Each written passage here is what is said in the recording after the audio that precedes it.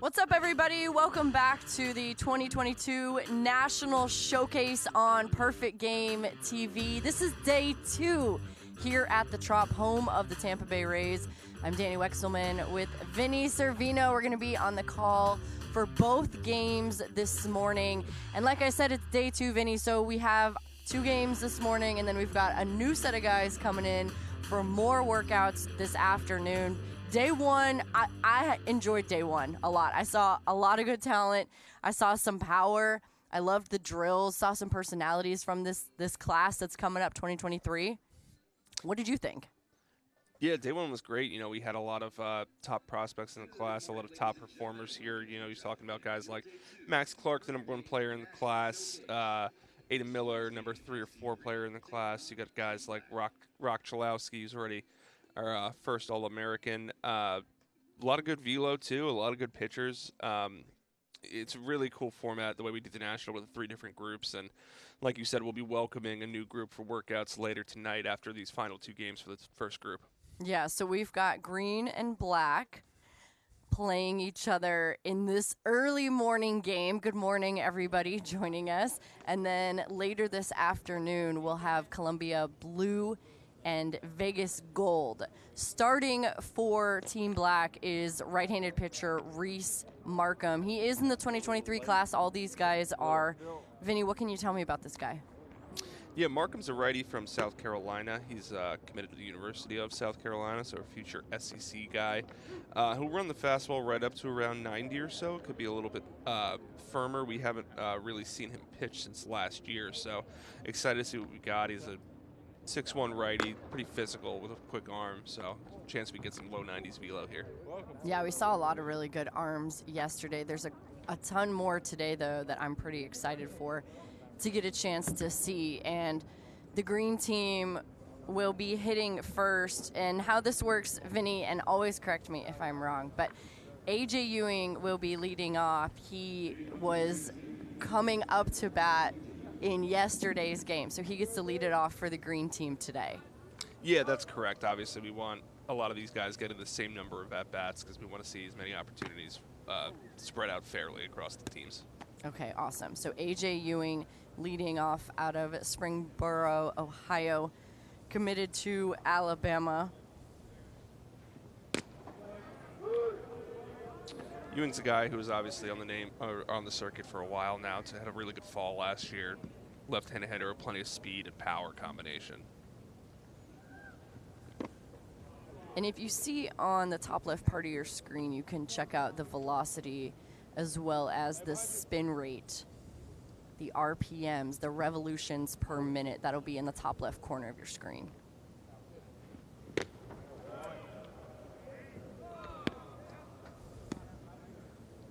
Yeah, we've had a lot of good tools with the TrackMan up here, from spin rate, velocity, as well as horizontal vertical break. Really adds new dimensions kind of to these pitchers' arsenals, and also kind of how to evaluate them. I feel like as these classes begin to, I feel like they're always developing more and more every single year, whether it's with their own workouts or the way they approach at the plate, whatever it may be. But I also think that they're paying more attention to spin rates, as that ball is lifted in the air but foul. It impresses me because they're paying attention to those numbers too, Vinny, and they're still in high school. Yeah, it's been really impressive for a lot of these prospects, especially a lot of these guys that you saw go in the first round a couple days ago. You know, these are the guys that really pay attention to their craft and their talents. And a big swing, a strikeout for Markham to start the frame. And you saw there from Markham the whole at bat, he's been kind of just living arm side with that fastball. And he shows you a good breaking ball there. Sneaks back over the other half. Ewing couldn't do much with that.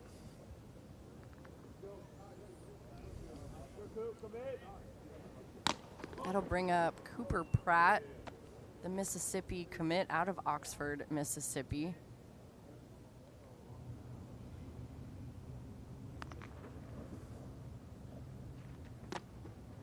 Ball up and inside. Behind the plate in this first inning for Markham is Mateo Cerna.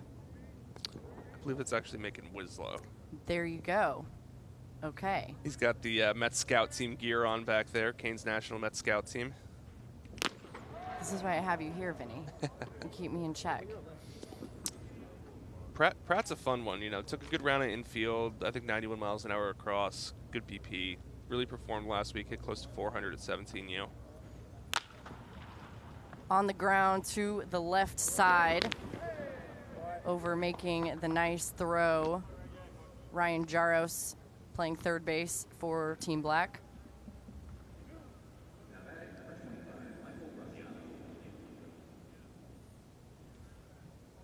Yeah, Markham did a good job filling it up here. Been up to 91 miles an hour with the fastball, kind of cruising at that 88, 90 range, throwing a lot of strikes. Shown both the breaking ball and the changeup, I think, too. So, full mix. 2 down, Michael Graziano steps in. The Georgia Tech commit.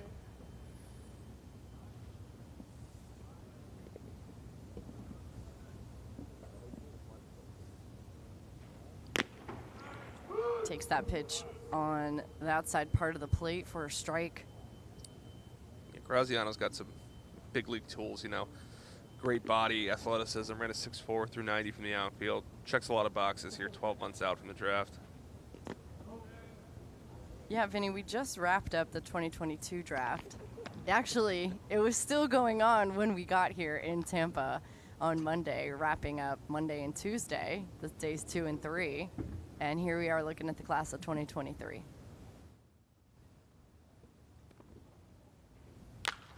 Right back up the middle, diving, making the play. Rock Chalowski. And that's Gavin Gallagher playing shortstop for Team Black this morning. What a play by Gavin Gallagher, but the ball did get down. It looked like maybe it came out of his glove. Hopefully his wrist is okay, Vinny. Yeah, that's a really good play by Gallagher. He had a beat right on that. You know, it kind of had a little bit of weird spin coming off the bat there, almost off the end of the bat, but Gallagher goes full extension. Can't quite come up with it, though.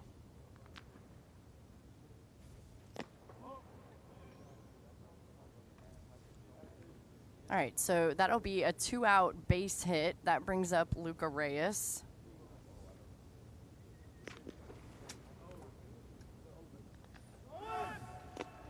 Going down to second base, sliding in safely.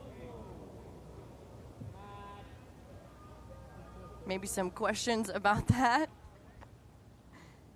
Yeah, another really good throw by Macon Winslow back there. The catch and throw is real from him and has been all summer. Had him in a 1-9 pop yesterday for caught stealing. The arm's really good. He's a really polished defensive catcher. Ripped into right field in the air, and that's going to get down. Heading for second base is Reyes. And an RBI double for Luca Reyes for the green team.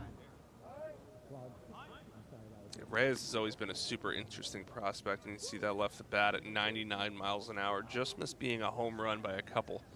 Maybe about a foot there on the old gate there in right field of the Raise Up sign, but he's an interesting left-handed hitter from the Northeast. Like, really has some power. He showed in BP, good tools. He's a fun player. Brings up Eli Small out of Omaha, Nebraska, committed to Kentucky.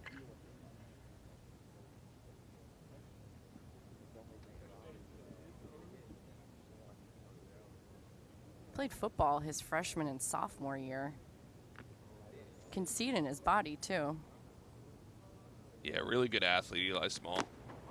Ran a 6.9 in the 60, which is pretty good for a catcher.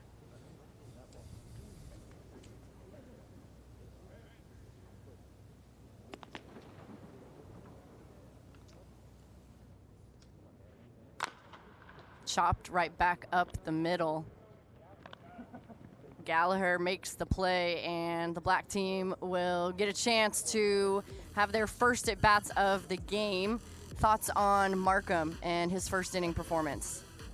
Yeah, Markham looked pretty good. Like I said, filled up the zone strikes, mostly fastball-heavy approach.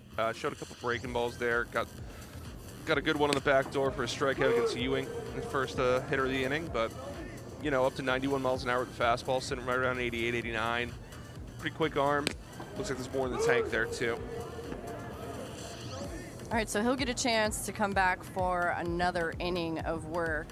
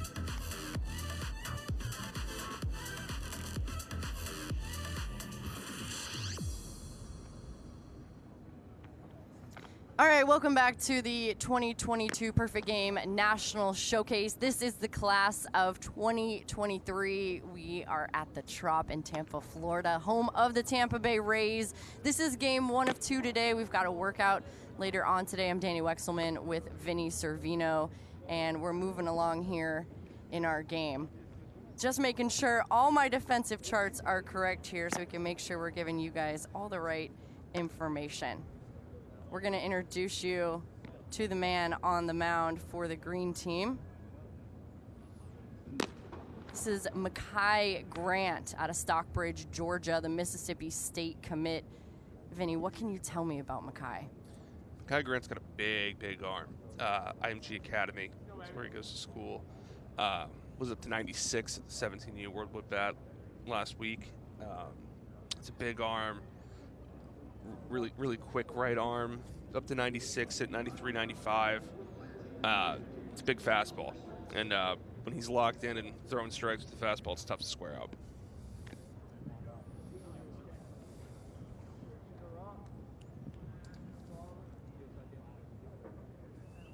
Yeah, you shared with us that he can get up to 98, can command 3 pitches, get those hitters out with ease, so we'll get a chance to see that on display. First pitch swinging right back up the middle for a base hit.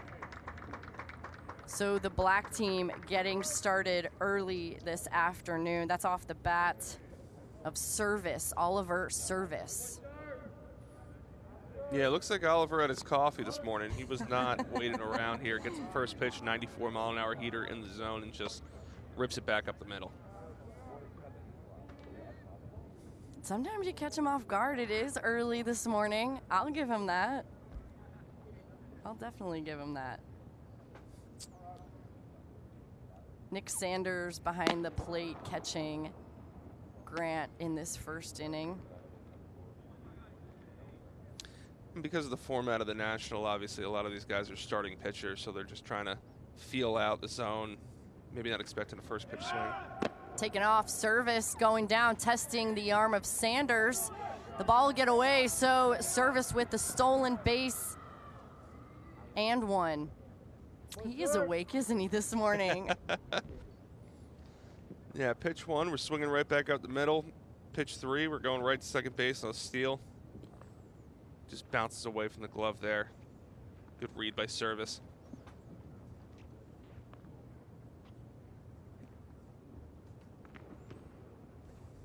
So Rock Chalosky will step in out of Chandler, Arizona.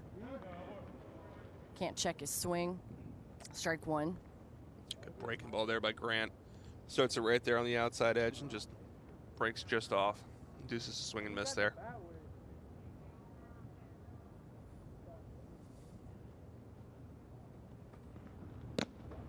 Good pitch. Strike 2. Yeah, the breaking ball's separated for Grant. You know, when he's got that second pitch that he can use to not only throw strikes but generate swings and misses, it makes the fastball that much more of a weapon.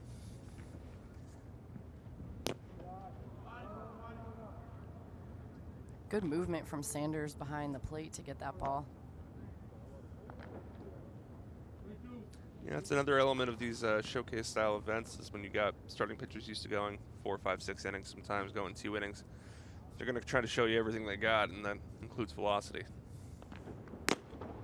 And that pitch for strike 3. So Grant with a strikeout.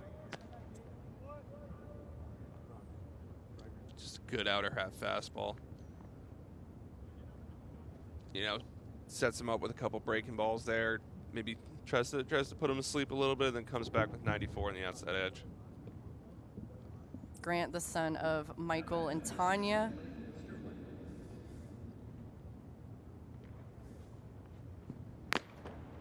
Faced Landon Stripling swinging at strike 1, the Mercer commit. Yeah, if there's one thing, we're talking about Stripling's best tool here. It's that he can hit. Barreled a couple balls up in game.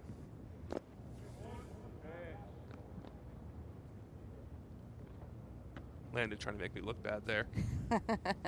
That's how it always works, don't you know? Yeah, but he really performed during the 17-year World War bat. Left-handed hitter, good BP, good in-game swings. Let's see how he adjusts here, 0-2. Just misses that one.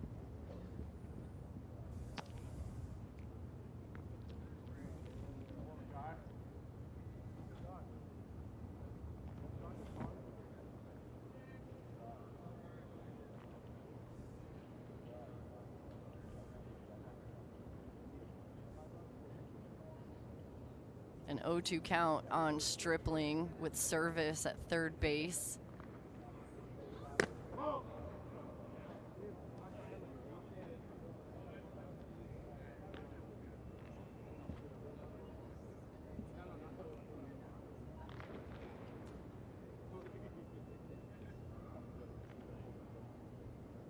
The pitch from Grant and chopped on the left side. What a pick. Firing over, though, not in time. The pick by Ty Pete.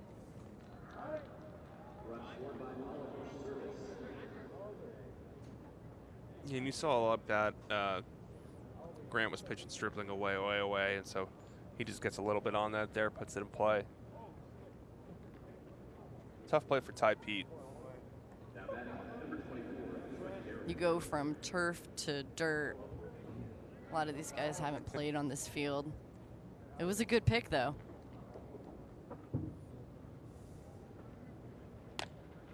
Ball sails away from Sanders.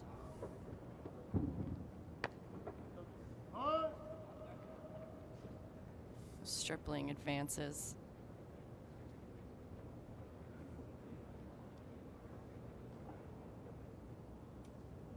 And this is something you saw yesterday, too. Sanders likes to go out and talk to his pitchers, make sure innings don't get away from him. You know, Grant gets a tough batted ball in play there, and then sails the next one. Sanders just going to calm down a little bit, saying, let's go, lock it in, throw strikes. He does a good job of that. He definitely does a good job of that. Important part of the catching aspect. Trent Caraway in the box, the Oregon State commit.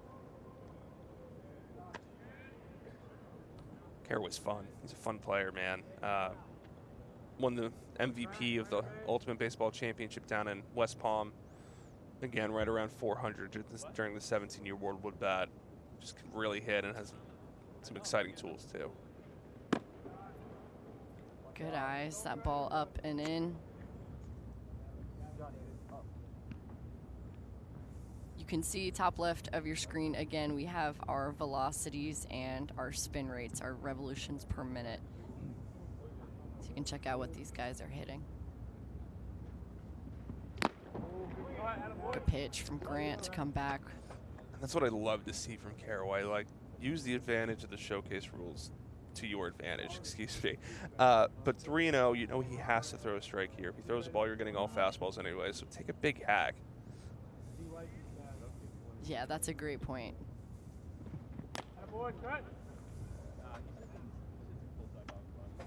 All right, so technically a walk, but you'll see a runner come out to ghost run for Team Black. That's Johnny Farmello. It's also an opportunity, Vinny, yes or no, to see Grant with runners on, pitching from the stretch. He was obviously doing that with a guy on second, but you get to see these pitchers in different scenarios.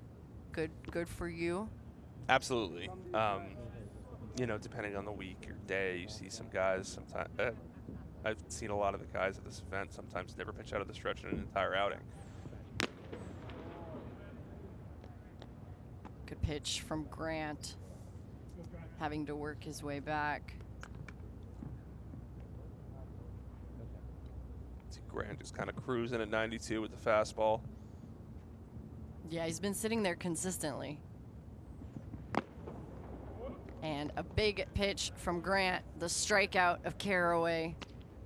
You see those swings by Caraway, swinging under the fastball there. It's getting up to around 21, 22 inches of induced vertical break there, so it looks like it's really carrying at the top of the zone. And that's what you're going to see with the pitch data like that. You're going to see a lot of swings underneath the fastball, especially when elevated. Zach Wattis steps in, went yard yesterday. Always making a loud statement when you do that, especially here at the Trop. Yeah, first inning of yesterday's game, too.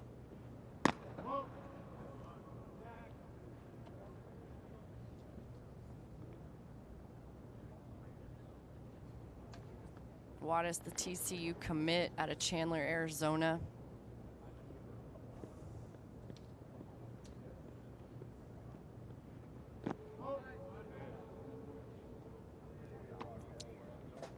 Yeah, Wattis is a big power hitting left-handed hitter. Already has a couple of bombs on the summer, most of them being of the no doubt variety, much like yesterday's was.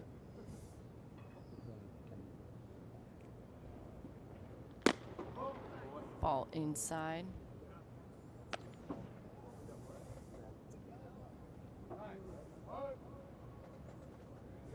You don't want to go inside on Wattis, Vinny. He has a red belt in Taekwondo. Just to let you know. Don't mess with him. He's played a lot of different sports. Soccer, basketball, lacrosse, football, all up to high school. Very well-rounded athlete there.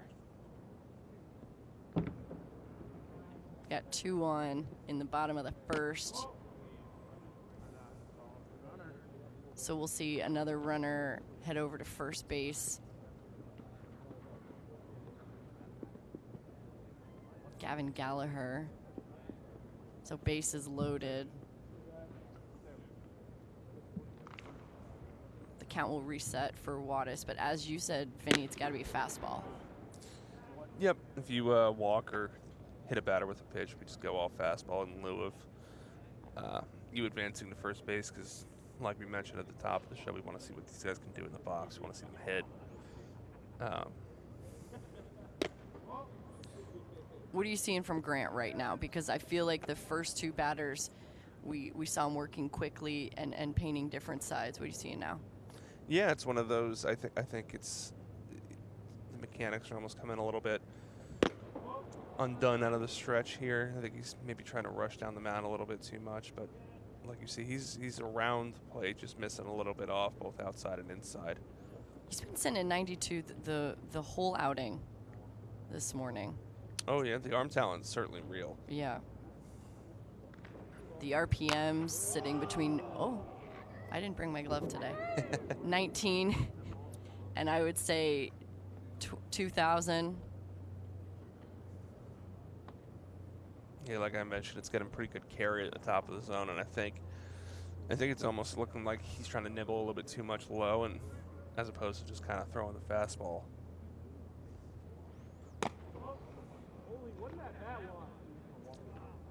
He's a guy where I think I'd almost like to see him trust his stuff a little bit more. You know, he's sitting 92, 93 with the fastball, getting pretty good carry there. Just obviously it's easier said than done, but I'd kind of just try to throw it down the middle and see if they can hit it. Yeah, he knows Wattis is a good hitter too.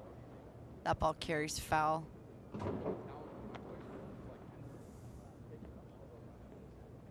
You see that C on his helmet, part of Canes National, Jeff Petty's travel team. Yep, a lot of this Team 1 Black will be a lot of Canes teammates here. It looks like Wattis will be our last batter of the inning. Runner's taken off. Patient. What a patient at bat.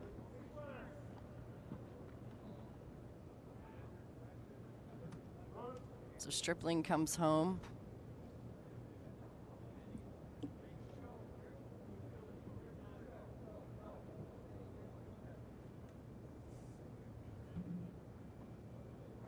Yeah, in terms of discipline and approach, Wattis is a pretty good fastball eye. Not going to really expand his zone, even with 2 strikes when it comes to fastballs.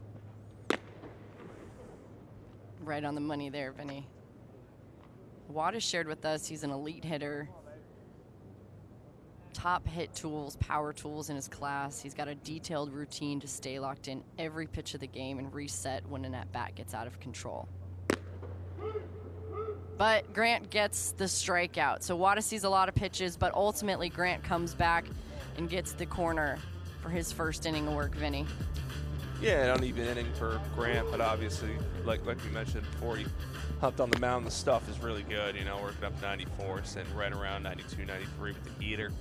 Getting a lot of carry at the top and get swings and misses underneath the pitch. And really what was good for him early was the breaking ball in the field, located at 12 halves of the plate, give him another weapon there to try to attack hitters. All right, so an inning of work for Mekhi Grant, and we'll head to the second. Vinny, as far as yesterday goes, so we saw these 4 teams do workouts in the morning, all their drills, and then each team played a game. Was there an MVP of the day for you, or was there a guy who hadn't been on your radar that caught your eyes? I mean, I think when you talk about guys who stood out right away, you got to talk about Miguel Hugas throwing 102 from the outfield. Just a really, really live arm. It was evident. I wasn't on the field with the radar gun, but even sitting behind the plate taking notes, I was like, okay, that's a big arm. Took a good BP from the left side, too, showed some power. Definitely a guy who jumped on our radars.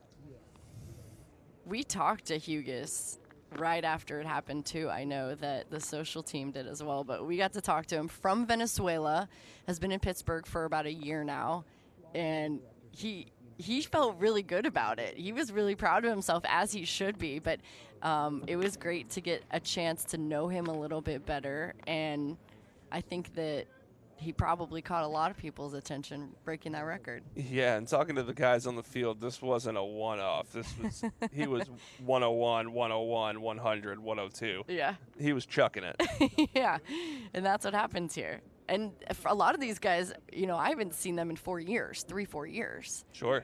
Either it was the Select Festival, the 14U Select Festival, a lot of these guys, or it was the Junior National Showcase in 2020 that we saw them at. Lataris Murray will lead off for the green team. Yeah, to your point, one of the sayings we got here on the PG scouting staff is that sometimes players get better, Yeah. especially when you haven't seen them for a year, you know? Yeah, no doubt about that. Again, behind the plate, Macon Winslow. Back out on the mound, Sean Markham.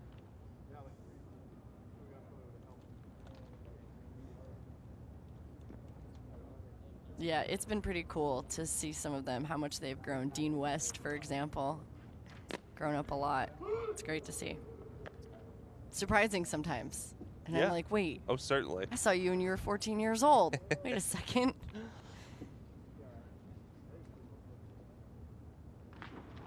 Taurus rips that ball on the ground, making the nice strong throw from shortstop Gavin Gallagher. A 95-mile-an-hour exit there from Murray. Just hit it hard on the ground. Good play by Gallagher to stay down and get through it. And as Murray's no slouch when it comes to running either. 6'5" runner in the 60. Yeah, some great times yesterday for this first group of guys in the 60. Kendall George leads his class with a 6.16. Yeah, Kendall George can fly.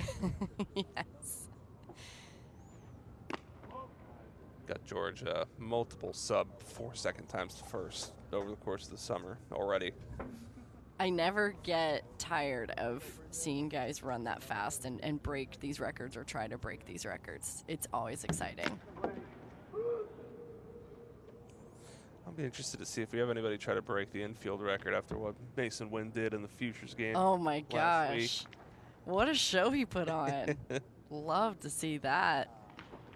At the Futures game for the Cardinals, playing shortstop. Luke Lavin ropes that ball through the infield for a base hit. He's going to go for 2. Slides in safely. So a double for Luke.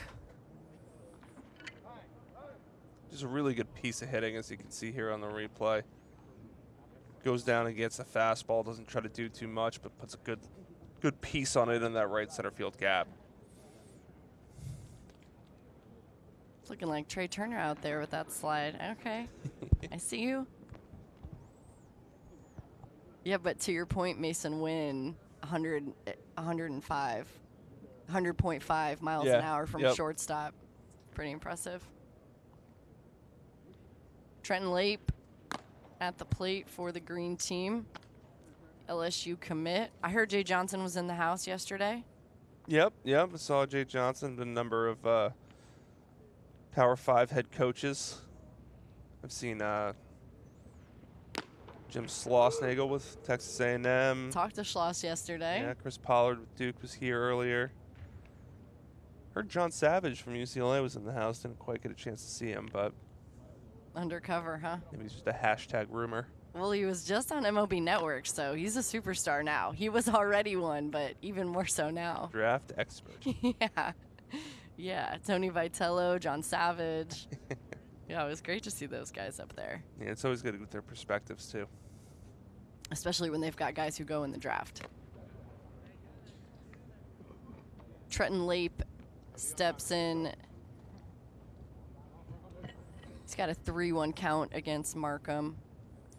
Lape, another guy like you mentioned to your point earlier, 14U Select Festival kid.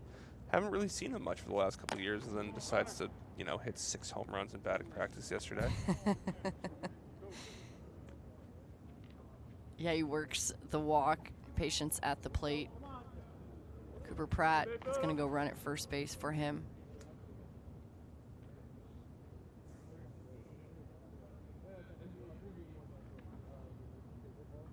Maybe part of that reason, too, he's in the middle of rehabbing from a UCL repair. Still working back. He's being patient as he rips that ball in the air to deep left field, and it's gone. Trenton Lape, that looks like 100% to me, my friend. A 3-run shot. Green team dominating this morning. Vinny, what did you see from Lape there? Well, I mentioned it before, like maybe a minute ago, but he put some balls way out during BP, and that ball left at 98 off the bat. Just an elevated pitch here. He does not try to do too much, leverages that front side, and just lets everything do the work there. That was a bomb. I hung in the air for a long time, too, ending up in the left field seats. That's got to feel good for him. Yeah, it's got to be great, Like you mentioned, rehabbing right now, but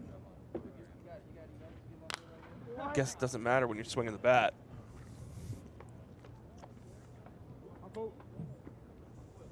Ate some breakfast this morning, whatever he had, it's working. That brings up John Cooper Williams, Georgia Tech commit.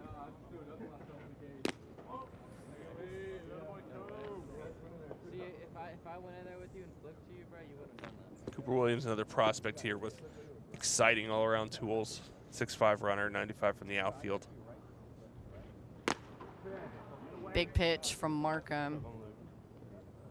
That one's sitting at 90 miles an hour.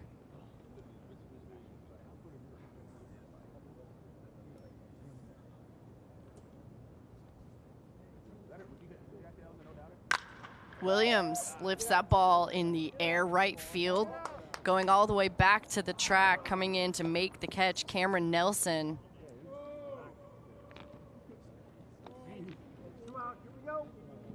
Ran a long way for that one. Yeah, and I just talked about the tools that Cooper Williams got, but he's also got the power tool. Number of home runs in PG events over the course of his career. 95 exit there. You know, hit that to one of the deepest part of the parks and right in front of the 382 sign there out in the warning track. It's one of those that goes down as an out in the scorebook, but as an evaluator, you know, you're talking about an 18-year-old kid who probably 2-3 years, that's going to be way out. Yeah, you marked that one down in your book, right? Yeah. Barrel found. Alex Sosa, the North Carolina State commit out of Vieira, Florida, comes up for the green team, takes a strike on the outside part of the plate from Markham. Sosa, a really advanced defender behind the plate. Pretty good gap-to-gap approach from that, too. Another good pitch from Markham. Yeah, it's one of those things. Markham's got a good breaking ball. I almost wish he'd throw it a little bit more here. 27, 2800 spin on it. Good feel to land it. That ball is ripped and deposited into left field. Doesn't try to do too much with it. Lands down for a base hit for Sosa. Yeah, second opposite field single of the weekend so far for Sosa. Weekend, whatever you want to call it. But doesn't do too much. Just flips that over the head, takes an elevated fastball going the other way. His hands looked quick. His bat looked quick. Yeah, it's a really compact stroke for Sosa. More contact than power at this point, but he should be able to grow in his power too. All right, so that's going to be it for Sean Markham and his morning. What did you think, Vinny? What did you see? Yeah, it's one of those, you know, right around 88, 89 with the fastball. It was up to 91 early. Like I mentioned towards the end of the inning there, it was one of those, I think the fastball started to get hit a little bit as we went on, and one of those I think he's going to maybe have to trust his breaking ball a little bit more because it's a good one. He's got a good breaker. All right, so 2 innings of work for Sean Markham. He gets the pat on the back. And we roll along to the bottom of the second at the Perfect Game National Showcase. This is the class of 2023. We're out at the Trop, home of the Tampa Bay Rays. I like the Trop. I like being here. I was so happy to get back here for this event, Vinny. I know that the 2022 draft just wrapped. There are so many different Perfect Game All-Americans up and down every round, particularly the first round, just paying attention to those guys. Drew Jones, Jamar Johnson, Elijah Green, and so on and so forth. Just really impressive to see. But this is kind of where it all starts in the beginning of the quote-unquote season. And then you see them at the All-American. They have their senior year, and then they get drafted. Oh, yeah, and even the All-Americans that go to college, you know. David Ronsley and I went through after the draft when we got here on travel day, and there were only 2 rounds out of 20 that did not feature a drafted All-American. Yeah, it's pretty impressive, right? Yeah, pretty impressive.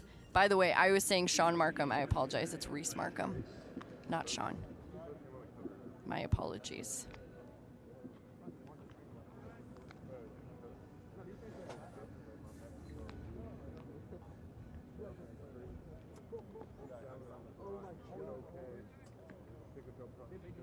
Mekhi Grant back out on the mound for his second inning of work. Ryan Jaros steps in, swings at strike 1.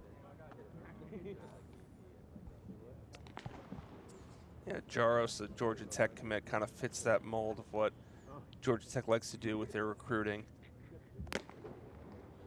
Power hitting corner guy from New Jersey, where Georgia Tech has had success in the past.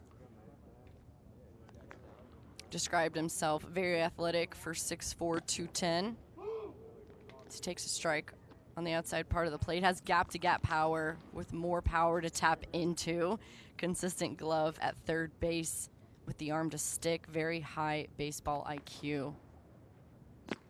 And he swings through strike 3. Good pitch from Mekhi Grant for the first out. Yeah, and you saw right there from Grant, that's kind of when he's pitching at his best, is when he can sequence and mix in that breaking ball. Fastball, curveball, fastball, and then that fastball is just dotted perfectly on the glove side low corner there. Johnny Farmello, he pinch ran last inning, comes up to bat. The Virginia commit swings at the first pitch, rips it into left center. Coming in to make the play in left field for the green team, John Cooper Williams.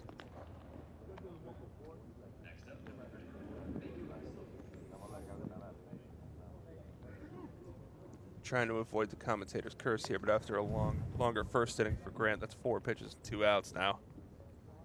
So made some adjustments potentially? Yeah, like I said, it looks like when he's mixing that breaking ball effectively, that's when he's at his best. And see another one there for a strike, first pitch. Really good one there. Starts out of the front hip of a right-handed hitter, dots right back across the outside corner. He's facing Macon Winslow. Big swing from Winslow. Come on, baby. Just, let's go. It's the 0-2 pitch. Winslow rips that ball, but it's going to land foul.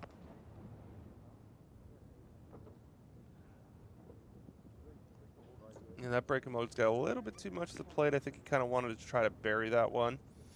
Left it up, but we'll see what he decides to come with here. 0-2 still.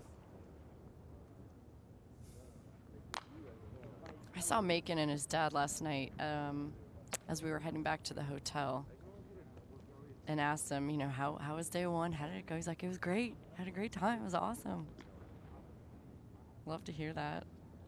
Oh, no doubt. And that's part of the doing this at big league ballpark, doing it at the Trop. A lot of these kids, you know, we got 70, 80, 90 scouts down there. Really want to give them that big league feel. Yeah. Another pitch. Winslow rips, but a long foul ball. Another one over there in the right field seats. And his dad is someone who said who's inspired him. He shows me a blue-collar work ethic with a gritty mentality. His hard work success has inspired Macon to work hard in everything. But Makai Grant, feeling some kind of way, comes back out for his second inning of work. Vinny working quickly and efficiently, gets another strikeout. Yeah, 12 pitches, 11 strikes for Grant that inning, 2 strikeouts. Really locating the fastball to both halves. But like I said, I think the separator here is the slider. When he's got that pitch working, as it has been all day, and can sequence that in effectively, it really gives him another weapon to help that 90-93, 90-94 play up a little bit. All right, so Makai Grant comes back, Vinny. He's also got to feel good about getting another chance to come back out on the mound, getting a chat with their coach over there, Nelly, part of FTB Phillies, and be able to kind of show you, okay, I can come back. I can make some adjustments quickly and change course a little bit.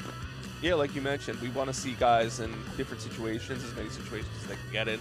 And that, you know, includes sometimes you throw a lot of pitches in the first, maybe don't have the best fastball command, see how you can adjust and how that changes going into your second inning. And very clearly, Makai made a very impressive adjustment. Yeah, I love to see that. We'll move along to the top of the third at the 2022 Perfect Game National Showcase. Danny Wexelman, Vinny Servino, thanks for spending your morning with us on Perfect Game TV. We're out here in Tampa, Florida. It is super hot outside. It feels really great inside at the Trop. Really glad we are here. Grateful to be here, home of the Tampa Bay Rays. The All-Star break going on. The season starts back up. But we're here at the Trop, and the new man on the mound for the black team, Steven Echeverria out of Millburn, New Jersey. Plays a couple different positions. I saw him yesterday sitting out in the bullpen, Vinny, but he'll be on the mound for his team this afternoon. An Oregon commit, and another guy, like you said, this is a whole Canes team, Jeff Petty's team, part of this black team. Yeah, Echeverria is an arm that we've seen this summer. He was down at the Ultimate Baseball Championship earlier, up to 93 miles an hour, I believe, in the semifinal of the championship game.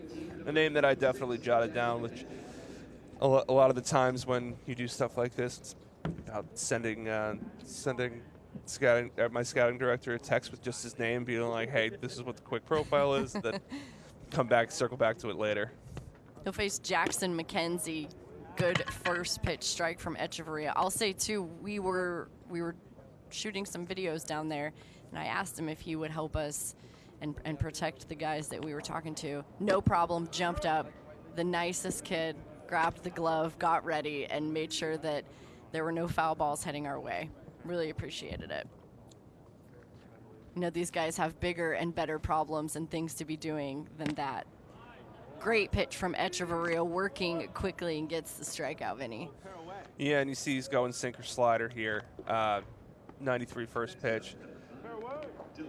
Fastball's got right around 19 inches of horizontal break on it. So you got that two-seam fastball going towards his arm side. You get the slider going about 10, 11 inches sweep towards the glove side. Really makes it a disorienting view for the hitters. Braden Buchanan behind the plate for Echeverria this inning.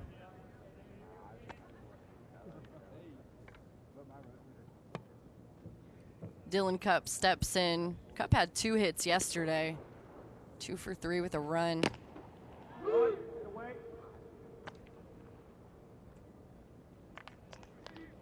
That pitch sitting at 93 miles an hour with a 2,200 spin rate. Yeah, and one of the things that I took note of when we saw Echeverria throw, currently still 16 years old. Okay, mic drop, Vinny. Cupp lifts this ball in the air, right field. Coming in, makes the play, Cameron Nelson. 16 years old, so young for his class. Yep, that'd make him 17 on draft day, which is something that, you know, a lot more model-based teams are looking at these days. Younger guys getting into their system.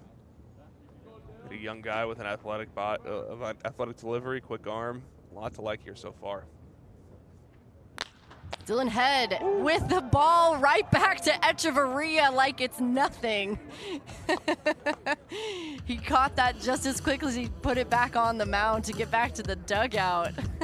I'll tell you, Danny, we're not playing like it's an 8 a.m. game right now. You get a lot of energy, a lot of good reflexes. I was about to tell you Dylan Head in the 60 he ran yesterday, but what a catch by Echeverria, right back to him, sticks the glove out. Maybe that ball found him. Yeah, I don't think he'll be thinking about that too much. But besides that, the rest of his first inning of work, quickly impressive. Yeah, like I mentioned, you're talking about a right-handed pitcher who's still 16, really quick arm, sinker slider guy, like gonna fill out and put weight on that 6'2", 175 frame, sitting right around 92, 93. And then if you look here, we got the swag on the ball flip there. Look at that, doesn't want anything to do with it. No. Pitchers are athletes too, Vinny. Don't forget it. Getting some fist bumps from his teammates. Steven Echeverria through 1 inning of work for his team. The green team does lead 4-2, just in case you were keeping score at home. We're keeping score. Look at that hot shot. He couldn't get rid of it quick enough, could he? No, he couldn't have. Get that out of here. Wow, that is impressive. Just 16 years old on the mound. We'll get another chance to see him come back out. But we'll introduce you to the new pitcher on the mound for the green team, Luke Dotson, the left-handed pitcher committed to Florida State. Vinny, what do you know? Yeah, Dotson's a big left-handed pitcher, listed at 6'4", 195. He's a guy who will be probably up to around 90, sit right around 88, 89. But if you see there in his delivery, big stride towards the plate, big extension, that fastball velocity plays up just because of how close he's releasing the ball.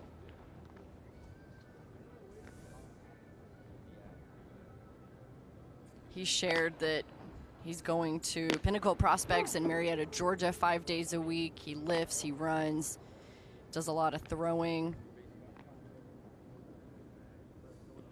while balancing a 4.2 GPA in the classroom as well. His dad played D1 football at Purdue. Dad Dennis, mom Carol. Dotson also attending Mount Parent Christian. We saw Tate McKee yesterday, a high school and travel ball teammate. Both East Cobb Astros as well.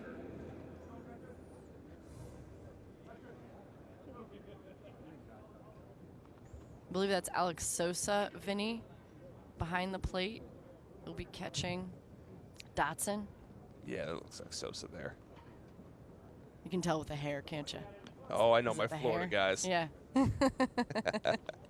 Gavin Gallagher playing shortstop made some nice plays earlier for Team Black. Steps in to lead off.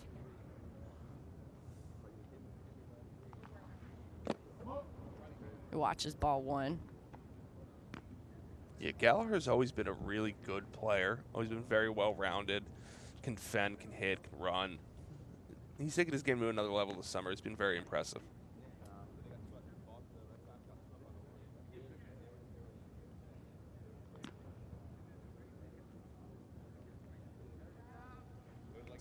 He shared as part of his self-scouting report, hits to all fields. Vinny at his best when he's hitting to right center field. Early swinger, ready to hit, works counts when I get behind, high IQ on the field, smooth, quick hands with a solid arm. I'll tell you what, we should be getting a lot of these kids to write scouting reports for us. They're getting pretty good at this, huh? Yeah, I think so. as a part of their national showcase requirements. Yeah, I love when they self-scout. Who better to talk about themselves? And can't hold his swing for a strike. If you look at some of the numbers there on Dotson's fastball, 88-89, but he's getting almost no horizontal breaking up to 19-20 inches of vert. That ball's getting almost true 12 o'clock backspin. Looks like it's getting a lot of life up in the zone. That ball high. I love that description, by the way, Vinny. Very much. Yeah, it's one of my favorite parts of having all these new devices and tech to use is that it's a lot of stuff that confirms what your eyes are already telling you. And a big strikeout for Dotson. Yeah, you saw all that bat. He's kind of living on that arm side with the fastball. Just dots one up there right at the knees.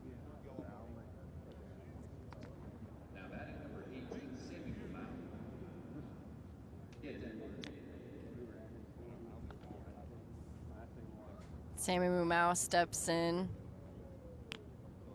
Florida commit. Takes strike one. Sitting at 90 miles an hour. Sammy had a good day yesterday. Hard barreled center. Infield single. Really good ball player. Really defend up the middle too.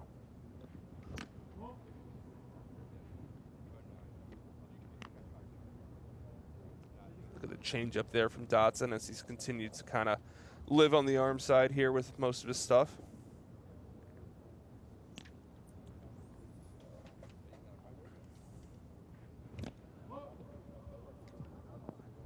Ball pops away from Sosa. And you'll see that sometimes in showcase games too. Sosa, a Florida guy who plays for the Scorpions Giant Scout team, and Dotson, a Georgia guy who plays for the Astros. Maybe not a lot of familiarity there, but let's see if we can get on the same page with the signs. Yeah, it looks like it. Sosa putting some chalk on his fingers, making sure he can read what he's putting down. Mumau rips that pitch a mile high in the air. Ty Pete makes the catch. The catwalk gets me. The Trop does get me. I look up, Vinny, and I think that we got to give these guys more credit because sometimes it takes me a second. I'll lose it. I'll refine the ball, of course, but sometimes I lose it. Yeah, there's something about those catwalks that are a little bit deceptive up there. Yeah. Good job by Pete to make the catch. Evan Hager, the Alabama commit, comes in on the left side of the plate.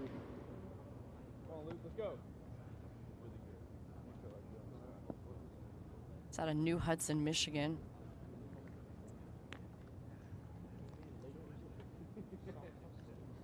Hager, another guy who impressed in the 60 yesterday, running a 6.3.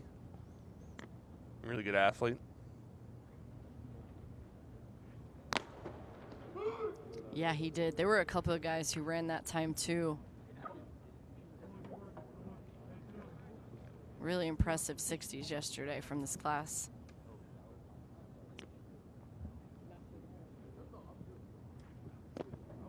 Swings through that pitch from Dotson. Hager's been on the honor roll all 3 years, a 29 ACT, 4.1 GPA.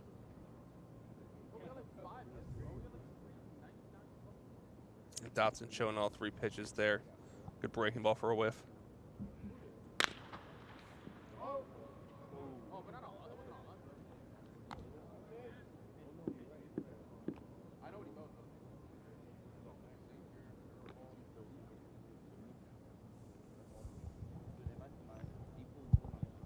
How much stock, Vinny, do you put in between the years, between maybe when you see a guy, if it has been years? Does that happen often? Certainly. Big strikeout from Dotson. Another one for him. A couple of strikeouts for him in his first inning of work for the green team. But for this guy, I mean, a great job in his first inning of work, but it looks like he's lived up to what you thought he would be here today. Yes? Yeah, absolutely. You know, dominating with the fastball, getting it to both halves of the plate. Seems like really locking in on the plan to try to attack away to most hitters. Like I mentioned, that fastball quality is really good with the carry up in the zone. But Dotson was another guy when he was 15 years old, mid-80s, 82, 84. And obviously development's not always linear, but you kind of see that upward trajectory of guys that you can watch when you're 14 and kind of when they end up in their draft year.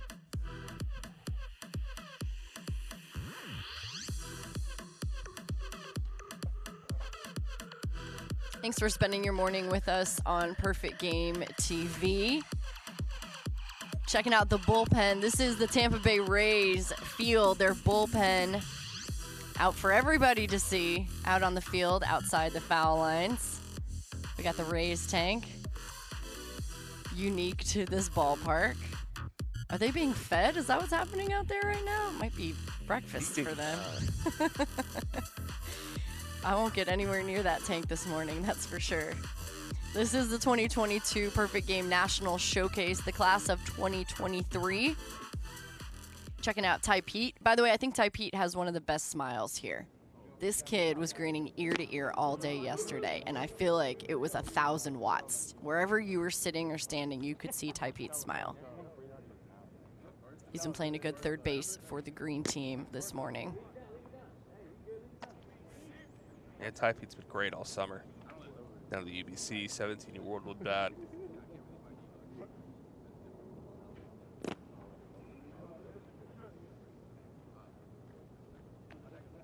Steven Echeverria in his first inning of work, really impressive, comes out back for another.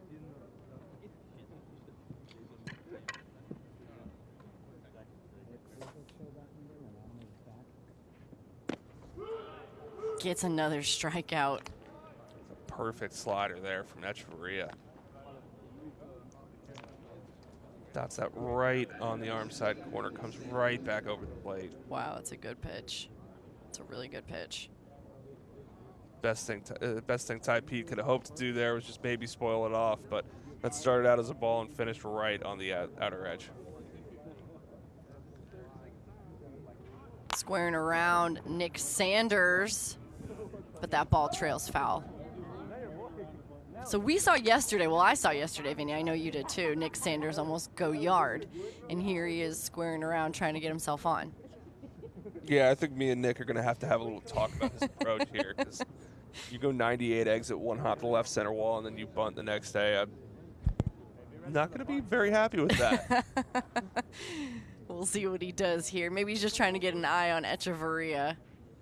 Comes back and swings, chops that ball, playing a deep shortstop, making the play, but the throw not in time. Rock Chalosky gets over there, but Nick Sanders down the base. He's got the speed. Yeah, 6'8" runner as a catcher. 4.30 there to home to first, which is a solid average run time for a right-handed hitter, not even mentioning that he's a catcher. So really good athlete there, as he's shown all week. All right, so a runner on. Nolan Souza steps in, the Honolulu, Hawaii native. He's an Arkansas commit. Yeah, Souza has obviously been on our radar for a the better part of the past year or so, but he's a name I got texts about early in this summer circuit that, hey, there's a good chance he might be the guy. Taking off Sanders for second, slides in safely. That ball got away from Braden Buchanan.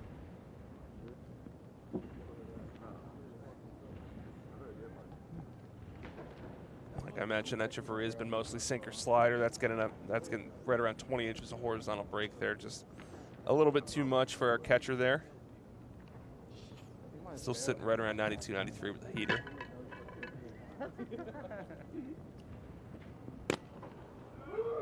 Strike to Souza. He shared with us he's a 6'3", 205-pound shortstop, shows great speed combined with the ability to hit to all fields with power. He's got a smooth, quick hands and a strong arm on the infield.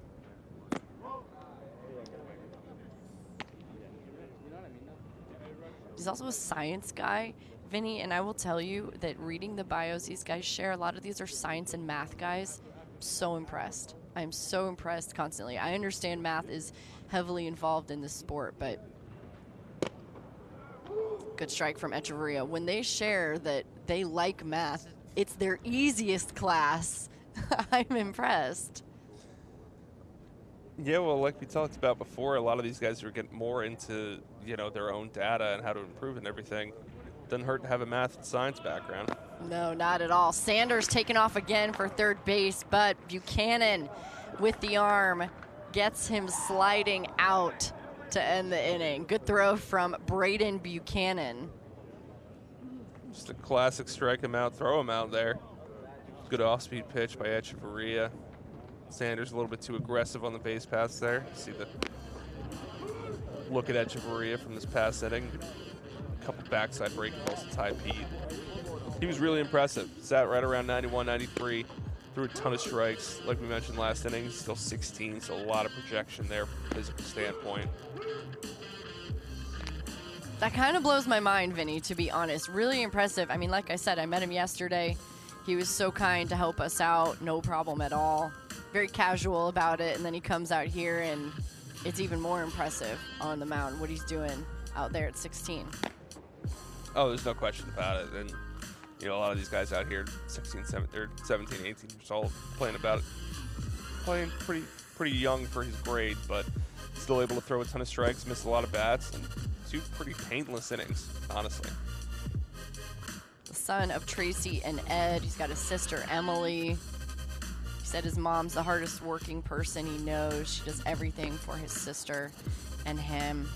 And again, another math guy. He said, it comes to me easiest. It's one of the most important things to understand. Steven Echeverria, you are correct. Great job by you today. All right, we're moving along the bottom of the fourth. We're at the Trop here in Tampa, Florida. You think he's getting a couple texts from his friends? Oh, I certainly imagine so. His friends, family watching at home. I love to see that. Honestly, one of my favorite things. Get some texts. Hey, man, saw ya. Crushed it. They were talking about you. Back out on the mound for the green team, Luke Dotson.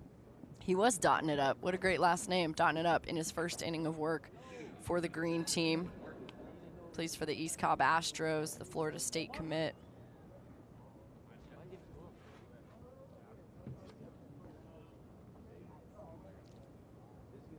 Owen Martin steps in, the Long Beach State commit.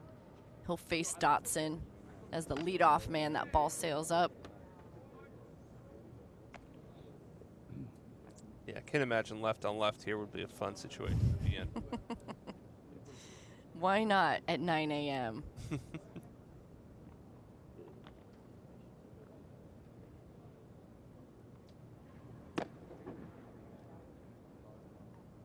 Martin's scouting report, Vinny plays very aggressive. He loves to stay dirty. There were a lot of dirty uniforms yesterday. As a hitter, I'm gap to gap. I've got plus speed. I love to jump on the first pitch. As an outfielder, I've got outstanding range. Not afraid to leave my feet, and I have a plus arm to go along with all these traits. It's a detail from Owen Martin. Yeah, Martin's a 6'3" left-handed hitting outfielder, which certainly makes him jump out right away. Ran a 6'6" yesterday. Pretty impressive for a bigger guy.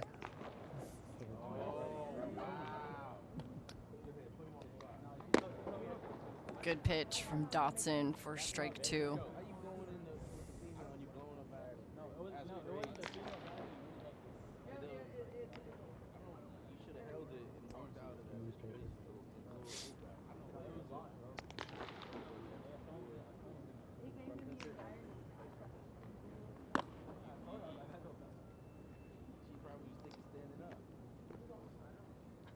See Dotson sending all 3 of his balls to Owen Martin have been well above the shoulders there. Looks like that arm's just getting a little bit behind at the time of release.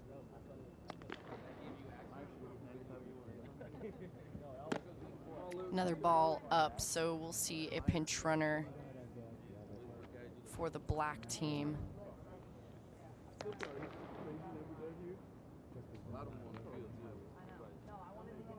Oliver Service will pinch run over at first base. Behind the plate this inning for the green team, Alex Sosa, I believe.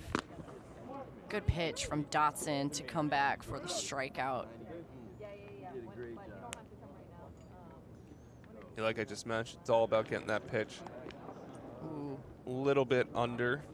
Obviously, you pitch at the top of the zone with the fastball, but above the head isn't going to do you many favors in terms of getting swinging strikes. Pitch had a lot of life. Cameron Nelson steps in. He's made some nice plays in right field. And taken off, Service down to second base, but the green team will get him. A throw over from Dotson a little late, but making the nice play between first and second, Luke Lavin and Cooper Pratt. It's a good pickoff there from Dotson, you know, left-handed. Service ran on first move there. Look at him, he can't believe it. AJ Ewing making the tag on that play. I'm with you, Oliver. Left-handers are cheating.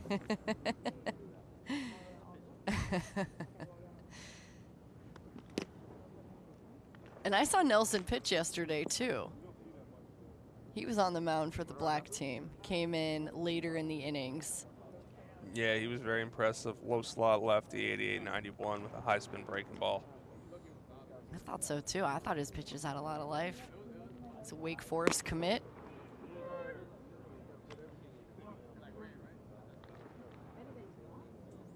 That's the zone Dotson wants to live at right there. That little waist to chest area with the fastball right at the top of the strike zone. You're going to get a lot of swings like that right under it. And there's another one. Good pitch from Dotson. It's a little bit different from his first inning of work, Vinny, but still able to come back, and he's executing exactly the way that you're hoping he does. Yeah, exactly. He made the adjustment from that first hitter, and now he's in a plus count here. And that's a miss, but like I said, that's exactly where you want that.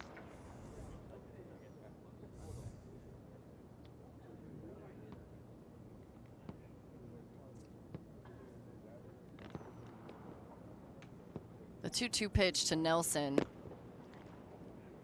misses outside.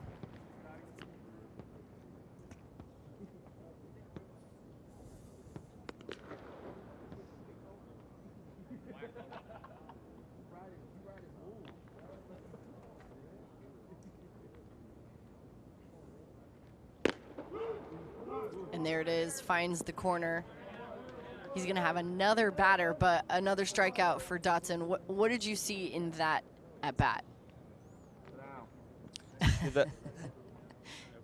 Guys doing laps out there, but yeah, that at bat, you know, Dotson, like I mentioned, his first hitter walked the guy, 4 pitches all above the head with the fastball. He definitely got that body control a little bit better, got that release point timed up. Because when he's living in that top half of the strike zone, the fastball's a really, really good pitch for him. All right, so another batter, he'll face Josh Tiedemann. Takes up a lot of room in that box. Tiedemann's self-scouting report, top utility player in the class, has all the tools, power, and good basic approach at the plate with bat speed excellent baseball IQ, athletic build, very coachable, an awesome team player, Vinny. Those are his words, not mine. But I do believe it, and I love when guys say that. That's important. Oh, yeah. Gotta, especially when it comes to those tournament settings. If you're not a good teammate, probably not going to go very far. Ooh, good pitch inside from Dotson. Yeah, I find these settings and scenarios really unique because some guys know each other really well, and some guys come in and don't necessarily play on teams where they know a ton of guys, and some of them, you know, are more outgoing, and others maybe just kind of do their own thing. But I like when I see guys who don't know each other come together, and then they meet each other for the first time, they're friends for life. Yeah, exactly. It's, you know, this is always going to be the 2022 BG National class. Every player here is always going to be a part of that. And Dotson, another one, another strikeout for him. He thought he was coming off the mound the last time. He had one more batter to face. He gets the job done and looked really good doing it. yeah, landed a perfect changeup there to a right-handed hitter just off the edge there. But Dotson was really impressive, sitting right around 88, 89 with the fastball, up to 91 early. Like I mentioned, a ton of swings under the fastball, but had all 3 pitches he could throw for strikes. I was impressed. Yeah, really, really good outing for the Luke. So again, Dotson, the Kennesaw, Georgia native, Florida State commit, son of Dennis and Carol. His day of work is done. He's got a 4.2 GPA. He loves AP work history, AP US history, AP world history, excuse me. He loves to learn about history, thinks it's really interesting. That is Luke Dotson.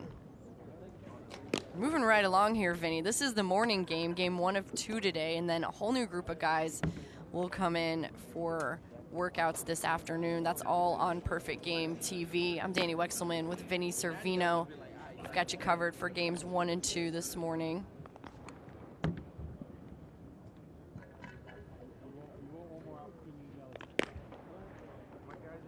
And it is definitely feeding time. No, there's no question. It's breakfast time out there. Wow. You must be best friends with these Stingrays to be in that pool with them. Real trusting person that takes after what they did to Steve Irwin.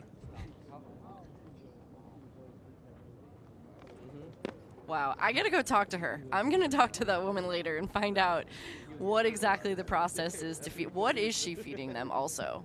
What is for breakfast? Is it other fish? Fish are friends, Vinny, not Fish food. are friends, not food.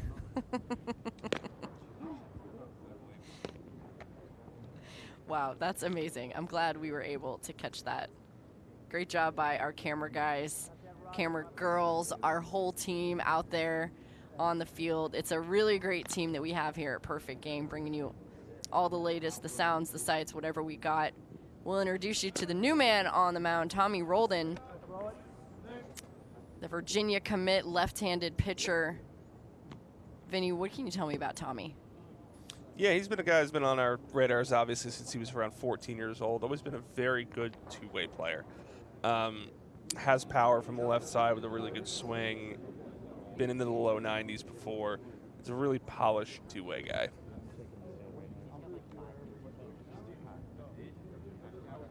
All right, so he'll get a chance to show off at the National Showcase.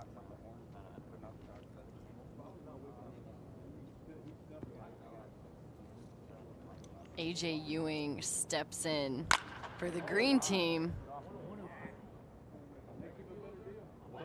That ball's bouncing around over in the right field seats. Like I mentioned in his first at-bat, power and speed, and he nearly caught up to that. Looks like we had 105 exit on that foul ball. Yeah, he was ready to go first pitch swinging. And something that's interesting about Ewing is that he's been looking for those high pitches, really get those hands through, get elevated. He's got a huge bat speed from the left side, so he can certainly catch up to velocity.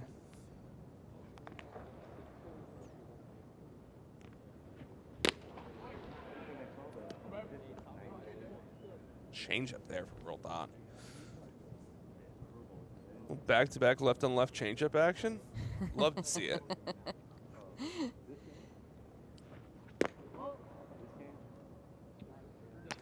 Yeah, some good matchups, right? I mean, it's cool too because you've got kids who have never met each other. Some of them who know each other really well, matching up against you, and you get to see how you face up against some of the best in the class.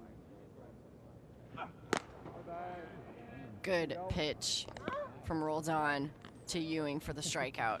Yeah, there's no question that this is a very good measuring stick event if you're a player here. Definitely kind of see how you compare up to the rest of the classes. You'll see that ball just explodes up and out of the zone. I mean, you got 21 inches of vert there, 91-mile-an-hour fastball. Not a whole ton AJ can do there. Yeah, a lot of power in that. That brings up Cooper Pratt. Takes strike one.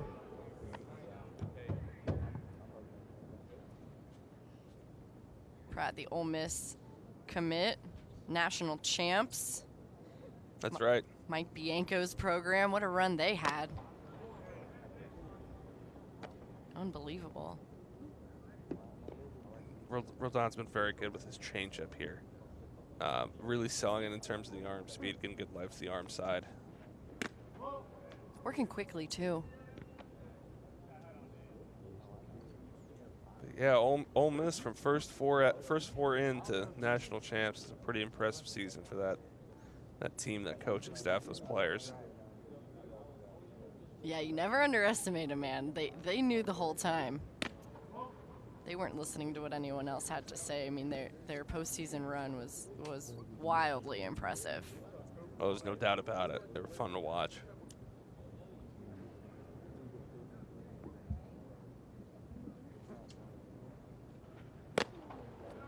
Strikeout for Roldan. And another really good fastball there, another swing under a fastball. Just getting that late life and carry.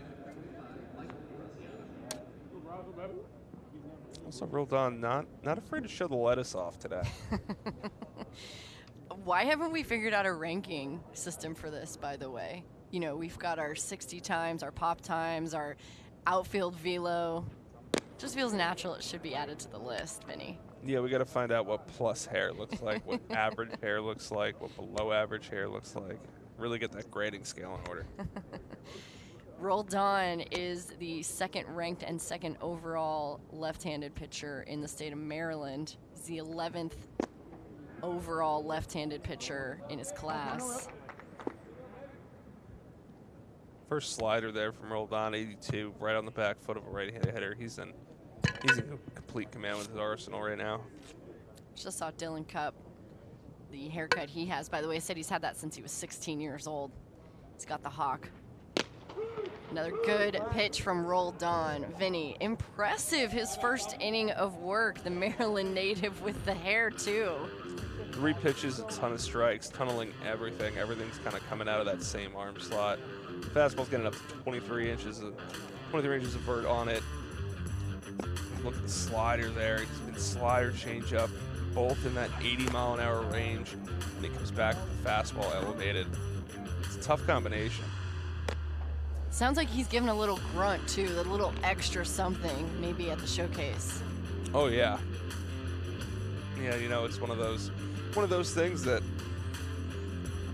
you know, effort and grunting, and it can be good, it can be bad. It's been one of those things that was traditionally looked at as a bad thing, but, you know, we're kind of in the age we're at now. If you got stuff, you got stuff. And Tommy Roldan's got stuff. Yeah. It reminds me, I think that Max Scherzer recently said he's not grunting, right? He's coming back from injury. He wants to be a little bit careful, but that is coming, I'm sure. He just wants to be a little extra careful with how he's treating his body and what he's doing on the mound, but he is known for that too. Yeah, and it's one of those things that you can't, I think what we're really improved as a scouting community is you can't just write guys off for doing certain things the way they haven't been done before. I was in the stadium last year, and I could hear Robbie Ray screaming on my seats. Robbie Ray won the Cy Young, so it's different ways to skin a cat, right? No doubt about it. Yeah, and I think everybody should embrace that. We saw a couple of guys, they shared their bios with us. If you were commissioner for a day, what would you do? And Ooh. yeah, a really interesting question. And talked to Roman Martin yesterday, and he would like guys to just show their personalities more. He would encourage them to be even more open about who they are, what they bring, and make the game more accessible to everybody. So I thought that was a really great answer. Well, I agree with Roman. Yeah, great answer by Roman. The men you're looking at now on the field, though, at the plate, Braden Buchanan, he's facing the new arm on the mound for the green team. That's Brady Smith, right-handed pitcher out of Bean Station, Tennessee. Yeah, Brady was a guy that pitched really well at the 17U World Wood Bat. Earned himself an invite to the National where he was up to 93. Really good athlete, really good arm speed. You see a high spin breaker there for a ball. Right back up the middle, gets through for a base hit for Buchanan.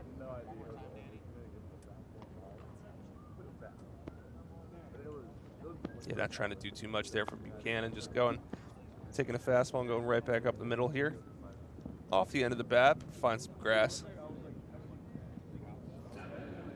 So this is what we're looking at. We have the view of the field, but the guys looking out on the field below us, these are the scouts. They come in. I don't see a ton of bucket hats, Vinny, because I know we're indoors, but they usually have the full uniform, the hats, the stopwatches. They're out here in full force, pro scouts, college scouts, to see the class of 2023. It's pretty cool, to be honest, and sometimes you ask the guys, do you see them? Are you paying attention?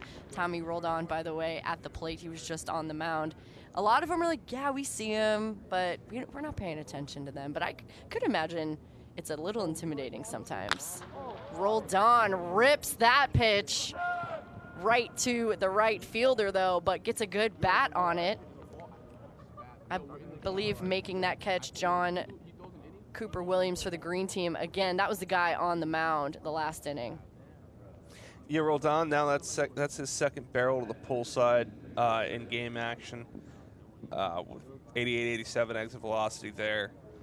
He's doing that up to 92 on the bump with 3 pitches. It's been a good week for him.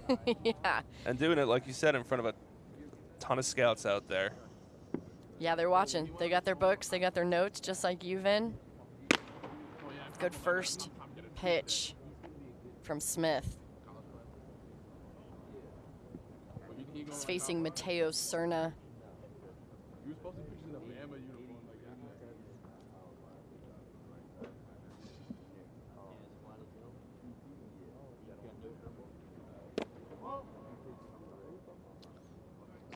Mateo, part of that elite squad team that made the Final Four at 17U World Wood Bat. Homered on playoff day. We'll see a lot more of his teammates as we go through this event in later groups.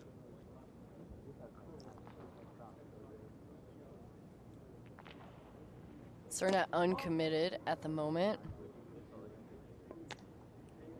Yeah, good defensive catcher. He's got some upside with the bat, obviously. He's got some power. Smith showing the whole arsenal here, too. Really easy to like the athlete on the mound.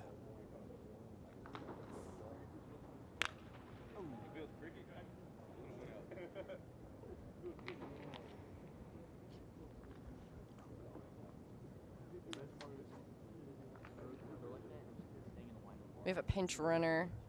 Is that right? No, Buchanan. That's right, Braden Buchanan, who had the nice hit. He's over at first base. Sorry, Braden. There was a lot of things that happened.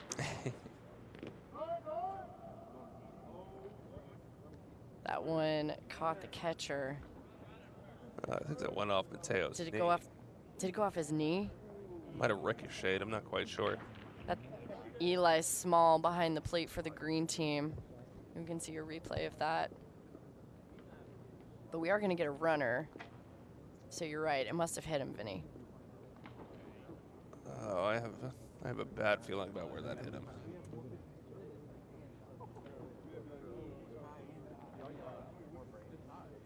That's Evan Hager, who'll be over at first base running. Who else is throwing? Oh, Did it catch his knee? Must have barely just caught his knee. So there's going to be 2 on for Cerna.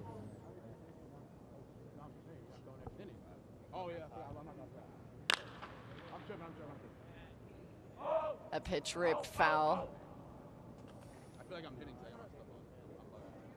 And as a reminder to everyone watching here, if you get hit by pitch or walk, it goes to fastball only count.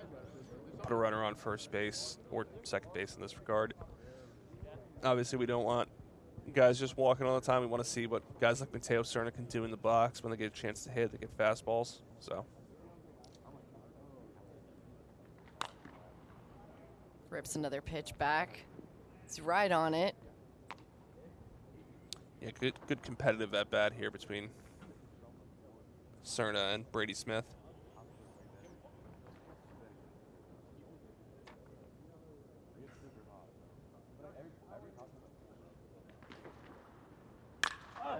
Ripped into right center field off Cerna's bat on the dirt, making the catch. The runners will advance, but a nice catch in right field by John Cooper Williams. That ball was ripped. Yeah, much like Cooper Williams did earlier in this game. Mateo Cerna with a 97 exit velocity there. You hear that sound off the bat. That ball was crushed. One of those that, you know, maybe doesn't get out of a big league park when you're 17, 18 years old, but maybe when you're 20, 21, 22, that those start to get out. He's another guy. That's another little asterisk mark, right? It goes down in the book as an out, but you'll remember what he did at the plate. Yeah, definitely from a scouting perspective, you're talking about a 97 mile an hour exit velocity fly out to the warning track, a little bit more impressive than maybe a 4-hop infield single, just from a quality of contact standpoint. Service has been on the bases a bunch today, whether pinch running or the hit he had earlier. Chops this ball on the ground, making a nice throw over from shortstop Dylan Cupp. Good play by him, strong throw to end the frame. So an inning of work for Brady Smith on the mound. A couple of guys on for him, but besides that, what did you see out of the arm? Yeah, like I mentioned at the top, you know, really good athleticism, really good arm speed. It's easy to like the athlete on the mound and kind of where that projection's going. And you're talking about a guy with 3 pitches, a high spin breaking ball, things to like. At the 17-year World Wood bat across 2 starts, Brady Smith, 9 innings pitched, 20 strikeouts, just 3 hits allowed. A big summer ahead for this class. They've already been on the road, some of these guys, for a couple of weeks. They'll continue the road trip. We're here out at Tropicana Field, home of the Tampa Bay Rays. This is the 2022 Perfect Game National Showcase. There's Dylan Cupp, by the way. You can see him there. What great camera work we have. We were talking about an all-flow team, Vinny, potentially adding to that list, trying to put a top 10 together maybe. I would really like that. As I told you, Dylan Cupp told me he's basically had the same haircut since he was 16 years old, so a couple of years for that. I was going to say, where does the mohawk fit into the scouting scale there? I think it's pretty high, to be honest, because if you're going to rock that, you got to be pretty confident, I think. We were impressed with Roldan in his first inning of work. He'll come back out on the mound, Tommy Roldan, for another inning of work. He was just at the plate, ripped a barrel. It was out, but still an impressive at-bat nonetheless. He's also got some nice flow we see there. What do you want to see from him? Is there anything else that you'd like to see in this next inning of work, man? Oh, man, not to give you the boring answer, but you want to see it again? Yeah, I want to see it some more. You know, it wasn't a ton of pitches last inning. I think he only threw 13 last inning. The changeup was really good. The slider only threw once. The fastball was solid, sitting right around 90-91. It's a really solid 3-pitch mix, and I kind of just want to see him attack hitters more. Maybe see a couple more breaking balls. That's all fair. That's not boring at all. I would assume, Vin, you're in the majority of people who would like to see it all again. He'll face Luca Reyes, Miami commit out of Teaneck, New Jersey. Really fun left-on-left matchup here. Reyes last at bat, 99 exit off the top of the wall in right field. So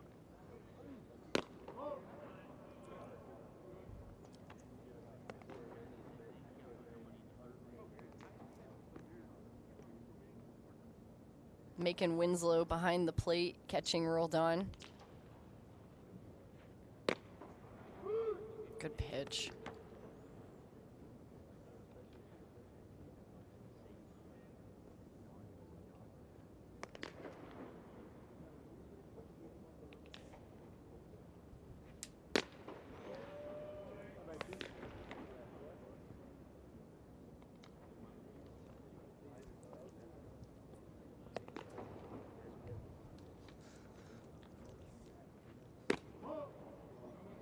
All right, I lied to you again. Mateo Serna is behind the plate.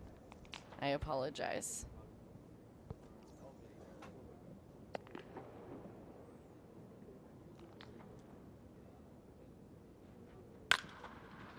Chopped on the ground to the right side, making the easy play over at second base for the black team. Gavin Gallagher.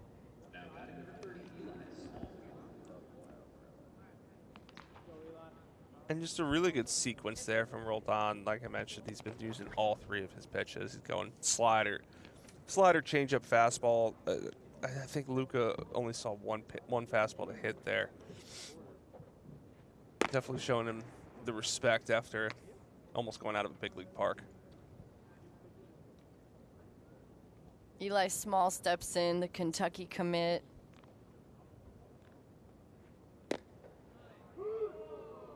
Over the last 6 months, he's been lifting, working out at Driveline, doing their throwing program, hitting daily with his dad John, mom Jamie.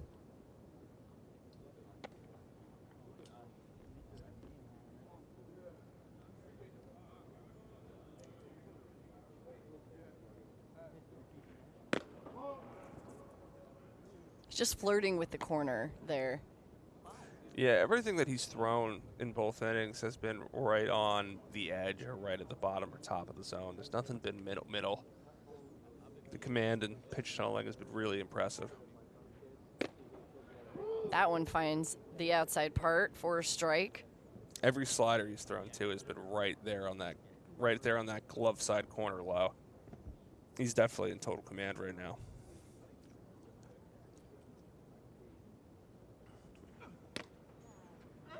That's what we were talking about before. Every fastball Tommy throws here, he's head whacking, falling off, right? And you would think that guy's is going to throw no strikes, but I mean he's been filling it up. He walks the guy there, but changeups and sliders have been all across the plate. Fastball's been getting whiffs. He's been doing it all. Yeah, that's a good point you make, Vin.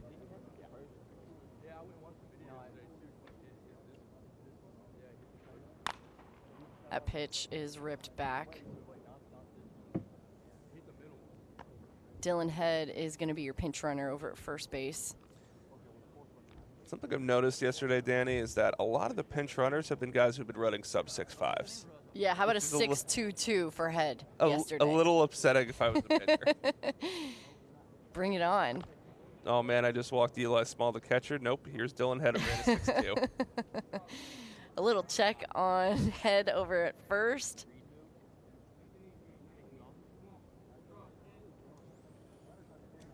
You got your stopwatch out. You're ready. The pitch to Small. Rips it. Just missing the ball, though. Gets under his glove. Gavin Gallagher playing second base for the black team right now. Let's see another replay. Just misses the lip of his glove. So Head will be safe at second, Small safe at first. Yeah, obviously a tough backhand play there for Gavin.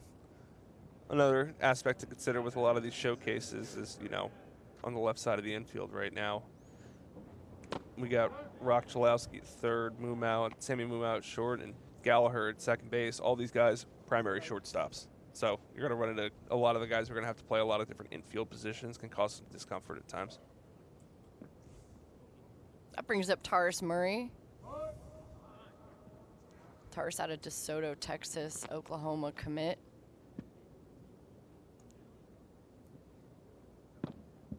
Heck of a run for Skip Johnson's program as well through the College World Series.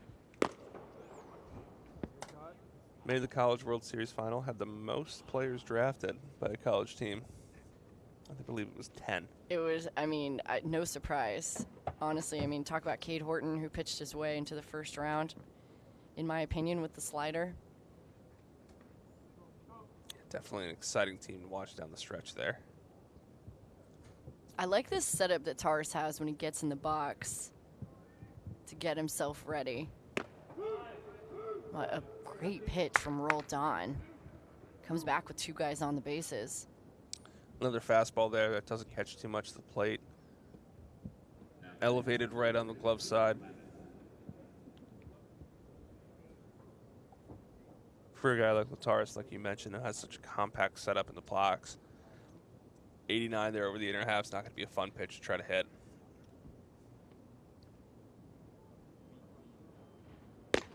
Luke Lavin steps in.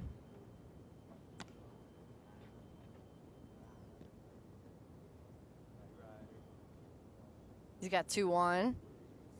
A Stanford commit. Another team at the College World Series, Dave Esker's program. Good pitch from Roldan.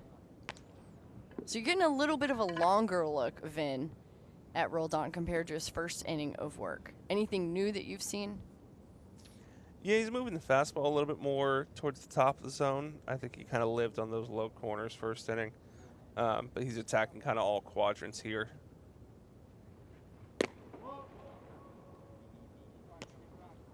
That breaking ball still living on the glove side part of the plate, which is right where you want to be, because if you miss there, you can just, it misses out in the other batter's box instead of missing out over the plate and hanging it.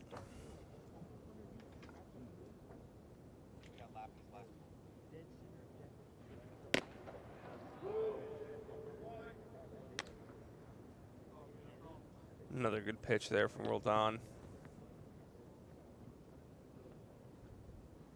Been a lot of left-on-left matchups this inning, too, which has been interesting to see how he's attacked. Well, actually, both this inning and last inning. He's been going to a lot of left-on-left changeups. Let's see if he does it here with 2 strikes. Living on the edge. Tommy Roldan with another strikeout. An impressive 2 innings of work. Vinny, a little bit different this inning compared to his last one, but still impressive. Yeah, like I mentioned, it's 3 pitches tunneled out of that same slot. Got some funk and deception going on there with a big high leg kick, kind of late hold over the rubber. But the fastball command was good.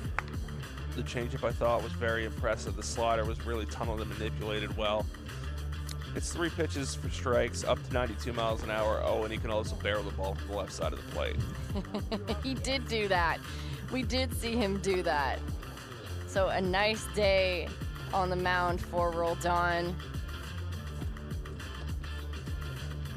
We're moving along here at the Perfect Game National Showcase. This is the class of 2023. Here at the Trop, home of the Tampa Bay Rays. Got a lot of scouts in the stands. Got some family members too. I saw a bunch of kids yesterday getting some free baseballs, or asking for them anyway. I would say anyone is a good signature here, but these games today, there's a bunch of guys here. I'd love to get their autograph too if I was a kid. Yeah, and that's kind of what makes it part of the whole experience too, right? We got kids here watching all these guys. It makes them feel like big leaguers on the field, sign some autographs for some kids. It's really about the whole experience. It is pretty cool, isn't it? A lot of these kids will be signing a lot of autographs in the near future, that's for sure. Want to get them prepared right away, right? That's right. I mean, you got to have a good signature too. Something legible, absolutely. Right? Doesn't even need to be legible, just got to look cool. Okay, all right. But here's my question though, is if you're saying it doesn't have to be legible, no one knows that it's your signature, then what? They'll know it's your signature if you're good enough, though. That's the differential point. Okay, noted. Good to know. No one's asking for mine. That's why I'm asking. I don't know anything about it. But I bet you Brady Smith is going to sign a lot of autographs coming up here this season, coming out for his 2nd inning of work. You liked his first, but again, I'll ask you the same question. What else would you like to see from him in this inning? I just like to see him maybe get ahead a little bit, trying to see if he can use that breaking ball as a put-away pitch against right-handed hitters.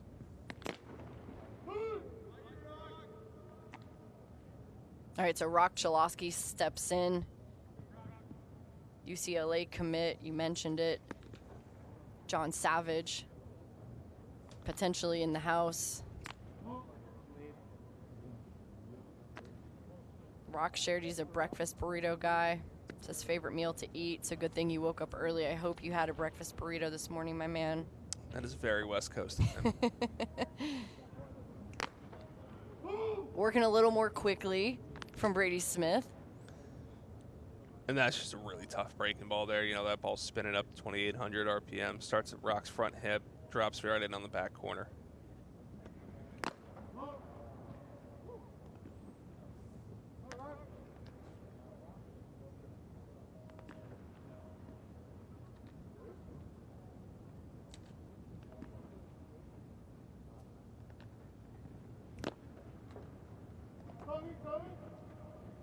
And he caught it behind the plate, so a strikeout for Brady Smith. Let's see this one more time. Oh, he tagged him. That's what he did. Tagged him out. Just good velo there for Brady Smith. You know, 93.7 on the track, man. He'd been living on that glove side edge with the fastball.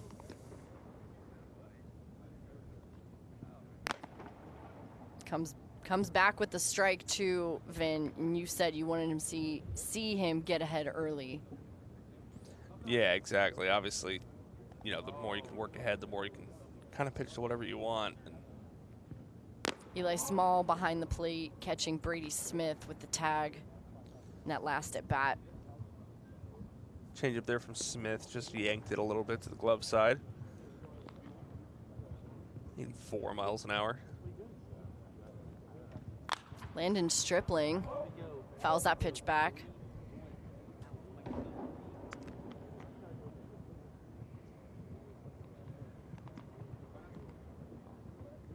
That pitch, 2,400 RPM.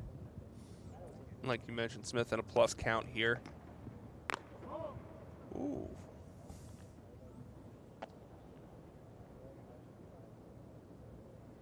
Good breaking ball, which I think is definitely going to be his put-away pitch moving forward. Just left that one a little bit up.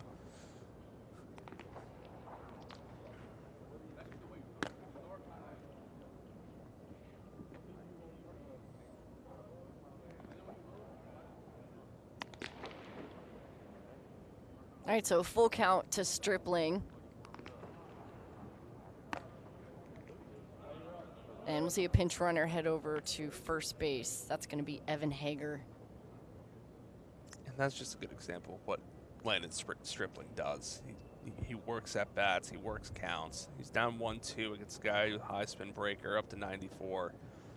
And he just worked a walk. And Hager with a 6'3", 360 yesterday. Slides in safely, taken off on that pitch. But back to your point, Vin, how hard is that at a showcase when you're really eager to get a hit and to jump on a guy because you don't know what else is coming, and to have patience like that? I always find that stat one of my favorites to base a guy off of. How patient can you be at the plate? no question, and in the showcase environment, as Dylan Cupp makes a good play on a pop fly there, in the showcase environment, there is no second, third, fourth time through the order. You're seeing these guys once, that's it. You got to rely on who batted in front of you. Hey, what has this guy got? What are they showing on the scoreboard? What do we got here? Because you're not going to be Landon Stripling's not going to see Brady Smith for a third time today. He's going to see him once, and he's going to give him everything he's got. Rips the ball. Trent Carraway down the left field line. 1 run will come home to score. So a stand-up double for Carraway. Doesn't waste any time getting that first pitch, the Oregon State commit. 92 on the inner half. Carraway just throws the hands out. Like I mentioned, he took a really good BP yesterday. He's had a really good summer up to this point and already been the MVP of a big tournament at the UBC down in West Palm. He's just been all over the barrel all summer.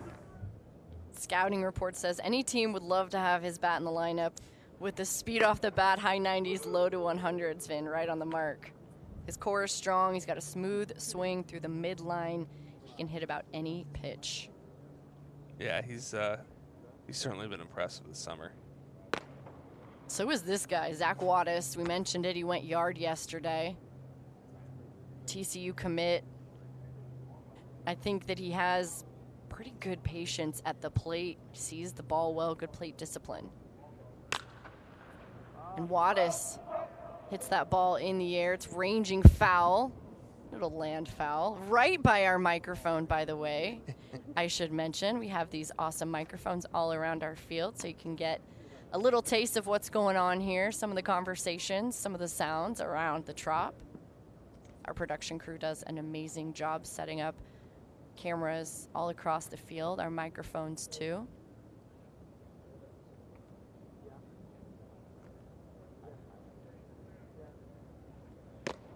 And a strikeout from Brady Smith to Zach Wattis. So 2 innings of work for Brady Smith. He comes back. He gets a big strikeout against a really good hitter.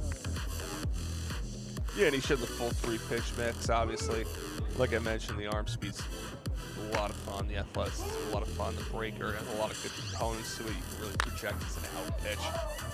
Fastball kind of sat low 90s the whole time, 93 or 94, so it's a solid mix. It's a good athlete. Good looking arm moving forward here. All in a day's work for Brady Smith. 2 innings for him. He'll be done today for the green team. We're moving along at the Perfect Game National Showcase. We'll have 2 games today. Danny Wexelman, Vinny Servino on air with you on Perfect Game TV. So are the Rays. The Rays are hanging out with us, not the actual Tampa Bay baseball playing Rays, but literal Rays, the animal. 2 games today, a workout this afternoon with a whole new group of prospects joining us at the Trop. Check out our guy, Taylor Gillum, getting the money shot. That's what we do here, Vin. We get down, we get the shots, we create magic. You can catch all of the work that we're doing here this week on Perfect Game TV. Taylor Gillum, Tanner Schofield, part of the camera crew that puts in a lot of hours, a lot of hard work behind the scenes, making sure that we get to tell these stories about the next class that's coming in. It's pretty fun. Oh, there's no doubt. And every part of that crew is what makes this machine roll along. So this man on the mound yesterday broke a Perfect Game record. Miguel Hugas, originally from Venezuela, born in Venezuela, moved to Pittsburgh, Pennsylvania. He threw 102 from the outfield, and he was pretty freaking proud of it, Vin.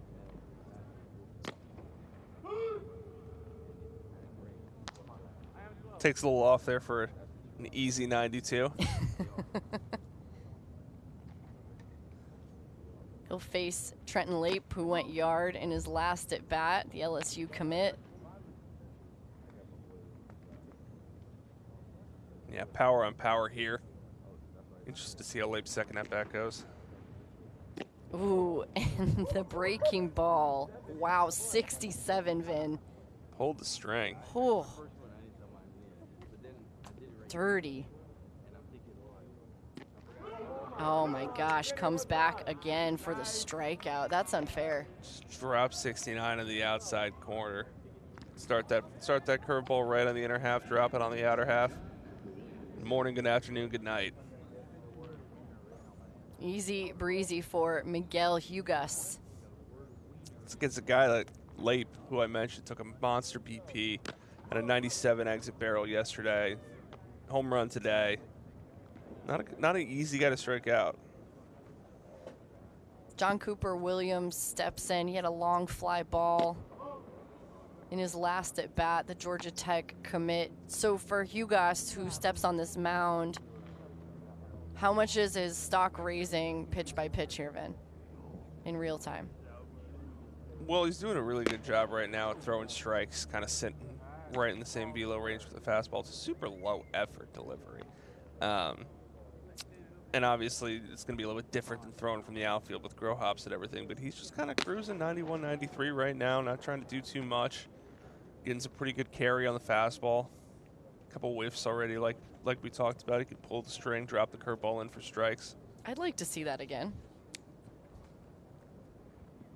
But he comes back with the fastball for back-to-back strikeouts for Miguel Yugas.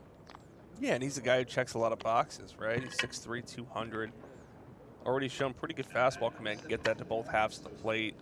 Curveball for strikes. Still an uncommitted prospect, too. I love this stage. I love this moment for someone like him.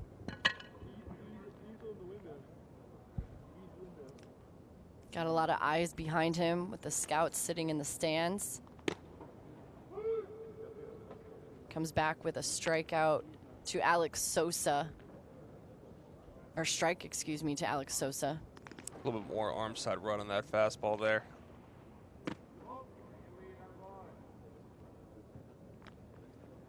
There's the changeup from Hugas. Another good part of these showcase settings. Typically, we'll see all three pitches right away. And is that what's encouraged, Vin? Absolutely. Scouts here are looking for, you got 2 innings to throw on the mound if you're a primary arm. Scouts want to see the whole arsenal. You know, a lot of times in high school ball or even summer tournament ball. Sosa hits that ball on the ground to the second baseman to make the easy play.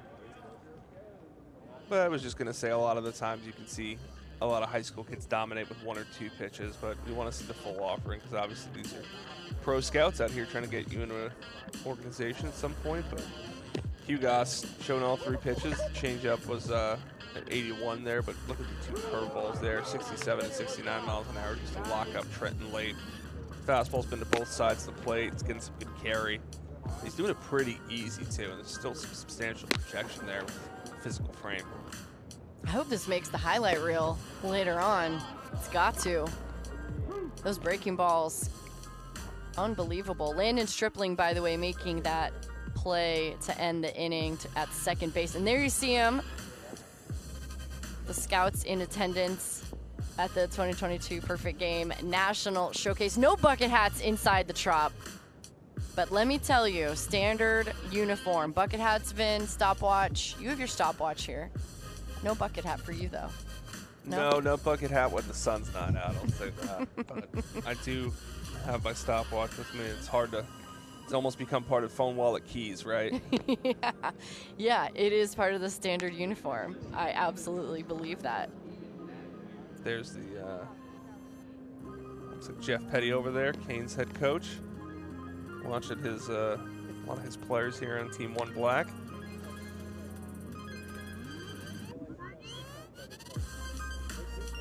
Probably showing him Miguel Hugas' breaking ball right now. I'm sure about that.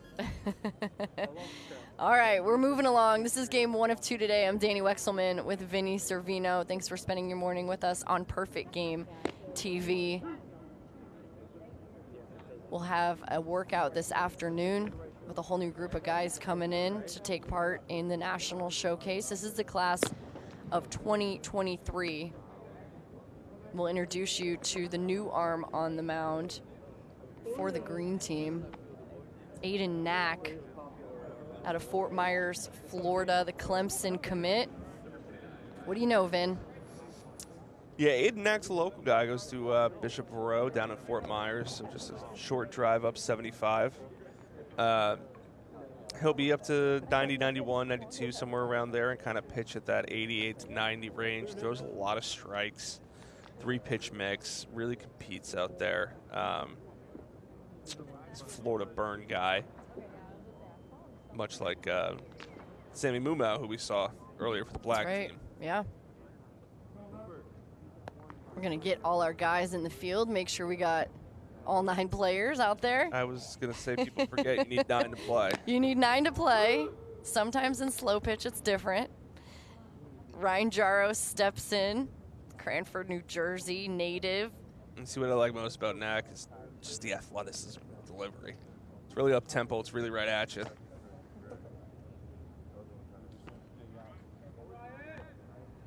Little high spin changeup there. Jaros, a Georgia Tech commit, 4.0 GPA. He's part of National Honor Society, Business Honor Society, Science Honor Society, Vin. He's an honor roll student. He's a busy guy. A lot of honors for Ryan.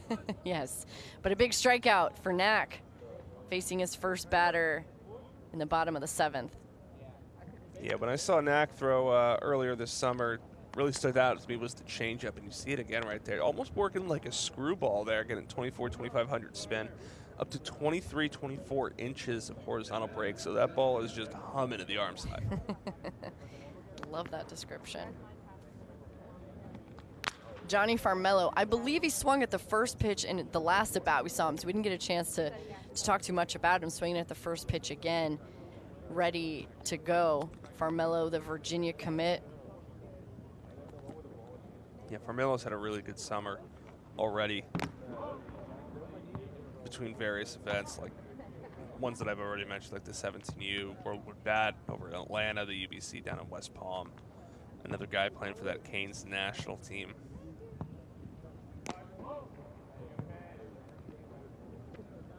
Hit 438 up in Atlanta and hit over 300 down in West Palm too. So pretty solid start to the summer for Johnny.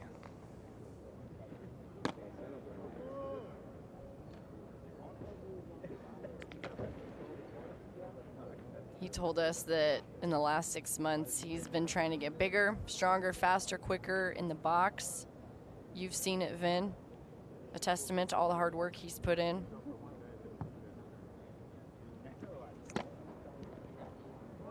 Yeah, faster would certainly be a good description after a 6.360. Yeah, yesterday. You can check out those numbers on Perfect Game and see where everybody stacked up. Kendall George led his class yesterday with a 6.1660. And we're going to get a pinch runner over on first base. Rock Chalosky will pinch run for his team. That pitch is ripped foul. That's what's always fun about the 3-group setting, right, is that group 1 comes in and they set the tone early right away, and you got to see, okay, these are my benchmarks now. Are we going to beat Kendall George, and that's 6.13? We're going to beat Miguel Hugas in that 102. Yeah, I love it. I love it so much because you know that they're paying attention. You know that they're hungry to break those numbers. And I think there's some competitive conversations going on between the guys, too, about that. Competitive conversations is a very apt way of putting that. Did you like say that? Did you like that? I'm trying to be family appropriate here. Yeah. Better be careful about those hot mics in the dugout. That's right. Watch the hot mics, my favorite part. Another pitch ripped back foul off Farmelo's bat. So right on it, Aiden Knack on the mound for the green team, his first inning of work today and at the showcase. And Farmelo's a guy we liked, obviously, last fall. Obviously checks a ton of boxes with those tools. Runs a 6.3, 91 mile an hour from the outfield, 6'2", 200. Looks the part physically. Farmelo rips that pitch, but it will also sail foul. But what he's doing right now is kind of that jump he's made this year in that development. The bat has gotten really good. It hasn't been a ton of juice yet. He flashed some during BP, but it's been really accurate bat to ball. Been covering the plate, working at bats like he's doing now after 3-4 foul balls. The offensive skill set has been impressive. Another pitch that Farmelo rips. That one is going to be just outside the foul lines, but will be out. That ball caught by Trenton Lape, playing third base for the green team. Yeah, something we mentioned earlier, there is no such thing as an easy fly ball in the Trop. No. Catwalks in this dome, especially for a lot of kids that probably haven't played in a lot of dome atmospheres before. Yeah, you take a look at the Trops or indoor ballpark, and oftentimes, I mean, not that the ball is hitting the catwalk a ton, but when that ball does get caught between, it gets to a certain height and you lose it for a second at the top of the dome. Yeah, if anybody hit the catwalk, I mean, we'd probably need to.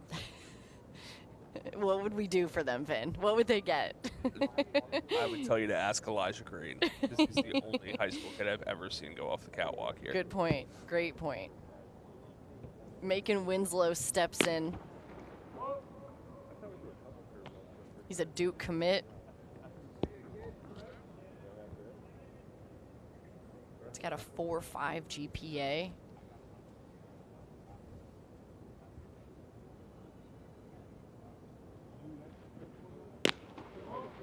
A ball outside over the last 6 months. Oh, let's check this out, actually, by the way. You mentioned Elijah Green, Vin. You ask and you shall receive.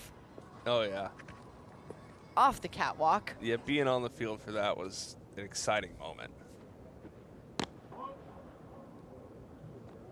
Man, the power, I mean, so impressive. Yeah, check it out there. I mean, I would love to walk on the catwalk, first and foremost.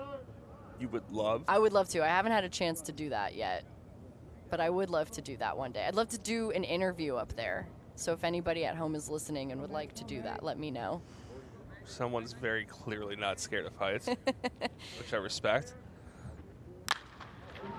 Winslow rips that ball into deep left. See you later. A 3-run jack for Macon Winslow. The Duke commit saw his pitch and ripped it out. The workouts have been paying off. Yeah, I mentioned earlier in the broadcast, Winslow's been one of the guys that's kind of really impressed us from workouts to in-game. Defensive skill set has been really good, but he showed some power in BP, and he just got an elevated fastball there and didn't try to do too much. Just gets out in front, shows off the bat speed, 97 off the bat. That ball was no doubter. What a great job. I told you I saw him and his dad yesterday, and I said, you having fun? You're enjoying it? Like, the smile on his face, so genuine. So, big hit for Winslow. Technically, the black team has now taken the lead 6-4. Getting some hugs from his teammates. That's got to feel good. Gavin Gallagher rips that pitch into right center. It'll come down, and he's trying to leg it out for a double, slides in safely. So 2-out double for Gavin Gallagher. That's just a good example of the type of player Gavin Gallagher is, right? He's going to play every spot in the infield dirt. He's going to go the other way, and he got a good piece of it, 90-mile-an-hour exit on that line drive, but he did not even hesitate for a moment rounding first base. Just a hard, like you talked about earlier, guys who like to get their uniforms dirty. That's what Gavin Gallagher is. And that's on them. That's their decision, what they want to do with the hits that they get. Sammy Mumau steps in. If they want to steal the base, if they want to bunt, which we know Vin will be talking to Nick Sanders later. No, I'm just kidding. Whatever they would like to do, it's up to them. How do they want to show off their skills? So I love seeing guys take advantage of their opportunities and the hits that they have. And that was a great one to do it on. It wasn't that deep into right center, but just enough for him to show off the speed. Because those are the plays we want to see, and not only for Gavin Gallagher showing off the speed, but we want to see the arm strength from right field too. No doubt. We want to see guys try to make plays. We want to see guys try to take that extra base, try to steal, try to score. We got obviously some of our most trusted coaches here. We got in the dugouts, like you mentioned, Nelly. We got Rico Billups, Bobby Freeland, Frank Foltz. We tell these guys all the time, hey, send them, run them, score them. We want to see plays happen. Mumau looks at that strike. We got some teammate on teammate here with Sammy Mumau against Aiden Knack.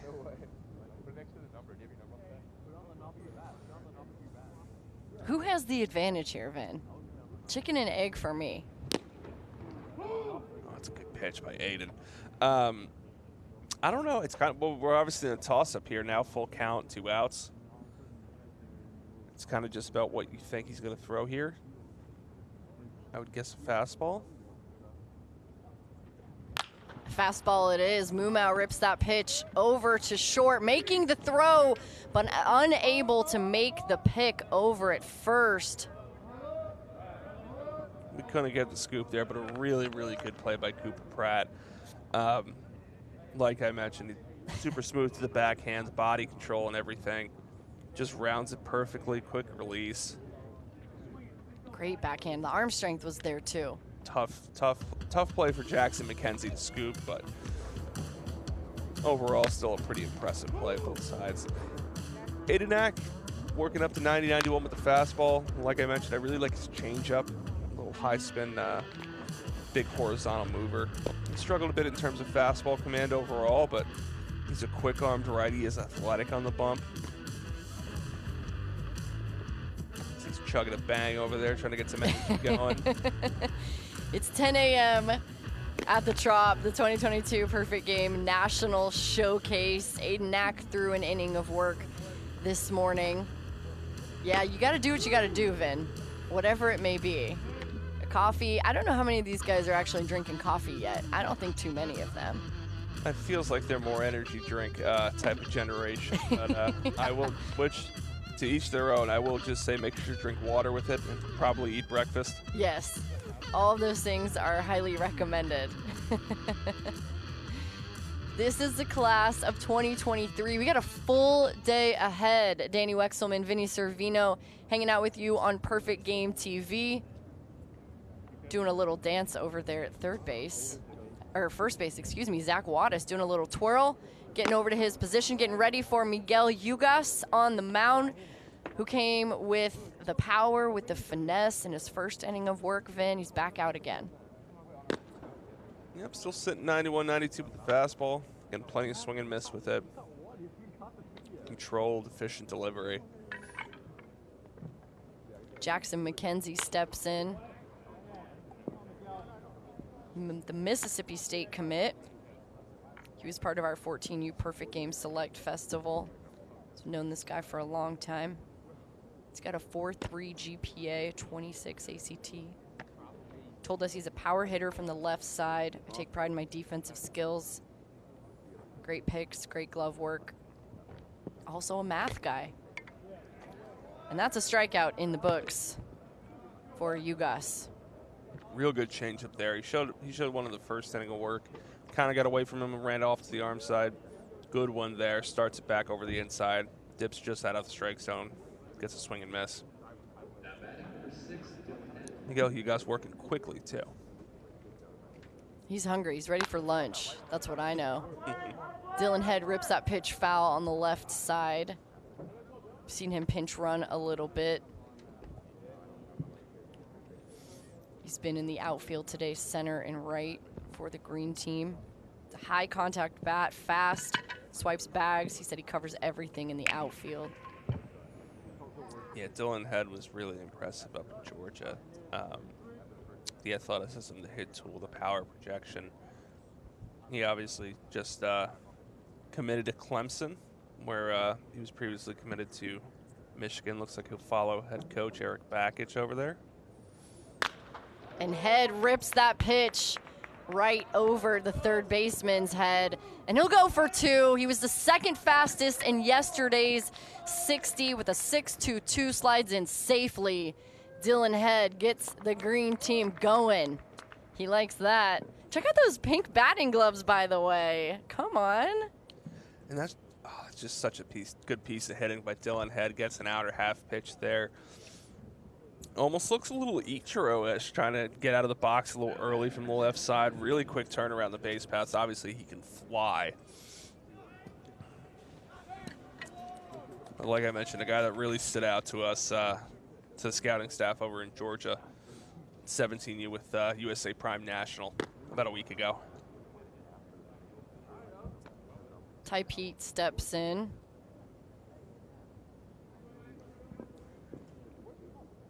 I believe that's Oliver Service behind the plate for Miguel Yugas.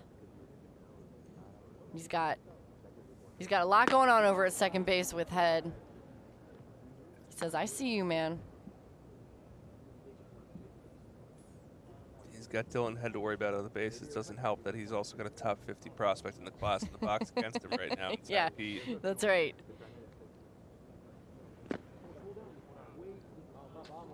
Ty Pete, a geography fan. He said he loves to learn about it.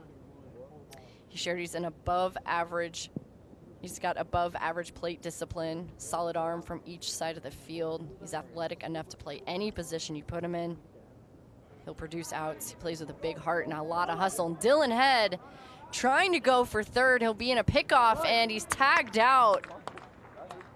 by the black defense. Rock Chalosky tags him out. So Dylan Head trying to be aggressive on the bases, but I'll head back to the dugout. Heads up play by Ugas. Just try to get a good break there off Ugas and didn't time it early enough. Good tag by Rock. Speaking of Ty Pete, I believe we'll see him pitch to end today's game. I would like that very much. 90-93 with a really good changeup last time I saw him. Let's do it. Ugas came back with a fastball in the pitch just before, mixing it up a little bit. A lot of it, actually. That feels like an understatement. I feel like he's been able to kind of throw whatever he wants. And we're going to get Dylan Head right back on the bases. What do you think, first pitch? Even before that, if it's possible. I think he wants redemption. Yeah, he does, no doubt about it. Again, a 6.22 60. Oh, and a big swing from Ty Pete, a strikeout for Ugas. And that looks like it's going to be it. The end of the day for Miguel Ugas. Oh. You gotta stop being lazy. It is. That's going to be it for Ugas.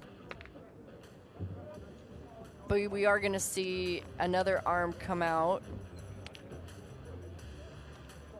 for the black team.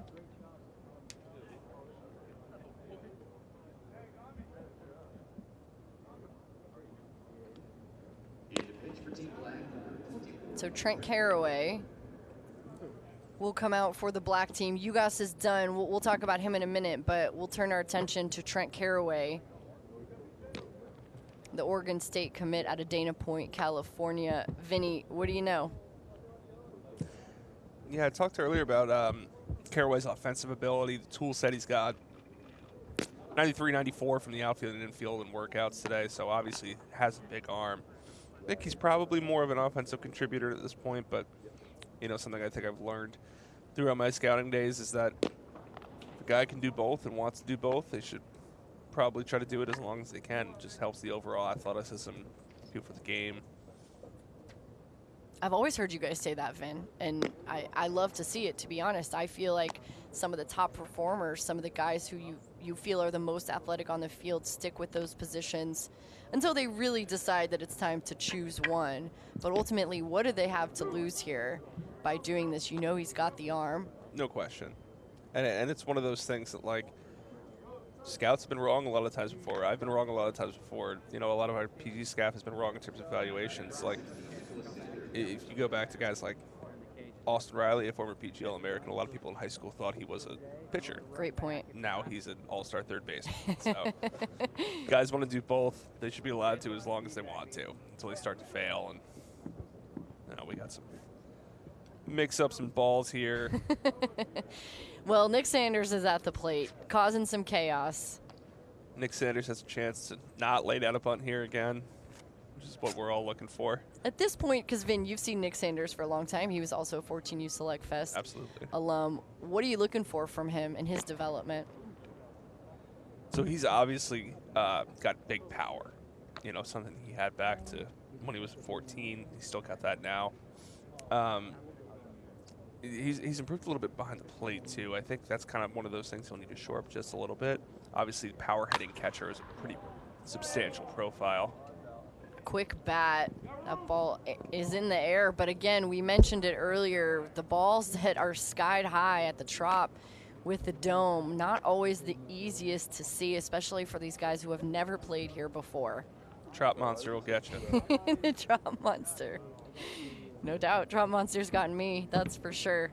So, Yeah, but Sanders is a guy that, Yeah. like, if he can stick behind the plate at the pro level, that kind of power he offers, as we got a little bit of shift going on, it looks like. do we shift at the National Showcase? I don't know. We got our second baseman playing pretty close up the middle here. Got a shortstop deep in the hole. We got some spray charts going. I'm not. There's quite some probably extensive scouting reports on Nick Sanders. I have no doubt about it, but this guy's got the power. But on the corner, the strikeout from Caraway. Caraway, who's just sitting, by the way, 92-93 on that glove side corner there, low and away. Perfectly executed fastball there. Really simple delivery for Caraway, not a ton of moving parts, just kind of compact, almost a little grip it and rip it.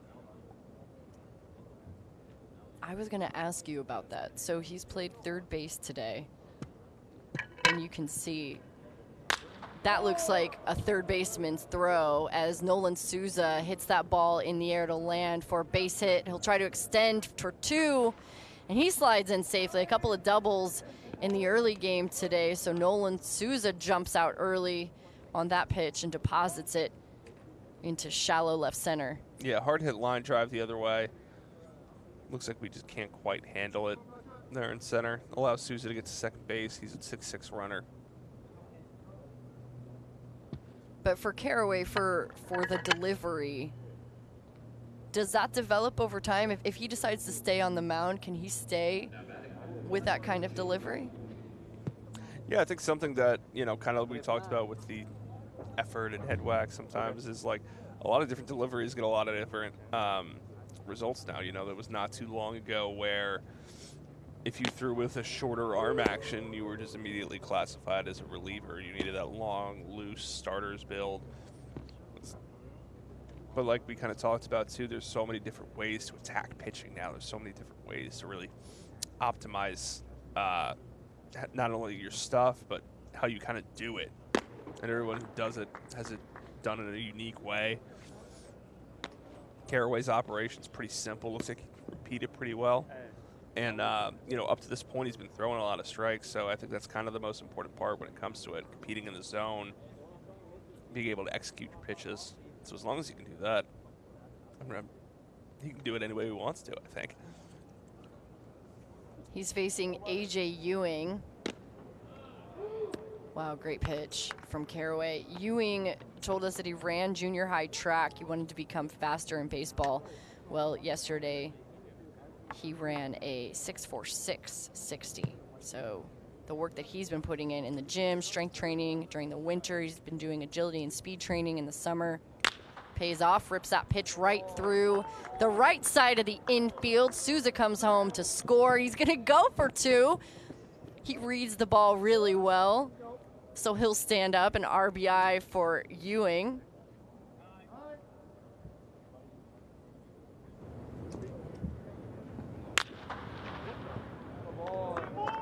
It's a really good piece there from AJ Ewing. Like I mentioned numerous times already, really big power speed combination, gets a fastball to hit, rips it through the right side. Looked like an 89 mile an hour exit velocity. 88, excuse me. Close, Vin. You were close. Cooper Pratt steps in. We mentioned it, Ole Miss commit, national champs. Another good breaker for a strike there from Trent Caraway. He was the 5A player of the year this season at Magnolia Heights.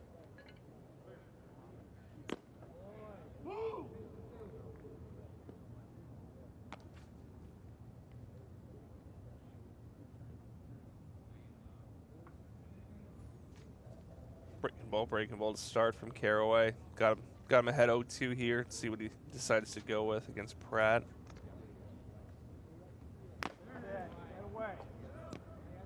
And a nice pitch, a strikeout for Caraway, who came in from the infield to come in and pitch in the showcase. Yeah, slowed him down to speed him up there, right? 76, 76, both called strikes, then 91 elevated. Tough to do that to a pretty good hitter in Cooper Pratt. Michael Graziano steps in out of Naples, Florida. Georgia Tech commit. Graziano, another guy from just about probably 2.5 hours or so away. This is in his backyard, right? Yeah, Naples a little further south of Fort Myers, but still really close to St. Pete, Tampa here. Another strike from Caraway, a strike machine. Just landing that breaking ball at will on that glove side corner to right-handed hitters. The last 6 months, Graziano shared he's been weight training, he's been doing speed and agility training, along with hitting and throwing. He's got a 4.16 GPA. He was a Scholar Athlete Award winner this season. It's been another separator with a lot of these athletes now, is that a lot of these guys are working and training in their own time. Strength training, speed training, athletic training. It's not just about baseball skill, it's about tools and athleticism as well. Yeah, and Vinny, like, I feel like every year we see this with the next class that comes in. They feel like pros the way they train already. It's more and more, whether it's with their own gym or it's with the travel team that they're playing with, whoever it may be. They just seem to be investing more time every single year into becoming professionals. And Trent Caraway, I mean, man, you looked good today. On the mound, gets to come out after Miguel Hugas and face a couple of guys on the mound. Vin, does this change your thoughts on where you think you should be playing? I mean, at this point, why not continue to do both? Like I was saying, you know, 91, 92 with fastball, good feel for the breaker, obvious arm strength here, obvious athleticism. Woo. Yeah. Fastball's carrying up in the zone. Good quick outing from Caraway. Just chat with his teammates. Just hanging out. He's like, yeah, you know, I had a double a couple innings ago. I strike out a couple guys next inning. No big deal. Light work. Yeah, what did you guys do today? All before 11 a.m. here at the Trop. Home of the Tampa Bay Rays. This is the 2022 Perfect Game National Showcase. Game 1 of 2 today. Danny Wexelman, Vinny Servino on the call for these. And then the workouts will begin later this afternoon. It is a marathon day at the Trop for our team. A new group of prospects will come in and do their defensive drills. And then tomorrow, they'll be playing in a couple of games as well.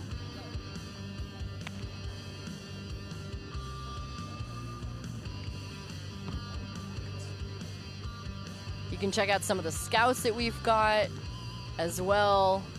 They are scattered all around the park. Who do you John see? Savage. There he is. UCLA zone. You couldn't find him yesterday. He was hiding. There he is, the MLB Network star. A couple of guys waiting for Game 2 today. You can see the Vegas Gold team. Max Clark, the #1 overall ranked player in the 2023 class, a part of that team. We'll see him a little bit later, but a really stacked team. Honestly, these past couple of days, these guys, I mean, already days 1 and 2, really impressive. Evan Hager at the plate for the black team, and that's going to continue on throughout the week here at the Trop.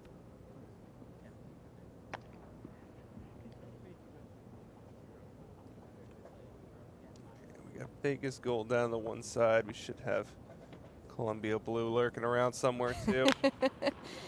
Hager pops this ball into shallow left, right off the dirt. Coming over to make that play. Nice grab by Cooper Pratt.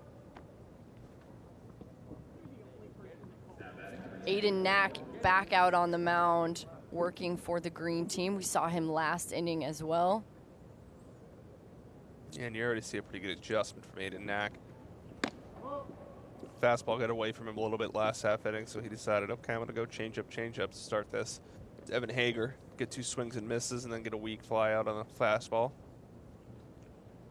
Owen Martin steps in, and he wasn't sure, but that is a strike.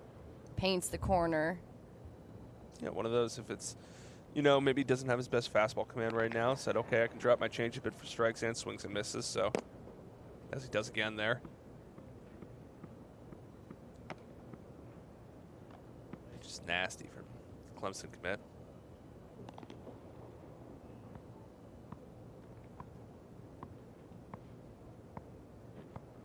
And comes back with a 90.6 mile per hour fastball for the strikeout. Yeah, last 3 pitches of the at-bat. There we go. We go change-up, called strike, outer half. Change-up, swing and miss, outer half, and then just sped him up, fastball, 90 miles an hour with arm side run. My goodness. It's an ideal sequence there. I'm not sure what you can do with that pitch, Vin. Foul it off, maybe. Yeah, when it's located like that in the exact same spot as the pitch prior. That brings up Josh Tiedemann.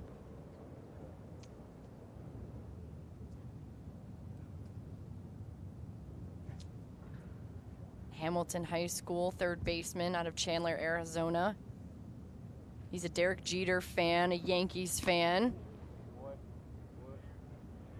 But he'll strike out. So Aiden Knack, a nice inning of work. This was the first breaking ball we saw from Knack, I believe. Pretty good pitch there for swing and miss against the righty. Looks like he's going to depart, and we should be seeing Ty Pete head out here. Right on cue, Vin. Right on cue. But you liked what you saw from Knack as well. I mean, we're at Ty Pete coming in, but what Knack was able to do in the second inning of work, too. I mean, you mentioned the secondaries, but he came back with that fastball that looked good. Yeah, that fastball there on the arm side corner for a strikeout.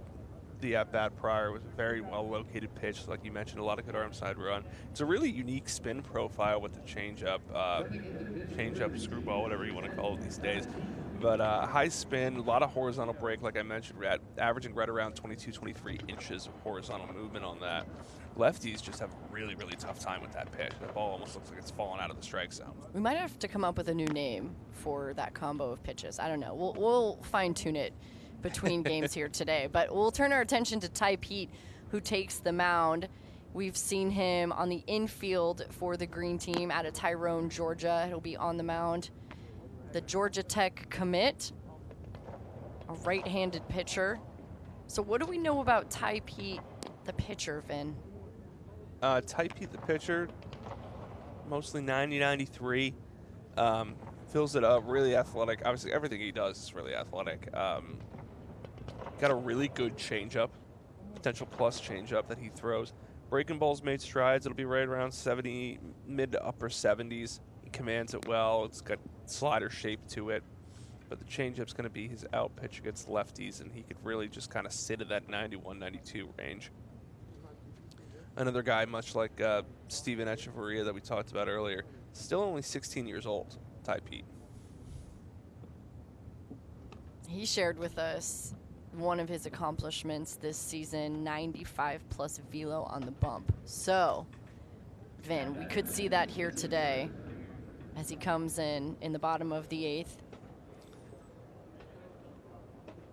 Yeah, that would be fun to see. Let's see, it's a long game for some of these guys, especially the secondary pitchers. He'll face Mateo Cerna. Again, Mateo's still trying to figure out where he'd like to go to school.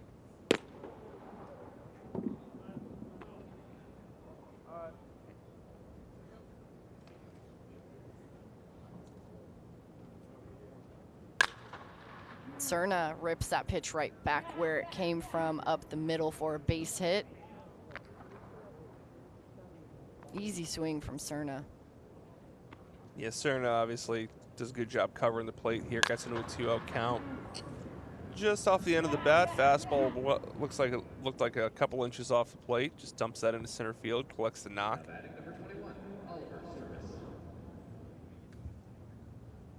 Cerna obviously the at-bat prior. Talking about a 98-mile-an-hour exit to the warning track in right field. Doesn't get a hit, fly out, and then we get a little 68-mile-an-hour exit off the end of the bat, drops it in for a single. A man of many talents. He's doing it all today. He wants to show you every part of his game. That ball rides in on Oliver Service, the Detroit, Michigan native, committed to Texas.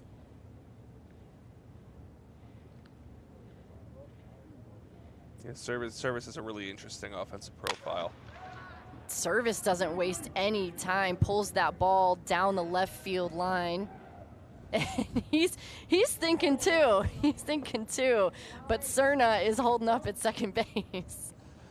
Yeah, Cerna wasn't quite willing to go first to third there.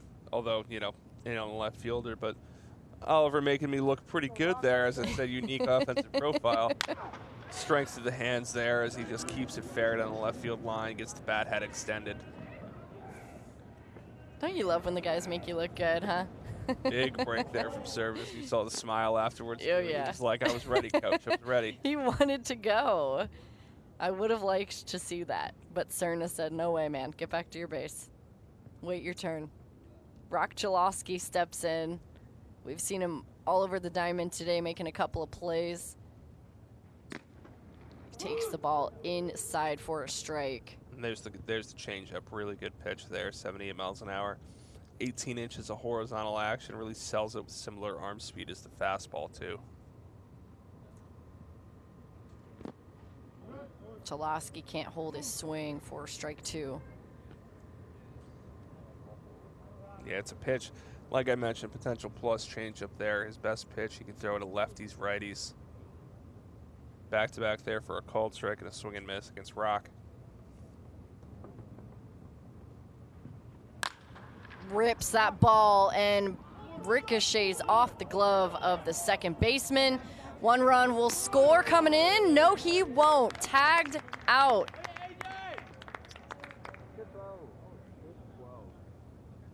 Luke Lavin behind the plate makes the tag. Let's see where that throw, though. Yeah, just a really good job with A.J. Ewing. Doesn't get the best read on it. That's a 90 exit, but just Wow. stays with it, gets up, makes a strong throw. 92 mile an hour from the infield in his workout drills. Good job staying with that there. That ball was ripped off the bat. Landon Stripling steps in. Swings at strike 1 from Pete. Yeah, I'd expect you're going to see some change-ups here to Landon Stripling. Left-handed hitter against right-handed pitcher.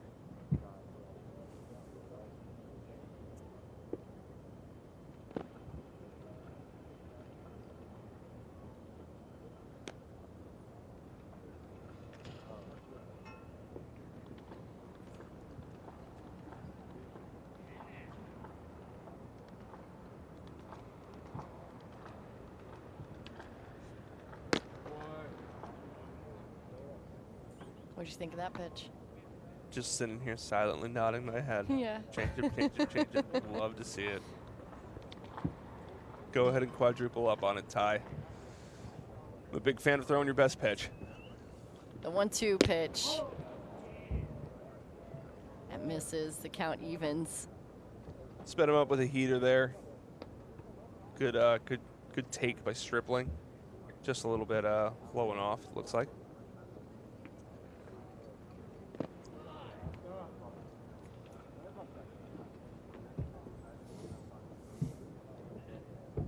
Like I mentioned, though, we start off change up, and all of a sudden we look in back in a 3-2 count, and Landon Stripling's in the box again.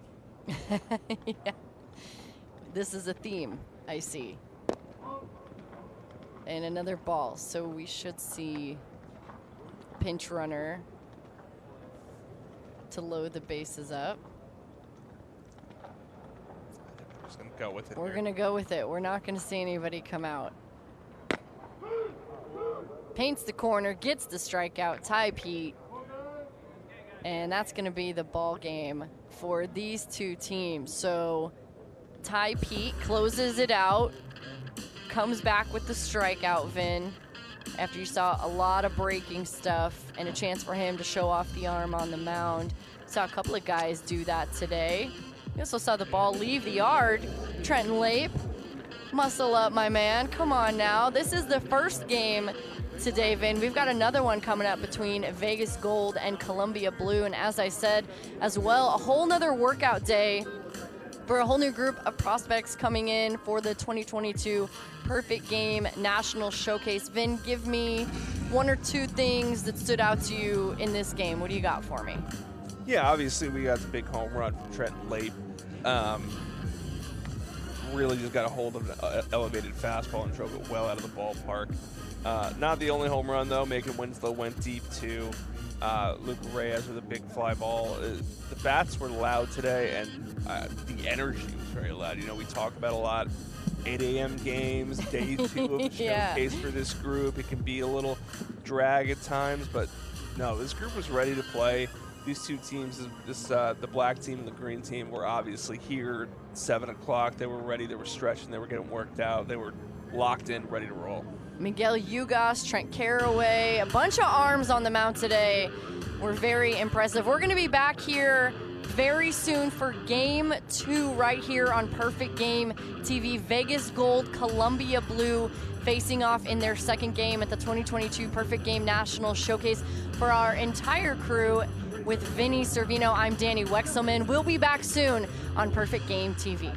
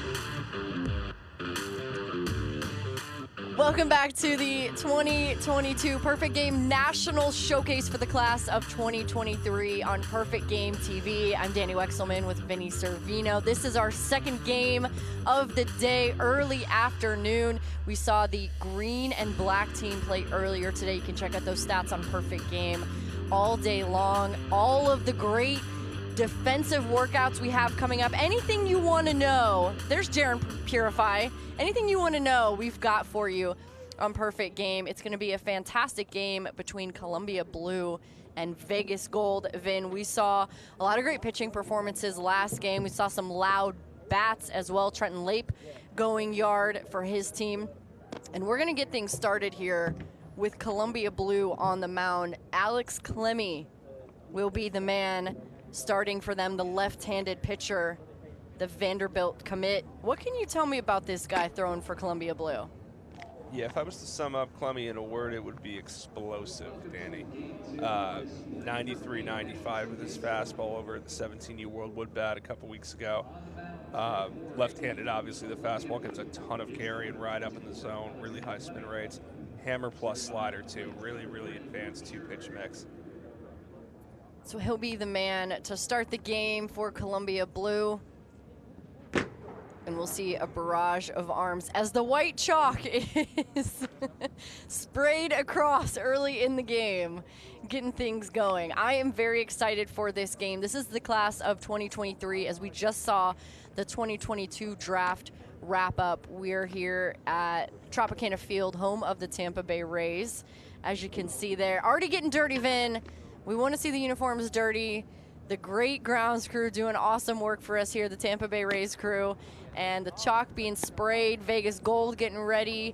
Max Clark, the #1 player in the class of 2023, a part of this Vegas Gold team with his hot pink bat.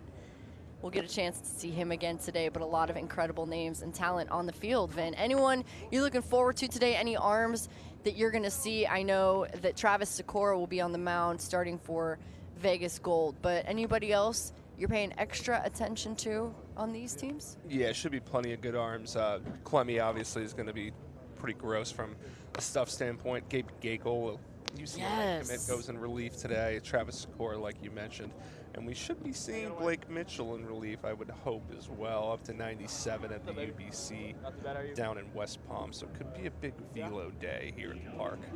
I'm into it. Day 2 of the National Showcase. And you're checking out Kendall George. No big deal. Leads his class in the 60 yesterday. Ran a 6.16. He'll lead things off for Vegas Gold, facing Alex Clemmie.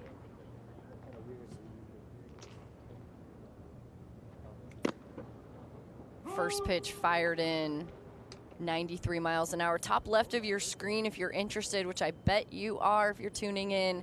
We've got the velocity and the RPMs, revolutions per minute, listed on the screen for you. Yeah, that's 92, 93 with 26, 2700 spin. That's just ball's tough seeing, and especially lefty-lefty. Clemmie paints and gets the strikeout of George. Clemmie's a big guy, big 6'6" left-hander here.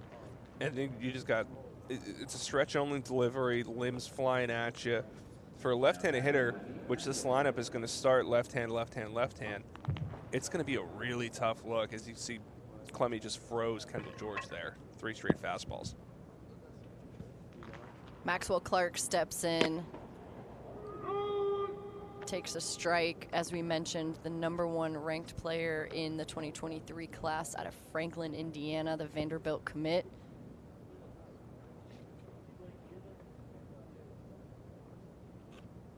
So yesterday, Vin, talking to Max Clark, I learned a little bit about what his definition of terrible is. I haven't been very good lately, and I know you know what I'm talking about. And I love that for Max Clark because the standard is so high for him.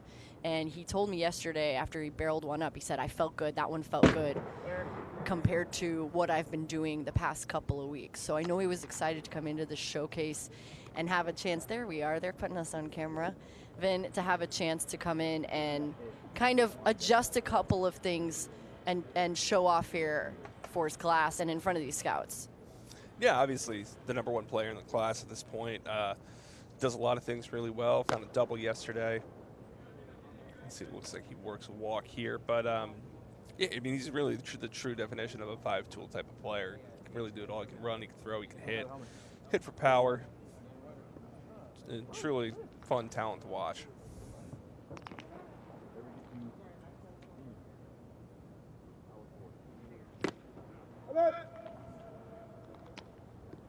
Clemmy's got one of those fastballs, too, that even when you know it's coming, it's going to be really tough to square off, especially for, like I mentioned, those left-handed hitters, even one as good as Max Clark. Yeah, I like this matchup. You said it earlier. You get to see kind of a litmus test. Where do you rank? How do you stack up against your class? Max Clark trying to walk down to first base. We'll get a pinch runner heading over there. That's going to be Kyle Henley running over at first base. Just your casual 6'3", 060 guy heading over to pinch run at first base. Not too shabby. Max Clark, a 6'3", I believe that was a personal best for him. Taking off, Henley heading down to second base and slides in safely. He'll turn and burn to third.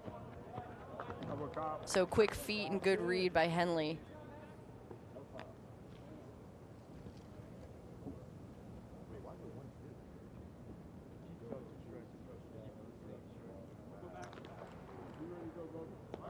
Clark's got the pink bat. He's got some colorful cleats. That ball hit on the ground to the second baseman. They'll make the play. Henley comes home.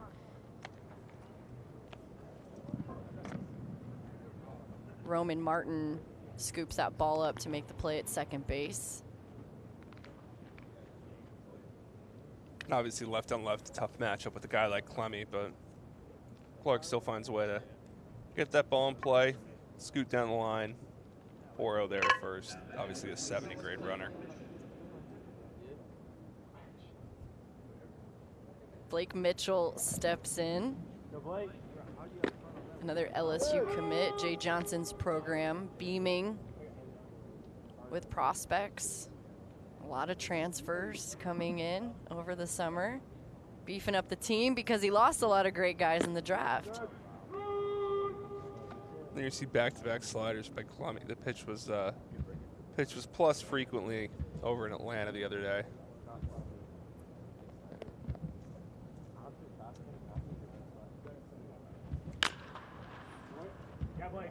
I hear you.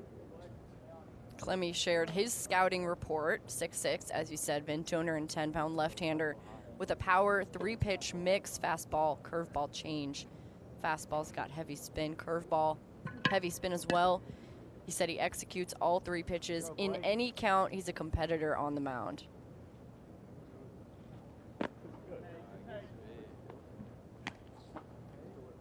This is a tough lineup, too. You look at Vegas Gold and up and down. It's with every team here, Vin, but I think especially with this one, there's not a lot of relief, which is fun to see because you get this guy who's going to throw his best.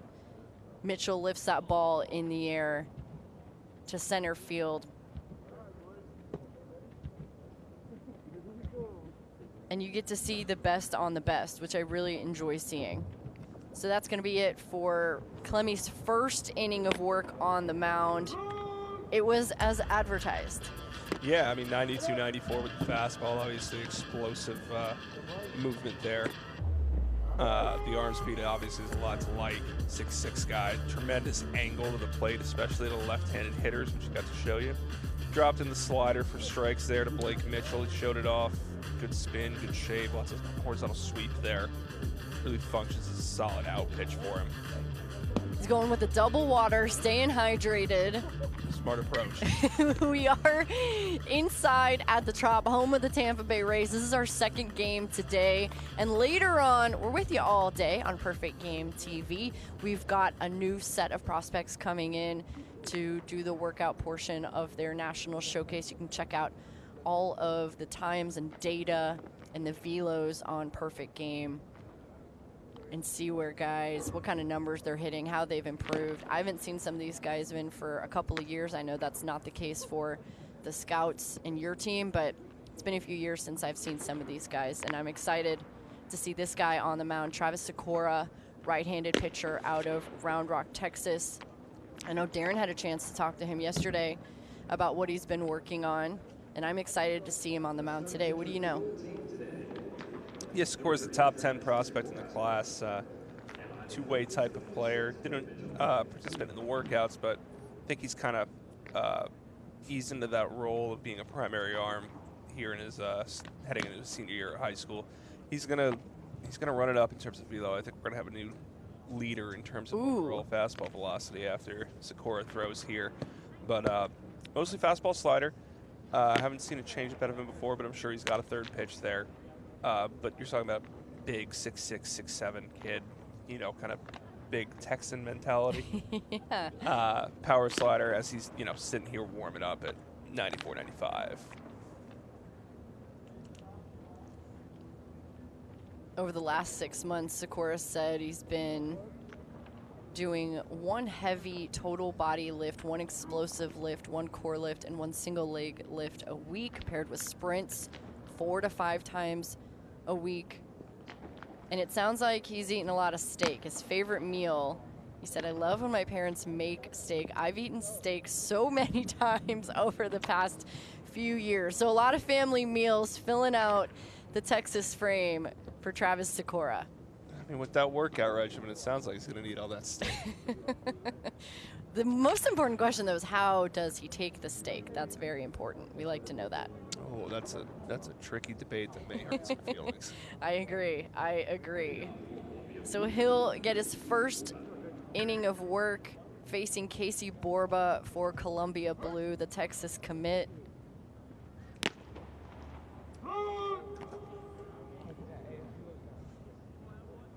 .98 first pitch in the gun there from Travis Sikora. A cool 98. You can see top left of your screen. We track that. Our TrackMan, it's pretty cool. Casual high school 90-mile-an-hour slider. Borba, obviously an Orange Lutheran Lancer. His father, Eric, the head coach over there, one of the best programs in the state.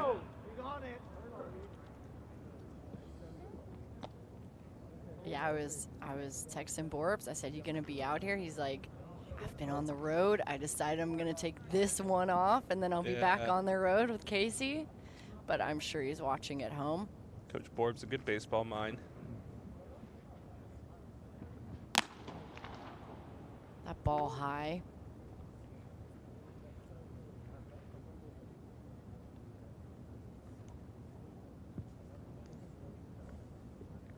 So as Sikora works to fill out his body, he shared he used to be extremely skinny. Mom helped him with a nutrition plan. As Borba swings through that pitch, a strikeout for Sikora. He said he gained about 65 pounds since his freshman year. That could only help him on the mound, Vin. Yeah, no, obviously got to fill out that big 6'6", 6'7" frame. Still looks like he's got room to fill out maybe over the next couple of years, but just an elevated, not sure if that was a cutter or a changeup or something there, but got the swing and miss. So he'll face Cameron Kim, the UCLA commit we mentioned, John Savage in the house, head coach of that program. And he buckles him with that pitch and sitting at 98. Yeah, something we mentioned on the last game is that, you know, these guys aren't going to get a chance to see these arms 2-3 times, so you just kind of, you got to go up there with an approach when you get another guy sitting 97, 98 and just.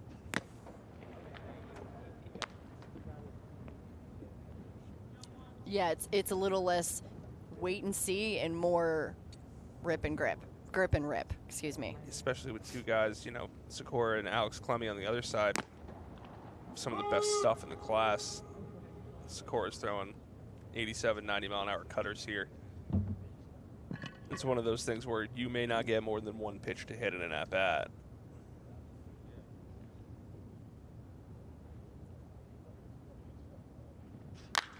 Kim lifts that ball in the air to left center. Coming in, calling him off, and making the play.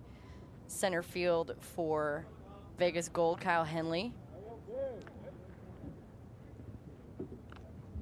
Henley, another guy on this Vegas Gold team that chock full of good runners between, you know, him and Kendall George. Two of the better 60s of the event so far, not even to mention Max Clark. A dangerous duo.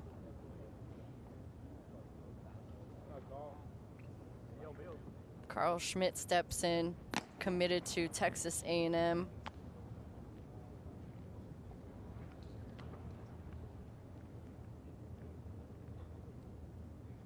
His grandpa, drafted by Cleveland. Baseball runs in his family. Yeah, something you've seen from a lot of the California guys as of recently is more SEC commitments out there. Some future SEC schools like Texas, Texas A&M, Arkansas does a good job out there. Some of these collegiate programs being more national programs than maybe just regional based. We know Jim Schlossnagel is in the house, head coach of that program. His first year there last year, takes his team to Omaha. Yeah, Coach Sloss was here bright and early, right before the 8 a.m. game. Locked and loaded, ready to go. Coming out here to see a couple of his guys, Carl included.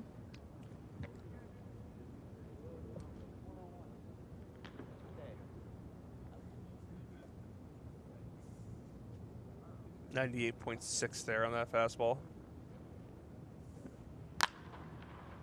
Ripped foul. Vin, walk me through the windup and where his front foot and what his front foot is doing and where it is landing. Yeah, it's one of those, it's a lot of moving parts of delivery, right? Almost like a little herky-jerky. You'll see that sometimes with bigger pitchers just in terms of getting their rhythm, getting their timing. And when you look at where that front foot lands, it's almost really on line as he clears that front side and just hammers in 97 on the outside corner there. I mean, I can this obviously is one of the best events on the amateur calendar when it comes to rising seniors, excuse me. But I can count on one hand the number of high school guys I've seen come out here sit 97, 99, and you know, Sikora is one of them now. Does he get an asterisk? Does he get a highlight? What does he get? Does he get a check? What does he get in your book? I mean, it's about as high of a follow as you can have for a prep farm 12 months out of the draft, you know what I mean? He's big, he's athletic, he's a two-way guy who's done it before, and like we talked about, we like those two-way guys that keep that athleticism on the field. They do a lot of different things. But he's throwing 87, 88 mile-an-hour cutter sliders, fastball sitting 97, 98, pounding strikes, good body control. Basically checks all the boxes. So an inning of work for Travis Sikora. A nice job by him. We'll see what he does in his second inning. Alex Clemmie will come back out for another inning for Columbia Blue as we move along. In our second game today, Danny Wexelman, Vinny Servino hanging out with you on Perfect Game TV during our 2022 Perfect Game National Showcase. The class of 2023, as Vin said, 12 months out from the next draft. We're already counting. We just wrapped up earlier this week. We saw the draft take place out in LA. The All-Star festivities, pretty cool. I know some of the guys who are here were in the Home Run Derby. Aiden Miller winning that one. He said the experience was amazing, got to meet a bunch of guys. I was very jealous listening to him list off all the names of the people he met, but awesome job by Aiden for winning that, and pretty cool that a bunch of these guys got to be out there for the event. Yeah, Aiden, who we'll see lead off this inning, obviously massive power. Got to have that to win a home run derby at a major league ballpark. Put a couple balls out there in PP yesterday, and then we'll see the guy he faced off with, Braden Holcomb, in our next group tonight during our workouts. Yeah, we'll have a whole new group of prospects coming in for their workouts this afternoon on Perfect Game TV. We'll be here all day. This is the second game today, and as we said, Aiden Miller steps in. He'll face Alex Clemmie back out for a second inning of work.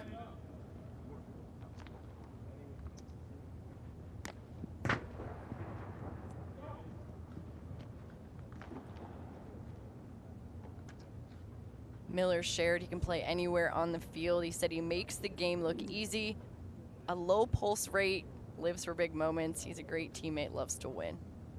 I would agree with Aiden's assessment of himself there. He's, you know, was a 14 Select Festival participant, a former #1 prospect in the class at one point. Like, has been famous in the amateur circles since he was 14 years old, and to handle all that and kind of still be ranked in the top 5 by the time you're a senior is not only a testament to his maturity, but a testament to his development as well. I agree with that.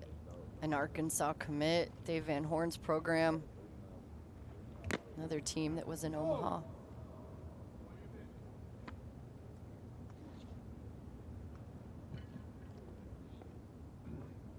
Clubby with a well-located fastball there. He kind of sat to the glove side against the left-handed hitters. Looks like he's trying to work the arm side against righties there. As you see him miss just a bit low. Clemmy, obviously, first pitch of this at-bat, sails one of the backstop. Can be a little intimidating when you're sitting there 91, 93, but when you talk about guys like that, Clemmy, who's got such great stuff, you're talking about a 6'6" guy who's still growing into his body. Yeah. He's got 60, 70 great arm speed on the scouting scale. Like, is young for the grade, still 16 years old. Right. Like, still figuring out his body, still figuring out his size. Like, it's one of those things like, yeah, he may let a couple sail, but you're talking about unprecedented stuff, just incredible arm speed, like a ton of upside here that even if it's not such a totally refined product right now, there's still a ton to like. He's a Chris Sale fan. And so you're talking about a 6'6" tall, lefty. lanky lefty. Yeah. Yeah, so he's a Sale fan. We're hoping Sale comes back quickly and healthy for the Red Sox. By the way, Jaron Purify, pinch runner over at first base. Miller worked the count and walked, but he'll stay in the box. Vin, as you said earlier in game 1, this is a showcase. You want to see these guys hit, so when you reach for balls, you'll see a pinch runner head on over to first base, as well as if you get hit by the pitch. Yeah, I wouldn't be the only one upset if I had to see Aiden Miller trot down to first base all the time. I think all of our closest scout friends and colleagues behind the plate wouldn't be too happy either. Yeah. Purify ran a 6.4 160 yesterday. One of the top times in his class. We'll see a new group of guys, see if they can beat those times as he takes off. Miller lifts that ball into the air, center field, having to run in and make the catch. The Trop is tough. The Trop monster is tough, Vin, as you've said. But the catch is made. Yeah, second tough fly ball that Gavin Krahovacs had to try to fight those catwalks for. Aiden Miller probably coming closest we've seen this week so far to hitting the catwalk there. 6'3" hang, give you a little taste of the power there. But no, you mentioned Purify on the base pass can be disrupting for anybody, and he's a guy who another prospect who just committed to Clemson, I believe either today or yesterday. So that new staff over there, Eric Bakich and company, hitting the recruiting trail hard in their first offseason. Yeah, a lot of moves in the college game. Coaching carousel going on. Purify takes off, slides in safely, and he'll again turn and burn. Sliding into third, showing off the wheels, and he'll be safe. Luke Schur behind the plate for Columbia Blue. But Purify, that's tough to beat. That's really tough to beat. Yeah, like you mentioned, 6'4" runner. And Clemmy had already made a few checks over there before. It's just speed plays. Right off the bat of Wiggins. And he's going two. You can hear his teammates. Legs it out. He'll slide in safely for a double. So Andrew Wiggins puts the bat on the ball right down the line and brings home Purify. Just an hour-and-a-half fastball that he stays with. I might have even been a broken bat off the end there. I'm not quite sure. Yeah, I think you see some chips going there. But Wiggins just so strong. some of the best power in the class. He showed it during BP yesterday, launched the balls to right field, but strong enough to keep that bat head out and go the other way, and athletic enough to make that turn. Wiggins, a guy who obviously 6'2", 195, really physical, but also 6'6" runner.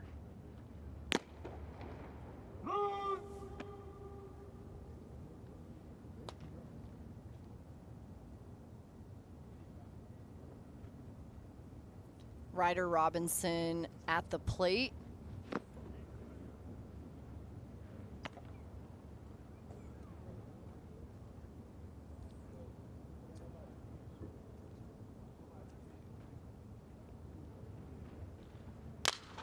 Right back up the middle past Clemmy, making the nice pick at first and the good throw to get the out. Dean Curley with the great throw at shortstop, and Nolan Stevens picking at first.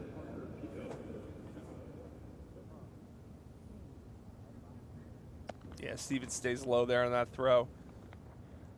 Doesn't flinch or anything with the glove hand. Good pick there. Parker Pico, I'm sorry, go ahead, Vin. Oh no, I was just gonna say we saw Stevens yesterday close out the last game of the day, 90-93 left-handed. Which is impressive because you're playing the whole game and then you come in to close it out. Oh yeah, we saw it earlier in game 1 today with Ty Pete and Trent Caraway. Like these guys aren't taking off; they're taking at bats. They're playing the field. They're playing positions. They're running. They're throwing. They're hitting, and then they're coming out to close the game and still showing pretty good velo. That ball gets away, so Wiggins comes home to score. Looked like an errant throw from Clemmy.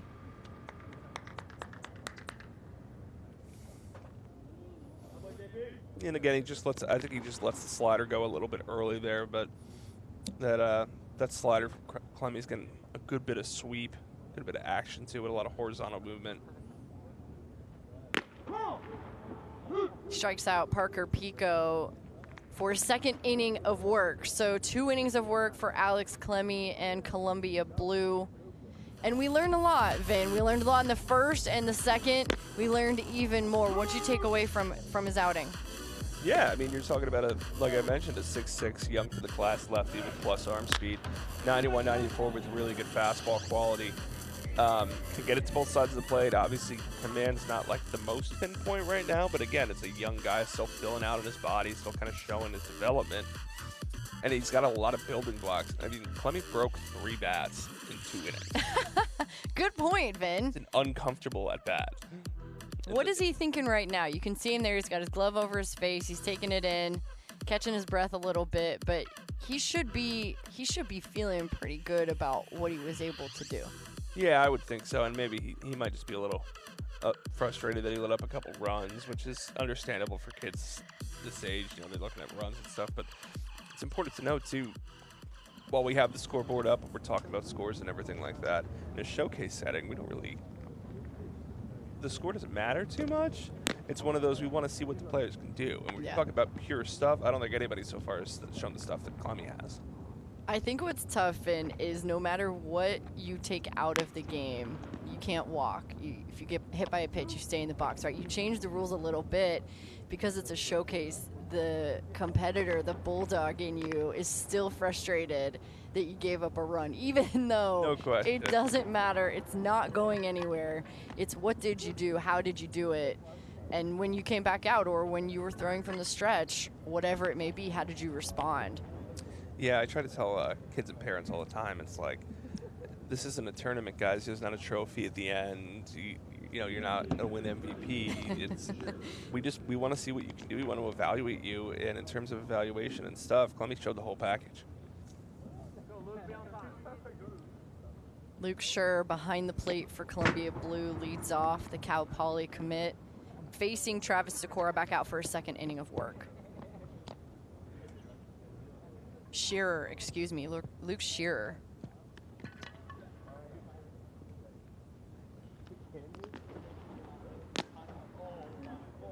Check swings, kind of half swings at that pitch. I mean, Sikora in his first inning, Vin, was pretty dirty. But that pitch ripped just foul. Nice job by the bullpen catcher. How about that? I believe that's Davis Rivers out there warming up the next start, but still showing the twitch and awareness out there. Great work. He's got eyes in the back of his head. A bouncing ball right in front of the plate, coming out to make the throw and the catch. Blake Mitchell. Mitchell obviously really good behind the plate. Like I said earlier, I think we hope to see him close this one out, but number 6 player in the class, beautiful left-handed swing, bat speed, plate discipline. Also, really, really good behind the plate. Brady Reynolds takes ball 1 outside out of Bakersfield, California. Stanford commit, Dave Esker's program. One that we saw in Omaha about a month ago. Good pitch on the outside from Sikora, comes back with a strike. Yeah, tunneling those 2 off-speed pitches really well. Straight changeup, first pitch. Drops in a short slider there, second on the arm side. Kind of cruising 94-95 this inning. Came out probably a little bit amped up inning 1. But he'll likely settle in this 94, 95, 96 range as he gets deeper into outings as the summer goes on. Oh, good pitch. He hydrated too, Vin. 2 waters. That's very, very important. Gotta hydrate. Now obviously it's a little bit more climate controlled here in the Trop, which is always appreciated, but you know, some of those hot summer days, I've seen too many kids get a little dehydrated, and then you ask them, hey man, what'd you do? Did you eat breakfast? No. Did you drink any water? No. Gotta stay hydrated. That pitch fouled back off Reynolds' bat. Sent 94-95 and then just run it up to 97, try to get a strikeout. Sikora adding and subtracting here from all 3 of his offerings, showing the changeup more here to Brady Reynolds, the left-handed hitter.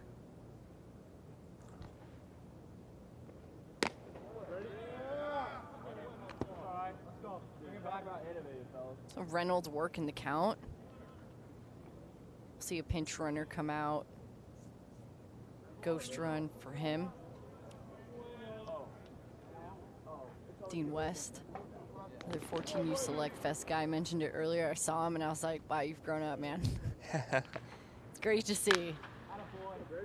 Reynolds rips another pitch foul into the stands. Reynolds working a good at-bat here. He's, when you talk about carrying tools to the profile, the bat's the best one here. Not only in terms of hit tool, but just overall. Plate discipline, pitch selection. Taken off West, Mitchell. And West slides in safely. It looks like Reynolds lost his bat. Hopefully everyone in the dugout's okay.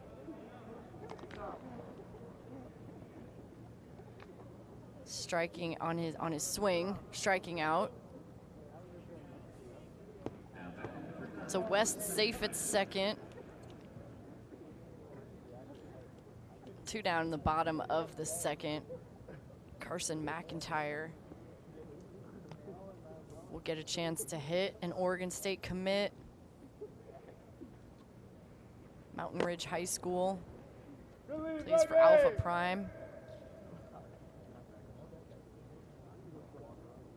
He told us he can hit for power, he can get a base hit. Runs a base path as well. He can track down any ball in the outfield.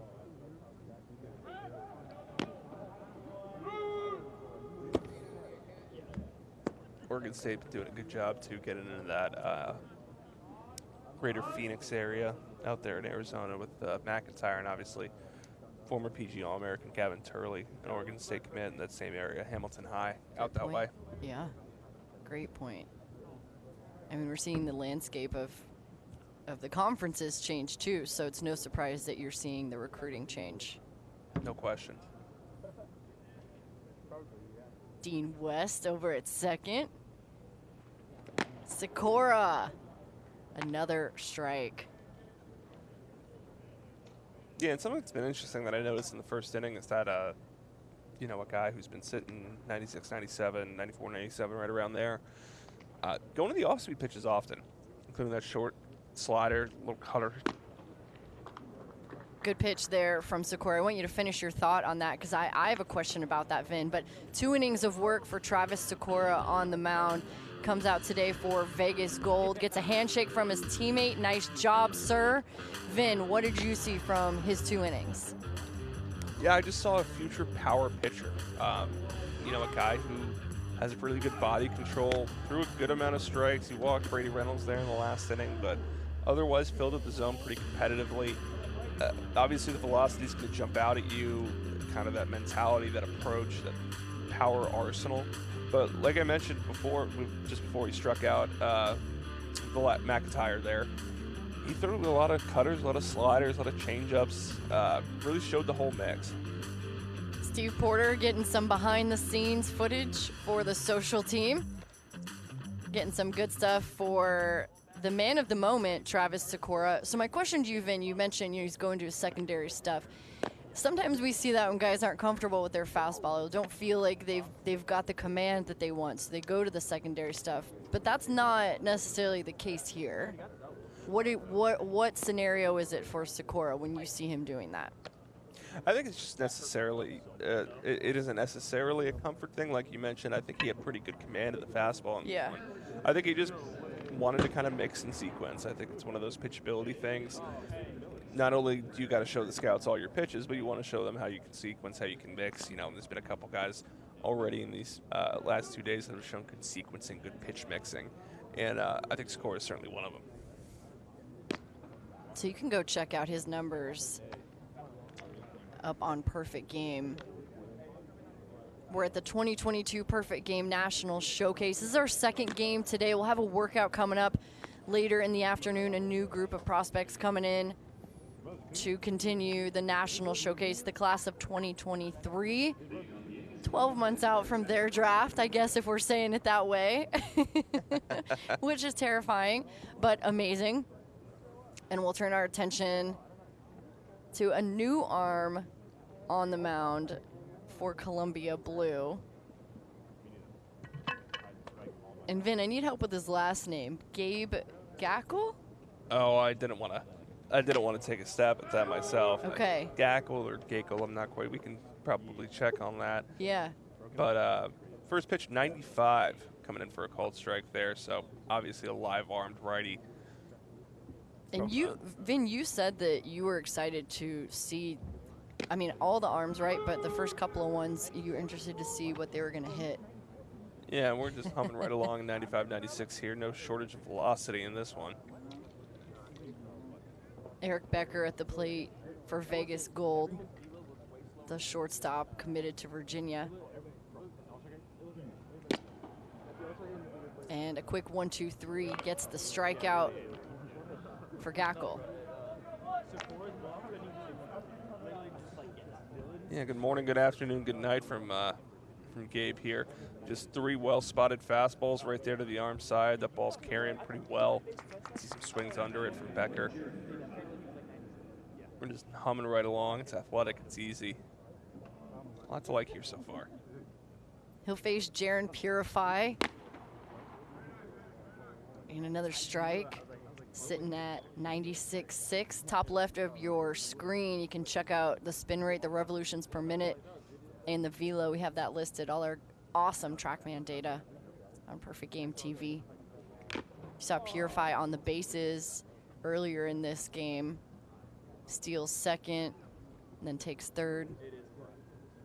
You mentioned it was a Michigan commit, and then Eric Bakich takes over at Clemson, working on his recruiting class.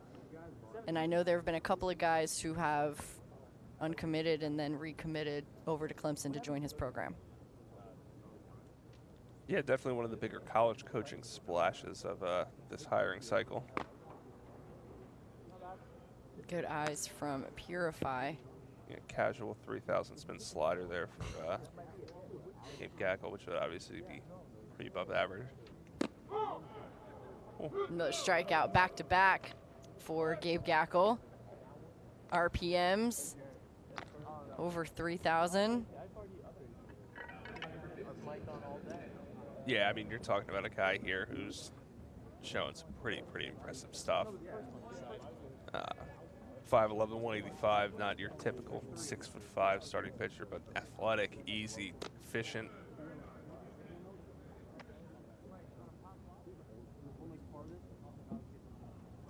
Georgia Tech commit Tyler Minnick steps in.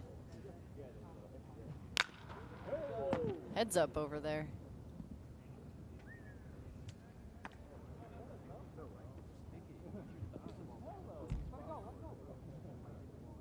Yeah, Gackle here just sitting 95, 96 with a 3,000 plus spin hammer.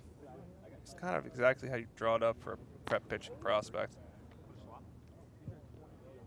It's that one sail a little bit out of the hand, but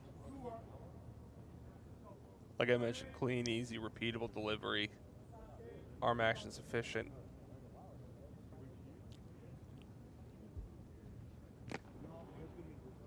Just inside. I believe behind the plate, Ryder Helfrich is catching Gackle. It's got to be an adventure for the guys behind the plate too, right? Not knowing what Gabe Gackle can throw, how he throws it. Only really warming up with, I mean, I don't even know if Helfrich warmed up with Gackle, right? Well, I know they play for the same travel team, so they may have some familiarity there. Okay. But, I mean, you're still talking about a guy who's throwing some hammers and sitting 95, 96, which would be not easy to catch for anybody. So a little familiarity, maybe more than that, but even so. Yeah, I mean, even especially so, and the ball's coming in hot. Another strikeout. So Gackle strikes out the side in his first inning of work for Columbia Blue and putting up some gaudy numbers for his team. You get some high fives, get a little smile out of him too. Vin, what'd you see? Yeah, like I mentioned, I saw a lot to like, kind of almost exactly how you draw it up for a prep variety right now. Clean, efficient, athletic delivery, sitting 94, 96 with the heater. Missing bats with both sides of the plate. Breaking balls obviously got a chance to be plus, I think, down the line. It's got good components to it. It's got good feel for it. Even the ones that weren't strike, he's sitting there landing right where he wants to. Really fun to watch. We'll get a chance to see him come back out for the fourth. He's getting a little love from his catcher. He's like, I got you, man. So I'm going to guess that these guys spent a lot of time together, coming up like that and saying hi to your guy. I was going to say, it looks like there's some familiarity there. Yeah, Ryder Helfrich coming up and giving a chat to his guy, giving a little love. He's got to feel good about the first inning of work he's had at the 2022 Perfect Game National Showcase. This is the class of 2023. Travis Sikora started this game, and we're going to see a new arm, Cameron Poe. I was excited to see this guy, not just because, Vin, he is from my hometown. Out of Chesterfield, Missouri, a Duke commit, goes to Christian Brothers College High School. That's also where Christian Little went. Left-handed pitcher, plays for the Royal Scout team. 17U, Brett Bailey, head coach of that program.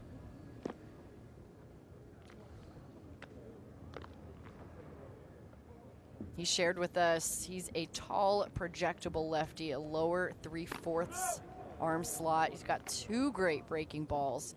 He's a competitor on the mound. Batters will never see a pitch that's straight or flat. Seen this guy for a couple of years, but haven't had a chance to see him pitch in person, so I am excited for this. The arms just keep going throughout this game. Our second game today, we had one earlier, green team versus black team. A lot of really cool things happening in that one. You can go to Perfect Game and check out all the different times and numbers that these guys are putting up throughout these games. It's pretty great. We've got all the details. Poe is going to face Owen Egan, another UCLA commit. John Savage in the house, head coach of that program. as his first batter. What do you know about Poe? Poe's another guy like we talked about, was at the Junior National Showcase last year. Long, lanky, left-handed pitcher. He'll probably be up to right around 90 or so and pitching that upper 80s range. He's got deception, he's got feel, he's got funk. Really competes out there and offers a tough look to left-handed hitters specifically.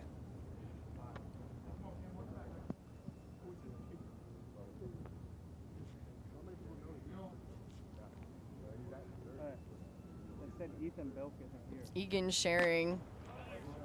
I hit the ball pretty well, run good, throw hard on the mound. If he gets there, I throw all my off speeds for strikes as well as my fastball.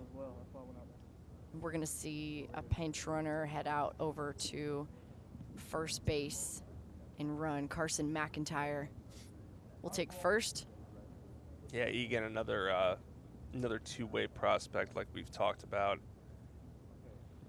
Should give him a chance to close out this game today per our pitching rotation. We'll see how that shakes out. But stay tuned. Yeah, another 14 Select Festival kid, I believe. Got a real good arm.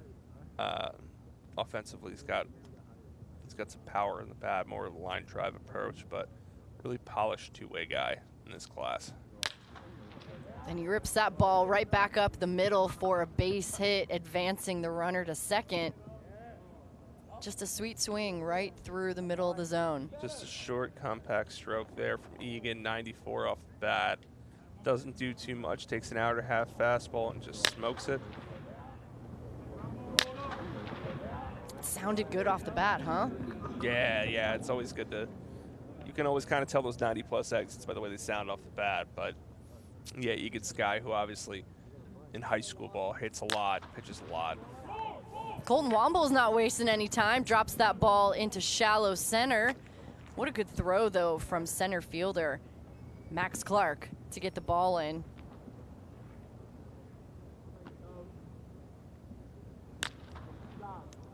Yeah, like you said, Colton Womble's wasted no time here.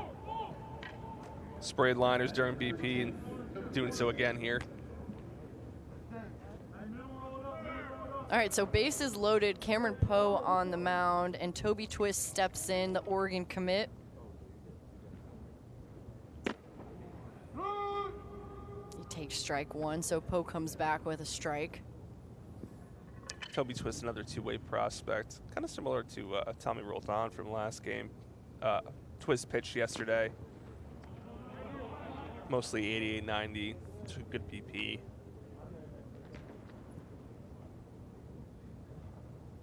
That was probably the best breaking ball Poe's thrown so far.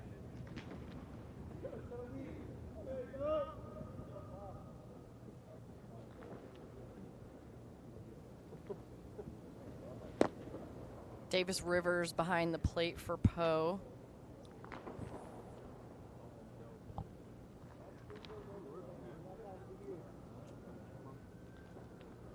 Vin, you said his BP? You liked his BP? Yeah, really physical left-handed hitter going to Texas Tech. Has some real pull-side juice. He, yesterday's game lined out hard the other way at a 95-mile-an-hour exit velocity, so definitely some strength in that barrel.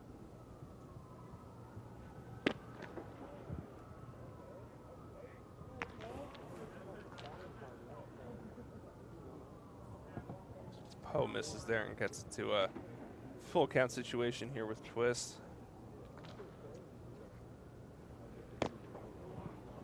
Comes back with the strike and gets the strikeout of Twist. So a good sequence there with the bases loaded. Yeah, I mentioned earlier Poe's going to cause problems for left-handed hitters, and especially left-handed breaking balls there. That pitch starts out as a strike but sweeps just out of the zone. Good horizontal numbers there on the mid-70s breaker for Cameron.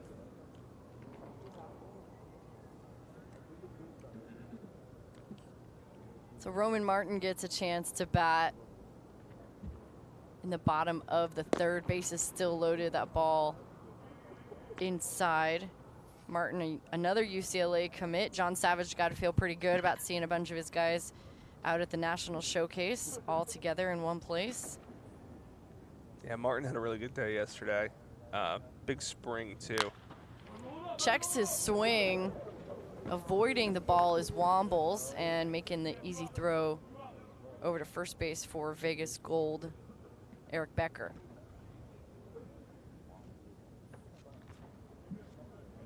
He did have a good day yesterday despite that check swing. I agree with you.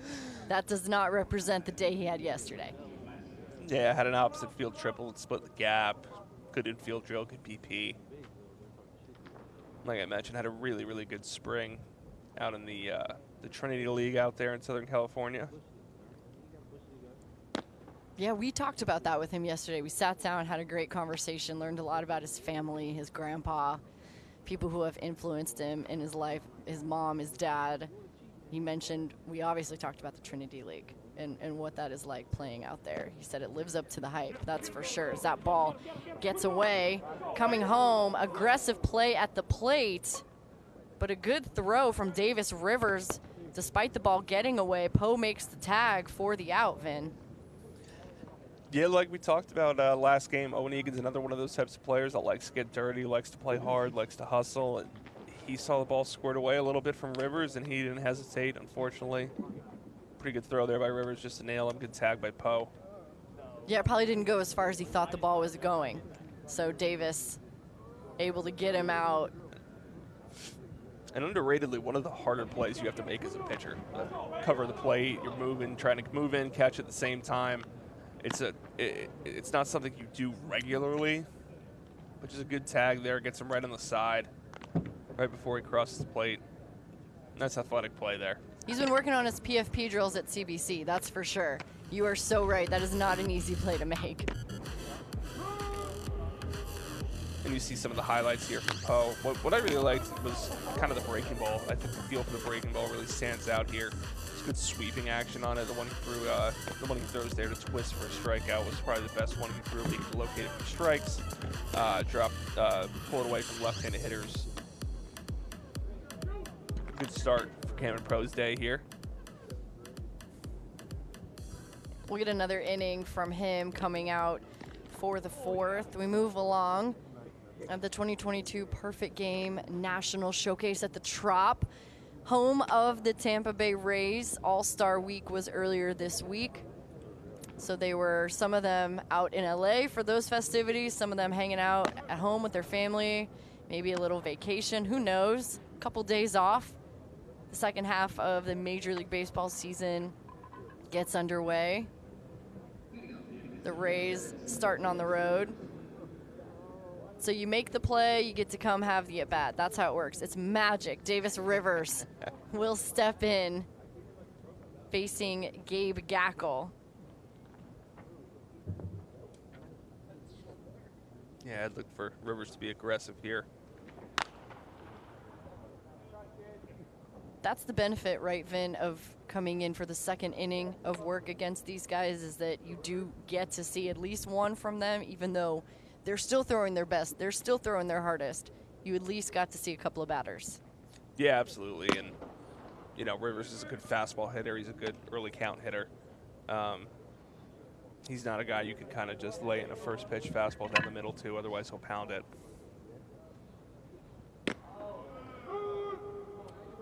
Another strike from Gackle. Okay, Gackle shared with us, he had Tommy John surgery July 2020. So he's been on the road to recovery. He's got a great support team, extensive training. He said he changed his diet. He's come back. And I think we see this now more than ever. I mean, we saw Dylan Lesko, right, drafted regardless of the Tommy John surgery. And that's changed a lot over the years of not being so afraid of TJ anymore. Yeah, it's definitely an interesting development when it comes to arms. He drops in a hammer there over the outside corner. But it's one of those things that, you know, the surgeries are safe nowadays, and guys who really work hard to get back to where they were, especially guys like Dylan Lesko, like you mentioned, who obviously you've spent a lot of time with, we all know to be a very hard worker. Oh my gosh, yeah. I mean, you see that happen, and you know, you're just frustrated for them that's happened. But now with the advancement of the surgery and the rehab process, it isn't as scary, I think, to hear that somebody is having that surgery. So Gackle doing a great job off the bat of Jack Bell on the ground to the shortstop, making the play.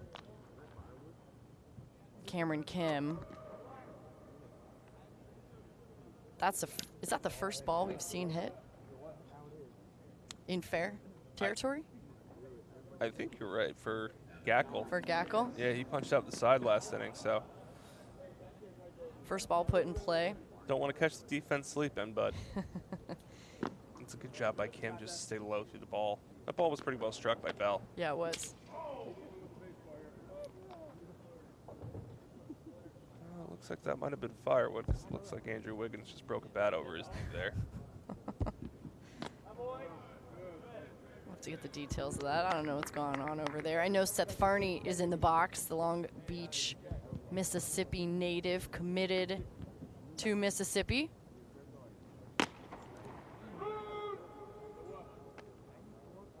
Yeah, it looks like we had Coach Nelly grabbing the last of the shards over there by that third base dugout, but. Thanks, Coach Nelly. Appreciate it.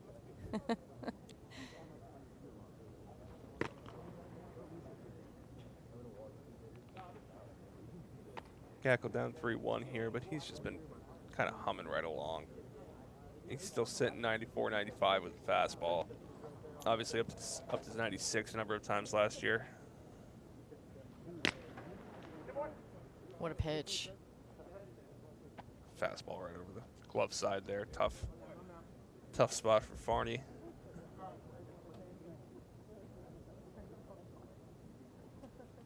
The 3-2 pitch, and he gets the strikeout. So a bunch of strikeouts for Gabe Gackle. One ball put in play for an out. A tremendous job. He gets a lot of love from his catcher, Ryder Helfrich. And his day is done, but he was dirt even. Yeah, I mean, looks like it didn't have a fastball below 94 miles an hour there over the entire outing, up to 96 frequently in the first inning.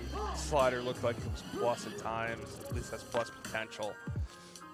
2-pitch mix, but didn't really need anything else there.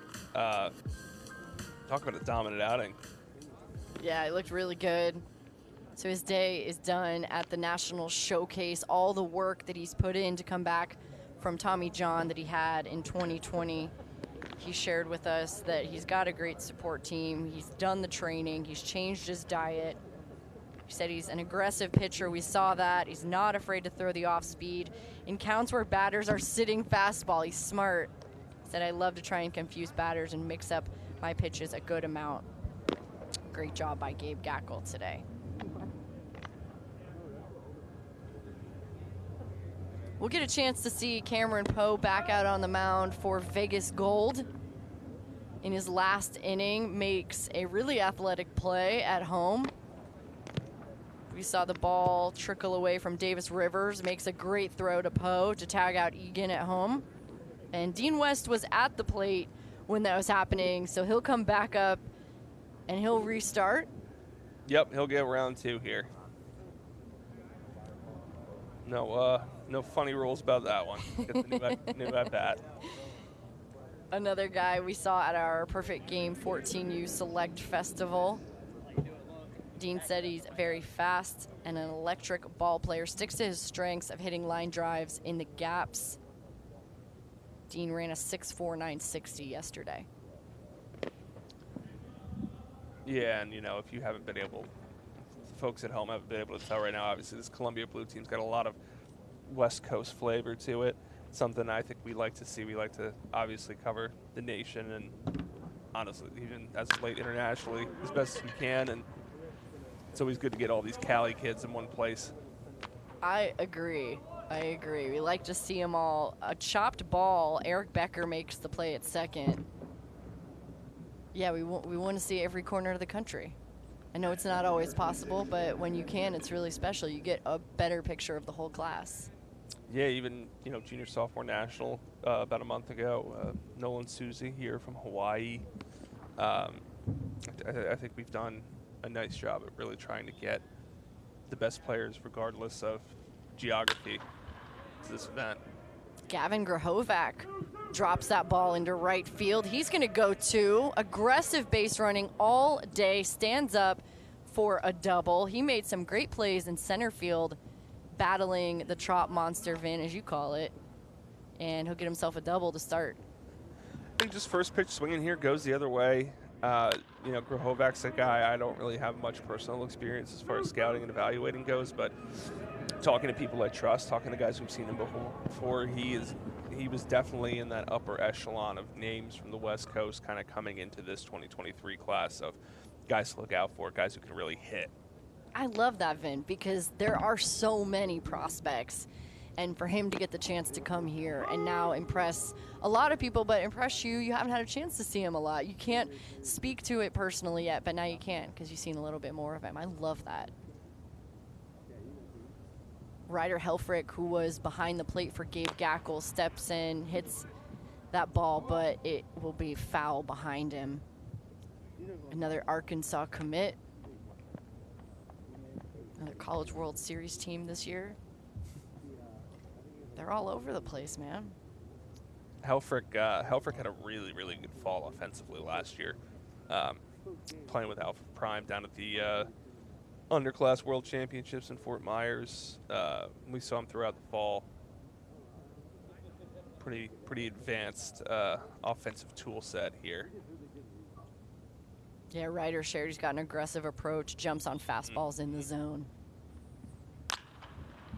Helfrich lifts that ball in the air to center. Max Clark makes the catch, fires it back in. Helfrich just a little bit too early there. And I think you kind of saw it there. He recognized breaker, couldn't keep the hands back long enough and just got under it. But if he had a chance to hit that ball far. But like in his self-described scouting report, he is a very aggressive hitter. He does like to jump on fastballs. There's a ton of bat speed there. There's a ton of athleticism.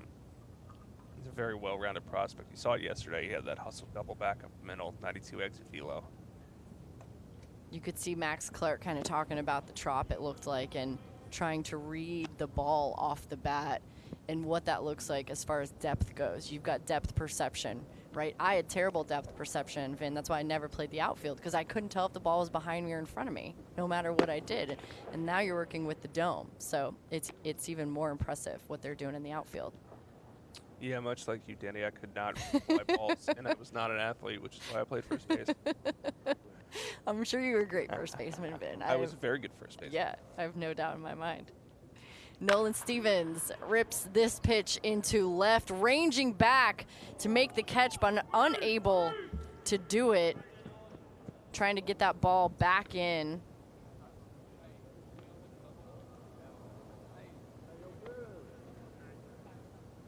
I believe that's Kendall George out in left field. A tough read off the bat again. Yeah, that ball was smoked.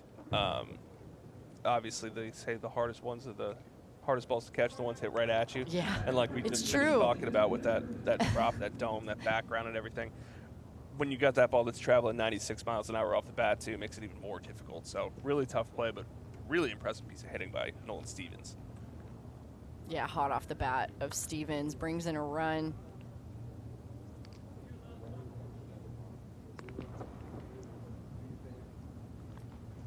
Brandon Winokur steps in. Another John Savage UCLA commit out of Huntington Beach, California. Plays for CBA Marucci, John Pano's team. He did go around, so a strike to Winokur. Yeah, Winokur was part of that CBA Marucci team at 17U World One Bat, like you mentioned. Had a monster 17U. He finished hitting 647 with 3 home runs during the week-long tournament up there. I didn't watch the whole tournament, Vin, but I did get to call that championship game. A lot of good talent there. It was really fun. Bunch of dirtbags, honestly. Yeah, it was Ostingers and the Bombers, I believe. A throw down from Davis Rivers to get Stevens out at third. Great throw from him. So again, the inning ends for Poe with Great defense from Davis Rivers. What a job by him today. Yeah, Nice job. Talk about your catcher bailing you out, right? Yeah, but 2 innings of work for Cameron Poe for Vegas Gold. Vin, what'd you see? What'd you like? Yeah, like I mentioned, the breaking ball is really good, I think, for Poe, and he does a good job at tunneling that pitch with the fastball. Mostly mid to upper 80s, some angles, some deception there, but outside of a save at bats, not a ton of barreled up contact. Obviously, Stevens had the double, but did a good job inducing weak contact, inducing early count contact, trying to get outs quickly. He's got his backpack on. It's lunchtime. Now, these guys have so many different responsibilities here at the National Showcase. Not just the games that you see on the field. They're going through a lot of different things when they come out here. A lot of different measurements being taken of these guys. No doubt, but something you'll see more of at the 17U level than you will the 14U level, though, is guys like Poe living the PO lifestyle. My 2 innings are done. I will see you guys later. PO, the pitchers only. We do see that a lot more here as he walks off. The Chesterfield, Missouri native. His day's all wrapped up. And we move along, though, Cameron Poe. We'll see you later. We'll introduce you to a new arm on the mound for the Columbia Blue team. This is Easton Toomis, right-handed pitcher out of Friendswood, Texas. Goes to Friendswood High School. Vinny, break him down. What are we gonna see from Toomis? Yeah, Toomis is a guy whose name we got early on in the summer. The summer process. Lean, athletic, projectable right-hander. 6'4", 165 is what he listed. What he's listed at. So obviously a ton of room to project out. We heard he's been in the low 90s before. He pitched over at 17U World with bat. He was up to 91, 92, I think. Pretty advanced mix, good feel for the slider. Almost a classic Texas projection arm. Self-scouting, loose mechanics, a whippy arm action. He's facing Kyle Henley. He said his velo's been up to 94. He sits 88, 92. Throws fastball, slider, changeup, good movement and speed difference on the off-speed. Spin rate about 2,400 on his fastball. We'll check that. 27 to 2,800 on the slider. Vin, what do you see? Is he right? Kind of almost exactly right. 24, 21 on that fastball there at 92. Like I mentioned, 165, but it's fluid and easy. It's a longer arm action in the back, but there's some arm speed, looseness to it. That slider's got my attention earlier. That's the second one he's thrown for a swing and miss to Henley there. Gets a strikeout, first batter. It elevated a little bit there, but still got it to the glove side and off the plate. Able to get a swing and miss.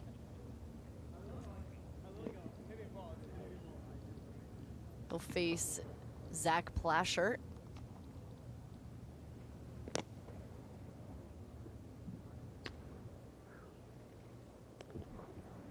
Change up there, gets the full 3-pitch mix out of the way in the first 4 pitches.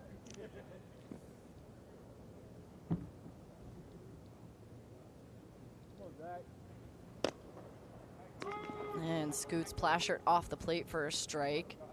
Toomis on the Banditos 17U scout team. Ray De Leon, Jeff Sharp, head coaches of that team. Also, University of Houston commit. He's going to stay in Texas for school. Good change up there for a whiff. Toomis looks sharp early on. Some late life on the fastball there. And like I mentioned, already got all 3 pitches seen, all 3 pitches for strikes early on.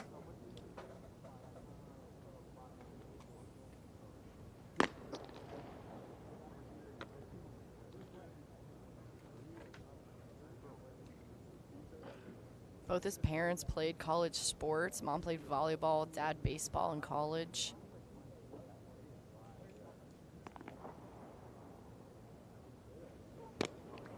And another strike, dropped third, but good tag to get the batter. Another really good slider there by Toomas, too. We're already up to 3 whiffs and 2 hitters there with 2 strikeouts already on the pitch. Low 80s velocity, kind of mimics that fastball pretty well in terms of tunnel and shape. Just not afraid to throw that inside to a left-handed hitter. Colton Wombles behind the plate, catching Toomas, makes the tag. That brings up Kendall George. As we mentioned, this man leads his class right now, 6'16", 60-yard dash yesterday, but we do have a new group of guys coming in today. You know they're going to be on his heels, hoping to pass Kenny, but good luck.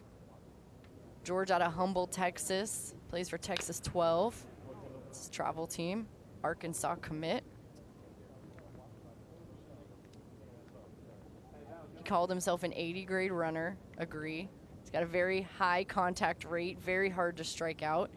As you see, Wombles is going to go have a chat with Toomas. Make sure they're on the same page, Vin. Yeah, I think that might have also nicked the umpire there on that foul ball. Maybe Wombles just reading the room a little bit, showing the feel off. No surprise. I think that's probably one of his best qualities, to be honest. He's very personable. He's got a loud personality, but I think that he's very self-aware, reads the rooms really well.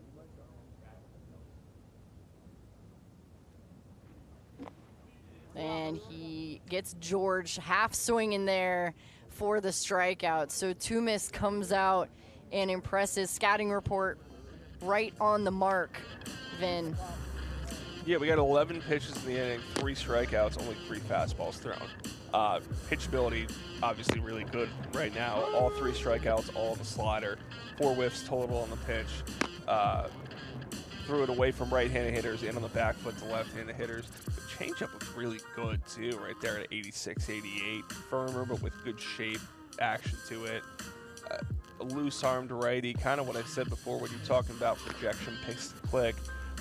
I'll take my chances on the 6'4", 165 guy with a loose arm and present velo and stuff. All right. We love to hear that. Toomas should be out for another inning of work for the Columbia Blue team. As we move along, bottom 5 at the 2022 Perfect Game National Showcase. Game 2 of 2 today. I'm Danny Wexelman with Vinny Servino. You're hanging out with us on Perfect Game TV. We're at the Trop, home of the Tampa Bay Rays. I like this ballpark a lot. We've been here for the past couple of years at the National Showcase. It's the Dome. The Dome is a monster, but I love this ballpark. We saw the Rays being fed earlier this morning, kind of terrifying, to be honest. There they are. I don't know if it's lunchtime yet or what, but we saw them eating breakfast this morning. What did you feel when you saw that? I am afraid of the ocean, so I was scared. He was scared. We are on the exact opposite part of the park from the Rays. So is this far enough away for you, Vin? Yeah, I think I should be okay. Okay, good. You're in on the Rays. You're in on walking on the catwalk. When an interview up there. I am scared of all these things. I'd like to do an interview in the Ray tank too, maybe one day. We'll have to figure it out. I don't know. That would be well done. There's always a guy for that. I guarantee you, there's a guy up for that. I bet you it's Max Clark, but we'll get to that another day. We'll introduce you to the new arm on the mound for Vegas Gold. This is Kason Engert out of Cumming, Georgia. He's committed to East Tennessee State. Vin, what do you think we're going to see from him today? I think you're going to see a lot of strikes. I think you're going to see really good fastball quality. Should get plenty of swings and misses. Engert was the most valuable pitcher at the 17U World Wood Bat for that runner-up Georgia Bombers team. A lot of Bombers we've seen so far today on this Gold team. Tyler Minnick, Kyle Henley, amongst others. Landon Stripling last game. Johnny Maggs, the head coach there.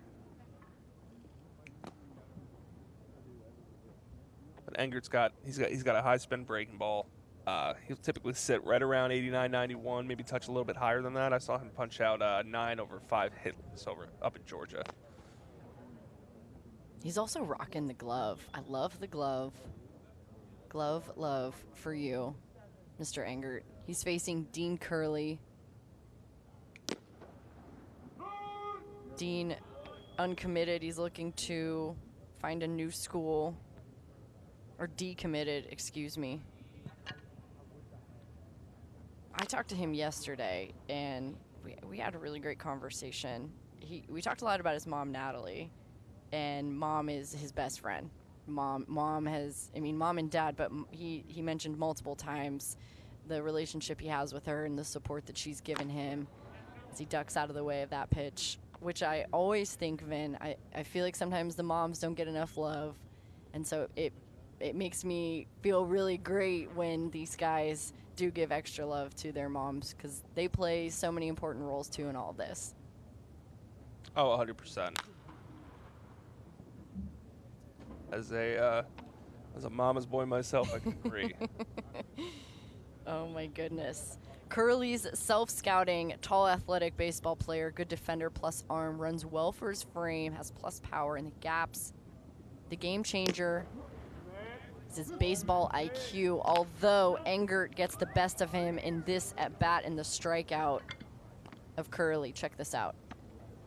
Yeah, perfectly located fastball there. Believe he's throwing to teammate Tyler Minnick there too. Frames it just perfectly. Like I mentioned, Engert's going to fill up the zone with the fastball and get a good bit of swing and miss too. It's got really good carry at the top of the zone. We'll see another at bat from Casey Borba.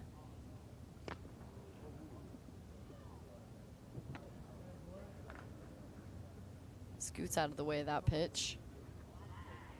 If you're counting at home, Vegas Gold is leading Columbia Blue 3-2. I suppose maybe I should mention that, but unimportant to what we're doing here.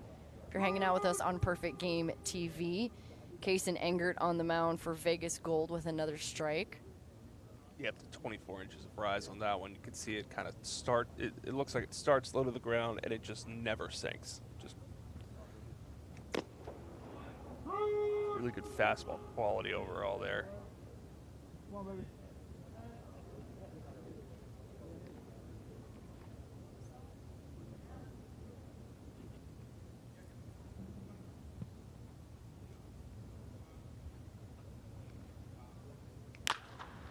Borba on the ground, ranging over, but nicely hit from him. Bell unable to make the play, but hustling down too. Borba down the line for a single. Yeah, that breaker just caught a little bit too much of the plate for an 0-2-1-2 pitch, and Borba does a nice job of keeping the hands back, just pulling it into the hole there. Borba's got some pretty good hitability there at the plate.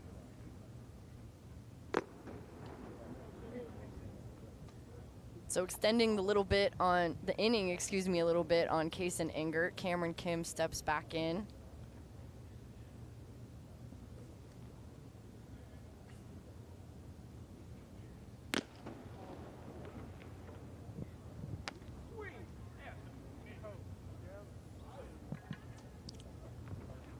It's a good idea, and that's a good example just there of the amount of carry that a pitch gets. It creates that rising effect. You see guys swing under the fastball by a pretty significant margin. And that's the type of quality that Engert's got on the pitch.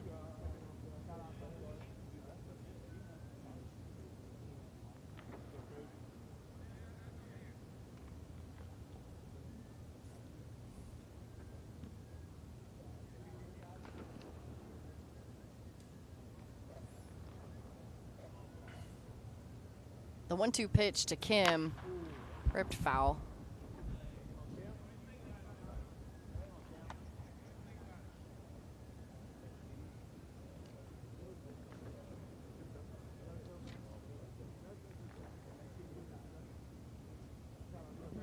I'd like to see him maybe go breaking ball here. It's been a lot of fastballs, obviously. The breaker, he hasn't had the best feel for yet, but if you could snap one off here, probably get a swing and miss. Kim lifts this ball into the air, left field. Coming over to make that catch. That is Mr. Henley, I do believe. Kyle Henley over in left field. So Kason Engert, 1 inning of work done here. Big day today on Perfect Game Weekly. Coming up at 4 p.m. on Perfect Game TV. The 12U Select Fest roster reveal. It's going to be a great show. Stay here, Perfect Game TV. Check it out. I just finished my freshman year.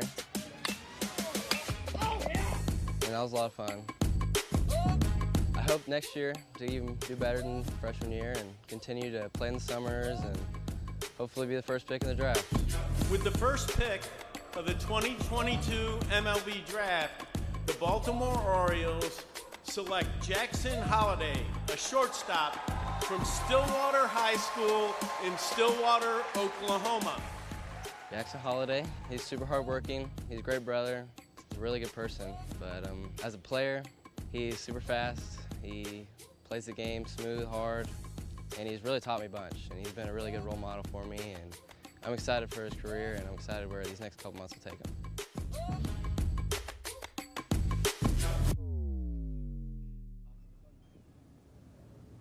PG Weekly at 4 p.m. right here on Perfect Game TV. As I said, the 12U roster reveal a little bit later today for that Select Festival. I'll be at that game.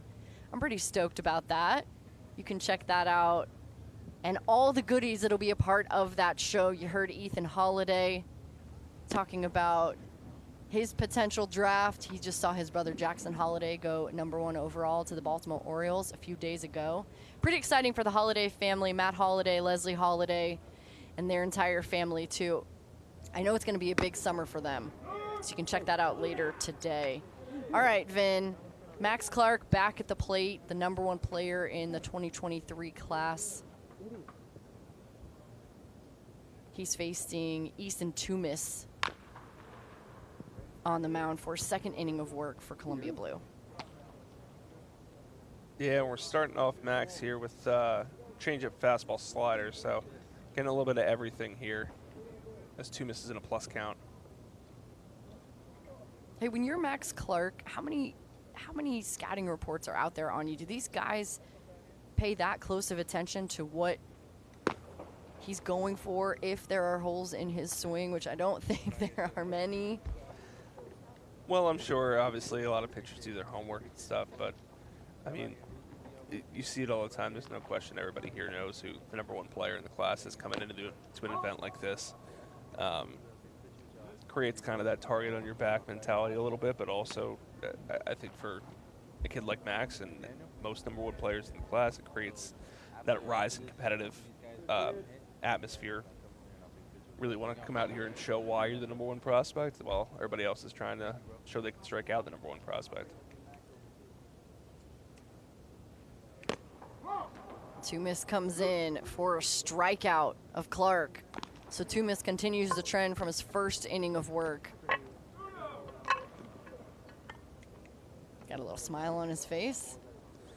And like I mentioned last inning, the sequencing here is just really good. You're talking about changeup in the dirt, fastball called strike, then he goes slider foul, double up on the changeup, and then just locates a perfect fastball on the glove side. Really good sequencing and pitchability here from Toomis. He gets Blake Mitchell swinging at the first pitch. 20 inches of horizontal action on that changeup. He's been quite gross in a good way. I think we should put that on a t-shirt. He's been quite gross. I would wear that shirt. Just saying. And it's funny, I want to be clear. I said, like, yeah, I'll buy the projection right-hander. This is also a right-hander who's sitting 92. Yeah. So, like, he's throwing quite hard already. Right. And he's got 2 above-average secondary pitches. So, like, while there is a ton of projection given the frame operation and arm speed, he's already got pitchability.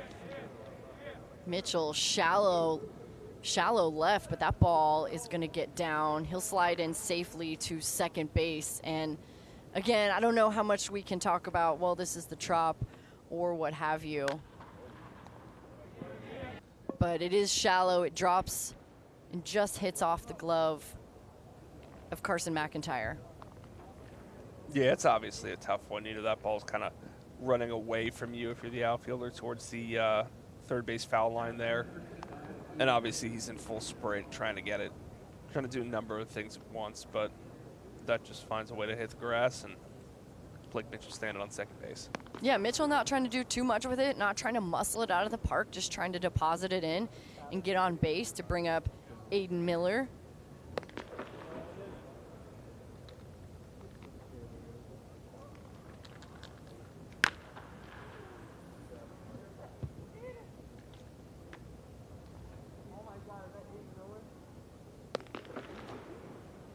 Miller's a fan of his mom's cooking. His mom, Jennifer. Everything she makes, he likes, he said. It's hard to pick a favorite. And we asked these guys, Vin, we asked, if you're commissioner for a day, what would you do? What would be something that you would change? And Miller had one of my favorite answers. He said, I'd spread the wealth where minor leaguers make more money or enough to live above poverty levels. Wow. Pretty good answer. Talk about a kid who's in tune with what's going on in the game, what's ahead in his future, and have the wherewithal to think of others too at the same time, right? A lot of guys maybe did things that were more specific to their personal game. This kid's thinking about everybody else. It's pretty cool. And Aiden, obviously a kid that has personal experience with that. You know, his father, Jason, played pro ball. His brother, Jackson, was a high draft pick a couple years ago. So he's got some, not only some bloodlines, but some personal experience with that. Good eye there on a ball from Easton Toomis.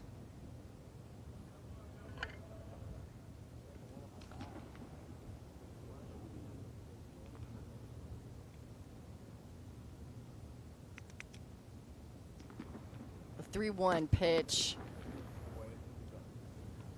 And it's a ball, so Sitting here in my head saying, Yeah, 3-1, probably going to get a fastball. Let's see if he takes a big hack at it. He looks like he just laid off last second. he wanted it, yeah.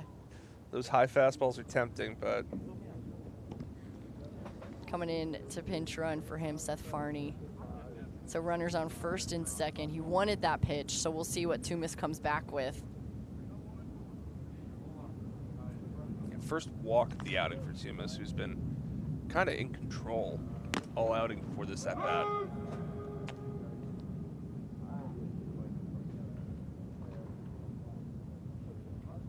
He's been painting both innings. It's been impressive.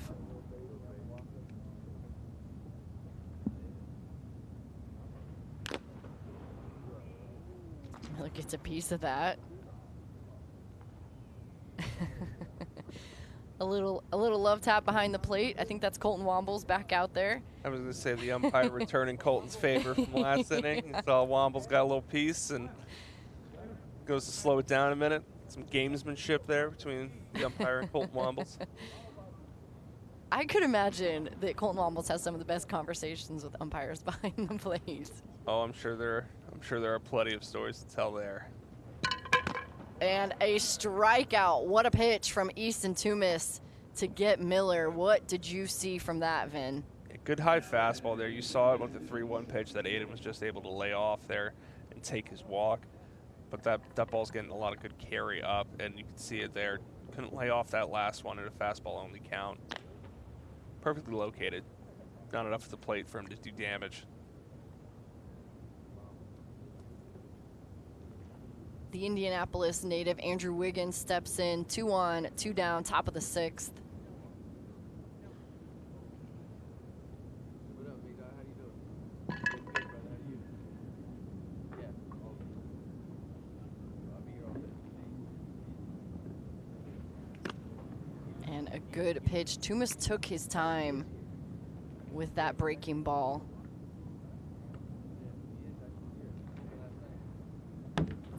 Elevated slider there, just got on top of the barrel. It's a good pitch. Like I mentioned, his secondary has been really impressive.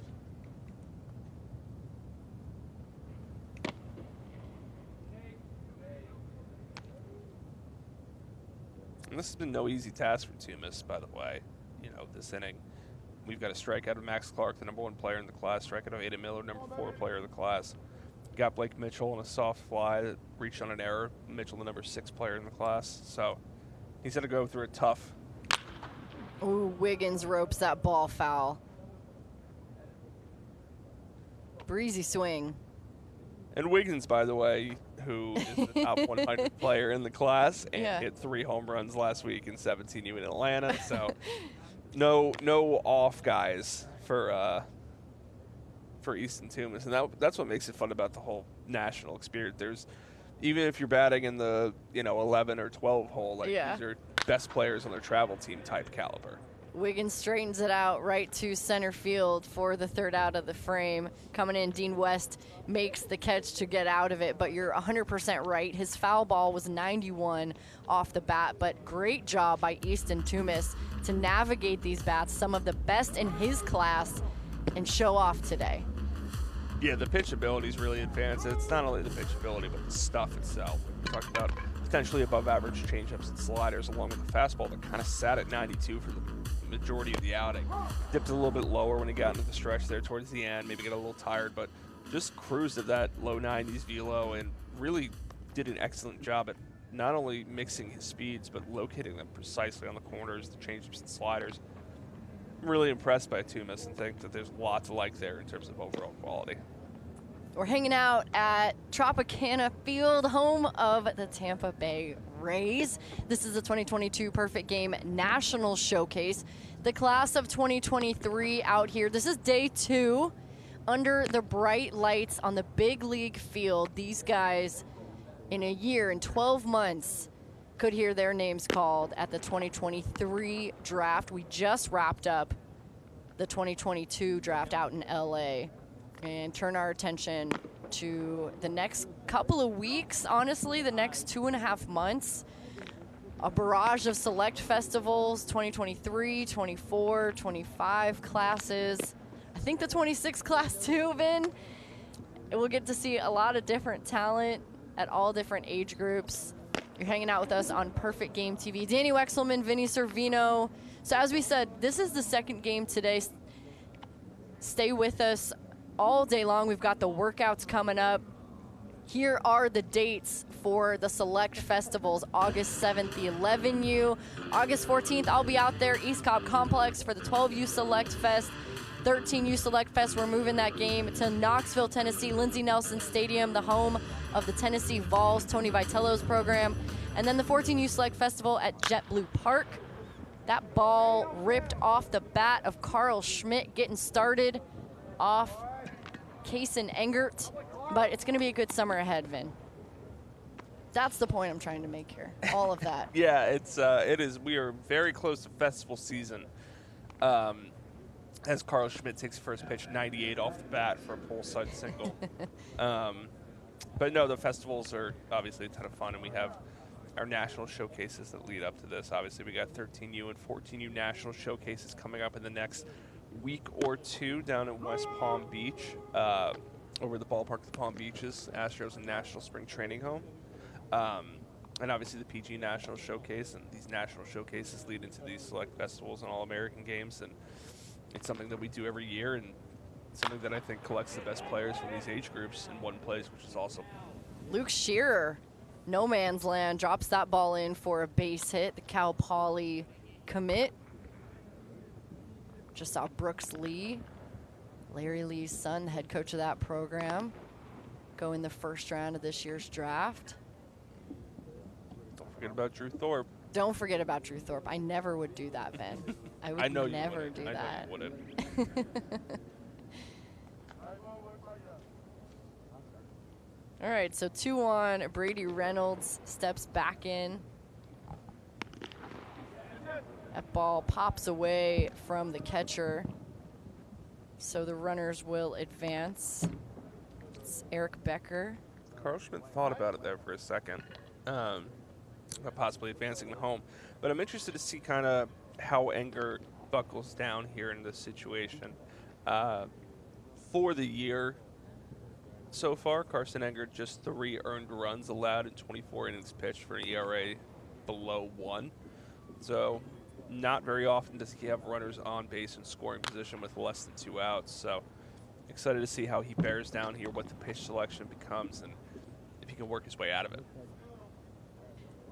Apologies too. I said Eric Becker. I know better than that. Tyler Minnick behind the plate for Kaysen Engert.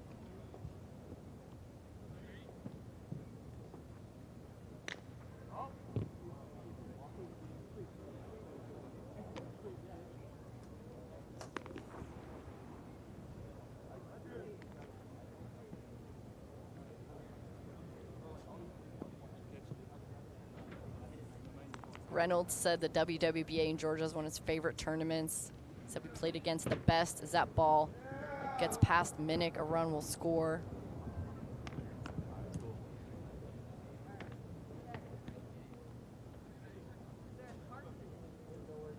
Minnick working with Kason Engert.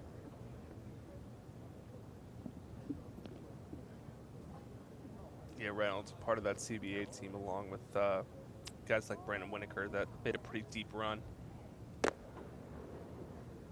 He said we played some of the best competition. Our entire team stayed in the same hotel, so it was like one big family, one of the highlights of my travel ball career for sure.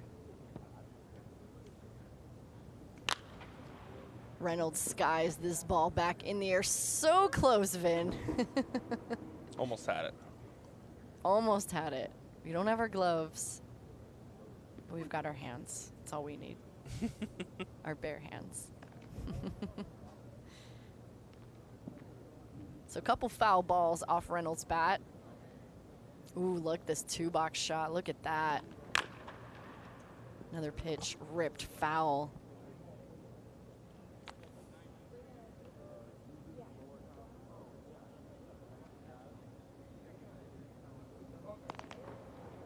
Reynolds has a 4.5 GPA. He's also in his National Honor Society at school.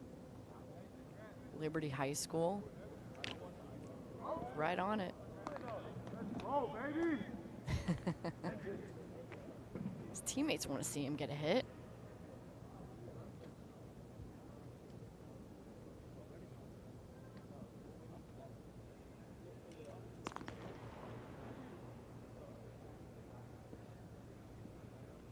A runner on third in the bottom of the sixth, the 3-2 pitch.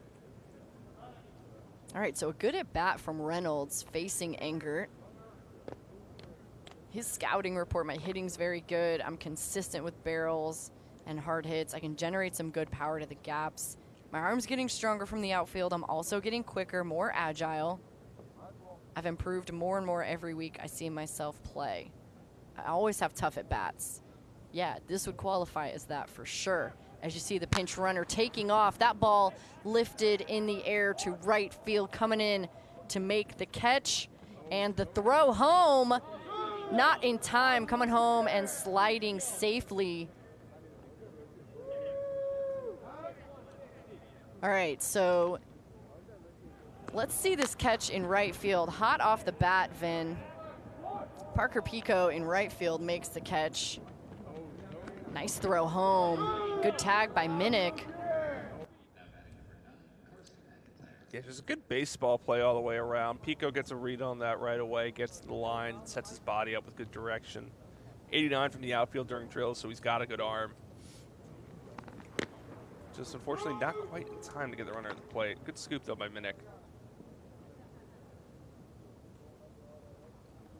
Not to be lost, another at-bat that had resulted in a walk and a fly out for Brady Reynolds. Got a good piece of the barrel on it. Working counts, obviously, like we talked about. All right, so that brings up Carson McIntyre. Oregon State commit. Just misses that ball.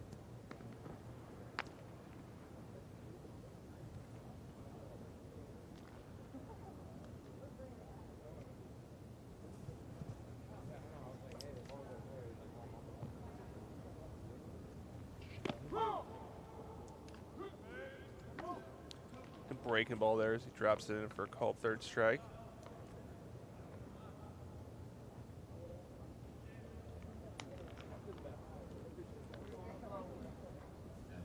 Starts out at the front hip. One of the better breaking balls Engert's thrown today. He didn't have the best feel for it early on.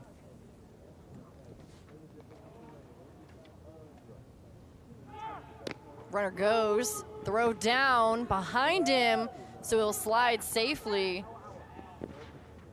and stand up over at third base. Running for Columbia Blue.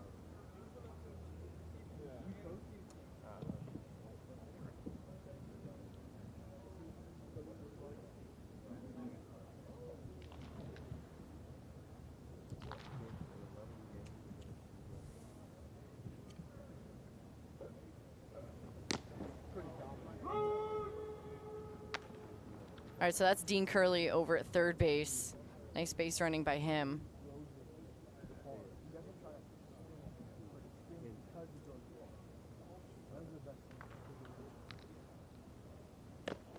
And a good pitch from Engert for the strikeout of Owen Egan.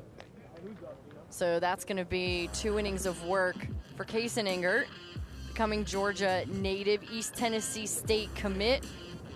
Vin, what'd you like? What'd you see? Yeah, another guy, you know, velo quite wasn't where it has been in the past, kind of cruised at 87, 88, but the fastball quality still played up pretty well. A couple good breaking balls there, including the last inning to lock him up for a strikeout. It's a solid mix. Showed a couple changeups, 3 pitches. He's athletic, he's big, he's strong. He'll obviously continue to improve and project down the line.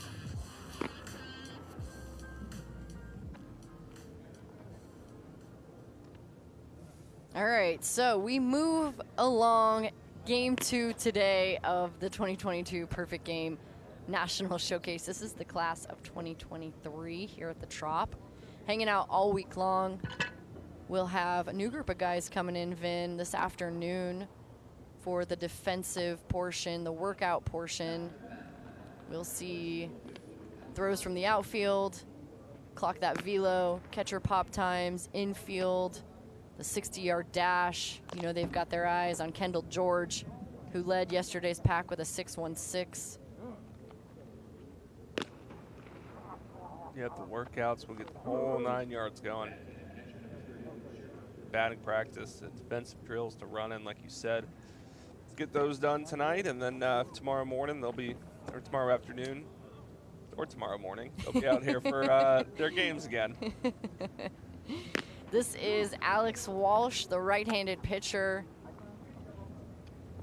on the mound for Columbia Blue, Mississippi State commit. What are we going to see from this guy? He's been up to 91 this summer with the heater. He's an athletic righty going to Mississippi State, like you said. He kind of fits that mold of athletic right-handed pitchers from the deep south that Mississippi State likes to target. Some guys have kind of fit that mold, that like Casey Hunt or Preston Johnson.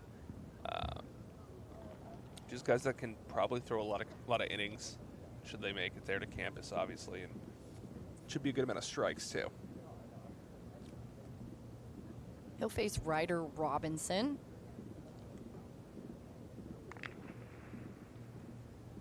Walsh, the #1 right-handed pitcher in Louisiana, the #3 overall player in the state.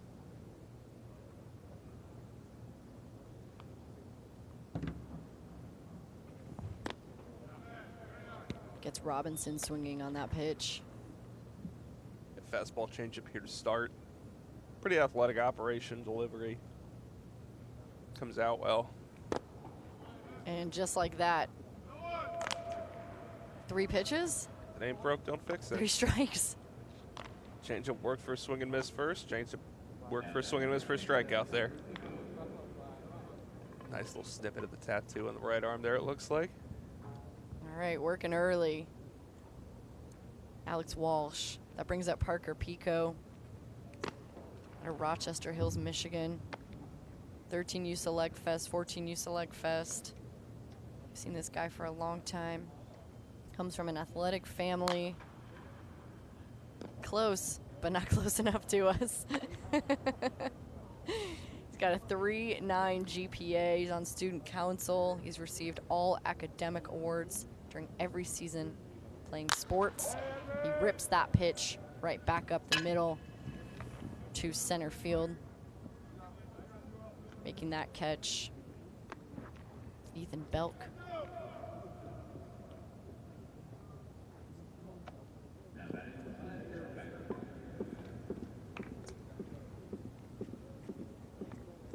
Laughing as we caught that one there. Yeah, Not thank you sure. for that. Well, Brandon Winokur.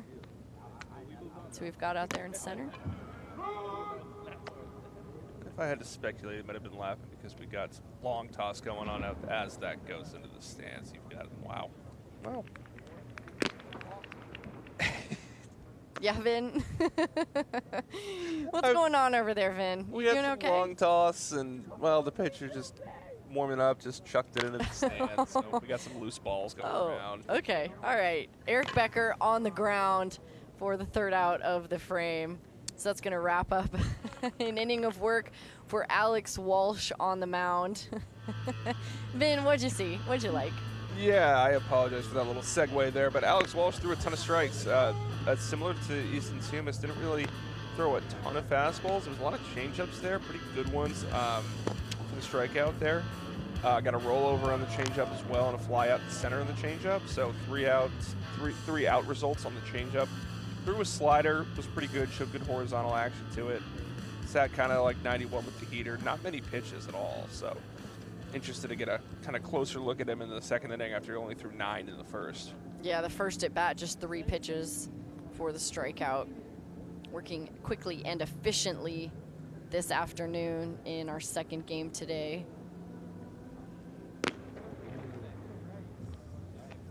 Vegas Gold playing Columbia Blue. Earlier today, our green and black game. That was the morning game. It's pretty cool, these guys out at the Trop, a big league field. Vin, you said it earlier too, I saw some kids running around. These kids are running around with baseballs, getting autographs from these guys. The next draft class up, the top high school prospects in the 2023 class. It's pretty great to see. Yeah, it's not often you can go to a big league ballpark and get free admittance to a high-level amateur event like this. So obviously, there's a ton of talent here for a lot of people to see. And whether it be brothers, sisters, whoever, it's good to watch good baseball. A new arm on the mound for Vegas Gold, Francesco Capocci, the right-handed pitcher out of Cumming, Georgia. What do you got on this guy, Vin? Yeah, Capocci, another guy who was at the Junior National last year. Big fastball. We've seen him into the pretty consistently in the low 90s over the last year. Touch higher than that sometimes, 94, 95 perhaps, if he's really feeling amped up today. High-level athlete, too. He's a two-way guy, ran a 6'7", did the workouts yesterday. But he's got a big arm and a big fastball with good quality of the fastball and a solid average slider, too. His scouting report is one of the more detailed ones I've seen, Vin. He says, I have a unicorn fastball, spins 2,500 to 2,750 revolutions per minute. You can have up to 20 inches of vertical movement, 12 inches of horizontal. You like that, I know. When I'm pitching, I like to mess with the hitter. I'll shake my head 4 to 5 times to get them to think, I don't know what I'm throwing, and then I'll throw a fastball. No one knows what I'm throwing. I release my 3 pitches within a 1/4 of an inch window. I love changing speeds and manipulating my fastball to do different things. So we'll get a chance to see that, and so will Colton Wombles, who steps in, the Auburn commit. He's been behind the plate for Columbia Blue this afternoon. Yeah, another example, like we talked about, of not only guys who are training harder, better, faster, that sort of thing, but a lot more guys really attuned to pitch design and pitch quality and pitch shape. Capocci is a guy that really cares about his arsenal and kind of those underlying qualities. Like, as we look up on the board, he's got 24 inches of vert on that one.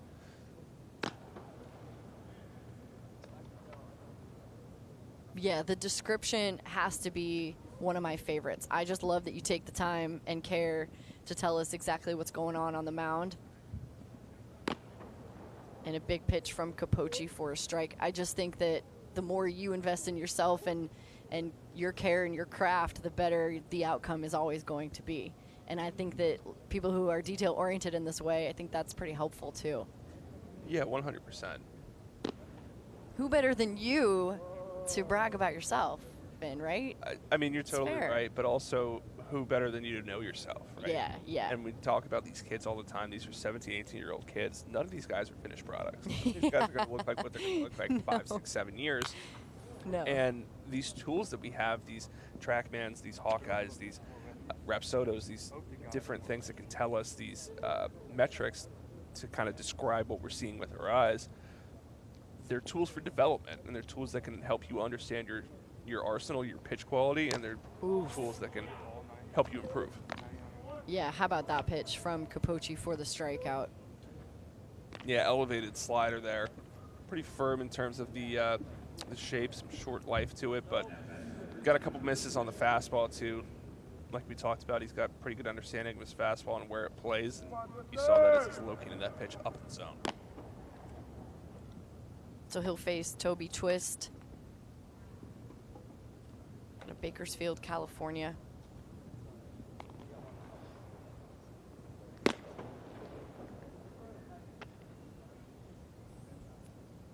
Because you think back to traditional baseball adages from maybe 15, 20 years ago, you think, oh, you never want to pitch high, you want to keep the ball low, get ground balls. Of course. We're starting to see these fastballs that have this carry, this high induced vertical break, these balls that kind of have explosive life at the top of the zone. You want to pitch up in the zone with that fastball, and that's something that Capochi's doing right now. Ripped right back up the middle, though, Vin. Had been working up until Twist got a hold of that one. Yeah, Twist got an elevated changeup there and just poked it right back through the middle. For as much as maybe the fastball you want to pitch up in the zone with that, the elevated changeup can be maybe not as great there. But to your point, I do think that we are seeing an evolution in that way too, which I like a lot. These guys have so many tools at their fingertips, as you mentioned. What do they do with them? How do they use them? Some guys buy into it all the way. Some guys are kind of half in, half out. Other guys are just going by feel. I hear that a lot too. I'm just going by feel. I'm not diving into every single number and every single metric that exists for me. Sometimes too many numbers bog me down. No question, it can be definitely overwhelming, but Yeah. I think the tech aspect and the metrics and everything is something that our scouting director, Jared Goodwin, has been kind of on the forefront of when it comes to amateur baseball. You talk to him all the time. You know how much he loves that stuff. Oh my gosh, yeah. Whether it be the PG Tech, the K-Motion, the Rapsodo stuff, the Edgertronic cameras and such, like these are all tools that we not only have at our disposal, but we put on these PG profiles, and they can see on the page, and they can use these tools to help develop and improve. And it's a really important developmental aspect, I think. I mean, when you've got a guy who's listing his RPMs and listing the vertical and horizontal movement himself, Vin, before you're even reading it off, this is a guy who's using the tools to his advantage and understands how it helps him on the mound and what advantages it is going to give him even at the high school level. And I know that at the college level, they've got the tools and all the tricks as well, a lot of bags of tricks at the college level, but to have these as a high schooler, I think is above and beyond. And you're 100% right. What Jared's done and how he's helped introduce these into every facet of Perfect Game gives these guys the advantage. There's no doubt.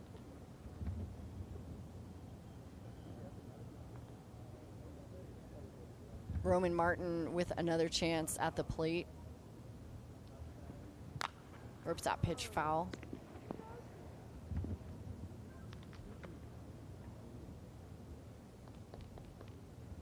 Martin with a 4.3 GPA. He's on high honor roll. Feels like we've had a lot of high academic kids. A lot of smart kids here, man. GPAs and student councils. Much smarter than us. Ha! Martin says he likes anatomy. He said, because I like learning how my body functions in accordance with my game. See there, 2-for-1 punch. School and baseball. Well, if you want a little peek into the future, I think that's going to be kind of the next forefront of this analytics wave is the biomechanics and how everything functions, kinetic energy, stuff that I'm probably not too keen up on, but we will be, though. People we smarter will be. than me tell me it's kind of that next wave of analytics. So Martin lays off that pitch outside. We might see a runner head over to first base. It looked like Roman was trying to get over there. He was like, it's my turn to get on first. Don't worry, Roman. It's only inning 17 of the showcase. Haven't changed the rules on you yet. Carson McIntyre heads over to first. He'll pinch run. The count will reset, but all fastballs from Capochi now. Yep, that's correct. I'm excited to see what Martin can do here. He had a really big barrel yesterday. Martin rips that ball into center, ranging back to get under it. Henley makes the play. hit the cutoff man. 98 off the bat there for Roman. Another really good at bat. Reached the walk and put one out almost a warning track out there in center. Just kind of give you an idea of the power. Like you mentioned in the last game, not all outs are considered negative results. He barreled that up. He got that into the air pretty convincingly. And as he gets older and matures and gains more strength in that bag, that probably becomes a home run. Toby Twist over on third base, advancing on that play. Good heads-up running by him. Dean West will step back in. Runner takes off. The throw down in time. And an out. That is Tyler Minnick behind the plate with the nice throw for the out. They're going to stay out on the field, I do believe. We're not going to turn quite yet to the bottom half of the frame. Or to the top of the 8th, excuse me. What inning is it? What day is it? Look at this throw. Yeah, really good catch and throw there from Minnick. He's been solid all day behind the plate. Believe Capochi is on a pitch count of sorts and was only planning on going 1 inning, so we're going to try to get as many hitters without getting past that pitch count as we can, because obviously we want to get the most complete picture. The most complete picture of the pitcher. Of the pitcher. I see what you did there. Yeah. Picture of the pitcher. That's a bit tough, Vin. That is tough. That's tough for day 50 of the summer. Whatever day it may be, always unsure of those things. So Dean West stays in the box. Played outfield today for Columbia Blue.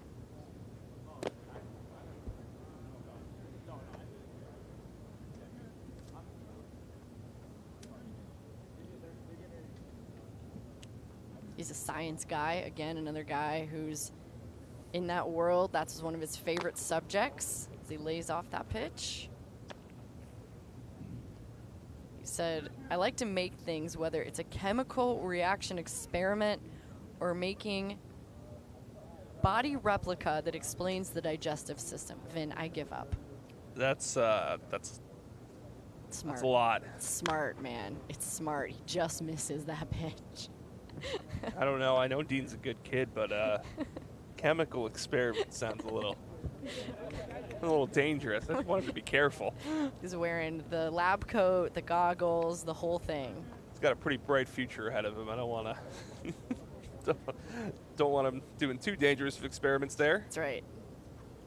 I'm sure teacher supervision Yes, please. for the experiments are going on.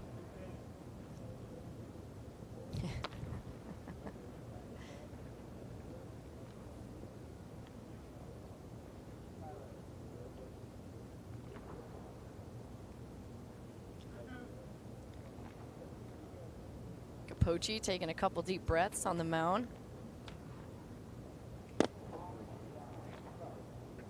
Fires in. 92 on the radar gun.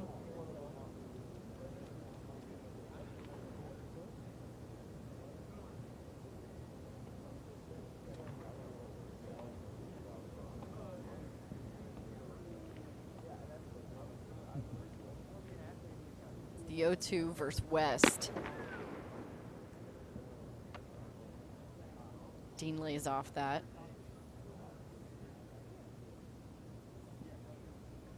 Capochi sharing that he does a lot of tempo workouts to keep his muscles in shape. West lifts that ball in the air. It's going to stay on the infield. Coming in to make the catch, Eric Becker, the shortstop for Vegas Gold. So that'll do it for Francesco Capochi. Vin, in an inning of work, what'd you like?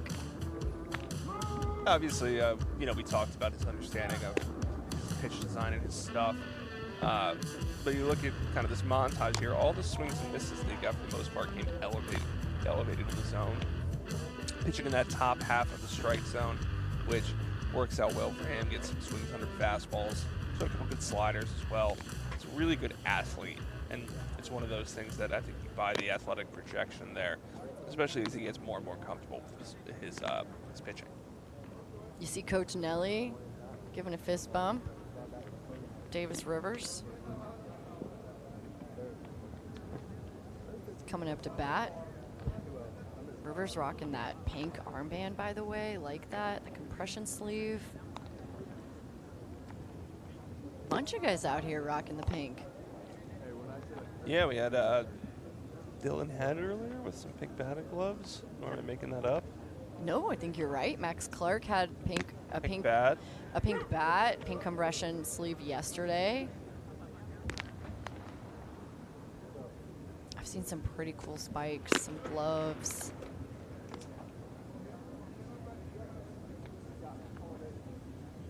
I can assure you, some of the later groups, we should have some similarly loud attire. Can't wait. Very excited.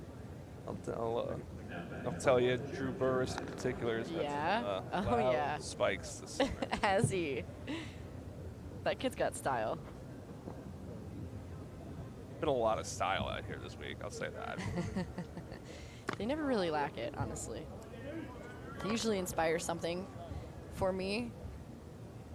I mean, I can't keep up, but I'm always inspired. Especially by this guy, Jaron Purify. I got to talk to him at earlier this year. I think it was the World Showcase, Vin? Would that be right to say? That wouldn't be right, would it? The underclass? No, not the underclass. I'm going to stop talking. But I did see him earlier this year in Fort Myers. The main event. The main event. I saw him at the main event, not at World. Main event. We did a really cool feature. You can go check that out on PGTV. Learn a little bit more about him. He loves Michigan. I think like that's what's cool. We talked about Michigan baseball, being a guy coming from colder weather, and just being able to represent that part of the country that gets overlooked way too often. Yeah, a lot of good Michigan kids here this week. You know, between Purify, Parker Pico, Evan Hager, fellow Michigan kids. A lot of good cold weather guys in general. The Midwest region kind of been on the up and up. You know, and you saw it with the draft. You got guys like Owen Murphy from Illinois goes in the first round. Brock Porter from Michigan goes in the fourth round, but generally considered a first-round talent. Yeah, he went to the Rangers. How about the Rangers going and getting Kumar, reuniting with Jack Leiter? That's a terrifying 1-2 punch. Runner takes off, but the ball is out.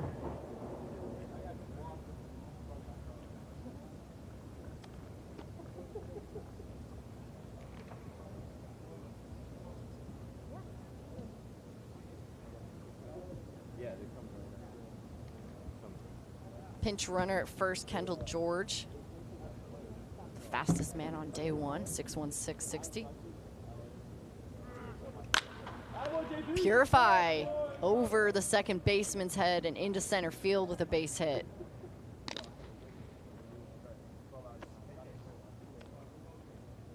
Yeah, I thought Purify's looked good over these last couple days. You know, doesn't try to do too much here. Just takes an hour and a half pitch and goes with it there to the opposite field for a single, or I guess kind of up the middle of the opposite field. But yeah, he's obviously supremely athletic. We talked about him just committed to Clemson. Good on the infield dirt.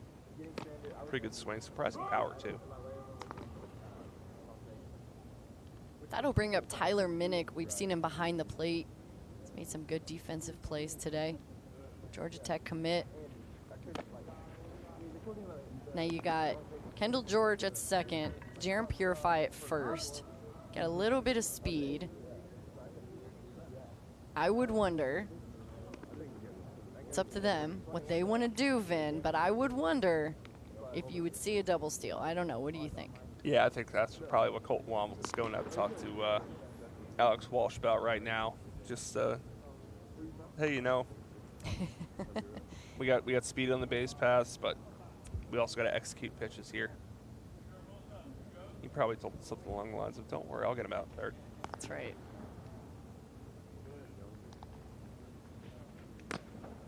Ooh, Wombles fires to first.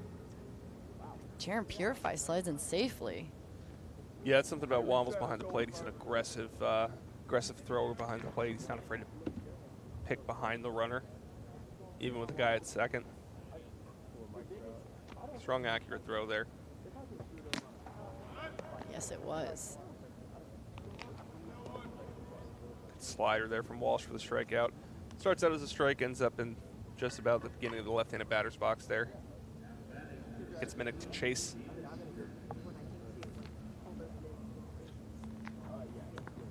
So that brings up Davis Rivers. He's been behind the plate today, doing a great job. Double steal, there it goes. Whoa, that ball right by Purify ripped off the bat of Rivers. That's how they drew it up, Vin, huh? Exactly how they drew it up. I bet you at first Kendall George is probably not too happy because he had that base stolen off of Walsh, but Rivers gets his hands extended on an elevated changeup and shows that power. Just 98 off the bat. You see George, great lead. Right past Purify. And Rivers just punishes that hanging changeup. Oh my goodness, what a great piece of hitting. So runners on the corners, Jack Bell steps in.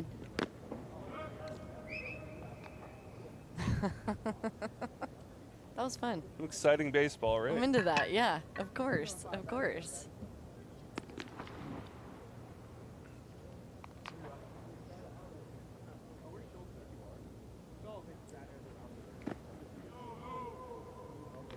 Ball inside, Bell lays off that. Goes to Corpus Christi Ray High School. Corpus Christi, Texas, plays for Texas 12 Maroon 2023, coached by Orlando. Oh no, excuse me, not Orlando Ruiz, excuse me. That's his high school coach. Good change up there. From Walsh, number of Texas 12 kids in this first group. You know, we got Bell, we got Kendall George, Blake Mitchell, saw James Elwinger yesterday. Really good team, made it to the Final Four of the Ultimate Baseball Championship earlier this summer. Another really good change from Walsh. There's a strikeout. Yeah, he's had to throw more pitches this inning, but I mean, still the makings of a pretty good college starter. Looks like kind of cruising to that 80, 89, 90 range, locating the fastball to both halves. That changeup looks like it's a real weapon right now. He's throwing the slider to righties, changeup to lefties. Kind of how you would draw it up for a young prep arm in terms of pitchability. So he starts this at bat with the same pitch that he did the last one to Seth Farney, that ball inside.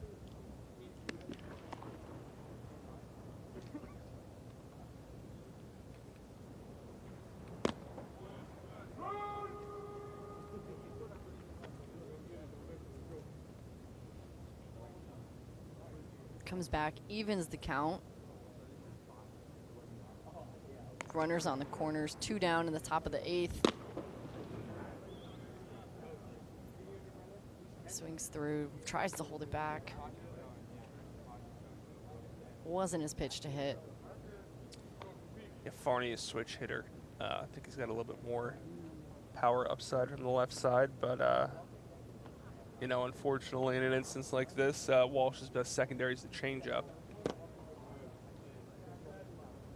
Good take there by Farney. It's almost one of those, maybe I should go right against this guy, but I like my left side a little better, even though he's got the changeup, which helps neutralize lefties. Farney, maybe broken bat, drops that ball into shallow right. 1 run comes home to score.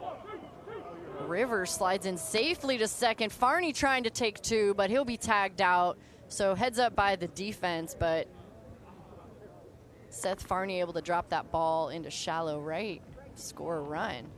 We're gonna turn it over. Yeah, looks like we are. All right, so Alex Walsh walking off the mound. I don't know. I really hope so. Blue's gonna stay out, and we're gonna see a new arm on the mound, similar to what we've seen in this game, Vin. So Alex Walsh's day is done. What'd you like from him? Well, like I think I was just talking about the changeup, I think is a real separator for him. Obviously, in terms of fastball velocity, mostly 89, 90. I think it was 91 a couple times in the first inning. But strikes were solid. It's an athletic delivery. But that changeup, I think, is going to be able to get outs pretty high levels pretty quickly. All right, so we saw Owen Egan at the plate today in the field. He's going to get a chance on the mound for Columbia Blue. The right-handed pitcher out of Ukaipa, committed to UCLA, 65th in his class. Vin, what are you hoping to see from this guy right now? Yeah, Egan's a guy that stood out for his big tournament performances in the past, particularly on the mound. At the sophomore world, underclass world championships between Alpha Prime, East Coast Sox. He's been super impressive in terms of his pitchability. Another guy with a really good changeup that he's shown in the past. So interested to see kind of what he goes as far as pitch selection here. We'll get a chance to take a look at that.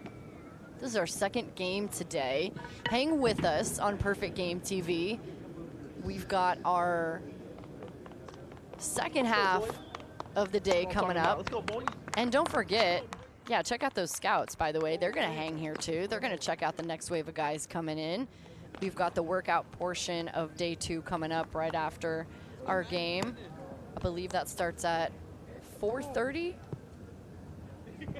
4:30, the next part of the day will begin here on Perfect Game TV. 4 o'clock, stay here for PG Weekly, the 12U roster reveal taking place. You don't want to miss that. We'll also recap a little bit of the draft in our show this week. Ethan Holiday is going to be a part of that show, younger brother of Jackson Holiday, who just went #1 overall to the Orioles. Ethan in the 2025 class. So stay tuned for that at 4 o'clock, and then we'll be back here with the workouts at 4:30. So Colton Wombles goes and checks, says hello to Owen Egan. Make sure they're on the same page. Egan getting a chance on the mound in the National Showcase. Yeah, I mentioned Egan's changeup, and he threw that first pitch for a swing and miss there. 20 inches of horizontal action on it. Really good pitch. He's facing Kyle Henley. We've seen Henley all over today. He's been all over the bases, the field. Yeah, it always seems like it's the guys that run fast who want to run there, those pinch ghost runner situations. Yeah, how many times can they get out there? That's my favorite game to play. Henley's been out there a couple of times.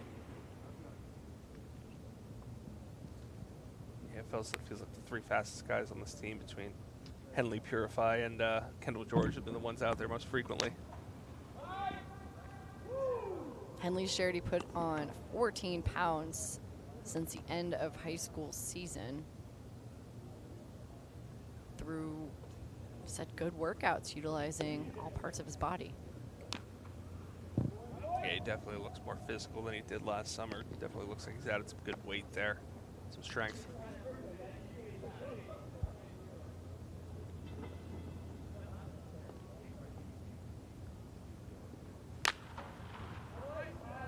Henley rips that ball foul.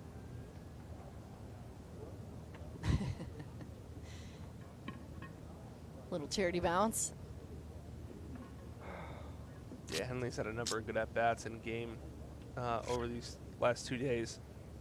Definitely fought off some tough pitches here. Trying to get a good one to hit. Good eyes, ball inside.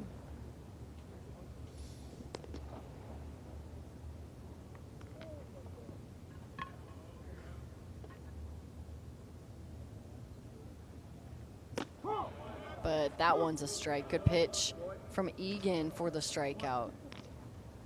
Yeah, only a couple fastballs in that at-bat to Henley. That was a good slider there. Slider curveball, kind of in-betweener, but lands it there to the glove side, starts that out. Looks like it's going to almost match as a right-handed hitter, but then drops it right on the outside edge.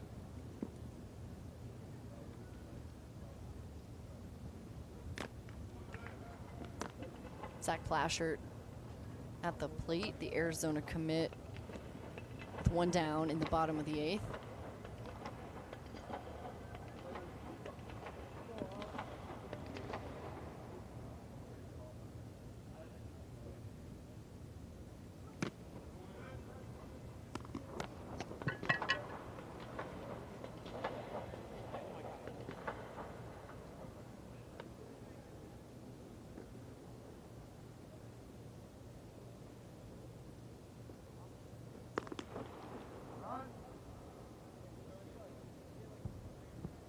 Quick time called.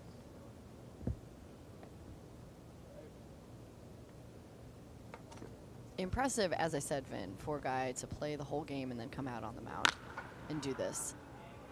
Plashert lifts that ball in the air. It's going to stay and head into the glove of the third baseman. Roman Martin makes the play, makes the catch, battles the Trop. Good job by him. Yeah, kind of lost in the confusion of the whole 2 pitchers in 1 inning thing. The last play that Roman Martin made to get the runner at second base after that bloop single. Yeah. Really heads up play, really good athleticism there. Yeah. Kind of stay on that ball and fire a strike. Great point.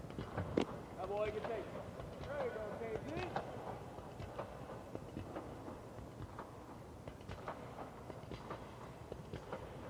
Kendall George steps in, rips that pitch to center. Coming in to make that catch, Brandon Winokur. So that's going to be it for Owen Egan, who gets a chance to come out on the mound, Vin, and show off some stuff. Besides everything else he's already done today, get some fist bumps from his teammates as he heads back into the dugout from coach. Owen Egan on the mound. What did you like?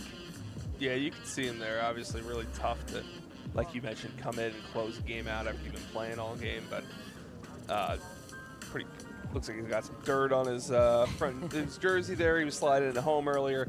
But 88-90 with the fastball. Got a whiff or 2 on it. But the changeup, like I said, is the bread and butter for him. He throws it to righties and lefties. The first pitch of his outing, the changeup for a swing and miss to Kyle Henley. It's 18 to 20 inches of horizontal action, a true plus pitch for him. A guy who stood out for his pitchability and sequencing before in the past, and a guy who has that changeup as an out pitch moving forward. Yeah, we don't often see the pitcher come in. I mean, definitely the only guy in Major League Baseball, unless you're a position player pitching, is Shohei Ohtani. That's the only guy you're going to see come on the mound with a pair of dirty pants. So it's cool either way. Yeah, it's always, I think it's really cool to see, and we talked about the draft a lot today, but there's a lot more guys in the draft going as two-way players, guys that it isn't something necessarily unusual. A lot of guys do get drafted as two-way players, just don't always end up as that, but I think a lot more teams are realizing that there is that value to, even if you can't be the unicorn like Shohei, who hits 40 bombs and pitches 100 innings or so, like, if you can relieve and you can play a position, like, there's definitely an inherent value to doing both. Much like Jackson Brosseau here. Yeah. Bump. That's right. New man on the mound for Vegas Gold. Out of Paris, Texas, the lefty. Goes to North Lamar High School. Plays for Texas 12 Maroon. Zach Dillon, Jeremy Knox, Corey Van Allen, all a part of that program. What are you hoping to see from him on the mound? Yeah, he pitched well at the Ultimate Baseball Championship down in West Palm.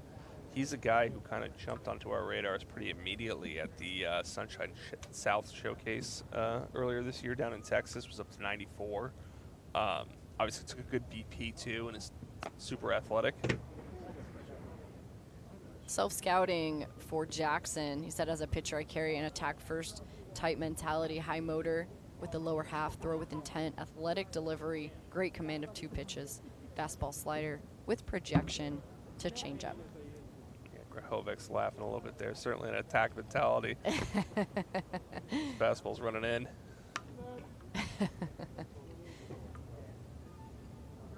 Jim Schlossnagel in the stands somewhere among the scouts today, checking out his Texas A&M prospects. The guy's committed to come play at his program.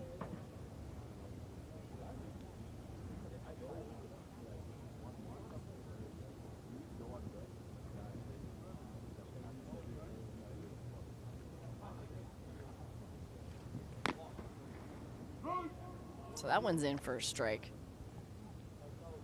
Yeah, uncomfortable start if you're Grahovac. Obviously, Brasso looks a little effectively wild here, but, you know, coming at 93, 91, 90, it's a pretty big velo there. Davis Rivers behind the plate for Brasso. See a pinch runner come out. Carson McIntyre.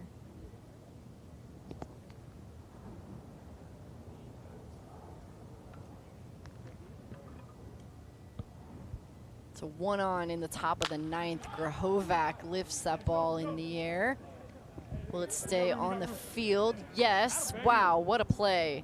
Great job by the first baseman, Zach Plashert. Great job, Zach. Yeah, like we mentioned, no easy task catching a pop up here at the Trop.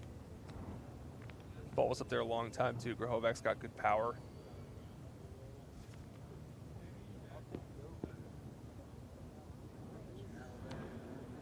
Yeah, good athleticism there. Reaches all the way across. He realized he overran it just a little bit, but plenty enough to reach back. Trying to figure out the dimensions of this ballpark too. Where's my dugout? Where's my wall? How close am I?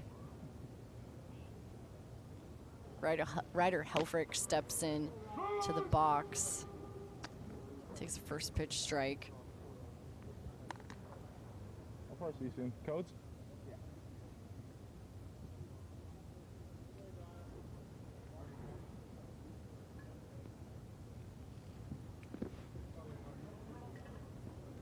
First base umpire says yes, he did go.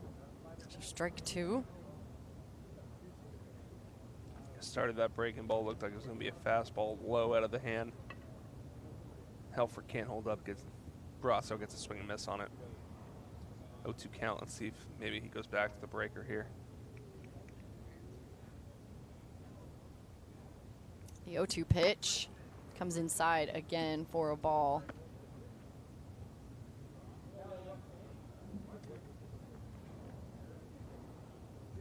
Helfrich behind the plate. Favorite player to watch, JT Realmuto.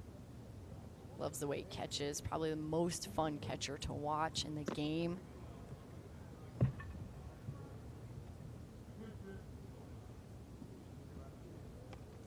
Self-scouting, an athletic catcher with the ability to play all positions in the field if needed, with an aggressive approach that jumps on fastballs in the zone. It's an important part of that sentence. Lays off that one, though, and we'll head back to the dugout. So a strikeout and 2 down in the 9th for Brasso. You look at the replay there, it's just an outer half breaking ball. Stays on it pretty well. Shorter break to it, not as much depth, but still locates it there. Arm side for the strikeout.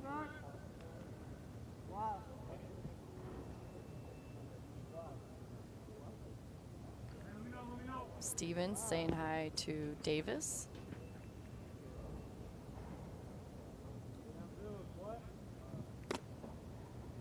That ball is outside. Nolan Stevens back at the plate out of Elk Grove, California, plays for Alpha Prime. He's an Ohtani fan. There you go. He's inspired by him. Said a lot of coaches and scouts always ask what I like doing the most, pitch or hit. And taken off for second base. And unable to slide in. Looks like he just got held up on the dirt. It's Carson McIntyre. Just held up, Vin. His hand almost made it in, but the dirt caught him. Yeah, another really good defensive play by Davis Rivers, who's having himself a really good game today. keeps that ball in front of him, has the arm strength, obviously. A couple guys have tried to run on him today. Yeah, it hasn't quite worked out so well. It has not.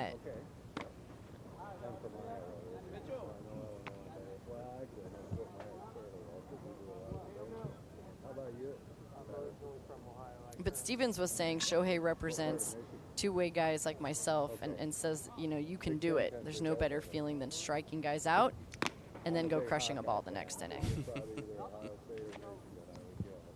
Yeah, he's certainly impressive in both facets, obviously.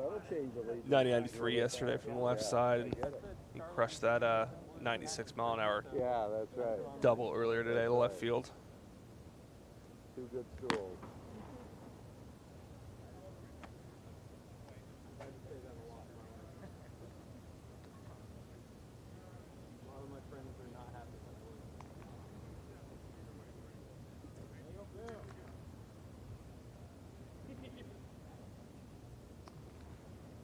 All right, so we got a runner over on first base. And that ball chopped through the left side, gets past the third baseman's glove for a base hit for Nolan Stevens. Another ball hit hard to the opposite field for Stevens. 101 exit velocity there. Really physical, and you know, anytime you're hitting a ball over 100 miles an hour, doing something right. Yeah, you could hear that off the bat. It got through the infield in a hurry.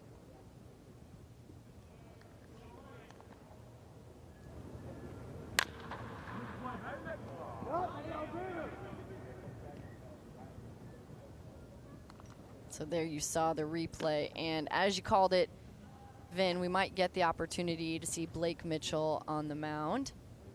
And here he is. He's been behind the plate, and now will be on the mound. He's got a little bit of dirt on his uniform too, the LSU commit.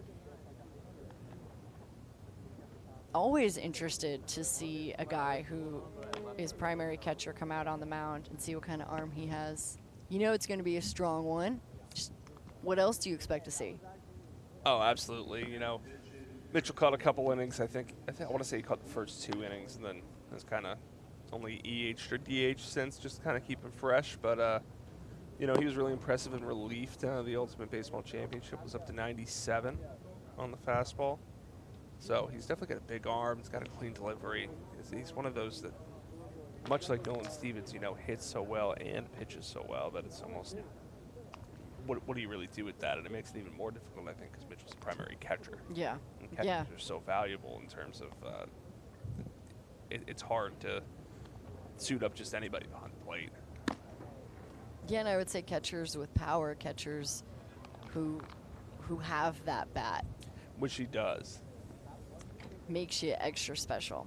Yeah, it makes it pretty exciting. So we'll clear the bases too for Mr. Mitchell. We don't want to spring him into a runners-on situation right off the bat, obviously. Davis Rivers going to get on the same page, head back to the plate. Says, I got you, man. Fire away. He'll face Brandon Winokur. He's been roaming center field the past couple of innings, made some nice plays. The UCLA commit.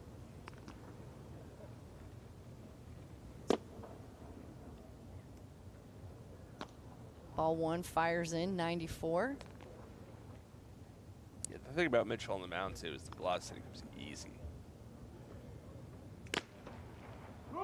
There's a strike on the inside. It's rare, especially for a catcher with a secondary pitcher, to kind of have this clean mechanical operation, pretty low effort. Shows the breaking ball there. Good depth to that one. 78. Winokur lifts this pitch into shallow center, coming over to make the catch. Second baseman, Jaron Purify. That's a tough one. You know, you're also playing sometimes with a new infield. You got to make sure communicate, right? Number one. Also figure out whose ball is that. Maybe they're having a conversation about that.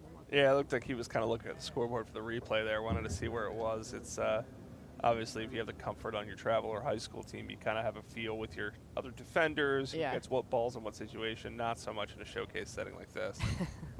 Well, and you're working with the Trop and the top of this dome.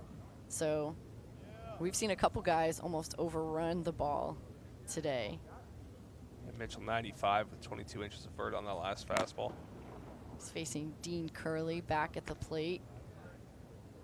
So Curley's first swing was pretty underneath that, pretty good carry up in the zone.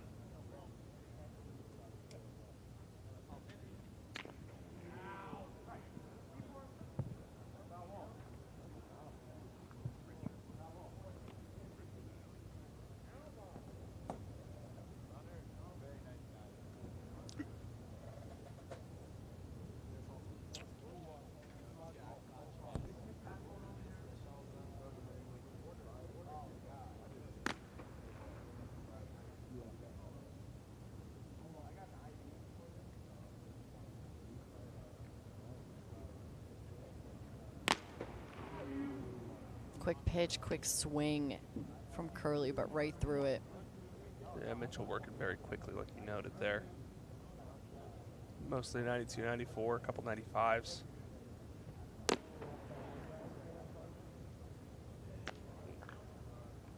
That was a very well spotted up fastball, but I guess a little bit off.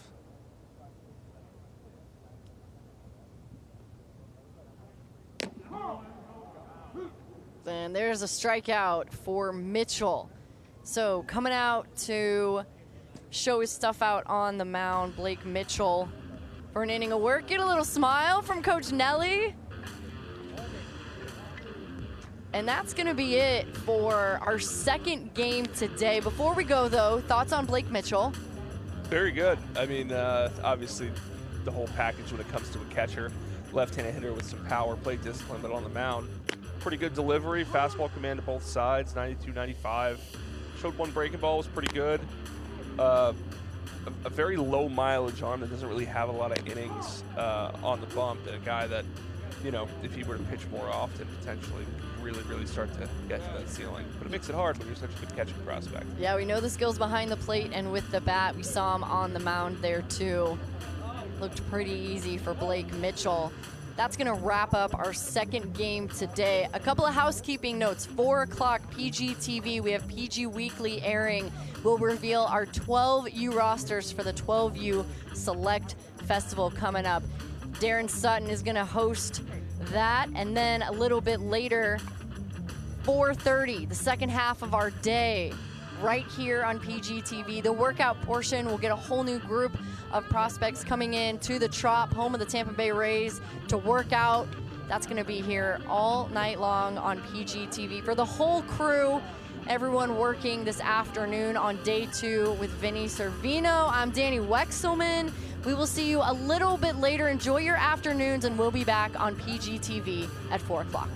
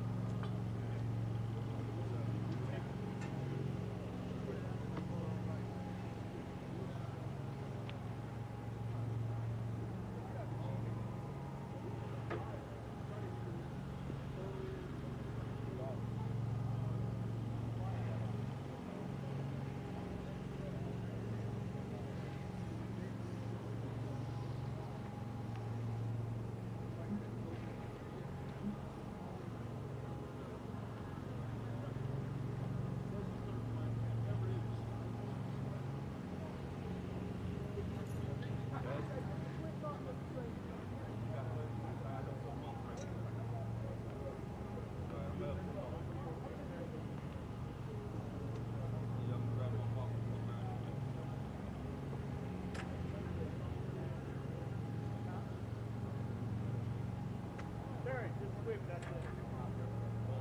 Sweep that up.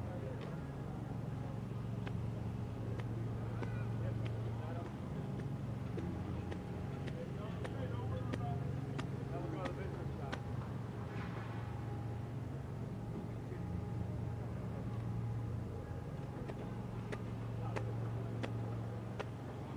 There you go. Just keep it going there.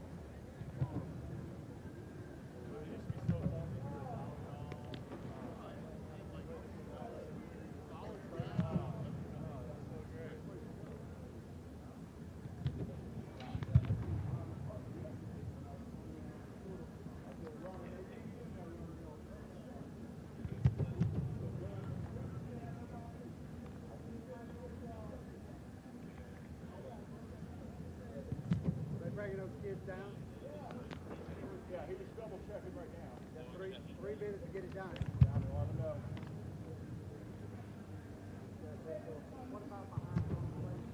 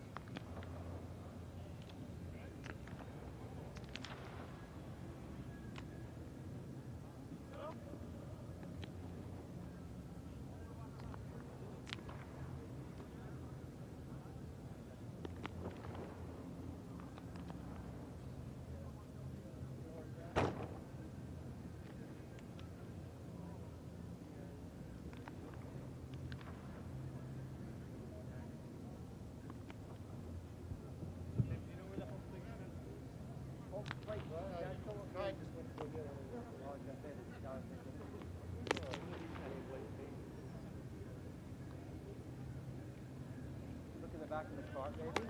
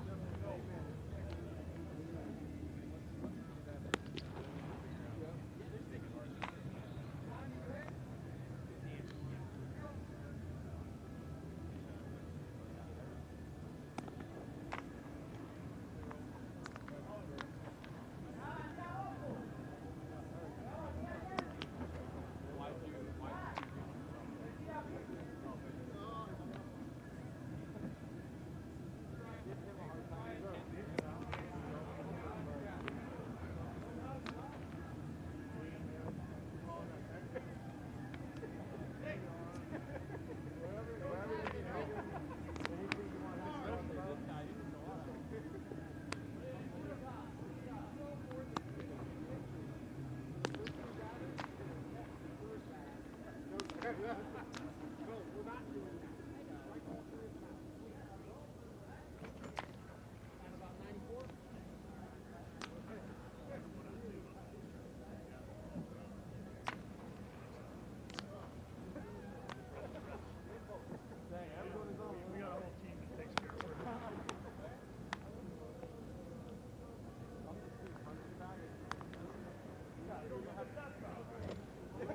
having a bad day. Come out, come over to me and wear me out. Whatever.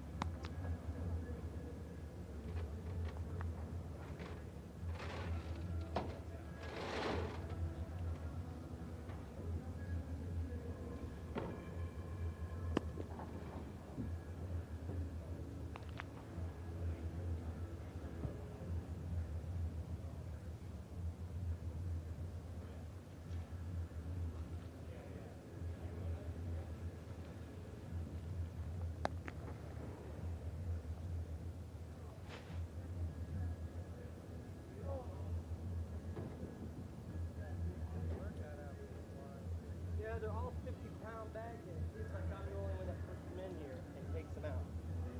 50-pound bags.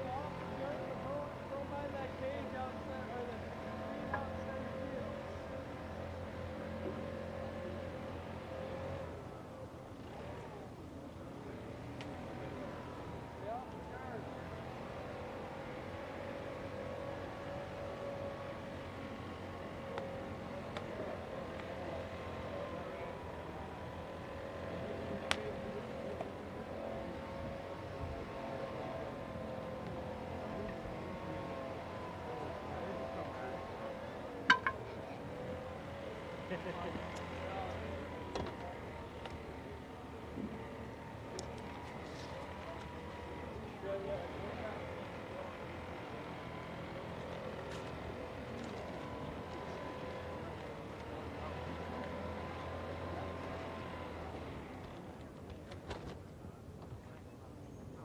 once you get settled on your stuff, let's go meet up out in that screen real quick.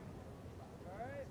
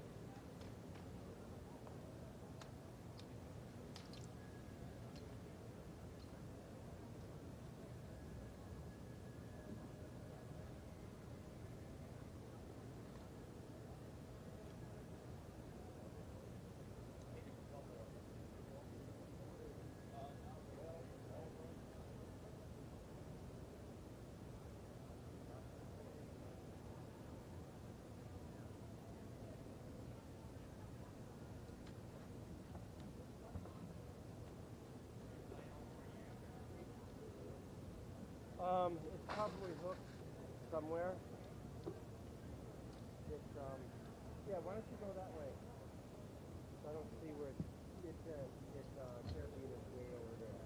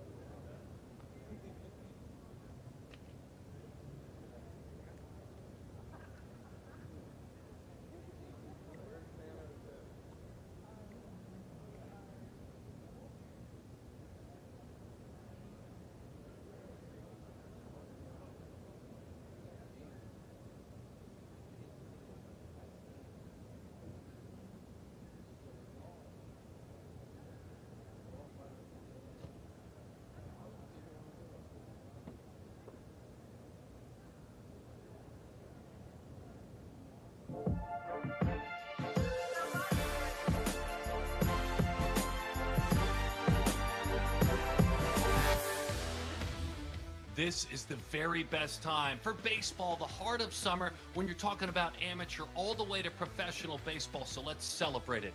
Hi there, folks. My name is Darren Sutton. This is Perfect Game Weekly presented by Rawlings. And as we said, the heat all around our country means some of the best players are very active playing all around the United States at Perfect Game events and other events as well. But we're going to dial down on the Perfect Game Select Festivals on this show. They're about to roll out 11 all the way through the 14U age group, those great All-American games. And on this show, John McAdams will join us, the great youth leader, as we unveil the Perfect Game 12U Select Festival rosters and a couple of surprise guests as well that dropped onto those rosters. Speaking of Select Festival alumni, Ethan Holiday will join us. We recently caught up with him at the Sophomore National Showcase, and we're talking about holidays. How about Brother Jackson, the #1 overall pick? And that's where we'll get going with our road trip. Let's plug in, hop in, head out to California, and take a look back from LA at the 2022 MLB Amateur Draft. And let's start it with Jackson Holiday. The #1 overall pick goes to the Baltimore Orioles out of Stillwater High School. A perfect game All-American, went to 24 PG events. Of course, dad of both Ethan and Jackson is 7-time All-Star Matt Holiday, and just a thrill to see probably the greatest riser maybe Perfect Game has ever seen, all the way to the #1 overall pick. The #2 pick, Drew Jones. Diamondbacks take him, another ball player's kid. Andrew Jones, 10-time Gold Glove winner, and Drew Jones, a Perfect Game All-American. As a matter of fact, a 14U Select Festival member. We saw him at 72 Perfect Game events, through 93 from the outfield last year. Ran a 6.360 FTB, Florida Travel Baseball, his travel team. The #4 overall pick, we love Termarr Johnson. As a matter of fact, on our air on this show, he committed to go to ASU, and I'm sorry, Coach Bloomquist, in all likelihood, he's not making it there. The Pirates are where he will start his journey, out of Mays High School in Georgia. A very famous prospect, a Perfect Game All-American 2 times. He was a Select Festival athlete, stands 5'10", but generates massive power. 78 PG events. Washington had the #5 overall pick. IMG Academy's Elijah Green, the gifted outfielder. Again, a very famous prospect. His dad, Eric Green, a long and successful NFL career. We saw Elijah at almost 50 Perfect Game events. He, too, along with being a Perfect Game All-American, was a Select Festival athlete. The norm for this talented athlete was exit velo 100+. And consider this, 6'3", 225 pounds, ran a 6.1660 last year at Perfect Games National Showcase. Crazy metrics around Elijah Green. Interesting picks as we looked on down the draft. Dylan Lesko, one of the great arms in PG history, although the Buford High School alum had Tommy John surgery. The Padres still believe they took him 15th overall. And one of the great surprises was Mikey Romero. We love Mikey's journey. Heck, he came at a 14U California Showcase many years ago. The Boston Red Sox shocked us all by taking Mikey in the first round, 24th overall pick. Remember, his teammate with the San Diego Show, Marcelo Meyer, was the Red Sox #1 pick last year. He's having an incredible 2 years as a pro ball player. Marcelo Meyer, Mikey Romero, brothers reunited in the Red Sox organization. And by the way, a Perfect Game tip of the cap to Kumar Rocker. He, of course, was a PG All-American before a great Vanderbilt career. He found himself with the #3 overall pick. He's going to the Rangers. Great story. When we come back, we shift gears from the draft to youth baseball. We'll unveil the 12U Select Festival rosters. Northeast Crosschecker John McAdams will join us. This is Perfect Game Weekly, and we're presented by Rawlings.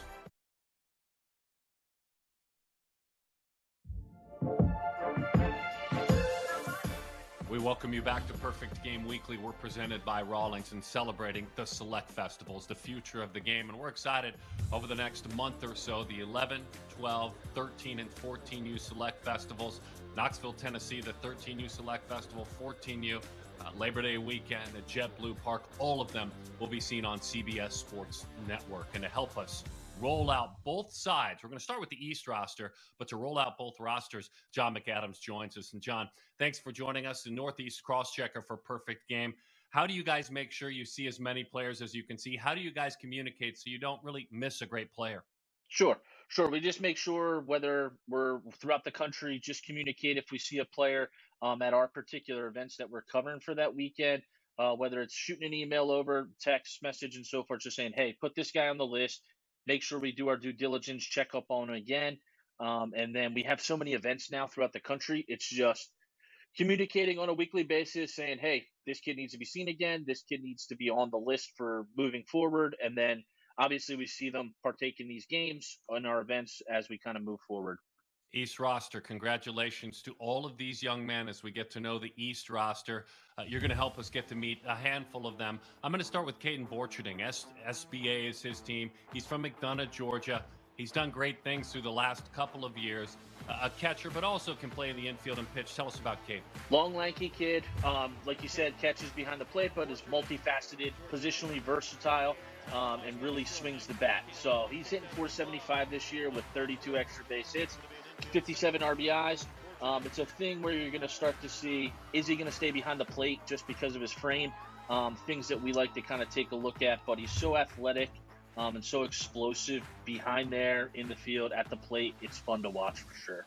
Carter Moon has won 8 MVP awards. He's the son of Kevin and Jincy. He's from Bogart, Georgia. He loves playing football too. Your eyes on Carter Moon. Who is he?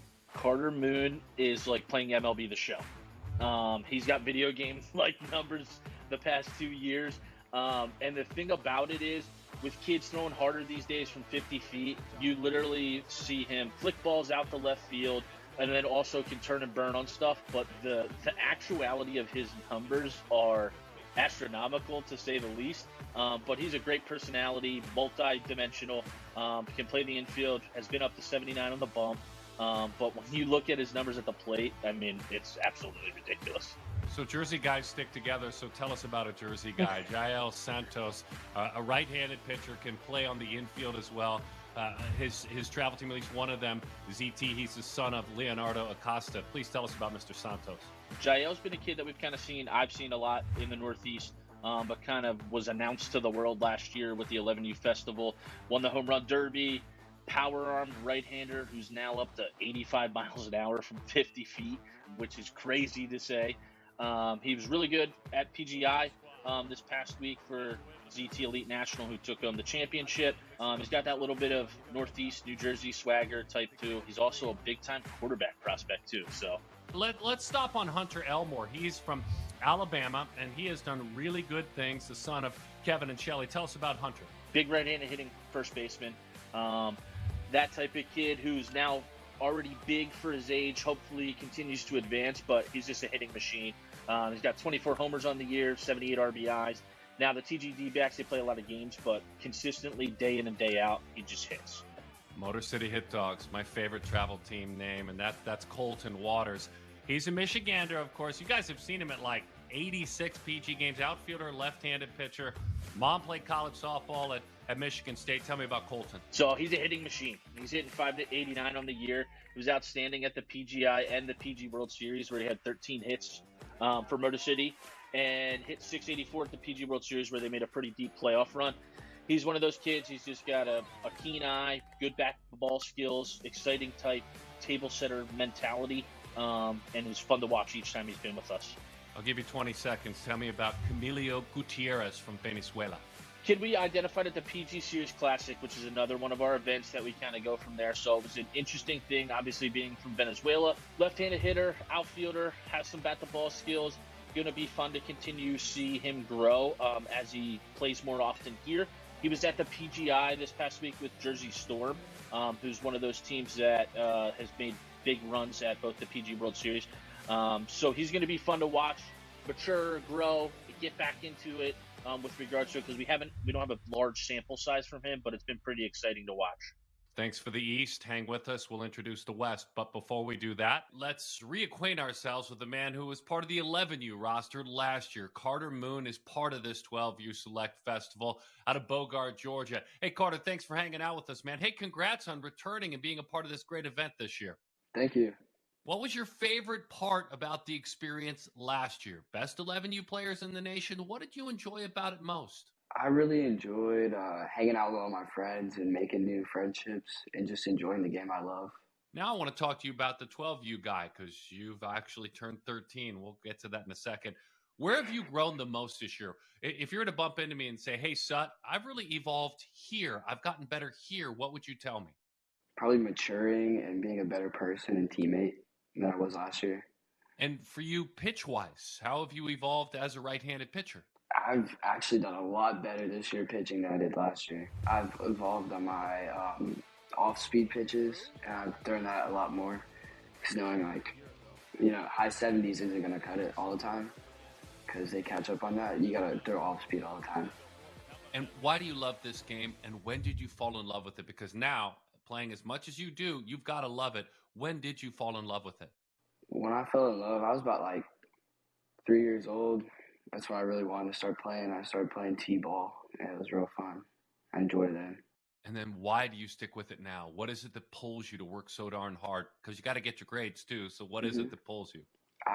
It's just I put in so much work and effort into it that I just don't want to, quit.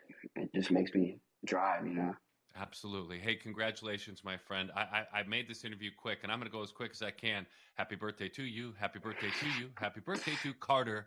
Happy birthday to you. Happy birthday, my friend. Thank you. Carter Moon, a member of the Select Festival roster. I can't wait to see what he unwraps as far as those gifts go. We know we'll be watching him unwrap his game in front of our eyes. And when we come back, John will rejoin us. We'll get to know the West roster. We're getting to know the 12U Select Festival. This is Perfect Game Weekly, presented by Rawlings.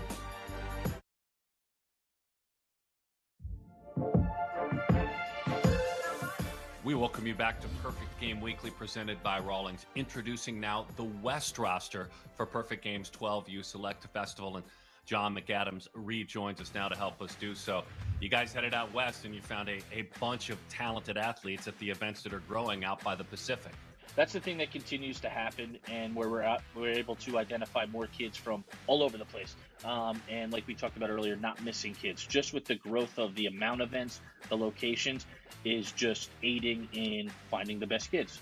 Aaron Garcia, catcher, out of Pico Rivera, California. Please share more.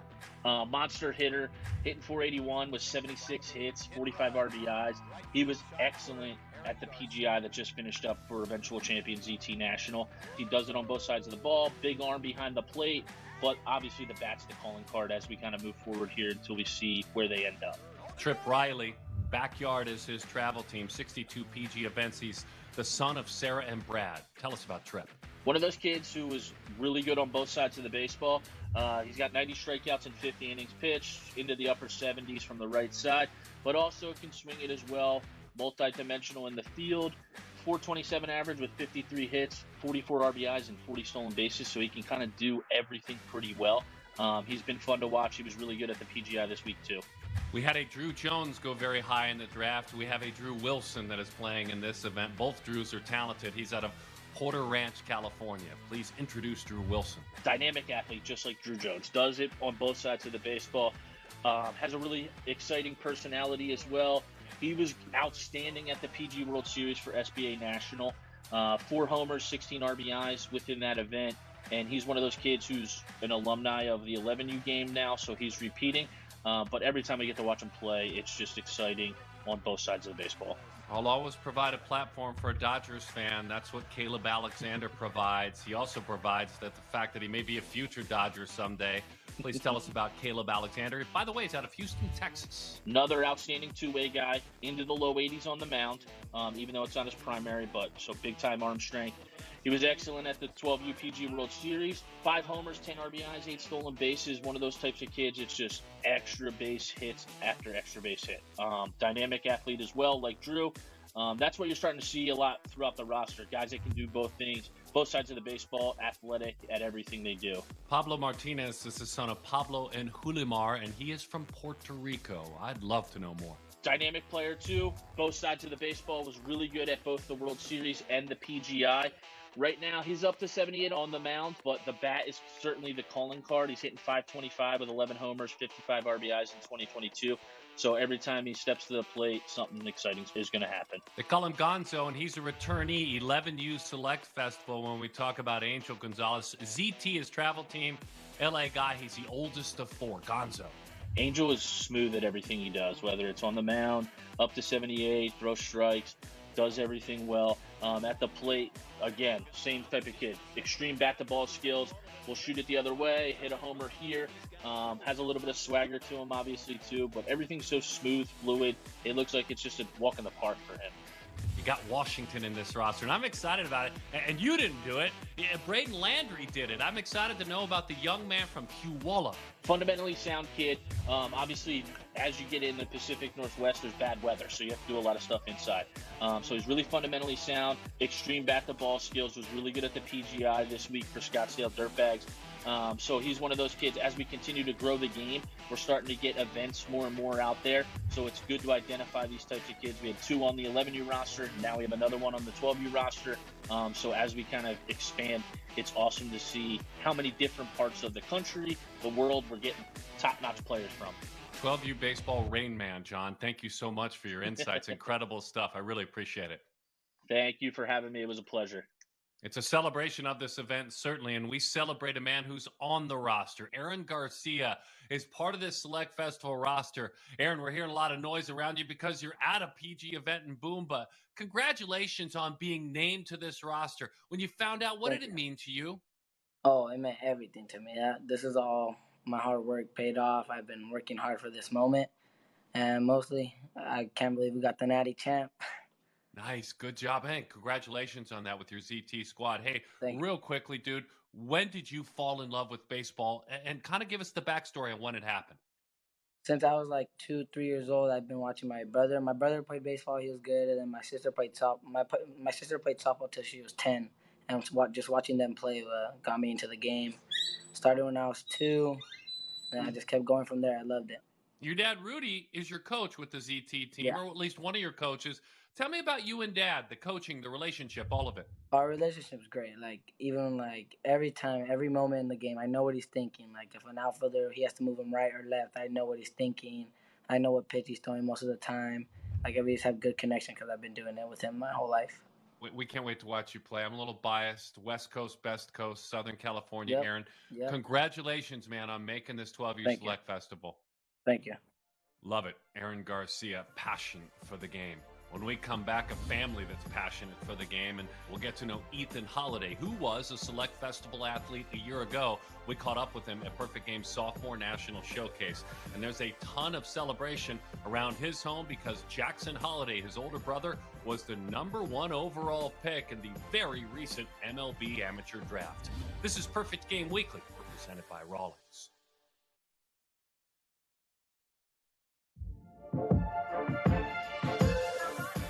We welcome you back to Perfect Game Weekly. We're presented by Rawlings, and our subject matter, the royal family. To be specific, Stillwater, Oklahoma's royal family, the Holiday family. Grandfather, Tom Holiday, college baseball coach, and a good one at Oklahoma State, NC State, and Texas. Matt Holiday, dad. Dad, of course, 2,100 big league hits, a 7-time All-Star, a Hall of Fame caliber career, and a Hall of Fame caliber man.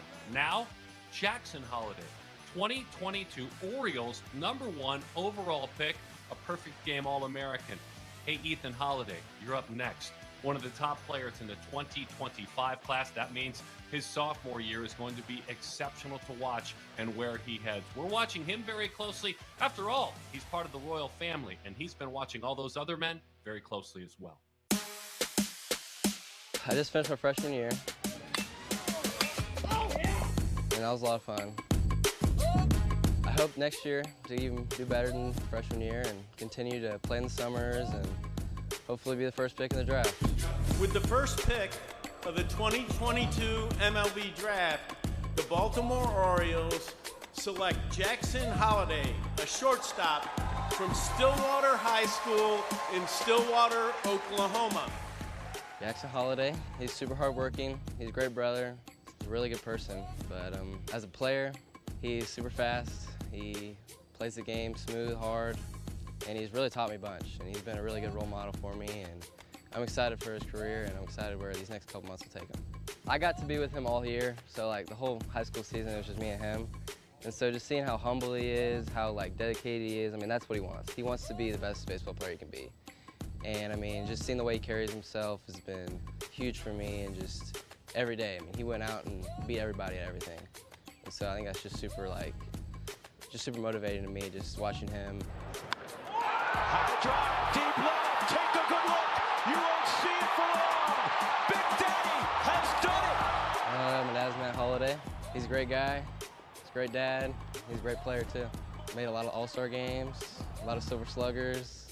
He got snubbed with MVP in '07 when I was born. He showed up to the field every day and played hard. He loved it. He showed me and my brother how it's done, and he was really good for a lot of years. I mean, he worked harder than everybody. I mean, it showed every day he was dedicated and disciplined to be the best version of himself he could be, so.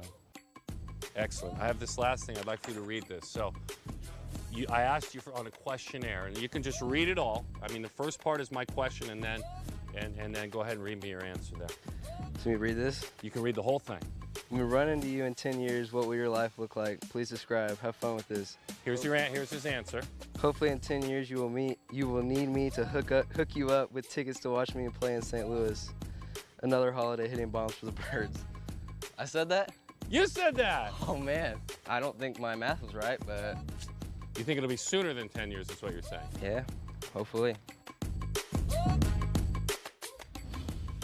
So they say, by the way, that Ethan is the most dangerous with a bat in his hands of all of the holidays. And I want to make it clear, Ethan, when you do leave me those tickets, and please make sure they're complimentary, you could also throw in a couple of really good hot dogs and maybe a couple of IPAs to wash them down. Ethan, thanks for doing that interview with us. And your dad, Matt, who helped put together that interview as well. John McAdams, thanks for your insights and introducing us to the best 12U players in the country, names like Carter Moon and Aaron Garcia, who joined us on this show. And if you've enjoyed this show, watching on your regional sports network, grab your smart device and find perfectgame.tv 24/7. We're devoted to amateur diamond sports, baseball and softball. We'll see you soon at a ballpark near you. Perfect Game Weekly, presented by Rawlings.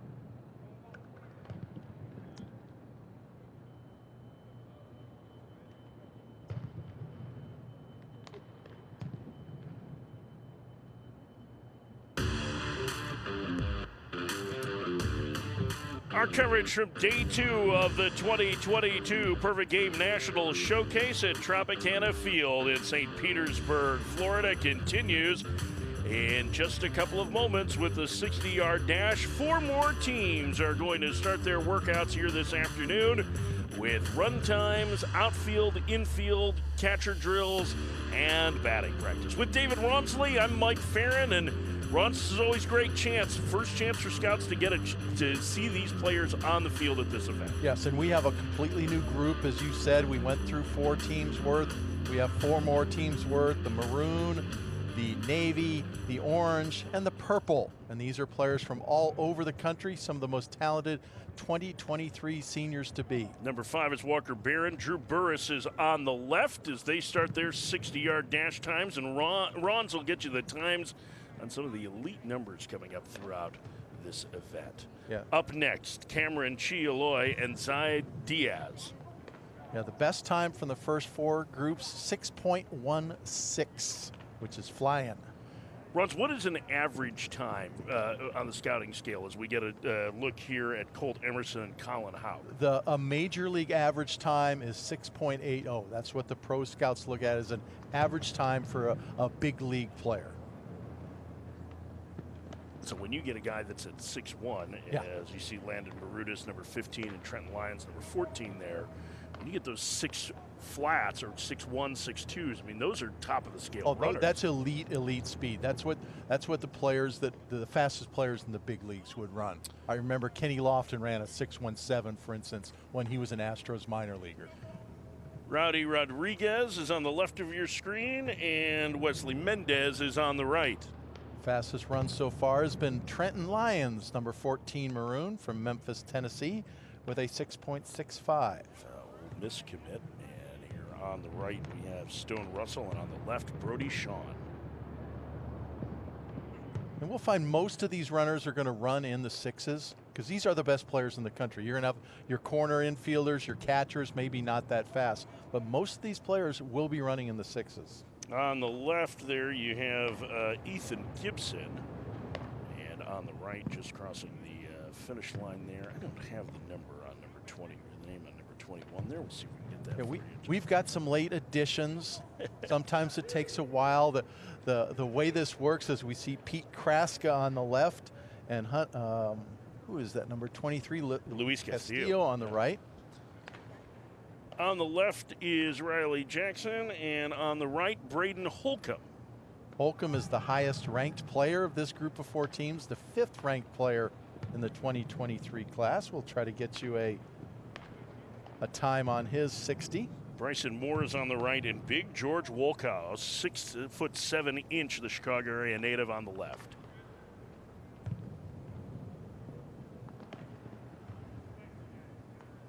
And now we're on to the Navy team. And on the right, Bristol Carter. On the left, Cole Eaton. Braden Holcomb with a 6.73 in his 60, which is impressive for a 6'4", 215-pound athlete. What was that time again on Holcomb? 6.73. Oh, that's pretty impressive. Ashton Larson is on the right. David McCann on the left. Navy number 6, Bristol Carter, with a 6.47. On the left, Miles Naylor, brother of Josh and Bo Naylor. On the right, Stephen Millen. His nickname is Monster. Navy number 7, Cole Eaton, a 6.43. Samuel Stafura is on the left, number 16. On the right there, Kyle Remington. Each of these runners will be running twice, by the way, Mike. Take the best time of the 2 runs. Olin Ward on the right here. Ira Wyatt on the left. Wyatt, a native of Westport, Connecticut, committed to Duke. Antonio Anderson is on the left. Number 23. And Isaiah Thompson was on the right there from Mountain House, Georgia, Cal State Fullerton commit. Samuel Stafura, number 16 Navy, ran a 6.46 in his first run. Quick start there from Max Koffer on the right. Coleman Mizell on the left.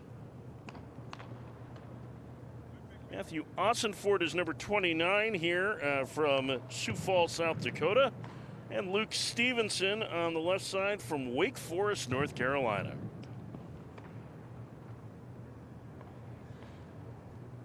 And now we go back to the Maroon. We're going to team, go back to the second Maroon. rounds. It's going to be Maroon and Navy running theirs as a group in the first two, so you don't have a lot of cool down time, and then we'll get Orange and Purple. Walker Barron and Drew Burris, right and left respectively. Cameron Chi Aloy. And Zaid Diaz. A little bit of a difference in starts there. Well, since this is just run on the laser, it's not a race. It doesn't matter who crosses first. Each lane is being timed independently of the other. But if you're running neck and neck, you can get that little advantage of the competitiveness. Colt Emerson is number 10, committed to Auburn, and number 12 there, Colin Hauk, an uncommitted 6'2", 190-pound infielder. Parkview High School in Lilburn, Georgia. Drew Burris, number 6 Maroon, one of the best hitters in the class with a 6.47 to his name. Trenton Lyons on the right there, who had one of the best times in that opening run, and Landon Marutis on the left. And now Wesley Mendez and Rowdy Rodriguez. Rodriguez picking him up and putting him down on the left there.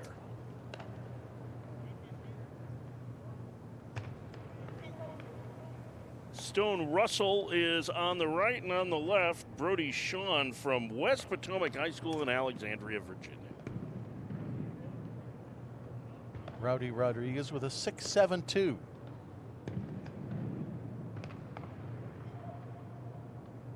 Fernandez, number 21 on the right, and number 22 is Ethan Gibson on the left.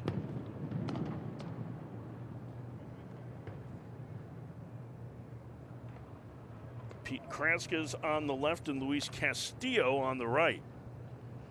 Castillo from Lakeway Christian in Talbot, Tennessee, a 6'4" outfielder who is uncommitted. Braden Holcomb, you mentioned, had a good time, number 27 there. Riley Jackson on the right. Holcomb, one of the top power hitters in this class. And if you notice those laser setups up close to the starting line, we also time every athlete in the 10, and that goes into his profile as well. Bryson Moore is number 30, and number 31 there on the left, George Walkow. Yeah, there's 10-second splits we should talk about here at some point as we get ready to see Bristol Carter and Cole Eaton go for the second time. That was a relatively new addition, right, in the last 5 or 6 years, and what's the importance of that 10? It's something Jerry Ford, who has a background as a running coach, wanted to measure, with the idea that the middle of the field athletes, the shortstops, the second basemen, the center fielders, have that first step quickness. And that's just another tool to put in the evaluation process. That first step quickness is measured, how quick you get to the 10 yards. And 60 has always been a mysterious distance to measure baseball right. players at anyway. Ashton Larson is on the right there, David McCann on the left. This is Stephen Milam on the right from Las Cruces, New Mexico, and Miles Naylor on the left. Yeah, the 60s kind of run because it was on the original list of Branch Rickey's scouting commandments. The rock that came down from Brooklyn and St. Louis with Branch Rickey, and it's always been done. Kyle Remington on the right, Samuel Stafura on the left there. Yeah, that's why we have the 20/80 scale, right, which nobody can figure out exactly where it came from, but Branch Rickey said it so that's what we use. No, it's a real story. When I was working in the Houston Astros front office, I tried to do a workout with 40s, and everybody looked at me like I was crazy. Needless to say, we did not run the 40. Antonio Anderson was on the left there.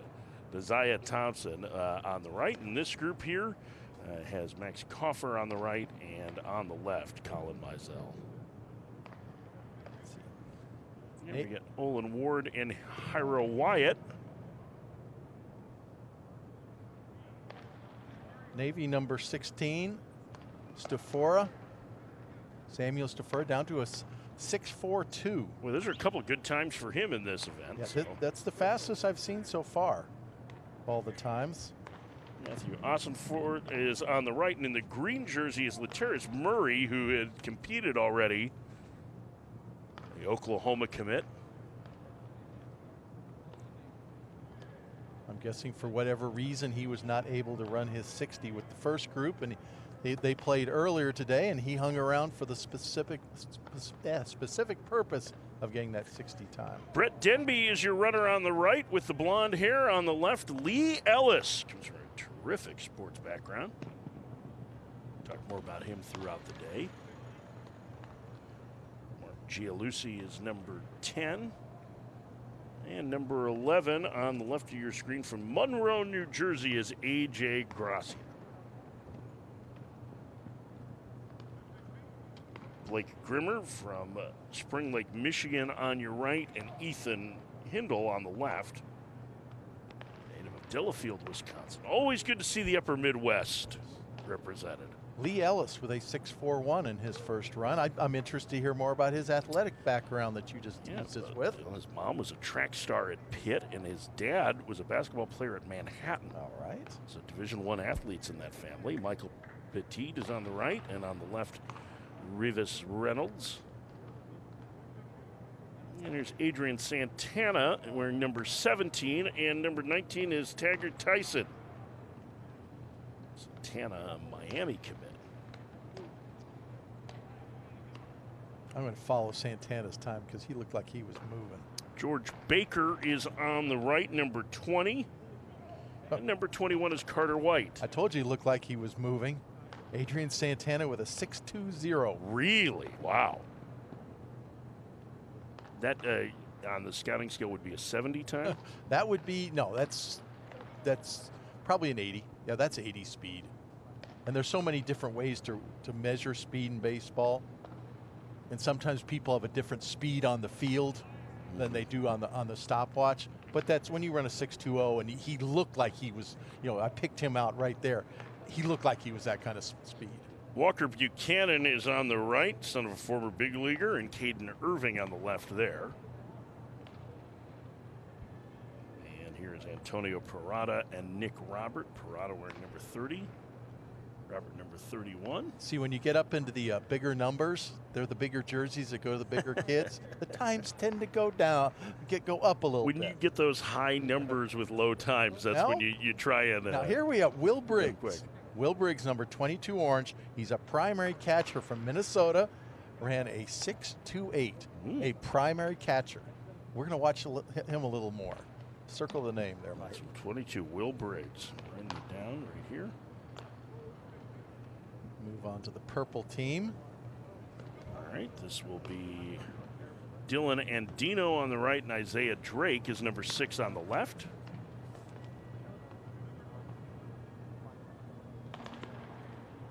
Jackson Goldberg is number 7, and number 9, Levi Jones.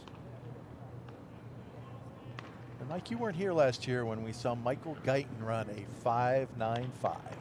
Well, what did Kendall George had a 6-something today, right? 6-1-6. Jonathan Mendez here, and Hideki Prather, 6.16. So think about that. That's the fastest time so far here, and it was, what, 0.2 of a second faster almost, Oh, right? we have a fastest time, new one. Isaiah Drake, number 6 purple, 6.15. MJ So and Aiden Smith running here. Smith, number 16. So Isaiah Drake, outfielder from Atlanta, plays for the East Cobb Astros with a 6.15. Takes the lead for this 2022 National Showcase. Gavin Taylor wearing the spectacles, and number 20 there is Lucas Moore from Westchester, Ohio, Kentucky commit. Purple 16, Aiden Smith from Lucas, Texas with a 6.48. Eric Bitanti is on the left, and TJ Pompey is on the right.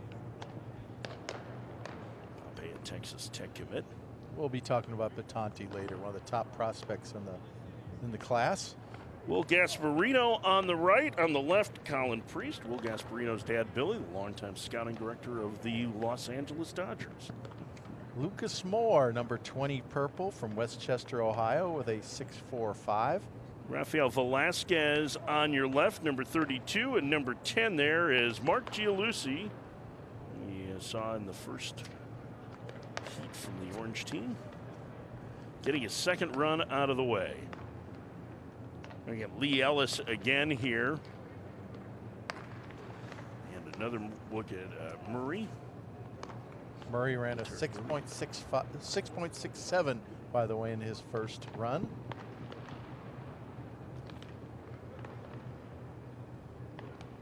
Brett Denby and Reeves Reynolds are your two runners here.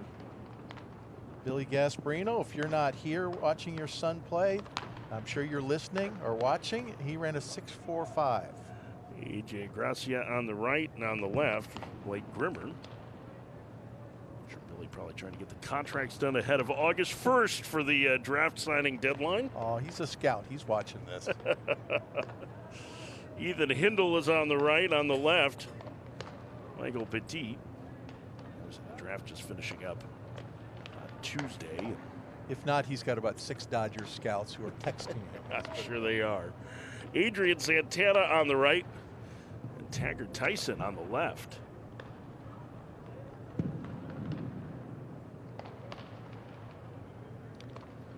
George Baker, number 20, and number 21 is Carter White from Naples, Florida, committed to Central Florida. Here's Will Briggs, you mentioned before, and Justin Best, Florida State commit. Adrian Santana only a 6.31 on his second run. I think we'll keep the 6.20 from his first run. Walker Buchanan again on the right, and on the left, number 28 is Caden Irving. Got your Mississippi, committed to Ole Miss. Antonio Parada on the right, and on the left is Nick Robert. He's uncommitted from Stuart, Florida, 6'6", right-handed pitcher, first baseman. All right, Isaiah Drake, excuse me, is on the left there, number 6, running with Dylan Andino. But Drake ran a 6.15 his first time, and let's watch him run. Boy, he can really fly. Uncommitted outfielder, Westlake High School in Atlanta. Jackson Goldberg wearing number 7, number 9, Levi Jones from Oregon State. Drake ran a 6.24 his second time. And to tell you the truth, Mike, almost everybody runs slower on the second time through. Not everybody, but most guys will run slower on their second time through. Jonathan Mendez was on the right there, Hideki Prather on the left. Aiden Smith got the early start on the left side, and on the right is MJ So. Really talented baseball playing the So brothers. Gavin Taylor, number 18, and number 20 here, Lucas Moore. Taylor committed to Nevada.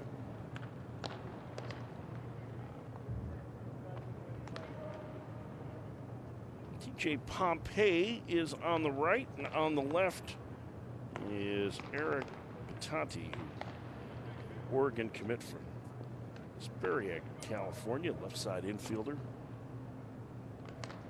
And Will Gasparino on the right, on the left, Colin Priest there. And again, one more group here with Rafael Velasquez. Oh, Drake's going to run a third time. I don't know what the story is behind that, but we'll enjoy watching it. Yeah, an open lane, he might like to run. Yeah, exactly. If I were that fast, I would like to run too. I think that's exactly it. It's like not putting out a golfer in a tournament by himself. It's like, hey, we're not going to run you by yourself. Drake's back there to run again. I'd like to know what it's like to be that fast just once. And he just ran a 6.4. I think he was smiling the whole way, just not doing it. I'd also like to know what it's like to dunk a basketball or hit a home run in a big league ballpark, and there's plenty of other things I'll only dream about. Get a good look at some of the competitors in the 60-yard dash here. Up next, outfield throws, and we'll talk plenty about what we're looking for from the outfielders and what Ron's and the scouts here in the stands want to see. And we'll get you some of the top velocities on those throws as well. As these young men picking them up and putting them down here on day 2 of Perfect Game National Showcase at Tropicana Field. Now, if you're at home and you're wondering what your son, your relative, your buddy ran, those will be posted on the Perfect Game websites very quickly. It's a priority for us to post the running times, the throw times as quickly as possible. So before the end of the day today, during batting practice, those will be available on the Perfect Game sites on the individual player profile pages. Yeah, and if you're looking for a full list of them, if you go to the main National Showcase page, you can go and click on the event info there, and you'll find a link for the Scout blogs, and they will all end up there as well. So just some stuff to keep in mind if you're trying to keep track of what everything is doing, what everyone is doing here at the Perfect Game National Showcase. Burris beginning to get loose. Drew Burris here, probably in that first group of outfielders that'll be throwing. A little long toss and some stretching for these guys. All right, before we start the throwing, David, let's talk a little bit about what you're looking for, because obviously everybody's going to focus on the radar gun reading, right? Which is exactly what we don't focus on at Scouts. And I'm not just speaking for myself and our scouting staff here with Perfect Game. I'm talking about the probably a couple hundred scouts that you don't see in the stands. Maybe we'll get a look at them later. But the scouts are looking at far more than the velocity time. Yeah, the velocity time is, or the pop time, the 60 time, they're sexy numbers. You can put them on their social media page. You can say, yeah, I did better than I did last time. But that's just one simple measurement. A scout is looking at so many more things, from overall athleticism to fundamental footwork to projection on how much a player is going to improve. Because remember, we're watching 16 and 17-year-olds right now. You know, the pro scouts are saying, what are these guys going to be like when they're 22, 24, 25 years old? The college coaches who are here are saying, what's this guy going to look like when he's 20, 21 years old? So there's all those things, fundamentals, athleticism, projection, that go into the evaluation that are not quantifiable by a simple number. All right, so when we're going to be watching these guys, we'll be looking a little bit for accuracy, right? But I would think... accuracy is a reflection of how well your fundamental footwork is. Well, and that's what I was going to say. It's like a lot of, I think, what we'll probably focus on in the discussion has to do with body control, right? And how under control a guy is and moving towards their target as they throw it home. Their directional footwork, and that's a reflection on athleticism. So you see these things like athleticism, footwork, and footwork is so important in the outfield. And you see when you have the opportunity to see a kid from the time he's an 8th grade or a freshman, and then sophomore, then junior, and to hear, that's one of the areas where you see the most improvement is specifically outfield footwork. Because I don't think, as opposed to an infielder or a catcher, outfielders pay as much attention or is coached up as much as maybe some of the positions that are quite simply closer to home plate. So you really see an improvement. By this age, an outfielder should be able to, have a quick release, a quick transition, have the proper directional footwork into his throws, and that results in accuracy, which results in outs in the game. Or base runners held. Yeah. Anything to try and stop those runners from scoring, right? So that's something we will be looking at here as we watch these players go through the outfield drills. And the players in the big leagues, the outfielders in the big leagues who win Gold Gloves, who have the most assists, are rarely the ones with the biggest arms or the fastest and all. You look at Alex Gordon, who just monopolized the left field Gold Glove in the American League for years after starting off as a third baseman. He did it by being athletic and fundamental and making accurate throws and throwing out 15 to 20 guys a year. And everybody remembers Jim Edmonds, who maybe is the slowest center fielder in the history of baseball. Although I think Winkler for Seattle may have that distinction. Well, the difference was Edmonds played center field. I mean, really was, I thought the thing about Edmonds, in addition to the fact that he wasn't a terrific runner, was that he played so shallow. Yeah. And you just don't, you don't see guys play shallow very much anymore anyway. I mean, he was also a showman. But yeah, well, he had like a little bit of flair to him, yeah. Shortstop. He was a flashy center fielder. Flashy player, had more than 400 home runs in his career, I think, too. So. All right. Every outfielder in this drill is going to get 5 throws The first 2 throws are to third base, and the last 3 throws are to home. A lot of times you see guys are a lot better at throwing to home because that's what they do during their own practices and such. But so 5 throws, all of them are radar gunned, as you've seen. All of them are equally scouted. You can look at Drew Burress from Perry, Georgia, who's committed to Georgia Tech. He is going to be the first to throw. Showing us his number. And a little fist bump. I love it. He's ready to go. Got a couple of cheers. Oh, yeah. So he's got his fans here. Drew Burress ready. He's a 25th ranked player in the class. He's very well known. One of the best high-level achievement hitters. He's already hit 11 home runs in 33 games this PG season. So, but he's also thrown 95 from the outfield in the past. So this is a multi-tooled young man. He's just waiting for the first fungo to be hit to him. It's going to be a little bit of an anticipation when you're first in line for any of this. It would be one of the first to hit, too. So he's played so much baseball. I'm looking at his numbers. He's played, and it's all for his father's 5-star national team. He's played even 300 games in perfect game events in his baseball career. Wow, over the course of what, 6 years maybe? Yeah, over the course of 6 years. That is a ton of baseball. And these young men play, and that's just perfect game events. Right. And these, it doesn't include high school, it doesn't include non-PG affiliated tournaments. And you think about the volumes of baseball that some of these kids play, compared to even what happened 10 years ago, certainly 20 years or beyond. These are kids that are playing so much. And that opens up to criticism. Do they practice enough? Do they play other sports and such? But when you play that volume of baseball that someone like Drew Burress has played, and we'll point out many others, you can't help get better. And can't help but improve your tools. And you look at Burress and his strong build. He's obviously worked hard on his body as well. Yeah, really physical lower half for Burress, too. And we'll get a look at him here coming up in just a second as we're getting settled and getting ready. It's the bucket of, they should really have the better presentation for the bucket of balls to be hit for this, right? Like there should be some fanfare.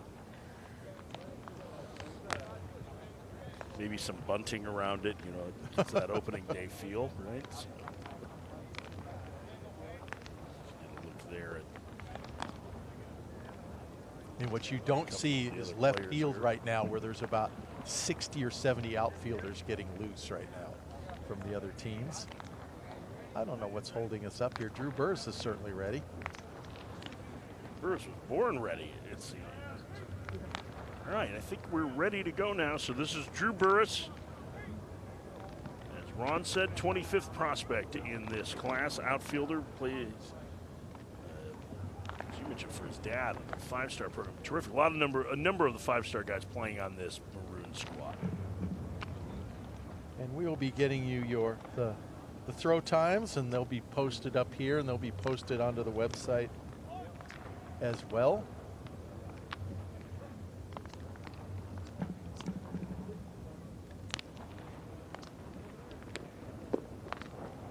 Really trying to turn it loose on that. It seems like he has pretty decent footwork. He's got the extra step, the little hop and skip. And that's part of trying to add a little bit for the gun? Yeah, that's exactly what it is. Pretty strong throw there, right to the front of home plate. So Drew Burress is finished. 97 is his top velocity. We'll post the top velocity, hopefully after every round. That's the idea. Cameron Chialoy, who makes a really strong throw to third. Boy, that was impressive. He is from Toronto. 6 foot, 180-pound outfielder who's committed to Illinois. I don't know what the velocity was on his throws, Rons, but that would seem to be at least close to a plus grade with his accuracy and the way that he held the line on those throws to third base. And you mentioned an important aspect: hold the line. If you're raw in your outfield skills, if you're just, as what we call it, we put in reports, distance throwing with that arch, that's not game actions.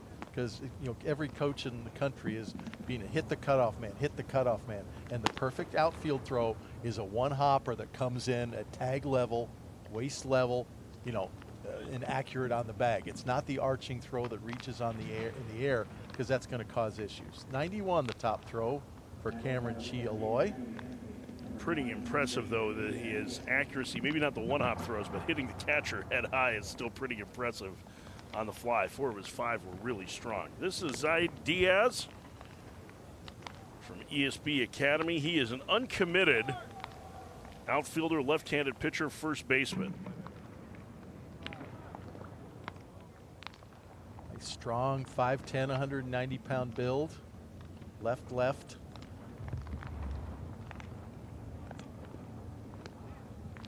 Tail on that last throw. And that's another aspect of throwing from the outfield. If you're coming at over the top, getting behind the ball, creating backspin, your throw's going to have online carry. If you're throwing from a lower arm slot and getting on the side of the baseball, your throws are going to tail, and that just makes it more hard to throw accurately. Landon Marutis, who is ranked number 27 in this high school class by Perfect Game, committed to North Carolina State, as our next thrower. Marutis is a primary right-handed pitcher, and we will see players from other positions, whether it be pitchers in the outfield, infielders in the outfield, outfielders in the infield, whatever, multi-positional players. You can take your drills from multiple positions. That's up to you. Well, it's nearly 2 perfect throws to home plate there from Marutis. Exactly what you talked about, that perfect cob. Well, we had a new record set at 102 miles an hour during the first group by a right-handed pitcher by the name of Miguel Hugues, who just the former record, I believe, was 100, and he beat it by 2 with 102. Really, really impressive. And then he pitched this morning, too. This is Wesley Mendez. You can see he's a Vanderbilt commit, and again, another top 25 player in this class. And he's a true two-way guy. He's a primary left-handed pitcher, but he plays a lot of outfield, a very talented two-way player, and we'll see him on the mound later, definitely. Perfect strike there to the plate. Marutis, by the way, high of 93, landed Marutis on his top throw. If you're evaluating on the arm strength and the radar gun runs, is it you feel like, okay, well, this guy's got a strong enough arm so we can work with them on the footwork if there's a lack of accuracy there to try and improve that? Does that become a focus, you think, for in a report for a scout, or if a college coach is looking at some of these guys? You're always looking, and part of projection isn't always physical projection, but it's projecting anyway, and then that includes fundamentals. That if you improve the fundamentals, it's going to improve the talent level. Just like a pitcher who you improve their delivery, it's going to gain velocity as well. This is Rowdy Rodriguez. His first throw to third base was head high. I mean, nearly perfect. You can see from the Georgia Premier Academy, he is uncommitted, Statesboro native. I believe if you tried to run on him, he would give you the Statesboro Blues. No? I have a feeling that's just one of the first of many music references that might work its way into this broadcast and in future days. 95, Rowdy Rodriguez's top throw. Our next participant is Luis Castillo, who is also uncommitted from Talbot, Tennessee. Ranked in the top 200 in this class.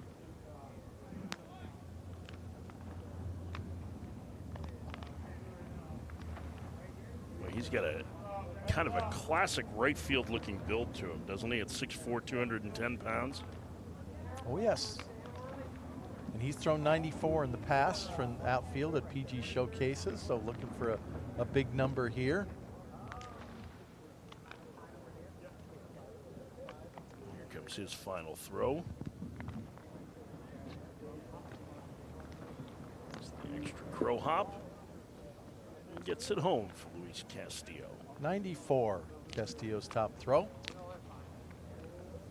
George Wolkow, the 6'7" primary third baseman. Third baseman. I had a chance to see him play third base last Friday, and he's an impressive athlete. You mentioned before Spencer Jones was a first-round pick at 6'7". We were talking, I think, off the air a little bit about Jordan Walker, who's probably 6'6" of the Cardinals.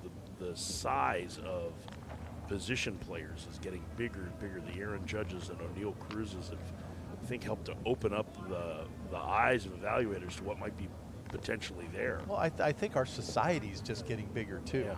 You know, Frank certainly the Howard case back here. in the 60s was a freak athlete in a way that Aaron Judge wasn't, because he was so different sized. And now as society grows and kids are bigger through dietary reasons and others, you know, the walkouts will become more important. But the game of baseball, walkout 95 from the outfield,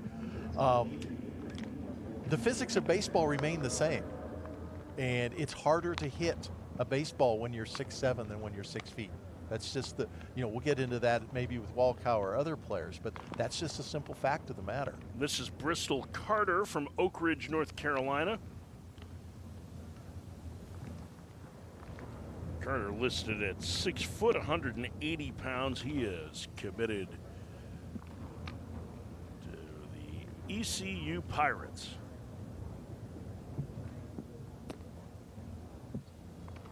Really strong throw home there. One hop on the money. Cliff Godwin always adds up with some really talented players at ECU. He's also, one of the keys with ECU is they get better when they're there. Mm-hmm. That's the real way to evaluate a college program. The players get better. Cole Eaton from Elkhorn, Nebraska. Now this will be fun. Cole Eaton threw 98 at the PG Underclass National Showcase last year. He's committed to Tennessee, which at 98 would be a middle reliever off the mound at Tennessee, right? Yeah, Eaton's a very talented athlete, one of the top prospects out of Nebraska in the last few years, certainly.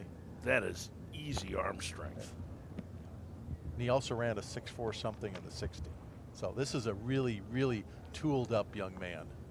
And he's throwing hard, and it's not really very advanced footwork through the ball at all. There's more of a 99. Wow. If you put better footwork on him, I guarantee you tomorrow he'd be throwing in the hundreds.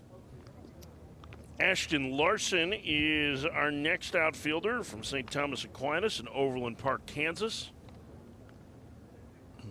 He is heading to play for Jay Johnson at Louisiana State University. Ashton Larson, one of the best left-handed bats in the class. You will enjoy watching him swing the bat and BPN the games later.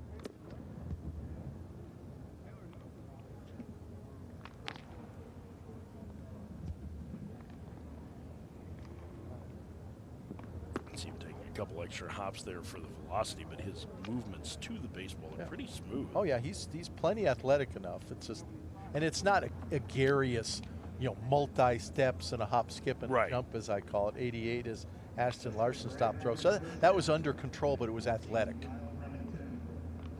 Kyle Remington from Grand Rapids, Michigan. He was the first player in Minnesota's recruiting class for 2023.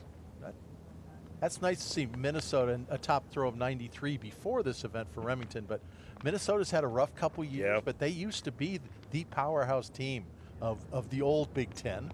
I mean, what leagues are now is a whole other discussion point. But yeah, that's a proud program, and it's nice to see top 200 players, you know, with a commitment to Minnesota. They're not that far removed from a top 5 pick either, with Max Meyer. He recently made his big league debut for the Marlins, being a top pick in 2020.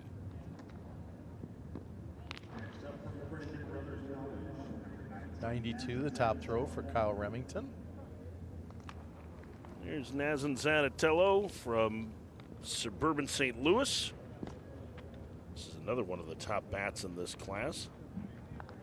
A primary third baseman, but a third baseman with shortstop tools and athleticism. Certainly the arm strength, yeah. too. Yeah, he's out here posting his number, as we call it. And that's kind of infield footwork. You see the short stride, not thrown against the front side, which is an infield action. Yeah, let's watch that again and watch his arm stroke on it too, I think, right? So yeah. But that's a He's pretty little quick over the transition. top, yep. That's a quick, but he's making like perfect throws, online throws, and that's a tribute to athleticism, because that's an infield throwing stroke. That was probably his best throw to home right there. Yeah, these will be good. The 98. He is a pretty impressive, yeah, physical prospect. Our next thrower here is Neziah Thompson from Mountain House, Georgia. He is committed to Cal State Fullerton. Pardon me to correcting you, Mountain House, California. I'm sorry, Mountain House, California. You know what it is we had a conversation before we started about glasses, and it just shows that my progressive lenses aren't working right. So 5'11", 160 pounds is what he's listed at.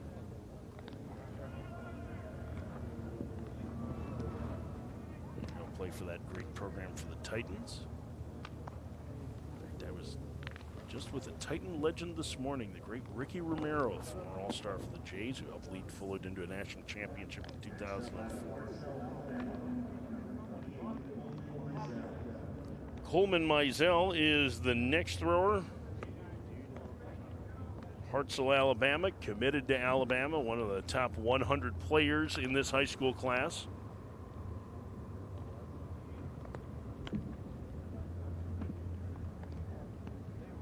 Mizell also pitches 6'3", 215 pounds. When I see 6'3", 215 and left-handed, I think hitter. And that's pretty much primarily what Mizell is ranked 88th in the country for, is the promise he shows with his bat. He's made two really strong throws to the plate. I love the split screen here. You can't get any better angle. You're watching the ball and you're watching the result. The accuracy, the hop. Yeah, all three of the throws to home were good. It's interesting you mentioned about the throws to third can be a little bit more challenging, and it's a much longer throw for guys too. That was a perfect throw there from A.J. Gracia from Monroe, New Jersey, committed to Duke. What do you got there on a fly? Arm strength, not an issue with Mr. Gracia. For sure, those were strong throws to third. He is also ranked, as you can see, in the top 100 in this class.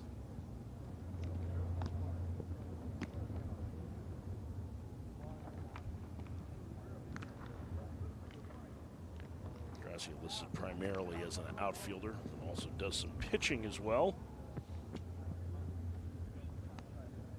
Top throw of 86 miles an hour for the Duke commit. Michael Petit is next from Melbourne High School in Palm Bay, Florida. He is going to be a Blazer heading to UAB, University of Alabama at Birmingham. Alabama-Birmingham is a program to watch. I know the recruiting coordinator, assistant coach there, Alan Kunkel, and he's told me about the goals of that program and the investment that the administration has made. They want to become the third big school in Alabama, in all sports, but specifically in baseball. You know, challenge Auburn and Alabama for the top players. Pretty good history at UAB with that. And is that Casey Dunn, is that right, who's now at UAB as the head coach? I believe with so, Allen? yes. They had been at South Florida together. Yep.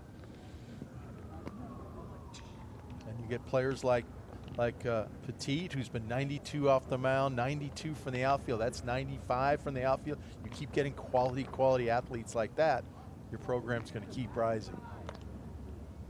This is Revis Reynolds from Flowood, Mississippi. He is committed to go play for Chris Lemonis, last year's national champions, the Mississippi State Bulldogs. Now, those teams from Alabama better hurry up, Rons, because the ones from Mississippi keep winning everything. Yeah, and they have a legitimate third team in Mississippi, Southern Mississippi. That lost to Ole Miss to get to Omaha, right, and was hosting the regional. Southern Miss, a terrific program with Sean Berry's squad there. And what we've seen over the last 10 years, and I think this started in East Cobb and in the greater Atlanta areas. Baseball got so talented here, it kind of pulled in Alabama, and we've seen a huge rise in talent and participation in Alabama in the last 5-10 years. And the next step is coming over to Mississippi, because Mississippi is exploding right now with the talent, just not in college, but a lot of them are in-state players who it makes it real easy to stay in state when you've got that kind of programs. This is Taggart Tyson, who is primarily a catcher, but he looks plenty athletic. He is a Louisville commit. Louisville's had a pretty good run of catchers here lately between Will Smith and Henry Davis and Dalton Rushing. I thought that was a, I'm not just saying this because I think Billy Gasparino's listening because his son's working out, but that was a heck of a pick for the Dodgers. Big Dalton Rushing guy. No, Tyson, as you said, a catcher, but a good runner, strong arm, also plays the infield, so a true utility guy. Also lives about 10, 15 minutes from my home in nearby Charleston. 90 miles an hour his top throw, and we'll get to see him behind the plate later on. This is Justin Best from Cornelius, North Carolina. He is heading to go play for Link Jarrett at Florida State. He's one of the top 35 players in this class. Maybe a little much on that last throw. He certainly has some carry on his throws.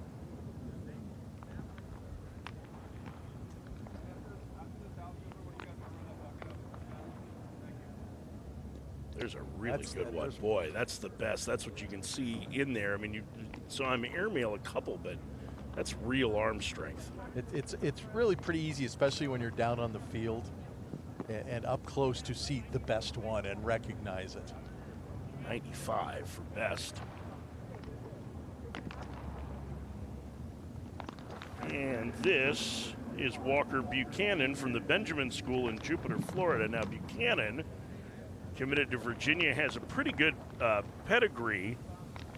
This guy, his dad Brian, who's the hitting coach for AAA Omaha in the Royals system, was a first-round draft pick of the Twins back in 1994. So he got the baseball background.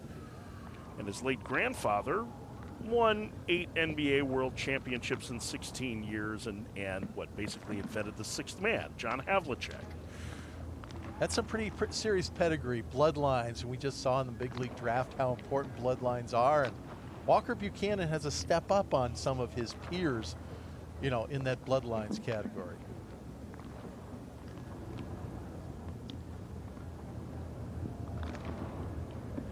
In fact, Ben Ford and I, when we talk about players, especially in a group, Ben Ford, son of Jerry Ford, PG's founder and a former big leaguer himself, we just look at each other and say bloodlines. and it's a whole paragraph right there because we are both such big believers in bloodlines. That certainly played out in this year's draft as we get a look at Isaiah Drake, fastest runner so far, right? He had the 6.15 time. Yeah, fastest runner of the first 2/3 of the players. Now he is uncommitted, 5'10", 180 pounds. Atlanta, Georgia. All right, what do you think college coaches are hoping to see out of someone like Isaiah Drake? The speed has already stood out. Yeah, and you'll see everything else too. Just because a player is uncommitted right now, and I know the recruiting cycles are so much different than they used to be. Looking at a player and he's uncommitted, what's the story? It can mean any number of things. It could mean, and I'm not saying it's a case in Drake's situation, he just decommitted because of all the movements in college coaches. He could be waiting on one school for one particular offer. That they say wait till the draft and we'll know whether we have this money or not. It could be any number of things like that. So while the vast majority of the players here are already committed as 92 out of Isaiah Drake's arm, there's no implications like they aren't known or anything. It just might be a decision that isn't been made. And as you know, Termarr Johnson didn't make his commitment until this spring, right? Just a couple months before the draft, literally. So to each young man and his family, it's a completely different set of situations. Aiden Smith, who's going to Mississippi State, is here. And by the way, speaking of that Termarr Johnson commitment, you can on Perfect Game TV see his whole story of his recruitment process and the commitment. Great work by Danny Wexelman on that. Yeah, Tamar Johnson, one of the top young men. I remember. I got a chance to spend some time with him at the draft. Terrific guy. You mentioned Jordan Walker earlier, who is in that pantheon of best makeup kids. Tamar Johnson is definitely in that pantheon of best makeup kids I've ever experienced in my baseball career. What an absolute delight to be around. Lucas Moore is next. Lucas Moore is from Westchester, Ohio, 6'1", 170-pound. Left-handed hitter, right-handed throwing outfielder.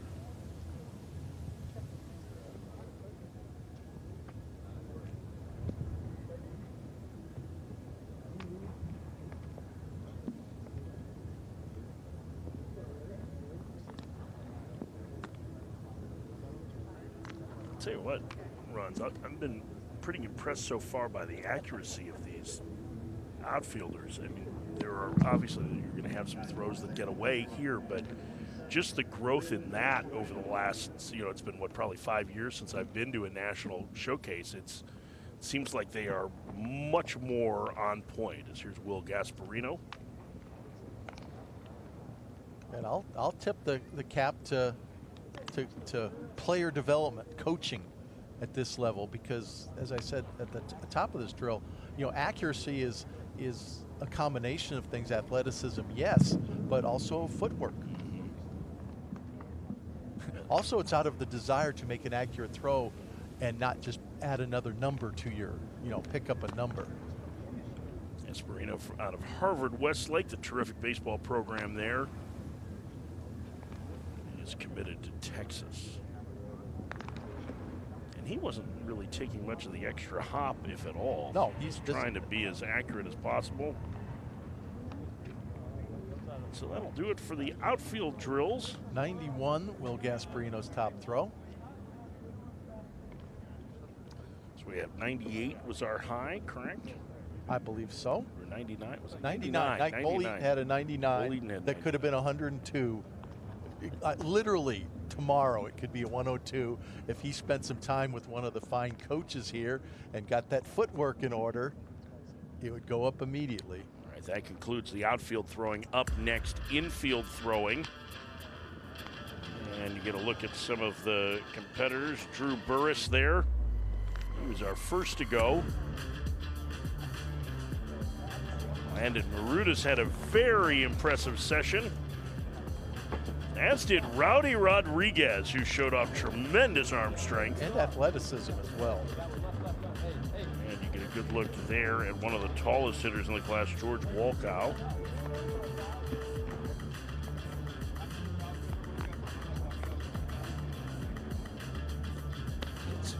Some Justin Best and Mazin Zanatello. Who did have a 98, primary infielder. With that athleticism, I'm looking forward to his infield drill coming up.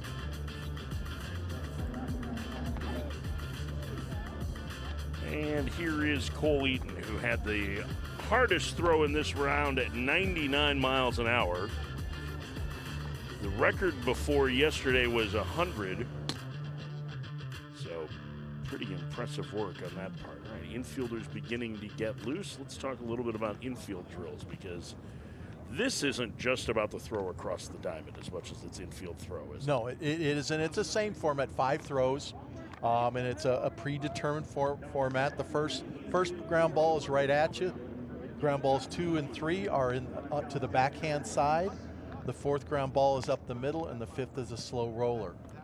You're probably going to see your top throw times either on the first ball, the one right at you, where you can get your feet and your direction set, or on the ball up the middle, because you can circle around and get your momentum going in the bag. The backhand throws are about carry on your throws, but it's also about footwork. We learn more about footwork really to the backhand than any of the other 5 throws.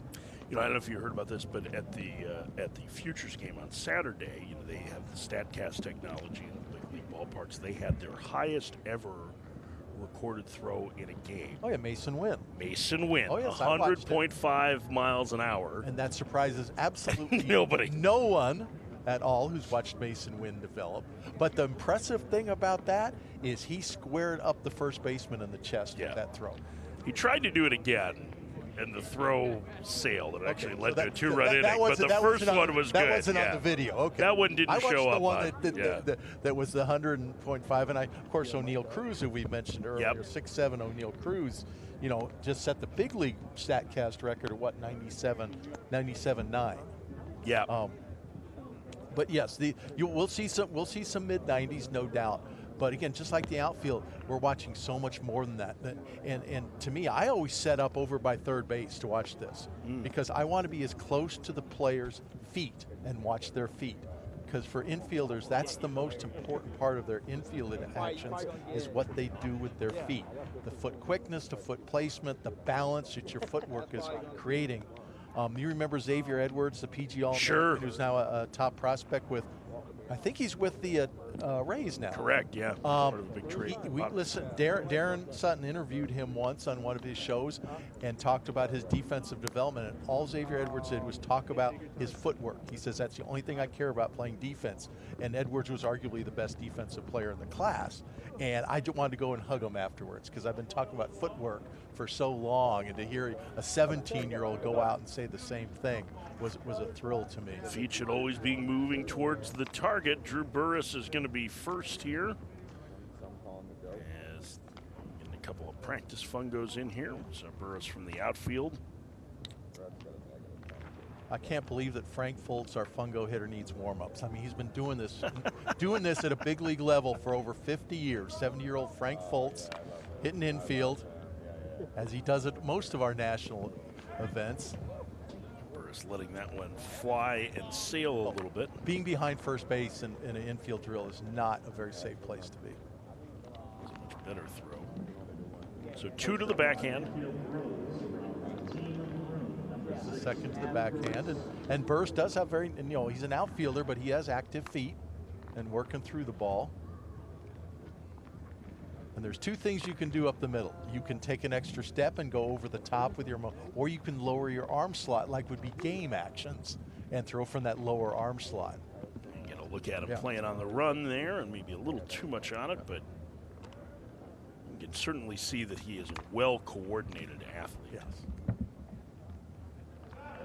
And the next throw comes from Colt Emerson, 6 foot, 185-pound infielder from John Glenn High School in Cambridge, Ohio. He is headed to go play for Butch Thompson at Auburn. Emerson, a 2020 14U Select Festival player. So has a lot of exposure at the high levels of the game already.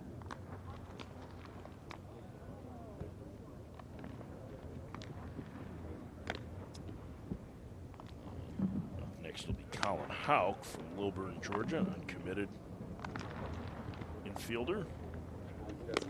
So take us through Select Fest for people who may not be familiar with it, why it's important for that early evaluation stage. Well, Perfect Game, as we've developed, especially over the last 5 or so years, is working so much more with the younger age groups, and that's reflective of what's going on in the game now in the recruiting cycles. But the 13 and 14U Select Festivals were made to duplicate basically the All-American Classic, where you bring in the best players in that age group and you play an all-star game, but you also go through all the other things with the visit to the children's hospitals, with the overall awareness, with a whole menu of events that improves them as not only baseball players, but gives their family and them an exposure to baseball at the highest level. So it's something we've integrated. The 13U is going to be August 21st this year. The 14U Festival will be in Fort Myers on, I believe, September the 3rd or September the 4th, the Labor Day weekend. So 2 events that we really take a lot of pride in. This is Trenton Lyons. I think it's worth mentioning, too, Colin Houck with a really under control, excellent round of infield and played everything very, very well. As did Lyons there. Our guy whose primary position is listed as catcher. That's a pretty interesting athlete. And here is Landon Marutis. Now, you mentioned before that Marutis has been more famous for his pitching, right, to this point than he has been for his defense? He's a primary right-handed pitcher. I hope very much that he is not pitching. Well, it's not pitching day. We don't have any more games today. He waits because the one thing, usually drills in the first games are done the same day. And if you do your drills, that's great. You're showing off your athleticism and everything. But if you're going to go out and pitch the same day, that can be very problematic because you've already got your arm hot and bothered. Maru's showing his athleticism very well at both positions. 92 is top throw. Pretty loose athlete. But yeah, very athletic. And that in his over-evaluation is noted, but it's what he does on the mound that's the most important thing here at this event. This is Stone Russell, Florida commit from IMG Academy. He has the actions of a true shortstop. That's not a surprise that he's committed to an SEC school because he's moving around like an SEC shortstop. Yeah. He's played at IMG. He started at IMG at third base as a sophomore. And I think most people are familiar with the IMG program where some of the top players all around the country come there to play. And Stone Russell was their starting third baseman as a sophomore, surrounded by drafting seniors that were drafted. Just like Isaiah Green and Jackson Ferris and players like that. So he's played at the highest level possible for a couple of years. A number change here. This is actually Eric Fernandez is wearing number 21. I don't know if you're looking at rosters online or not, but he's from Riviera Prep in Miami. He's committed to Miami, 6'4", 190-pound shortstop. We saw him running earlier, and that's where the change is. They scratched out the 1 and put a 2 on it. Yes. Nice little sidearm throw there. That was excellent. He's got the actions. And that's that 6'4" and playing shortstop. That the whole paradigm there is different than it used to be, where 6'4", 6'5" shortstops, even 6'7" shortstops are like, you don't close the door on them. Ethan Gibson's from Abingdon, Virginia. He's committed to Virginia Tech. Quick feet, gets in front of the ball well. You like to see that quick release, that quick glove to hand transition, because that's what's going to play in games, that quick throw. Virginia Tech having a terrific year this year. While everybody was focused on their offense, that was an outstanding defensive team. Led in part by Tanner Schobel, who's the early day 2 pick. Another look at Braden Holcomb at 6'4", 215. You can see the size. You can see those shoulders that he looks like a future linebacker. But you also see the mobility to play at shortstop. And I've talked to people who say, no, don't sell Holcomb short. Don't give him third base right away. Because he says he is still athletic enough to play a very, very good shortstop. It's so interesting because the first look at him, like if he came off the bus, you'd go, that's the third baseman. Like, that's what you would look at. But it's a very similar physical build, maybe a little broader shoulder to what Corey Seager was as an amateur.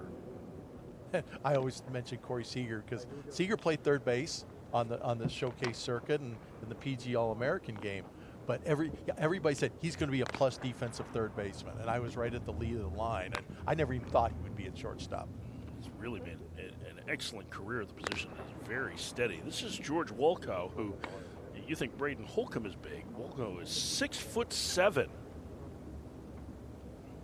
And Wolkow recently, he was, believe it or not, a 2024 until earlier this year, where he reclassified into a 2023, which is where his birthday belonged originally.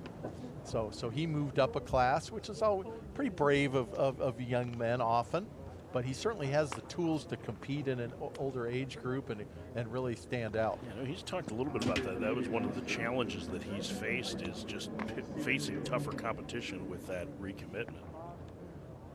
Stephen Millam is next. You can see he's committed to LSU from Las Cruces, New Mexico. And he was a 14U Select Festival player in 2019 and was actually named the Defensive Player of the Year for that 2023 class in 2019. So young man was already collected some hardware for his defense, and LSU obviously recognizes his defensive chops. We got one more here to charge.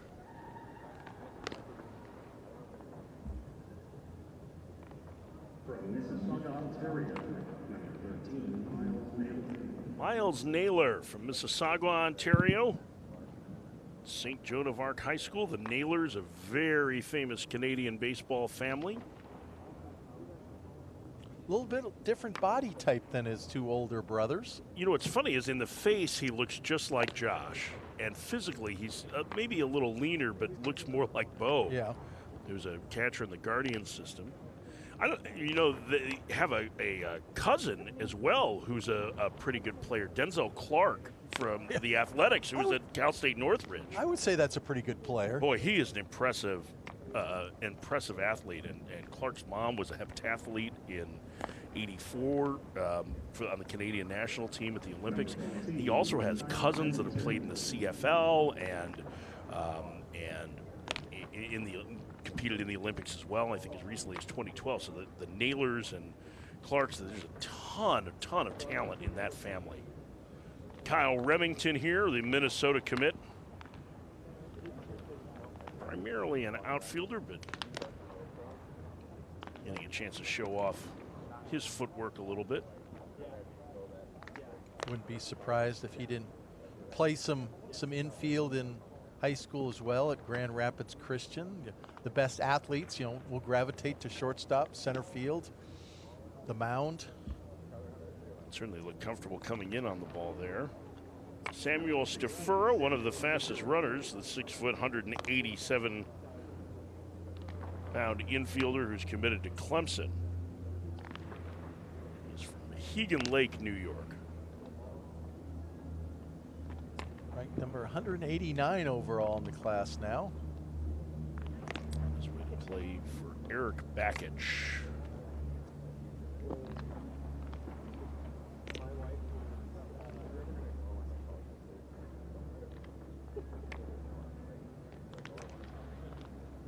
Very steady round of infield from Stafura. Very game action. He didn't really let loose at 9. I didn't see the 91 because it was all pretty game-ish actions. He didn't reach back. Olin Ward from Saraland, Alabama. 6'4", 195 pounds.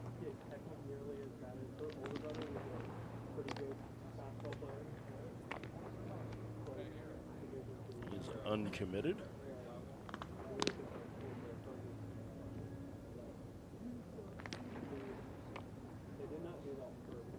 A little warning on the rankings that you'll see there, 388 for Olin Ward. You'll see a number of 500s. You'll see some kids that aren't ranked. One of the benefits of having the National Showcase, which formerly was held in early June to start off the scouting season, basically, one of the benefits is that we have had an extra, 6 weeks to watch these kids perform in the summer. And that just enables you to get the right players, the most talented 325 players in the 23 class. There's Zanatello, who was so spectacular in the outfield.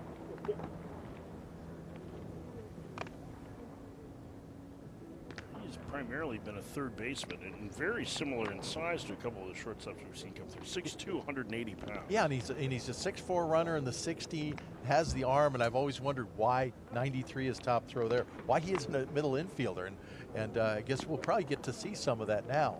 You can't believe there's where he plays at Christian Brothers College High School is maybe the top program in Missouri, certainly one of the top few, but it's hard to imagine they have a more athletic player than shortstop. He's a top 20 player in this class, Antonio Anderson from Georgia Tech, or committed to Georgia Tech, I should say. He's from Atlanta. He's a switch hitter.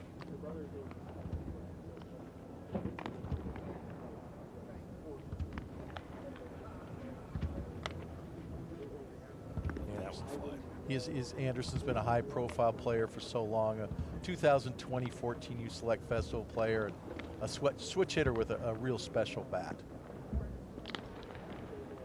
All right, on to the orange team here. Our first infield participant is Brett Denby.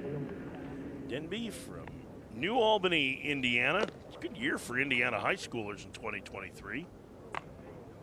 He's one of those. He is the Georgia commit. He had some of the best flow going during the 60-yard dash, too. Long way to go to get to that one and make a good throw.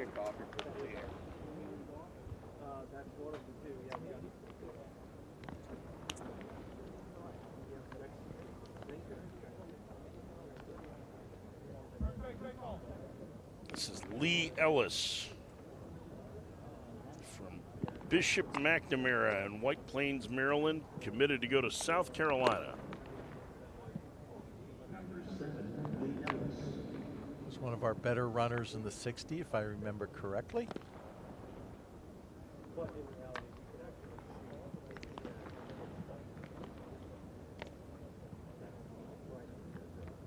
Yeah, he was one of the 2 or 3 fastest times. Tricky hop off the mound there and stayed with it. Nicely done.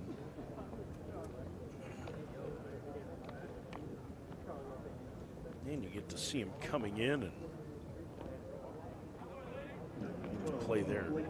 It's a real good soft hands. 96 miles an hour. And that was on that 4th one up the middle, where it hit the mound and flattened out and gave him the chance to come through it and really let it go.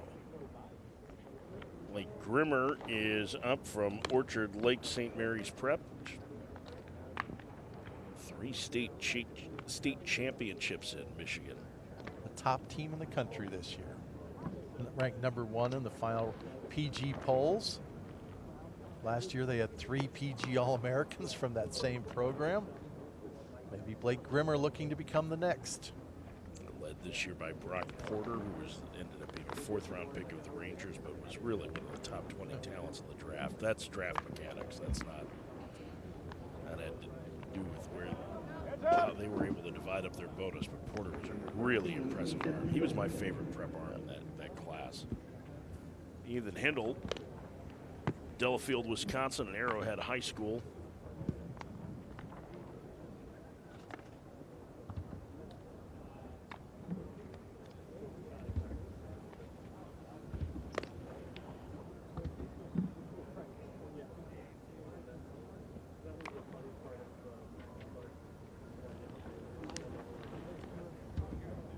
Trouble with the transfer there, but still got it to the bag.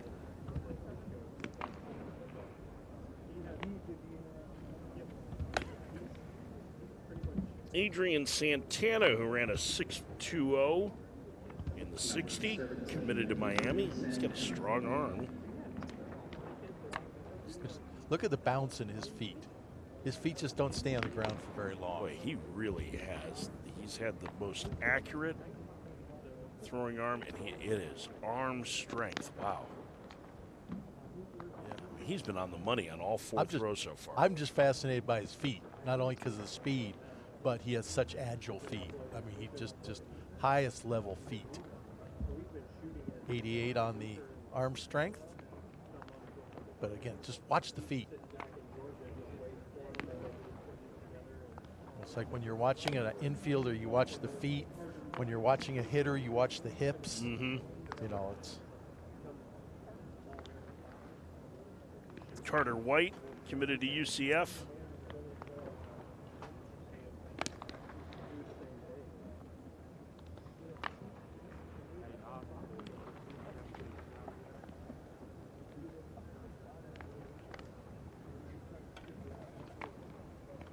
Chance here going to the middle.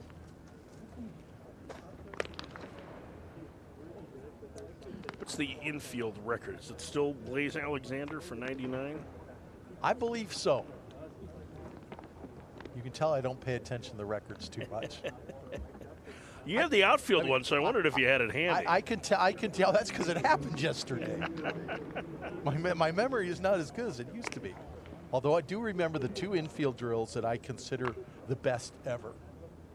And Caden Irving, by the way, from Mississippi. Go ahead. And they're easy to remember because of the 2 names that are instantly recognizable to even casual baseball fans. But when they were 17 years old, or in one case 16, they were so talented that you could see it all coming. One of them was Francisco Lindor, and the other was Carlos Correa. Their infield drills were spectacular, the goosebumps afterwards kind. I mean, Correa threw 98 across the infield on one of his backhands. His footwork as a 16-year-old was so perfect and his arms so pure and strong that it was just like, wow. Dylan Andino here. And Lindor just had magic feet and hands, you know. Still does. Yeah, still does. Both of them still excellent defenders. Correa was the Best defensive shortstop in the American League last year.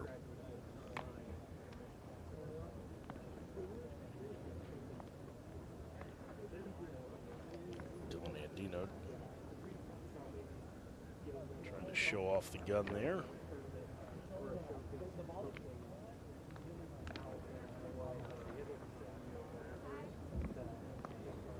And he showed off the gun all right, 96 on his top throw.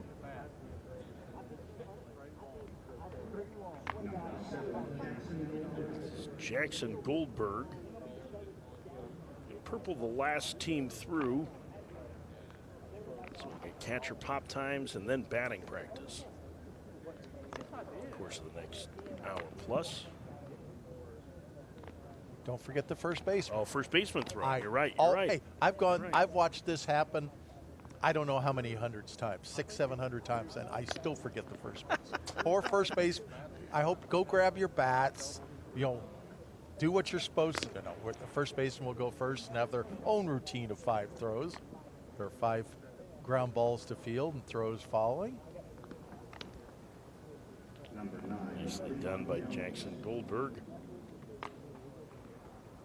Levi Jones next from Portland, Oregon. He is committed to Oregon State.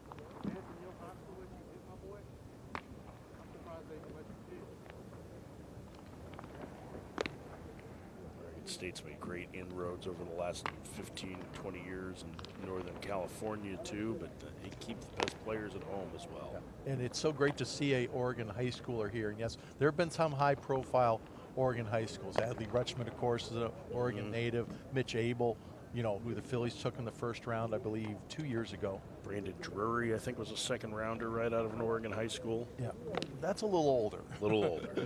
But you don't get a lot of players from the Northwest traveling across the country and getting that national exposure. Like you said, they get wrapped up by Oregon State or Oregon real early. But it's always nice to see those players come across the country and play at an event like this. Jonathan Mendez is taking infield now. He is from J. Sarah Catholic in LA. And he's going to go play for UC Santa Barbara for the Gauchos. J. Sarah is an incredible program. We had a number of J. Sarah talents in the first group. You know, they're contenders for the national championship virtually every year. Of course, their pinnacle player was Royce Lewis, the first overall pick a couple years ago, but was a J. Sarah alum. But you know, that's one of those schools where everybody in the lineup is a D1 scholarship, and some people who don't even get in the lineup of D1 scholarships. MJ Seo is next. Yeah, great head coach there, Brett Kay, terrific guy. J. Sarah High School.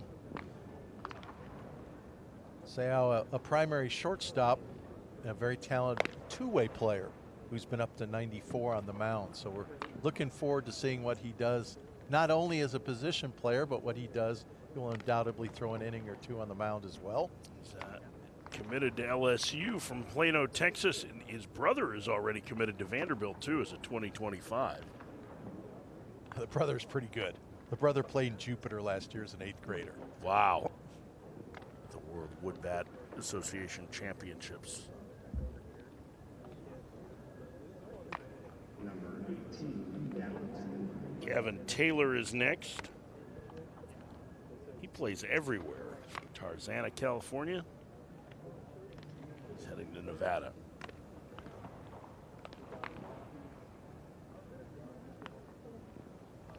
Player number 420 on the list. But he's listed as a catcher, first baseman, second baseman, third baseman, shortstop, outfielder. Yeah, that's left over from the young. You see the younger players who play everywhere, and somebody hasn't changed their profile in a few years. I just like the idea that he's committed enough to it that he wants to play. So wherever he can. TJ Pompey is going to Texas Tech.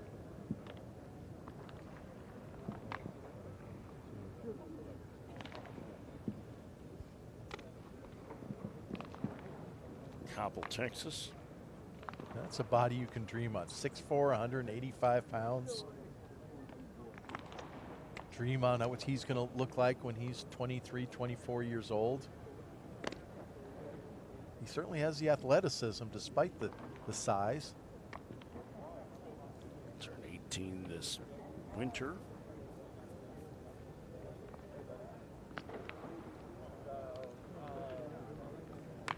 Now, the vast majority of these players are going to be 17 years old. There will be some 16-year-olds, and we'll try to point them out because, especially as we get in the games, because if you're a 16-year-old in this event, you're playing a year above where your normal class would be. Like, for instance, Eric Batante is still 16 years old. He may be the youngest player in this class. He's ranked 9, just a spectacular prospect who's already 6'5", is still 16 years old, and you can really dream on this young man from Southern California. Boy, they're building a really good offensive program at Oregon behind Mark Wazakowski, their outstanding coach. And he certainly seems to fit the mold of the physical offensive players that they have there. Toddy with a nice finish to his round of infield. So shortstop drills are over. And this time I will not forget that the first baseman are next. I said, I am perfect. I get teased unmercifully by the young scouts. Ron's, you going to remember to scout first base this event? We get a look at some of the participants at shortstop. Drew Burris, Brandon Marutis. There's Braden Holcomb at 6'4", moving effortlessly. There's Zanatello. Nice play on the backhand there by Samuel Stafura. There's one of the favorites, I think, Adrian Santana, maybe put together the best infield of anybody here. I think Adrian Santana's opening some eyes. I know he's opened my eyes. Dylan Andino playing the position aggressively. And Lee Ellis. I like Lee Ellis, too. Me too. Seems to be able to make the throws from all of the angles. Oh, yeah. All right, so first base will be next. All right, Rons, what's the 5 throws for them? Where do they go with them? They take a couple deep across the diamond, deep to second base, and they play on the bag for the next 3. Coming off the bag to replicate a game situation. Again, a turn to second, and then, of course, the last one's a slow roller just with the infielders.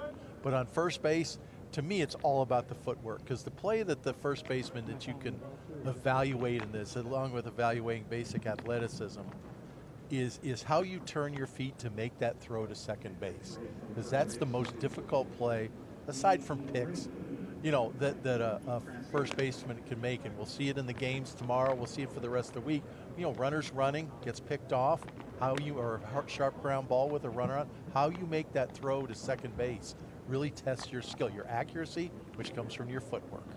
Pete Kraska is heading to Georgia Tech. He is the one working out at first base now. Get a look at that slow roller as he fires one to third.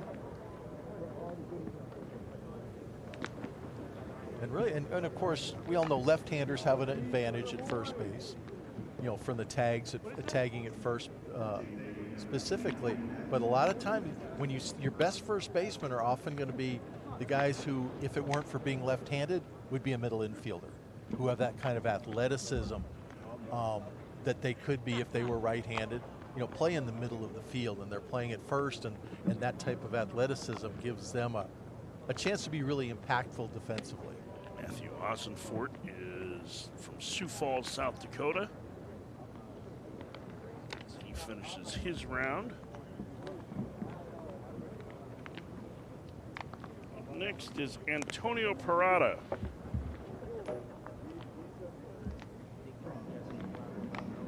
Parada, Georgetown Prep in suburban D.C. He's in Rockville, Maryland. There's another program that's we're seeing number of players at not only at this national showcase, but at some of the younger age group showcases from Georgetown Prep. So that's a program up there obviously in D.C. that a private school, but must have done some things with their program last few years that really got notice. Got a good soup dumpling place in Rockville, Maryland too, if you ever need it, if you're up there. So visit Bob Shanghai 66. Nick Robert is next. Stuart, Florida, uncommitted. Listed as a pitcher, but taking the grounders at first as well. And you get a lot of first basemen, of course, who are pitchers. You know, a lot of the bigger kids. Robert, what's Robert listed at? Robert is 6'6", 220. Yeah, that was in the neighborhood of where I was going to guess. But look at the athleticism and how he moves his feet, and that shows you something. And on the mound, he's going to be athletic too, I'm sure. And 89 arm, he obviously has the arm strength. In the final group, Colin Priest from Mount Dora Christian Academy in Eustis, Florida. 6'3", 220.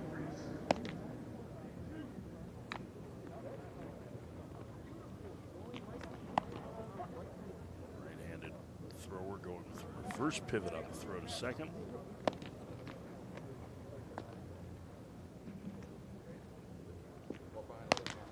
And here's his final throw across the diamond. And it looks like we have one more first baseman to go in this group. This is Rafael Velasquez from Huntington Beach High School. He is heading to Arizona State. Primary catcher, so we'll see him again very shortly. And that's certainly a catcher's build, prototypical catcher's build right there. Moves off the bag pretty well, though, too. Well, if you're ranked 58th in the country, you're going to have plenty of athleticism. Let's put it that way. We'll see him in a couple minutes catching. Been on Team USA a couple of times, too, so he's been around for a while.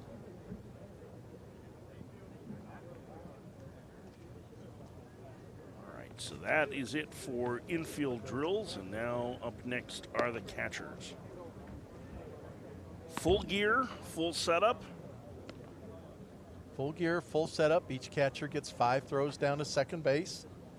There's, of course, a radar gun involved and a stopwatch involved. So catchers get 2 numbers to play with and post and try to reach. But going along the same theme, those are the numbers that, you know, when they're easy to look at, but they're not the most important thing. And too often catchers in this drill, you know, we call it cheating. And that's not that they're cheating, that's just the easiest word for it. They're trying to get that big pop time, and so they're setting up higher. They're not playing under game actions. And since pretty much the most important thing in evaluating a catcher in this kind of drill is how they come out of their crouch, their lower half, their lower body life, their quickness, their balance, their footwork in gaining ground into the throws, and their ability to repeat that lower half mechanic. So the evaluation is all about lower half, you know, lower half athleticism. And if you don't set up in a game situation, you know, in a crouch, down low, then you're not really evaluating that. So we like to see the low setup. Walker Barron, one of the top defensive catchers in the class. We've seen it in games so many times, and I expect he will have very good actions, very strong arm. Again, accuracy of throws. If your footwork's good, if your fundamentals are good, you're going to be throwing like that on a line. That's probably 83, 85 miles an hour, I bet. And we'll see right on the bag. We'll see the velocities, or post them after this. We won't see the pop times until they are posted later. I think that's one of the things that's so fascinating about catchers, is that you could have arm strength to make up for a couple of those things, but if you don't have the strongest arm, if your footwork is good, your release is quick, you can still be a really good thrower. Yeah, just like from you know, in the infield, that glove to hand exchange is so important. This is Trenton Lyons, who we've seen take infield and run pretty well as well. With very good infield actions. And not really cheating to get out to the ball either. I mean, that's... Yeah, he's setting up square.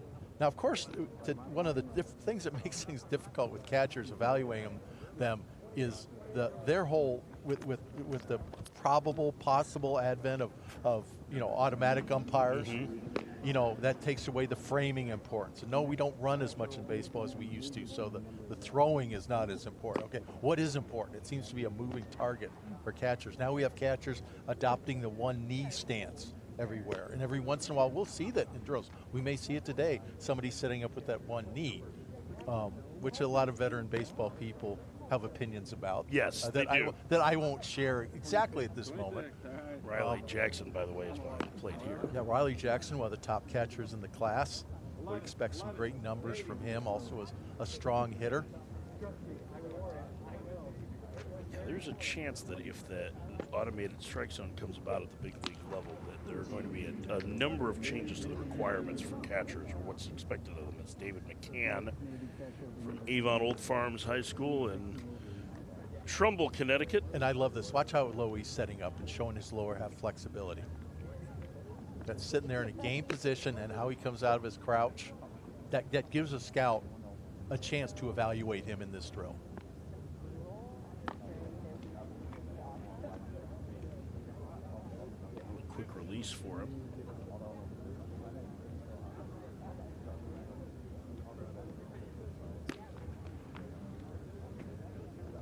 You see the catchers when they're trying to rush that exchange. You know, in this drill, it doesn't always work out well.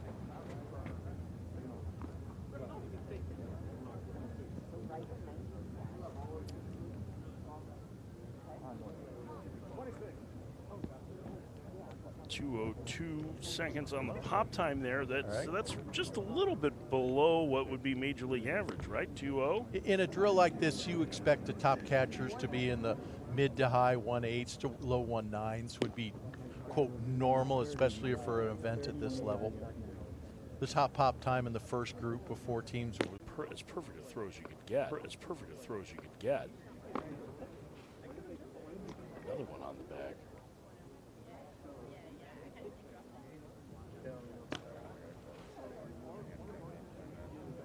Certainly doesn't lack for accuracy. Everything was right around the bag at the end of that. 189 is top pop. Went from scarlet and cream to maize and gold, but something about the green.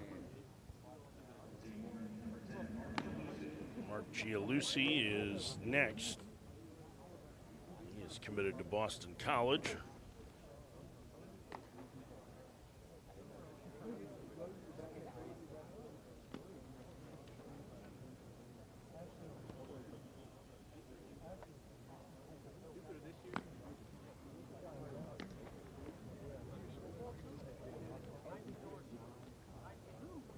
Gialusi now done. 185, Gialusi's top time.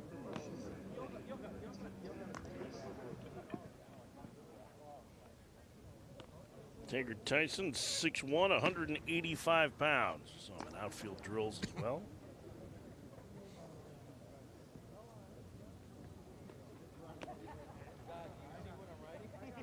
Of course, one of the two numbers that you hear exaggerated the most when players are providing information on themselves and such are pop times and fastball velocities. And at pop times, I think it's because a lot of people who don't do this for a living really don't know how to do a pop time. And of course, pop comes from the pop of the mitt to the pop of the glove, and you can't anticipate it. Or you have to anticipate it to an extent, but it becomes so natural when you do it as often as we do. I think a lot of people who try to do that at, who dads and part-time coaches and stuff, just haven't done it enough. I know Greg Sabers, who does it for us virtually every showcase, he's probably done, 10, 20,000 pop times and drills in his life. And it's like, no, he's going to get it perfect every time. This is George Baker from Louisville. And so what Ron's is saying is don't submit a 178. No, do not. Because no one will believe you. Yes. Unless you're Christian Bethencourt, and then you're allowed to do that. But or maybe Jorge Alfaro. Alfaro, I would believe. Bethencourt plays first base now, doesn't he? Yeah, he did a little catching in Oakland this year, but that guy's always had tremendous arm strength. The Padres at one point tried to make him a two-way player. His arm was so good.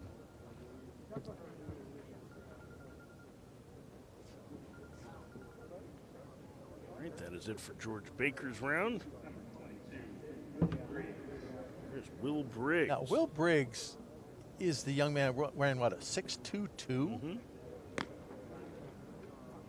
From Shakopee, Minnesota. And is a and a catcher.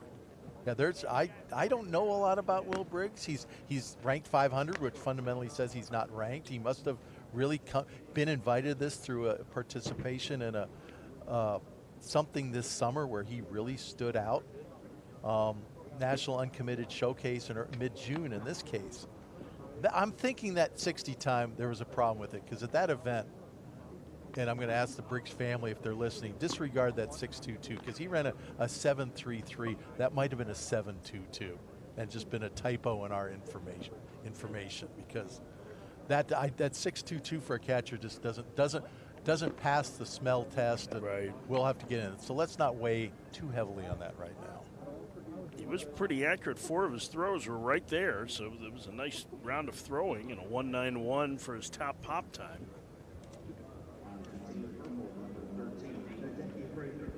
Hideki Prather is next.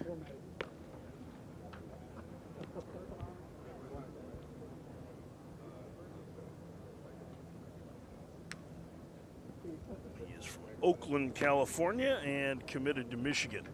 Played for Tracy Smith. Just hired as the new head coach there. A lot of changes in Big Ten baseball coming. Yeah.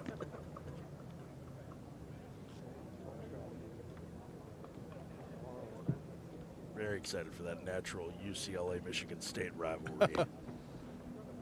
I'm liking what I see from young Mr. Prather, who's going to move across the country for his college baseball. He's got quick feet. Look at the bounce he has coming out. That's a direct bounce. He comes out of his crouch so well.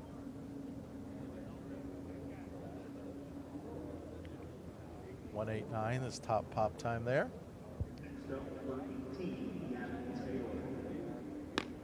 Here's Gavin Taylor.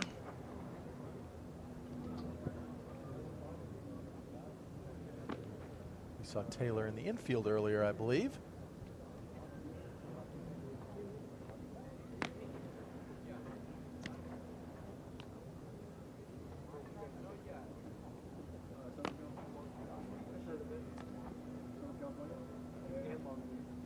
Here's Taylor's 5th and final throw.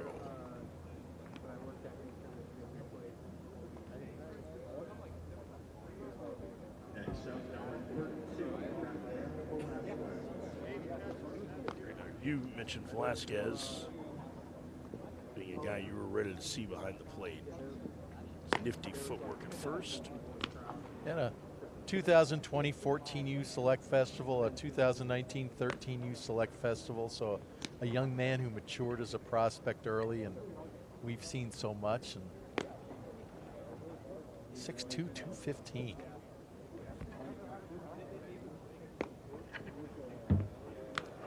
Good, strong, accurate arm.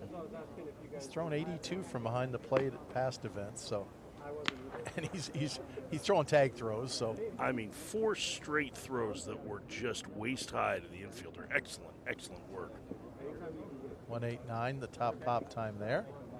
Terrific accuracy as the final thrower here for catcher pop times. All right, we are through the running and the infield, outfield catcher drills.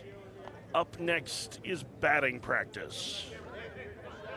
This is the part where all the videos get shown. Oh no, then this is my favorite part of any showcase is batting practice. And I say that unequivocally. Yes, you like watching games. I like watching pitchers, evaluating pitchers, but batting practice is my thing. And actually, to be up here with you, Mike, I love it. But I've evaluated so many batting practices down there that I kind of miss it. And if I go in silent periods here, you know, because I'm really watching it, because that's what I'm so used to doing. I do batting practice at every showcase I've been to, you know, for the last 20 years, and it's just part of my professional blood, I guess. So the eyes roll back in the head with excitement, right? Over the It's strange, you know, but strange but true. Okay, let's talk about, obviously, home runs are nice, right? But that's not everything that people are looking for. So give us an idea of what you would be looking for. The most important thing to do in batting practice is to not change your swing because it's a perfect game batting practice. It's called batting practice for a reason. You're practicing your swing, and if you go out and use a different swing because you want to hit a home run, it's not going to be a good batting practice because it's not your swing. If your swing is driving it up the right center field gap, that's the swing we want to see. You know, and the first thing we want to see, of course, in any evaluation is bat speed. And that's in context when you're watching a 13-year-old or a 14-year-old take batting practice. It's different than watching, you know, one of these 6'4", 215-pound young men, you know, take batting practice. You're expecting different things. But you go through a checklist when you're evaluating batting practice. You're looking at body, you're looking at stance, you're looking at directionality of the swing, you're looking at lower half use because all swings, good swings start in your lower half. You're looking at type of contact, where it's going. But at the end, you're talking about bat speed and how the ball comes off the barrel. And you won't be barreling up the ball if you're not using your tested, natural, practiced swing. Oh, and yes, we will see plenty of home runs. Yes, we will. We should mention, in the first 4 games with the first group, we saw 3 in-game home runs. Which is a lot. I would have said the over-under for all the games is 4. So I'd have 3 already. But there'll be some young men here who might hit 3 or 4. Dominic Hellman last year, a PG All-American from Washington, hit 7 here last year. Wow. In his run. Everybody gets 10 pitches. He was putting them into the upper deck. He was putting them over the catwalk. So there are players at this age who, even though we're playing in a big league ballpark, they have big league power and will be going yard. And that's exciting to see. But we also like seeing the guys who are just hitting ropes, you know, gap to gap, driving it deep to center field where it's 404 to the fences straightaway center. So there's a lot of thing that goes into it. But again, most important thing, go up there, be confident, because if you take a lot of batting practice, it should show in the way you swing here, even under this type of pressure.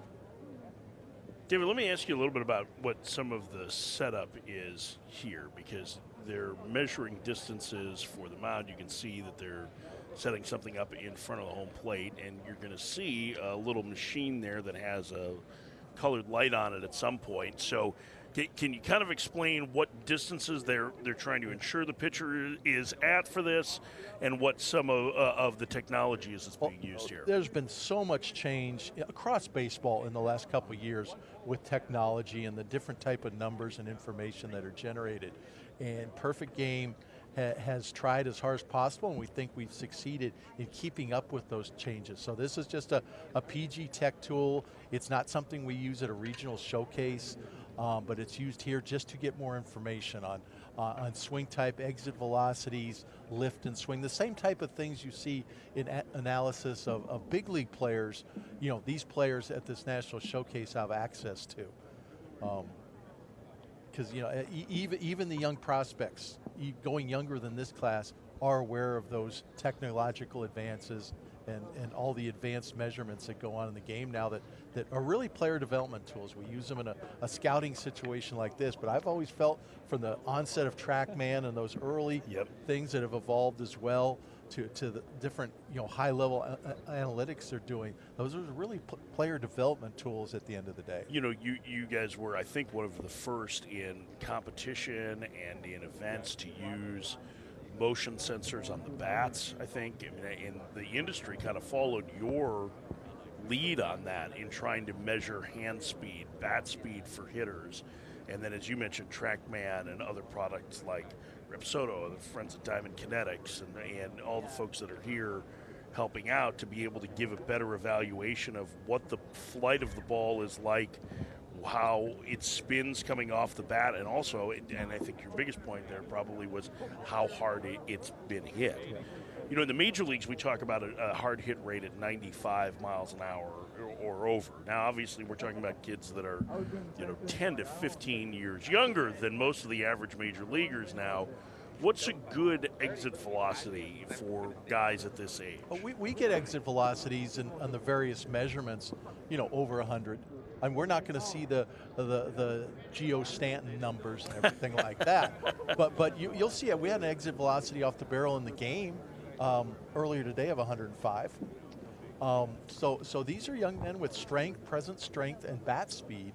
And yeah, you'll think it's the exit velocity is one of those selective things that it's a good number for once, but its game utility is not always there. Bat speed, to me, there's never been a tool, and I've seen them over the last almost 35 years trying to develop bat speeds, tools to measure pure bat speed, and it really doesn't exist yet.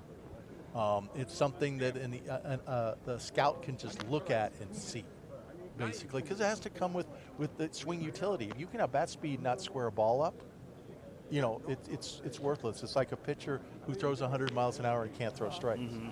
Yeah, it looks good, but it has no utility in this game. Yeah, controlling the barrel becomes more important then. And I will say, go back about PG Tech cage is something that we do. I said this setup here we have halfway between home plate is something that's just that this every Perfect Game showcase, from the smallest regional showcase, has a PG Tech cage where we do a number of advanced measurements of the mechanics of your swing. Different body parts, different hand pads that are all available to the player. So in that sense, at every PG showcase, there is a very high level of technical measurements and stuff. And that kind of biometric information is so vital for player development and improvement, and we've seen much more of an emphasis on that. And what's so interesting is you even go back to TrackMan, a number of these breakthroughs have come through golf. Yeah. That's where it kind of started. Well, the golf has the advantage over baseball in learning measurements, and that the ball stays still until you hit it. Baseball is this little complication of somebody's throwing the ball at 90 plus miles an hour with spin and trying to keep you from hitting it. So, but so many of the things that like a TrackMan does are things that you don't hear about. The extension, the consistency of release between pitches, the tunneling as we call it. All right, let's get underway. Walker Barron is first, the ECU commit. Of his first couple of swings off. Barron had elbow surgery when he was 14 years old, but he's rallied back. That being a difficult time for him because he wasn't allowed to play while he was recovering from that, but here he is, committed to play at ECU. Last time I saw Barron, he did one of these things, and he had one swing in batting practice, and he didn't take, to be quite honest, a very good batting practice because I didn't think it was his natural swing. And he stepped up in his first at-bat in the game and did that, drove a ball over the center fielder's head, one bounce off a fence, and I'm like, why didn't you do that in batting practice? So he's either learned from that or just has a better approach and is having a nice BP for him because his strength as a hitter is out there to right center field. It's not in pulling the ball, it's when he's being short and direct like that and hitting it to right center field. One of the things that we have is you notice on the split screen on the right, you can see the flight of the ball, but on the left, you're getting an open side look at the hitter. And this is something that's important for scouts too, as Drew Burris starts in. So I know you've talked about looking at lower halves on hitters, but what does that open side angle allow you to do as a scout? It just gives you such a better view of the hands. It gives you a better view of the hips, but more so it gives you a better view of the hand path. And when you watch the hands and stuff, you can see the bat speed and the barrel speed that much clearer. Really simple swing from Burris. He hasn't let it go yet. He's just staying short and quick now, and different people take different types of batting practice. Let it go there. Yeah, you see that easy power. It is a quick bat. Yeah. And as I mentioned, Burris this year in 33 games, 113 plate appearances, 11 home runs. 33 home runs in his perfect game career. So the power comes easy, and it's game power. As we see that, 7-8 rows up in left center field. That was... that's a close to 400-foot shot right there. It was a pretty prodigious poke just to the left of the 378. And there's a good hang time on that one, too, which can be a good indicator of raw power as well. Impressive round from Drew Burris. And remember, in batting practice, a game you're hitting off 85, 90, whatever. In batting practice, we see Darius Jennings, our batting practice pitcher. He's throwing about 53, 55. And while it may replicate bigger speeds because he's throwing from 35, 40 feet, you know, you're still generating a lot of that power. Drew Burress hits at 400 feet. He's generating that power himself. This is Cameron Chialoy, committed to Illinois. Toronto native. One of 2 Canadian offensive players we have in this group.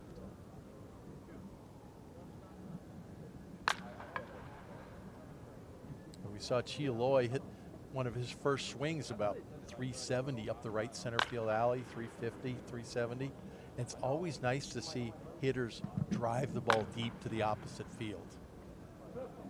Because, yeah, turning on the ball, opening your hips and your shoulder early to pull is one thing, but if you have the strength and bat speed to drive the ball right center field, even in batting practice conditions, that's a good thing. Our next hitter is Zayed Diaz from ESB Academy in Miramar, Florida, 5'11", 189-pound outfielder and first baseman.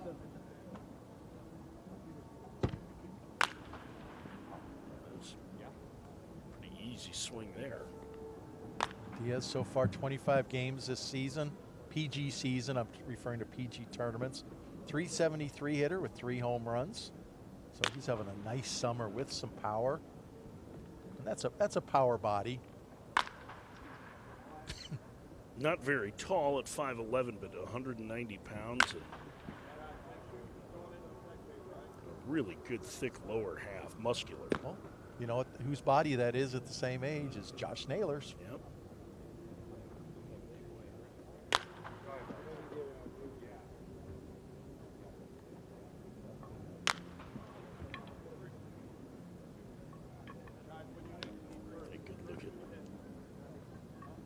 Diaz's swing here.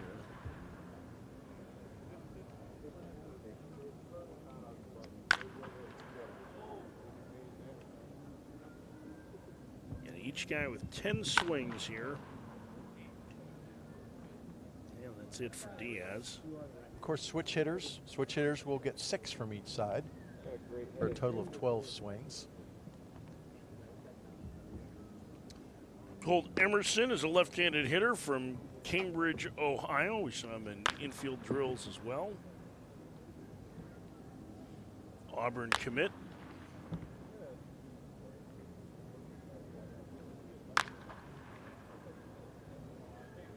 Spraying the ball all over the field. Now, there's some physical projection left in him. At 6 foot, 185 pounds. It looks like he could fill out and get a little stronger, too.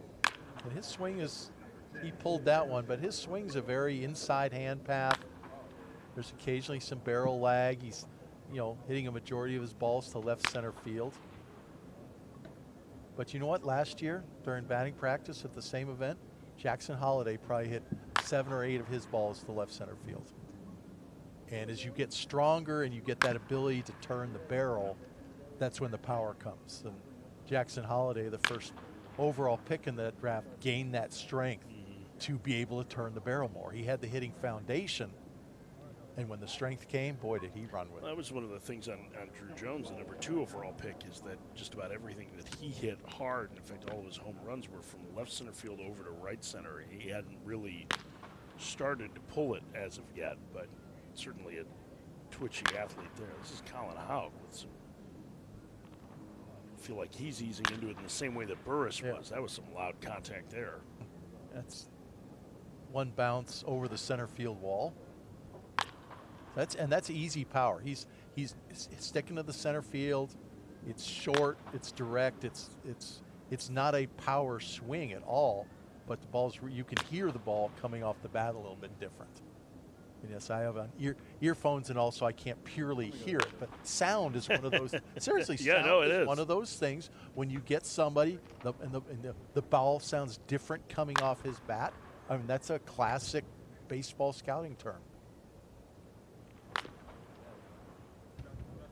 You know, I'm the data nerd in this too, and there are a couple of people that have done research on that sound off the bat and found that it's absolutely 100% accurate. That's that power sounds different. Nerd, if you've read I've never even heard of there actually being somebody who who studied that. Well, we study everything now.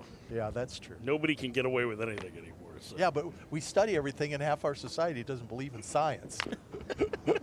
But yet we'll study things and produce, scientific studies to have sound coming off the bat. Trenton Lyons is next from Memphis, Tennessee at Christian Brothers High School. Trenton Lyons' nickname, Bing Bing. Bing Bing? Bing Bing. There's a story behind I have that. no idea He what may it not is. I have just shared know it. that He he may has not not. We're going to have to find out. That sounds like a nickname that your mom gave you instead of your classmates in school gave you. And of course, Lyons a switch hitter.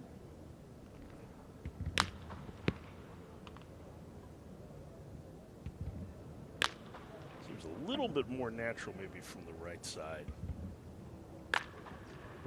He's taking kind of the pro approach. Your first two swings inside the ball, just solid barrel contact, and working into maybe turning the barrel a little bit more and opening up his swing like he did right there.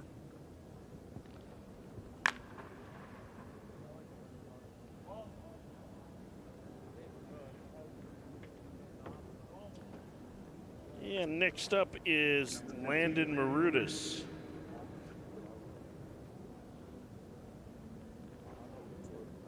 NC State commit. Marutis is going to sleep well tonight after taking drills in outfield, infield, running the 60 twice, and taking batting practice. We didn't see him do was go through the catcher pop times.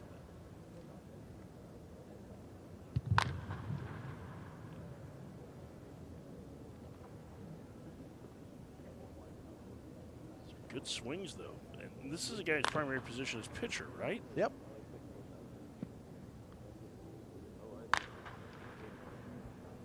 Elliott even may have a two-way guy on his hands here. Well, just looking at it, small sample size, but only 9 games of at-bats. Marutis is hitting .520 this summer with a home run and 9 RBIs, a career .319 hitter in perfect game action. So yeah, there's some track record there.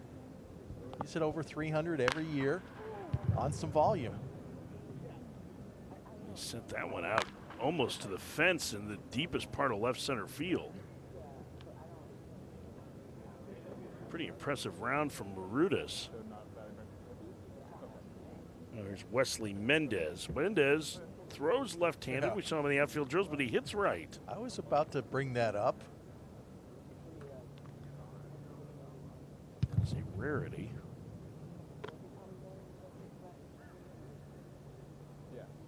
Are you familiar with the Hall of Famer who did that? Ricky Henderson. Of course. I knew you'd be up to that.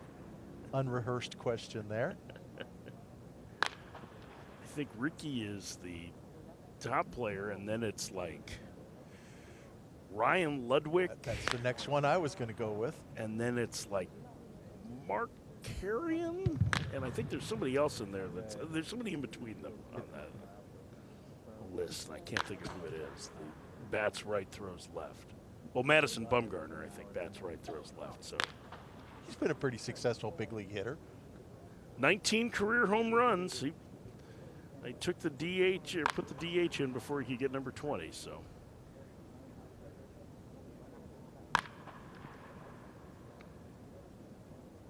Mendez heading to Vanderbilt. He's had a little bit of a rough summer runs in that his appendix burst right around Memorial Day. Yikes. And so he was out of action for a number of weeks, and I think he's still trying to gain strength back. So give him a lot of credit for 6-7 weeks later being here and participating in this event. That's no small achievement, and that's a great thing from a scouting perspective to know, because you're probably not evaluating a completely healthy athlete. Rowdy Rodriguez, Georgia Premier Academy, 6 foot, 190-pound outfielder, shortstop. There's Darren's plate. Just looking in the PG database now, the times from the 60 and the outfield throw times have already been posted or on the website. Rowdy Rodriguez with his 6'5", 60, 6'5", and 95-mile-an-hour arm strength. So If you're waiting for those numbers for your family member or friend, you can go to perfectgame.org and to the National Showcase event page and check those numbers out. That was a pretty good poke by Rodriguez to the fence in left. That one to the base of the wall was showing some power in his last couple of swings, including a nice swing to right center. Yeah, there's just really, really nice athleticism there. You know, athletic 6 foot 190 body. But so far, a great day for Rodriguez. Really excited to see him in the game action now. This is Stone Russell from IMG Academy, Florida commit. Saw him defensively at shortstop a little bit ago.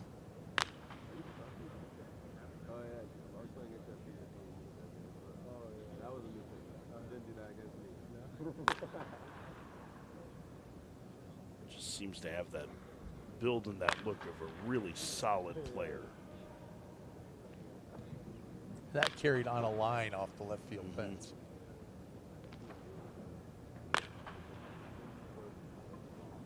I'll tell you, I'm impressed. 2 runs and the number of guys who have tried to stay in the middle of the field so far and not tried to just play grip and rip. You know, I think that's one of the criticisms you get a lot of times in these batting practice situations, but these hitters so far have been very professional in the way they've gone about it. I agree with you completely, Mike. It's been solid so far, and I think these players are, at this age, they're so advanced in how much they've played. You know, they know they belong here. There's some security involved, and they're doing a great job of showing us and the whole baseball community and the people watching here on perfectgame.com or PGTV that you know, just what they can do.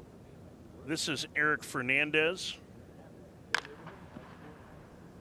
Miami commit. Wearing number 21. If you have a program or you're on the website and you're looking around for more information on Fernandez, he's listed as number 11. 475th ranked prospect in this class. Primarily a shortstop, 190 pounds, 6'4".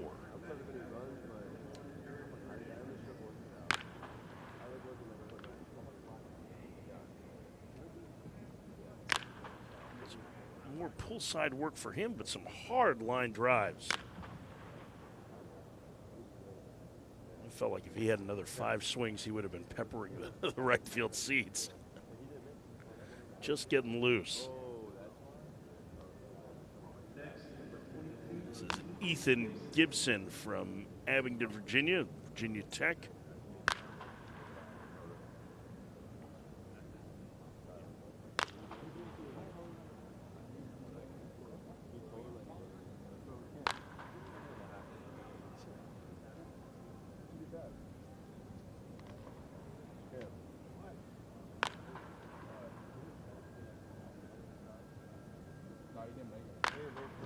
That was some loud contact there. It's a nice, simple swing. The one thing you worry about with that swing is watch the hands before the swing. He has them high, he drops them down, and he has to restart them. And now, as the game speeds up and the pitches speed up and all that, you know, classically called a hand hitch, has to be well timed and early in order to maintain that timing that you need to hit. I've always been a big fan of the line. When it doesn't work, it's a hitch. When it works, it's a timing mechanism. Yeah. Oh, that's exactly right. And it's the same. The 2 areas that applies to, one is the hands, and the other is when you get your front foot down. And you see the players who have that big hanging, hovering leg raise to time their swing. Well, if they get their foot down in time, that's fine. If you don't get your foot down in time, you have no chance to hit. And the dividing line between that, especially for young players, is so fine. They see big leaguers doing it. And I can do that. Well, no, you can't do that yet. So it's the hands and the front foot which are the 2 timing mechanisms. Let's say we saw more of that in college this year. Zach Neto, the first rounder from That's who I was Angels. thinking about.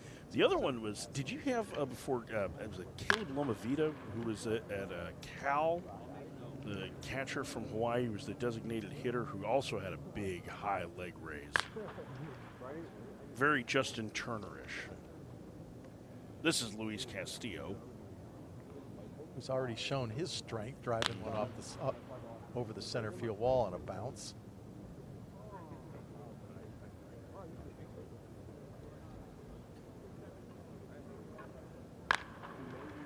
That is loud to center field.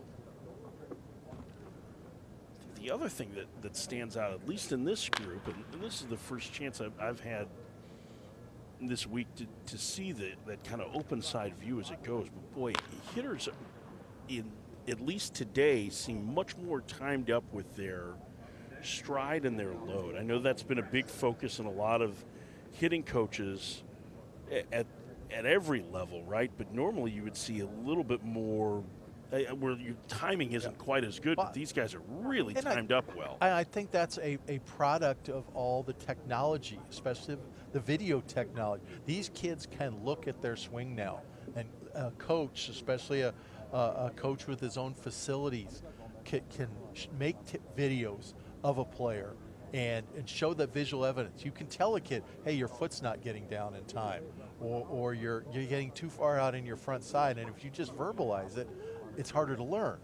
And if you can actually show the videos on, here are your good swings. Let's take 5 swings where you had 95 plus exit velocities.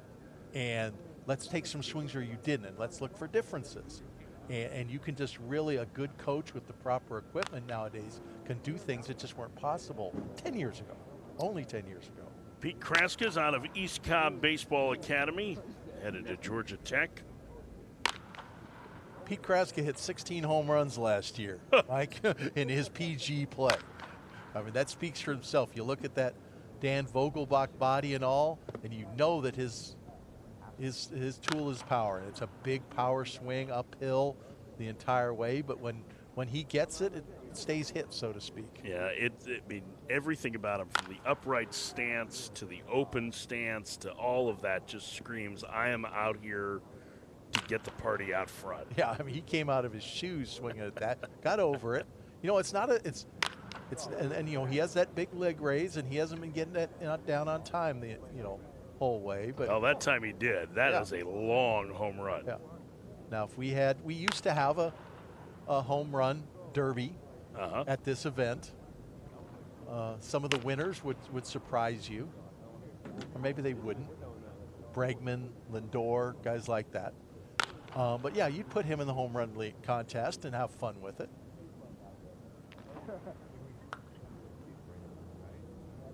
Pete Kraska showing his skills as a power hitting first baseman. Here is Braden Holcomb. Speaking of power, 6'4", 215. This could be fun. Not that watching most of these kids isn't fun, but you know, I was at the PDP All-Star game last Friday, and Holcomb absolutely scalded 2 balls in game. That one is crushed. One thing, though, you watch his swing, that his strength enables him to do is he has very short stride. Now, the first thing when you see that stride, you watch his hips. Does he shift his hips? And the answer is yes. He gets that little hip whip. And that's a very much an Albert Pujols swing. When Pujols was, especially when he was younger, you know, he did not move his foot at all. And Holcomb has a little tiny lift and replace. But I think a whole generation of hitters saying, I'll hit like Albert Pujols, when they forgot that Pujols was one of the strongest people in the whole game of baseball. Because you have to be strong to hit like this. But he is getting his hips into it, and that drives his swing. Yeah, he is certainly strong, and I think, to your point, like, you really see how he gets a massive turn. Oh, hey, a nice catch. Out there shagging, well done on that drive from Holcomb. And of course, that spread with the limited shift gives you a base, a stability that somebody with a big leg raise, a more simple timer. But again, you have to have the strength and still have the hip shift to execute it. Riley Jackson headed to Florida State. 6'1", 205 pounds. As you see on the screen, he's ranked number 37 in the class. One of the top-ranked catchers. was a 2019 14U Select Festival player, so he's been on the map a long, long time. Plays for that same 5-star national program that a lot of players here do. That's been a dominant age group team for this 2023 class.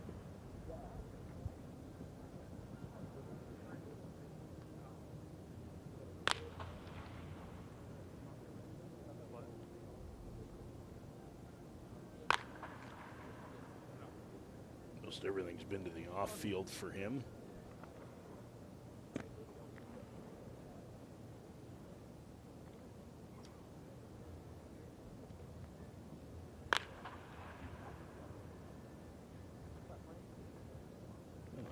For Riley Jackson. Bryson Moore is next. From Gonzaga College Prep in Virginia, lives in Fairfax.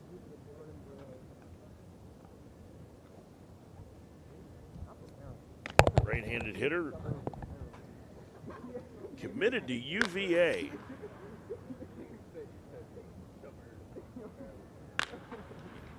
His right-handed swing, ability to stay inside and drive the ball.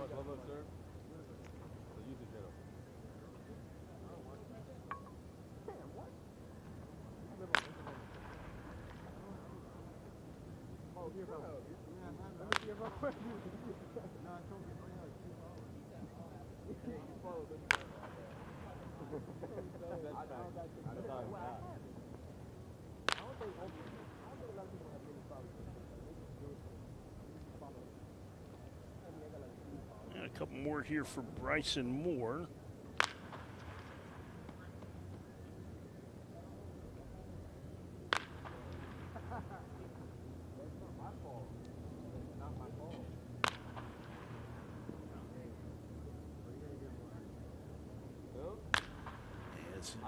Sends that one to right center field, and that will end his round.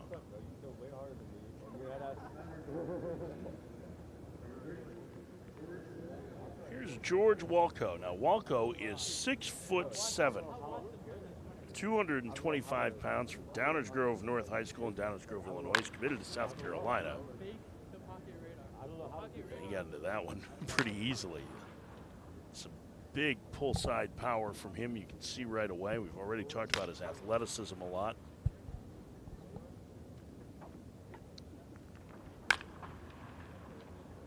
Volkov very easy on his first swing, hitting one to the fence in right center field. Runs, just no problem.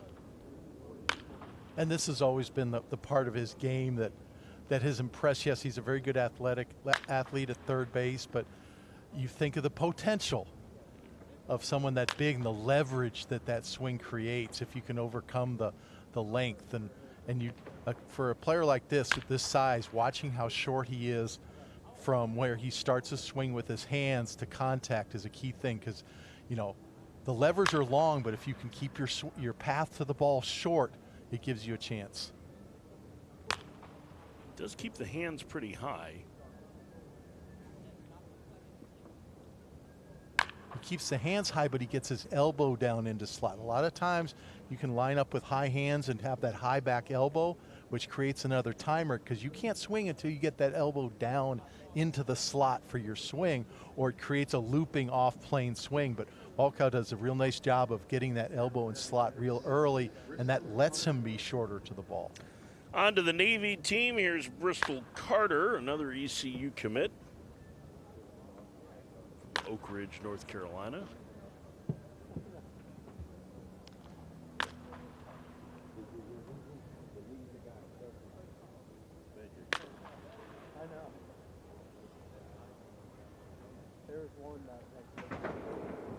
Find the seats. We have a couple players out there are having fun with their shagging.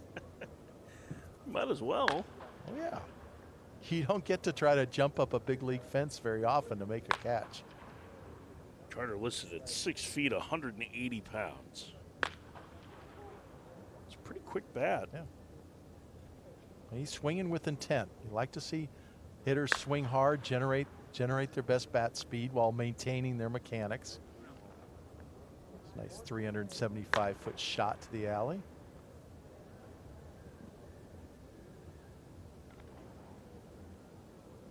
The last one floats to center field as Cole Eaton stands in.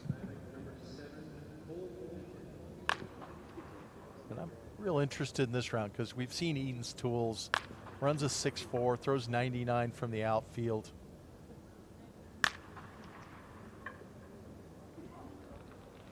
And that will get you a lot of opportunities and notice, but you have to hit at some point.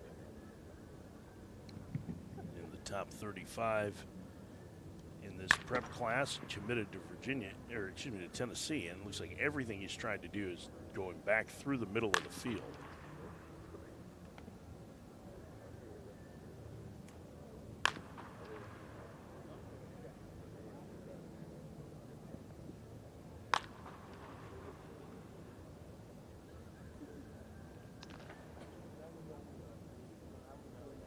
Tennessee with the top home run offense in the country this year. there's a Tropicana home run there.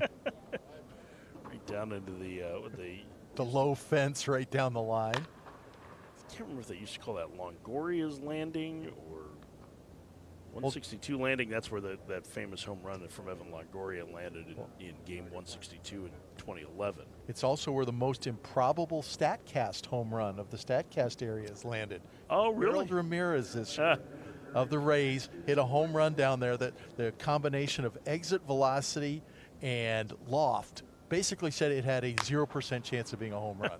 In the box score, though, it was listed as a home run because it just dropped over the fence, that little fence there at 322.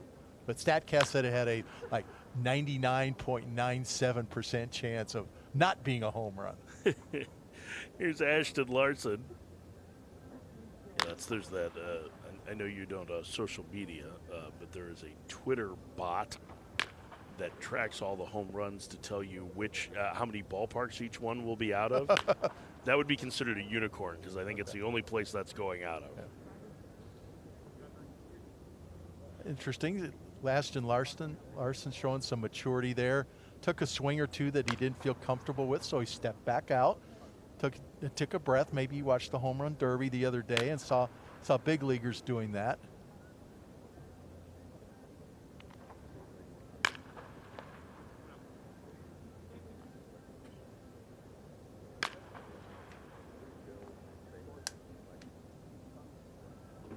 It's his 10th swing as he hit it deep and fouled on the right field line.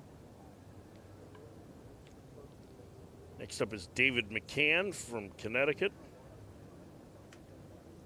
and Virginia Tech.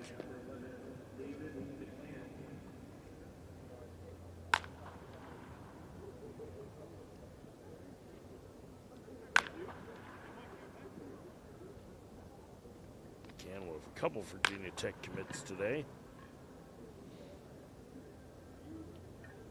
Has that distinction of being a left-handed hitting catcher, that demographic that there is so little of, perhaps only surpassed by switch-hitting catchers. A left-handed hitting catcher named McCann. I feel like I've seen that one before, right? And you know what? I'm old enough that I can remember Brian McCann as a high school hitter. Oh. And seeing him hit two monster bombs at the WWBA World Championships in Jupiter.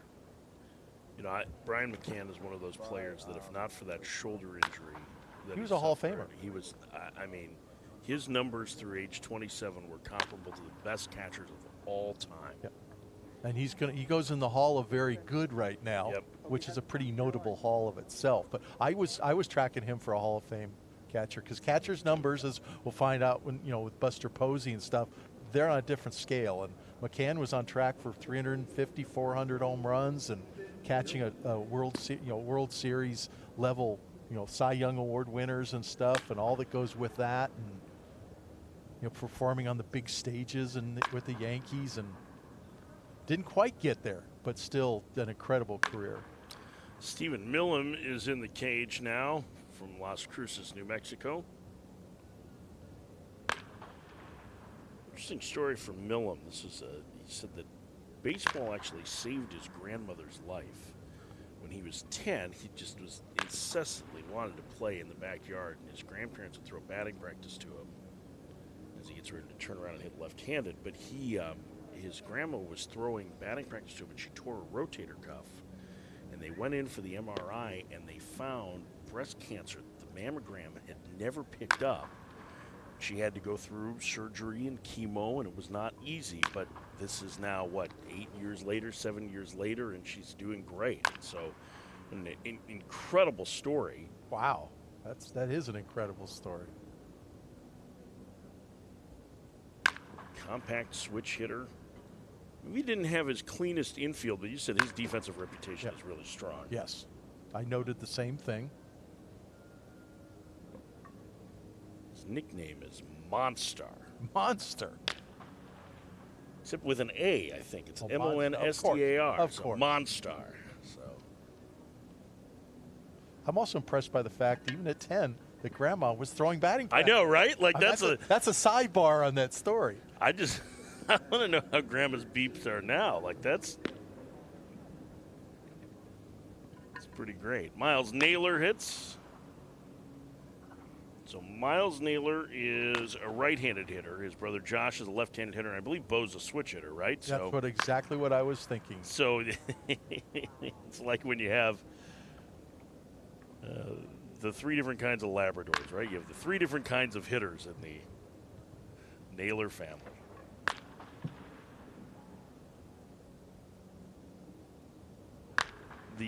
The Naylor brothers have all been very polished prep players. They heavily involved in Team Canada and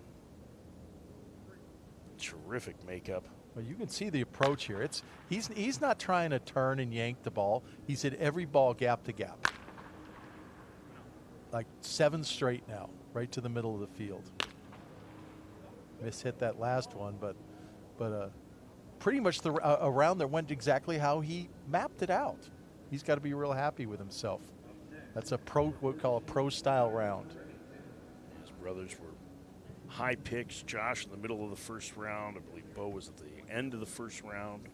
Was he end of the first round or Comp Rod? I don't remember off the top of my head, but obviously a terrific baseball family, the Naylors. Tried to join his brothers in pro ball.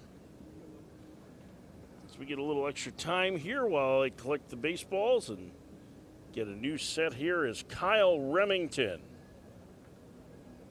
Stands in.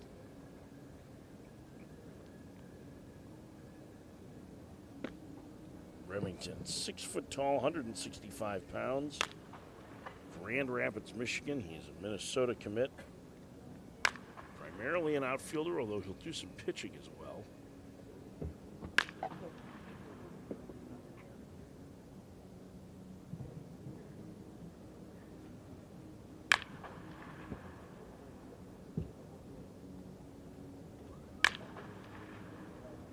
There's some barrel whip there. Mm-hmm.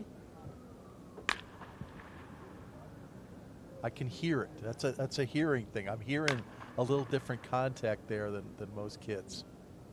Yeah, it sounds really good. And when you look at that split screen for the lefty, you can see he really gets his hands through well. It doesn't look like a very steep swing either, which, with the high fastball game that it's become. Yeah. And you saw that was almost all line drive contact. Mm-hmm. Line drive, pull side contact. Very consistent, very timed up.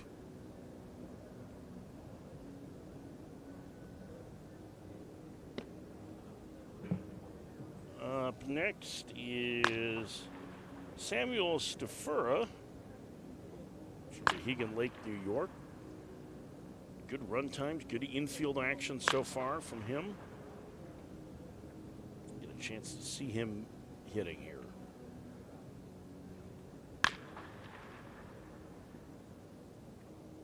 Does feel a little bit like a home run derby setup with no turtle shell around the home plate area. I have to think that there's got to be a little bit of nerves for guys got out there. Everybody's looking at him, right? There's no question, and I congratulate you on noticing that, because it's a two-way street. Hitters are used to hitting with something over them. And this is it's done for video purposes, so that regardless of the showcase, we can get clean video looks. It also impacts batting practice pitchers. We have guys who are college level coaches who come and throw batting practice at our events, and they get a mental block. They don't have that. They're throwing to an open catcher, and they're used to throwing to no catcher in a cage or a tunnel, and that whole opening affects a batting practice pitcher's mentality too, because it's just a different setup. Olin Ward is next. We saw it. The Tampa Bay Rays worked out on the field for an hour or so in between this group and the group we're watching now, and they rolled out the turtle for their quick little batting practice there. You only had about 3 or 4 guys that were here taking swings. And mostly it's just arms getting loose, basically checking in. They've had 4 or 5 days off. You want to make sure nobody fell off a jet ski in the Caribbean and limped into the clubhouse today. I believe we call that optional workouts. We get ready to start the second half of the season tomorrow. Look at Olin Ward making some strong contact. Strong young man from Alabama. He can go down and get the ball down in the bottom of the zone for sure. He gets out on that front side, which can sap away some power, but he has so much strength in him now that he can still impact the ball. Hero Wyatt is next. Westport, Connecticut, Duke commit. A primary pitcher. We haven't seen a lot of pitchers hit thus far. That's not really something that's encouraged at this level of showcase. Certainly at a regional showcase, you'll see virtually everybody hit. But Wyatt, a very talented athlete. And just hitting line drives all over the place.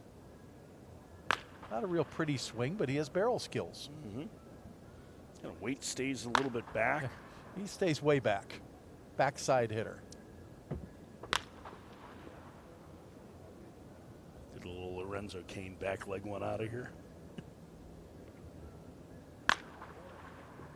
I mean, a fundamental part of hitting is shifting your weight from your backside to your front side. And that just, with this type of swing, it's not like we don't see this kind of swing frequently, doesn't accomplish that shift to your front side. Now think of your classic swing with the back heel, or indeed maybe the whole back foot off the ground at contact. This will be fun. Nazan Zanatello from St. Louis, 35th ranked high school prospect, tremendous athlete. He's definitely shown us his athleticism so far.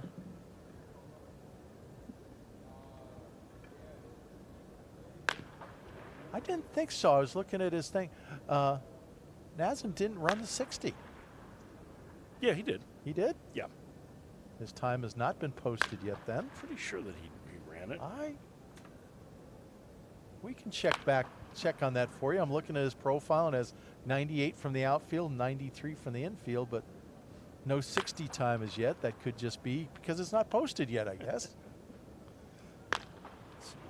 98 from the outfield. Drives that deep to left center field off the 378 sign.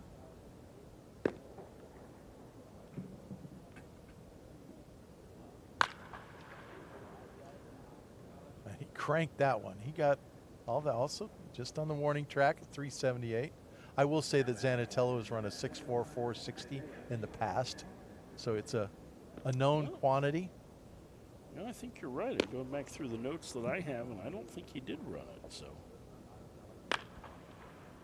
could have sworn that he did. But Naziah Thompson steps in for his round, the outfielder from Mountain House, California.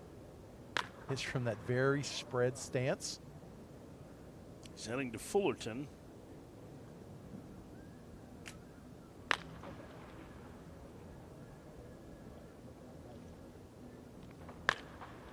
Very simple weight transfer for him. Just quick go. It seems to be very prevalent in this group, at least in batting practice. I'd almost hesitate to call that a weight transfer. Does have a little bit of a little bit. I think does come forward.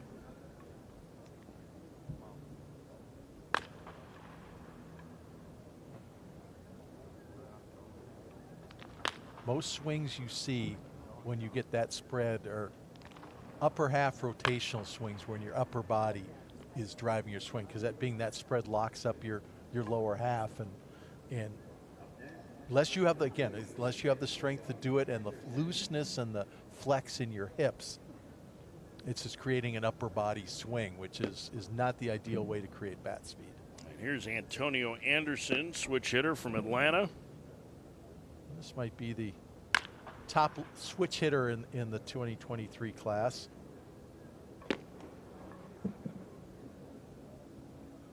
Digging the bright fuchsia bat.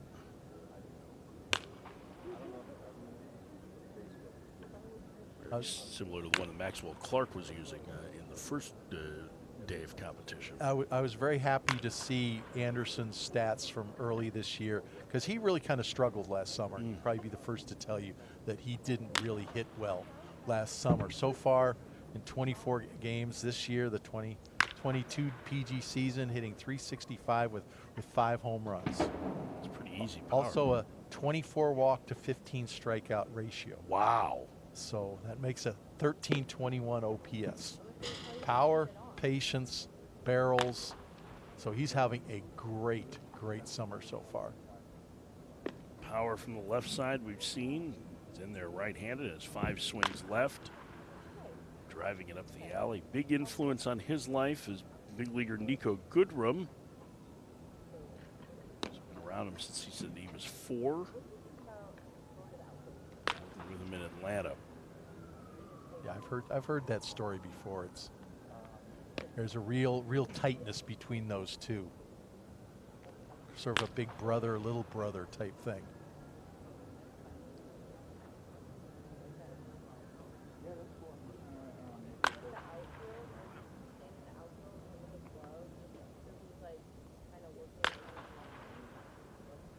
It's in the bigger part of the field, right-handed than left-handed, but certainly shows that he's got a good swing from both sides of the plate.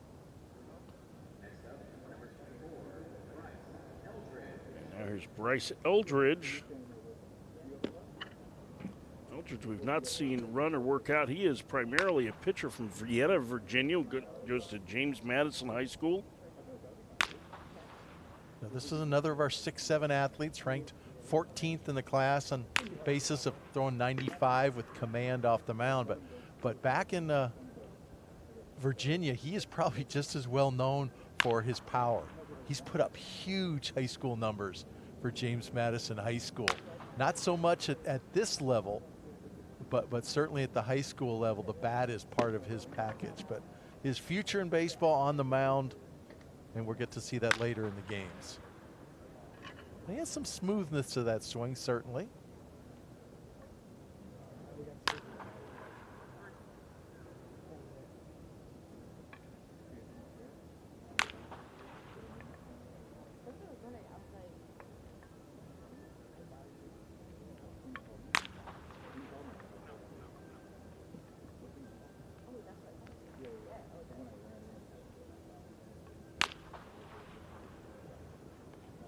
That'll be the 10 swings for Bryce Eldridge. It's Max Kaufer, who's done just about everything today.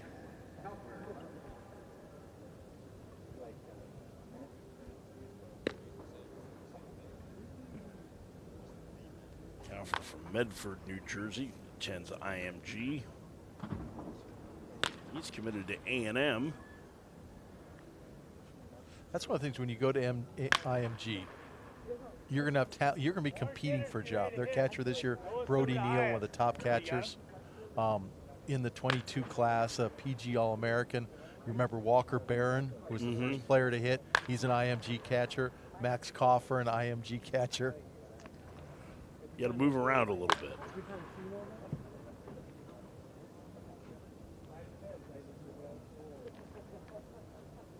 Kaufer going to Texas A&M, who this year, I believe in the College World Series, won more CWS games than they had in program history. They finished the Final Four there. Jim Slosnagel's first year.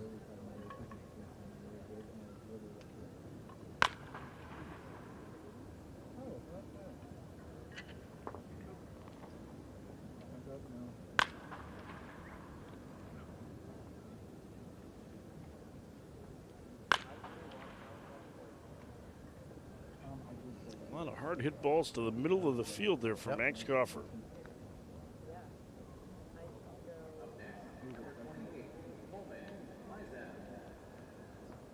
Coleman Mizell, who's from Hartselle, Alabama. He's committed to Alabama, 6'3", 215 pounds.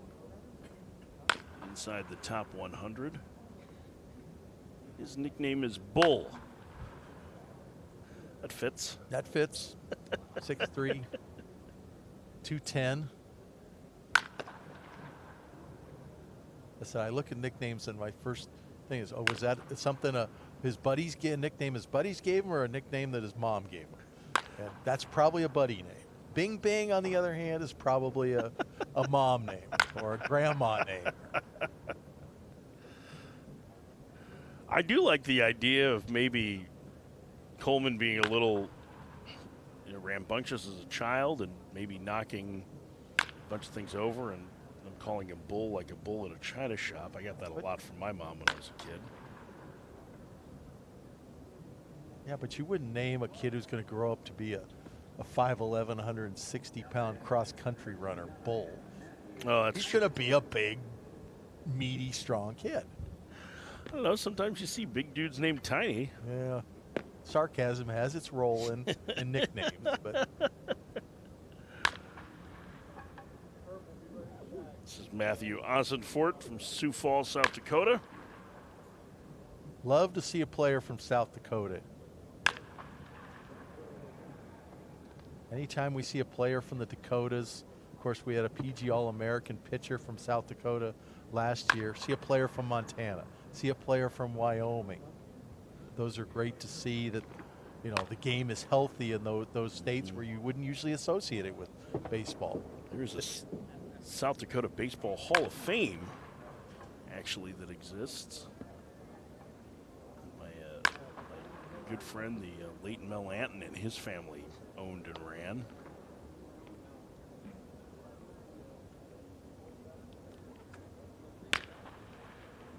Yeah, like that.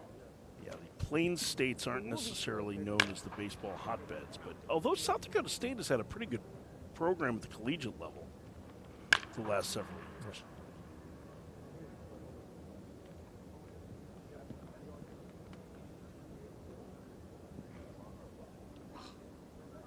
Luke Stevenson will bat now.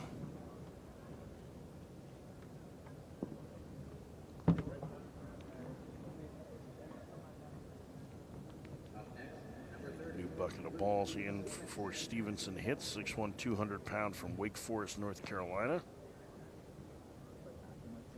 He moved to North Carolina from New Jersey right before, like a week before he started high school.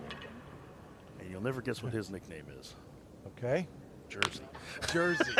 Oh, if you go down, now these players so many players at this level have played with each other, against each other at the big tournaments. You'd be amazed at with the relationships in a group of players like this. You go to a 14 and under showcase when they're just kids, they're mostly 8th graders, and that's what everybody is known as by where they come from.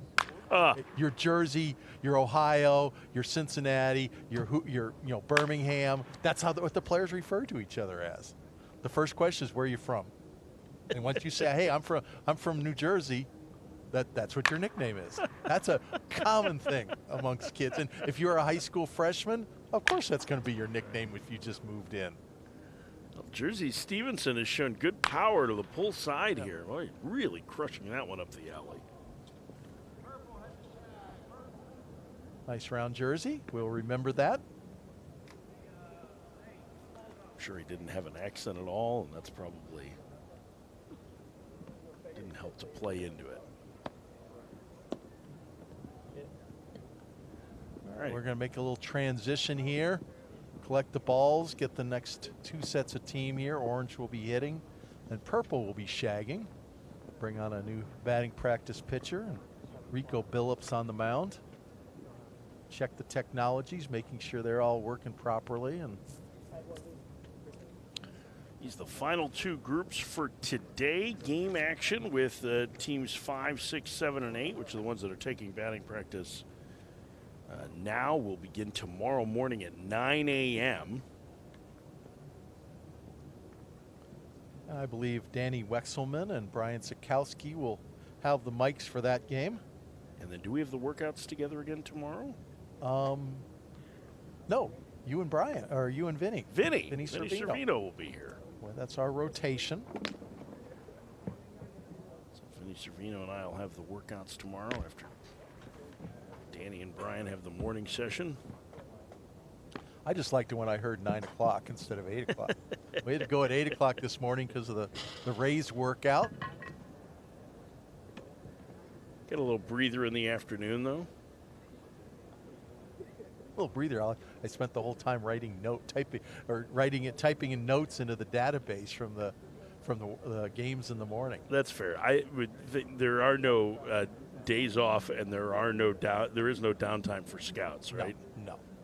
And of course, if you do go out after this, go down to a restaurant or something like that. You know what you talk about while you're there? Baseball. Yeah. Brett Denby hits first for Team Orange. Now, if you wonder why some of us scouts are a little socially awkward at times, it's because we don't broaden our horizons often enough. Denby committed to Georgia. Yeah, it is kind of an all-encompassing sport. Xander, I want to see you up there, big guy. Can't tell you how many conversations I've had after a game that have just been about the game. I'd be willing to bet my bank account. I know. Wouldn't change it for the world, that's for sure. Oh, no. I haven't got a paycheck out of baseball outside of baseball in 33 years, and I don't intend to collect one for a long time in the future. For 15 years, it's the only sport that I've covered, and I feel extremely fortunate. Denby trying to pick on Danny Wexelman out in right field. I like that round because Denby's a strong play. He took a very good infield from what I saw of it up here. He's got a lot of strength, and he worked middle oppo and got some good contact and carry on it. And here's another fine athlete in Lee Ellis, who was very impressive in the defensive skills area himself. South Carolina, or committed to South Carolina, excuse me. He's from White Plains, Maryland.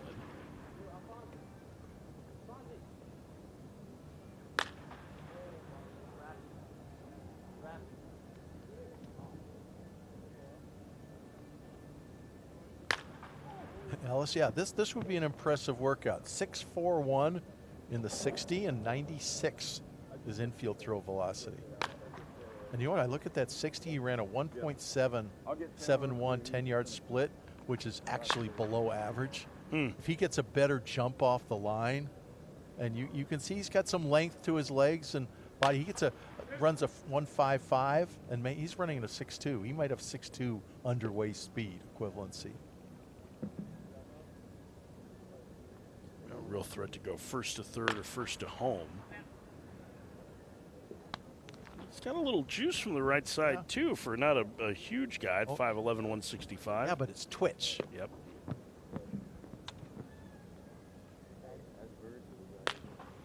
No. Why does Mookie Betts have some of the best power in baseball?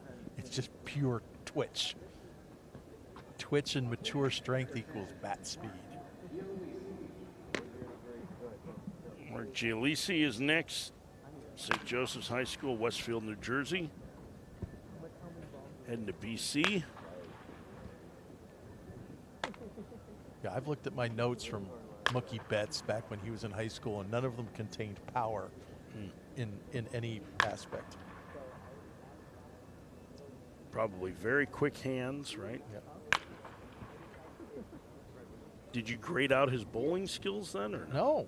But I've won a few trivia contests. I've asked Red Sox back when he played with the Red Sox, you know, Mookie Betts made the question. Mookie Betts was all state in 3 sports. You have 10 guesses on what they are. And people would never get them. They'd be making up sports before they got the bowling part. And of course, he was an all-state point guard in basketball.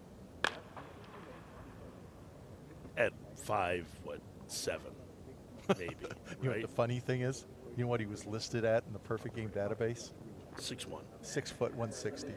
And that was his coach, a travel team coach who had entered that. And it's like, okay, I've talked to Mookie Betts. I've stood next to him, and it's like, no. AJ Gracia hits next.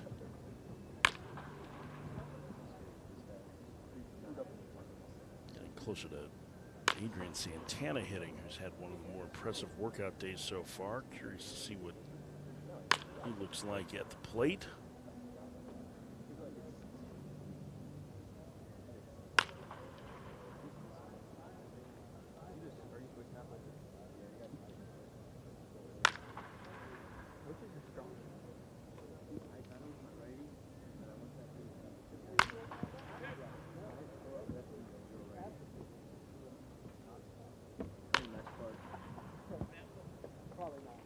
It'd be interesting to see if Major League Baseball would ever do the same thing that the National Basketball Association did, I believe, 2 years ago, and that is actually list the players at a measured height, a certified measured height and weight. They will, at least for height, if they end up with the automated strike zone, because that would be the strike zone is based on the height of the player. So one of the complaints when the automated strike zone came out is here's Blake Grimmer from Michigan. But one of the complaints that they had in the Atlantic League was when they first rolled it out, was a bunch of players had lied about their height. And since it's based on height of the player, is all of a sudden pitches that weren't in the strike zone for them were being called strikes, and they had to go back and correct it and say, no, I'm not really 6 feet tall and 5'9". Yeah, people who'd been exaggerating their height for years, all of a sudden were getting disadvantaged. That's an interest. I didn't realize that.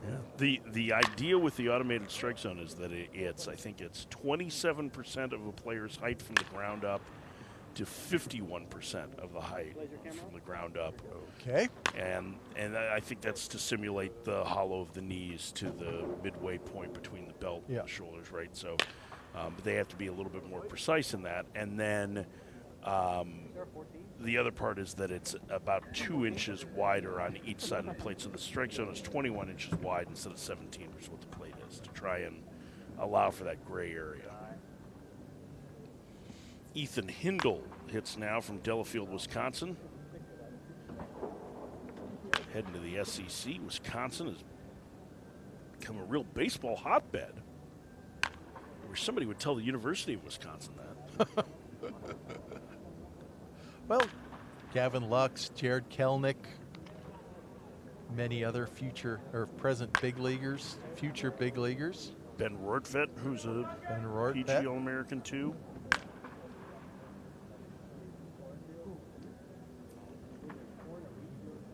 Looks like a really good athlete.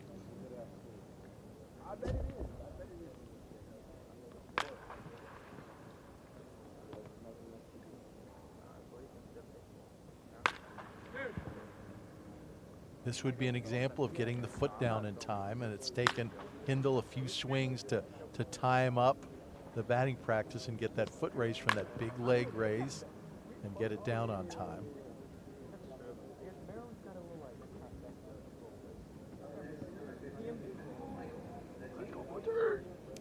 It's Michael Petit.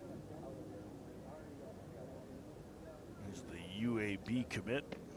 Good eye.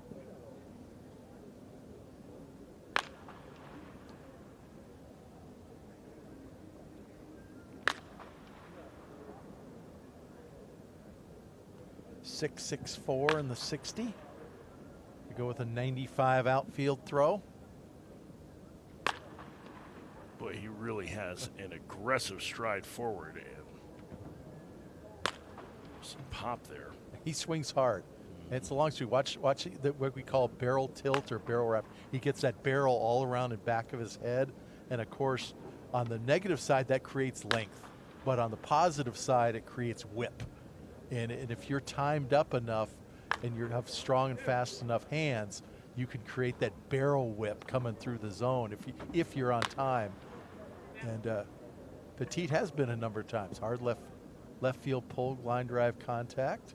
Okay. He's taking a rip. Yep. And then, of course, the mental note the scouts make is, okay, is that his swing in the game?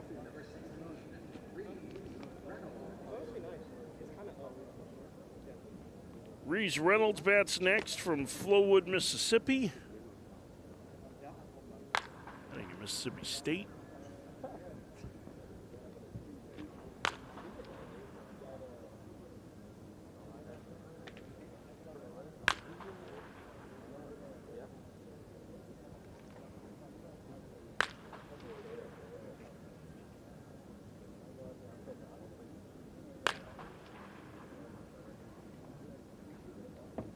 Rhythm and tempo going here. I'm assuming it's because Thin Lizzy is playing. But nice loose extended swing.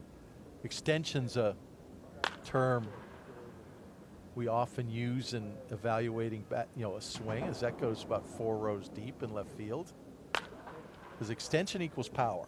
If you're hitting through the baseball, and we see the swing here out front, he's getting that barrel out front, and that's what happens with extensions. You get that power. A lot of hitters will cut their swing off short. But Reynolds with a nice round there. All right, here's Adrian Santana. Let's see whether there's the same twitch in his hands as there are in his feet. And obviously at 5'11", 160, I'm looking at that build, there's not obvious strength there, but with 6'1", speed and the feet he showed in the infield, there's great athleticism and twitch, and he's squaring the ball up, that's for sure. Nice, simple, well-timed swing. Switch hitter. See how it looks on the left side. Certainly now. barreled it up from the right. That would be on a grade or a PG grading scale. That's probably a 9-8 round from the right side. Of course, the most important thing in evaluating a switch hitter is, are they truly a switch hitter? Right. I mean, can you if you're a 9-8 hitter from one side and a 7+7 hitter from the other side, you're not a switch hitter. And especially if your weak side is your left side, because you never want your weak side to be your left side, because that's the side you get the most at-bats from. Not bad from the left side. Yep. Maybe not quite as powerful, but yeah, there was more bat speed from the right side and a better barrel, but there wasn't a 2-grade gap in the hitting tools. A good day. I think Adrian Santana should be very proud of his day overall. Here's Taggart Tyson.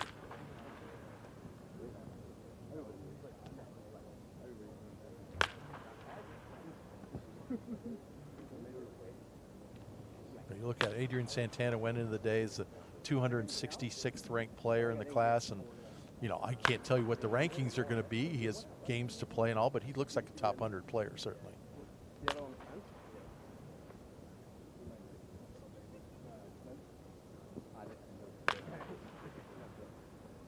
Santana committed to Miami. Tyson, who's sitting now, committed to Louisville.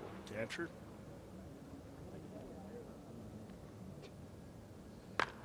Good accurate round of throwing in the catcher pop time drills. That's where I was trying to get the whole time. I was just trying to, but he was all right here. Tyson's round is over here. George Baker is a left-handed hitter. He's joined the Pro 5 Baseball Academy. He too is committed to Louisville. I've watched Baker a number of times at showcases, and there's some serious juice in that bat. One of the best hitters of all time.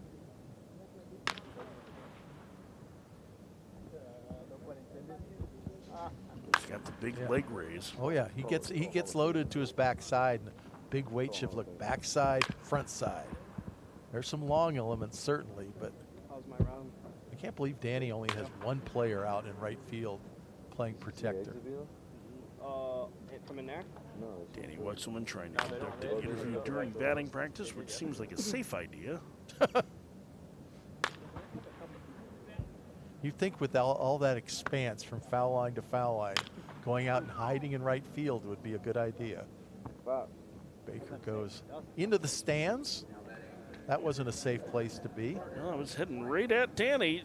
Good thing that it had some clearance to it. So, but Danny's a professional. She's out there doing her job. She's unfazed by the balls being peppered at her from the left-handed hitters. Here's Carter White.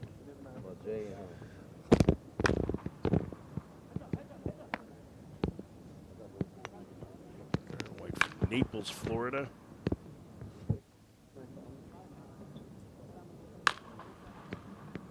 It's already peeled back. I got the skin laid over, so hopefully it'll heal.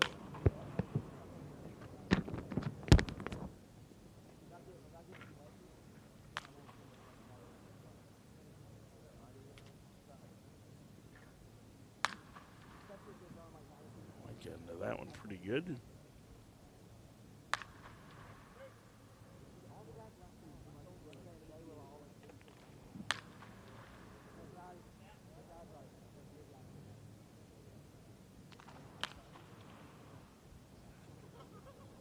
And that'll do it for Carter White's round of batting practice. Up next, Will Briggs.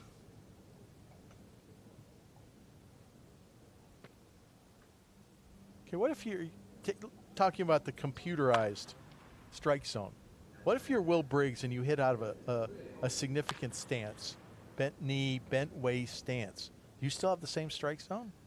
The strike zone that's based on your height, which is what it's supposed to be. Doesn't consider whether you hit from a narrow straight up stance or a spread bent knee stance? No, I believe, and I could be wrong on this, but my understanding was always that umpires are supposed to call the strike zone based on the player standing in the box in a semi-athletic stance. I don't think the idea is that if the crouch is taking away the strike zone, that works against it, but that's... I could be wrong on that, but that was my understanding of it. So,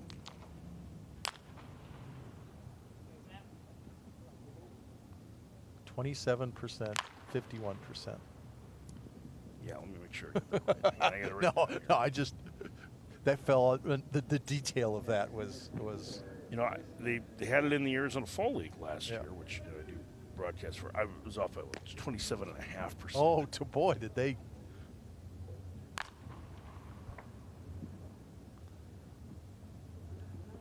Justin Best stepping in for his round, the 33rd ranked player in the class. Committed to Florida State. There's some lift in that swing. And that lifted nicely into the right field stands.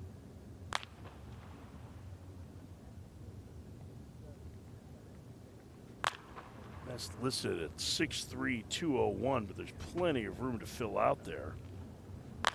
Yeah, that's a severe uphill swing there.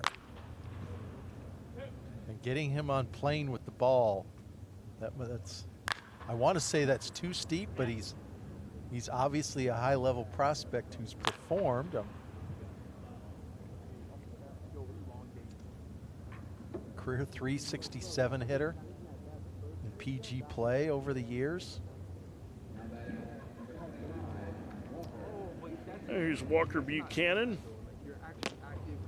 Talked about him a little bit earlier, the son of former big leaguer Brian Buchanan, the hitting coach at AAA for the Kansas City Royals. I've learned something about you, Mike. You know, Darren Sutton has his favorite players, and he usually determines by name. He likes those alliterative names like Toby Twist, who was in the first group. That's a great name. You're a family background guy. You know, you like a the Bloodlines guy, yeah. Bloodlines and a family background guy, and I like a good story. Who's your grandfather type guy? Well, when your grandfather's John Havlicek, like it makes it easier. That to me would stand out to anybody. Well, except to Danny Wexelman, who I said, do you know who his grandfather is? And she goes, who? It's John Havlicek. She went, who? Golly, I'm just getting old. Bronze. Basketball doesn't appeal to everyone. No, that's true. Especially basketball that was played in the 60s in Boston. Yeah, probably 30 years I mean, before Danny was born. Danny's from St. Louis. That's not a basketball town. You don't think she's got old, what was it, the St. Louis Spirits? Was that the old ABA team there, old right? ABA team, yeah. I think there's a whole lot of gear in her house from the St. Louis Spirits. Caden Irving hits next. This is heading to Ole Miss to go play for the reigning national championships, where he work with their outstanding hitting coach, Mike Clement, who has done a great job. That was such a good story with Ole Miss this year, winning the national title. Talk about a player who gets to his front side. And he loads with his weight forward. Little shift back, but really gets to his front side. He's hit a couple bombs this year in limited PG tournament play.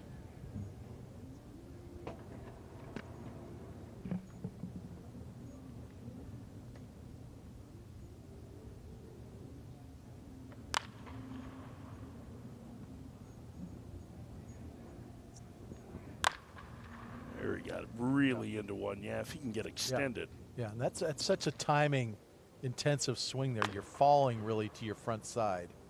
And once you start that fall, there's no way to adjust it really. He also starts at the bat wrapped a little bit towards the pitcher, so it gives him another, and he doesn't really uncoil it, so it just kind of comes direct from there. But if you look, it's okay when you saw when I pointed out, yeah, and there's juice there. That's the longest home run we've seen. Yes. Oh, there's no mistaking their raw power. And if you look at that wrap, he wraps the barrel in front of his helmet instead of in back of his helmet, which creates even more length to the path. But there's man strength there and manpower. Antonio Parada hits. Mentioned Georgetown Prep earlier. That's where he plays. He has battled injuries throughout his young life. Knee surgery in 2017 that kept him out 18 months from playing. 6'4", 230 pounds. Through 89 in infield, so it's a big arm on a first baseman. He's heading to Virginia. He's got some power too. It's a little bit longer to right center field here than it is to left center. There's Danny's showing some mobility there. They don't have anybody out there now guarding them. No, they're picking up and leaving. Oh, that's a good idea. Danny's just out there shagging now.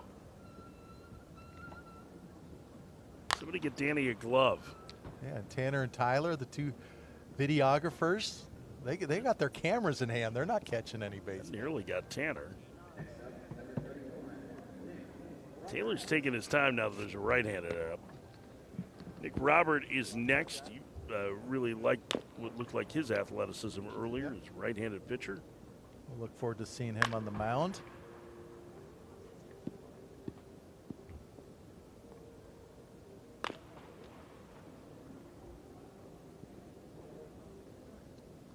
Robert's been up to 91 on the mound, so he's got the present arm strength to do some things. He's the last hitter in this orange group.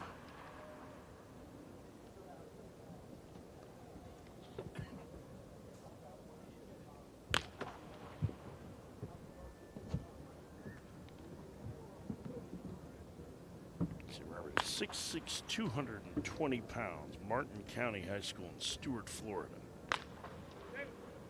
Uncommitted.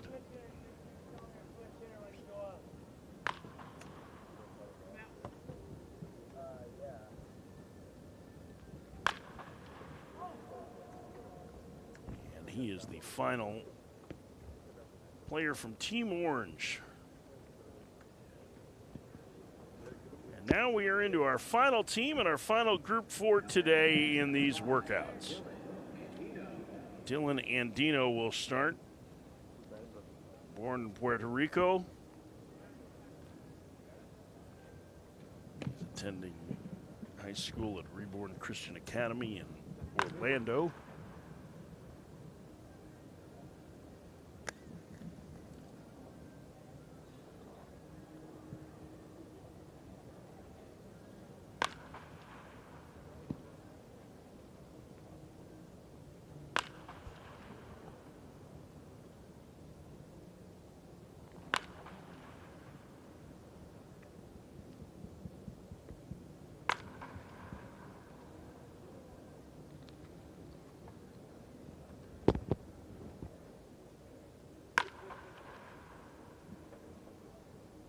Seems to want to use the middle of the field as much as possible. That one he really got into.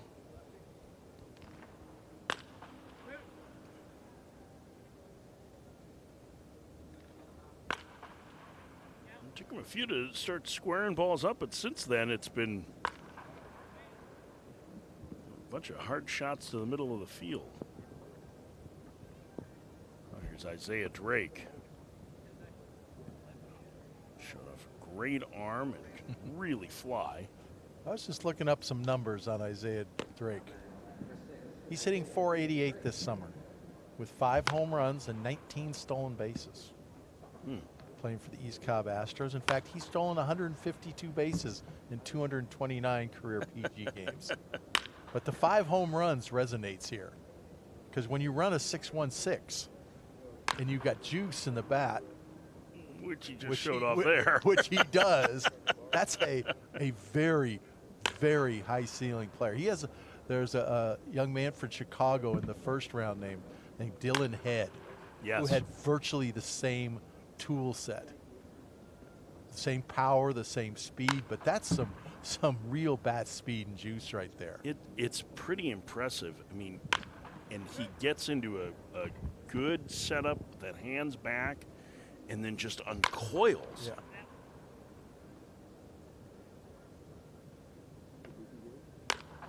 Man, he just put a charge into that one way out of here. And that's not down the line either. That's holy cow. That's near the 382 sign. I think we're going to be hearing a lot more about young Mr. Drake from Westlake High School here the rest of the summer. Yes, sir. That was fun. Very excited to see him in the game competition now the next couple of days. Jackson Goldberg next. Just looking at those numbers, his performance numbers, looks like he's better in the games than he is in the drills, if that's possible. He's been pretty good in the drills. If this is the appetizer, then I'm really looking forward to the main course with Isaiah Drake. Goldberg from Overland Park, Kansas, goes to Blue Valley North High School, just outside Kansas City. Yeah, my youngest son, who is strongly not a baseball player, lives in Overland Park. It's a nice suburb. Oh, it's a beautiful place. I was just there last week, as a matter of fact. This is on the Ronsley Family World Tour. Yep. Have to take those when you're not on the road doing the Perfect Game Country Tour. I've got kids living in Overland Park and 2 in Omaha and a grandson in Omaha, and I had to take advantage of an open 5 days in the summer schedule to go see them. Fortunately, it's only, what, a 4-hour drive from Kansas City to Omaha, right? 3.5? Yeah, 3.5, less than that, so it's...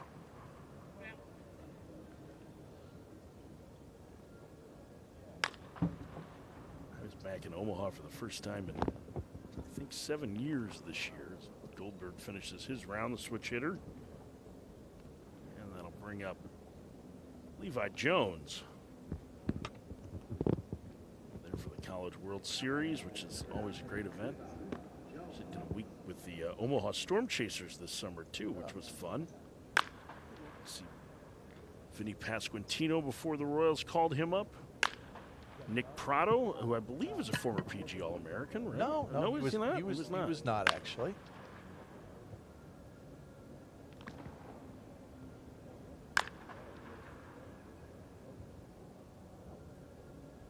Certainly Bobby Witt and DJ Melendez were. Melendez, I got a chance to see what it was first big league games. You know, talk about whip and bat speed. I mean, really impressive. Levi Jones here from Portland, Oregon. Squaring some balls up.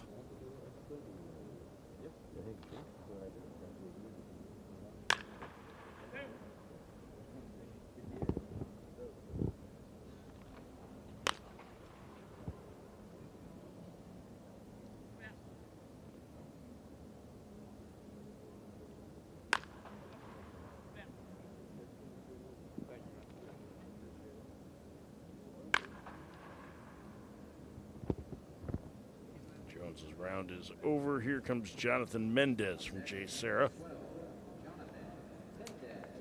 Mendez, 6'1", 190-pound infielder. Committed to the Gauchos, UC Santa Barbara. Gauchos.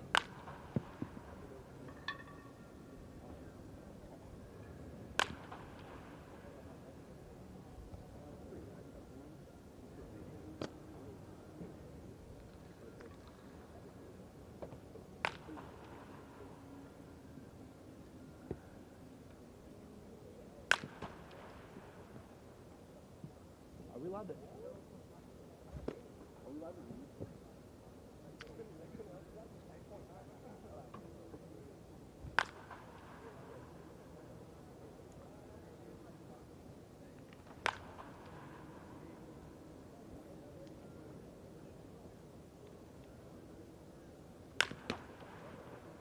Couple more swings here for Mendez in his round.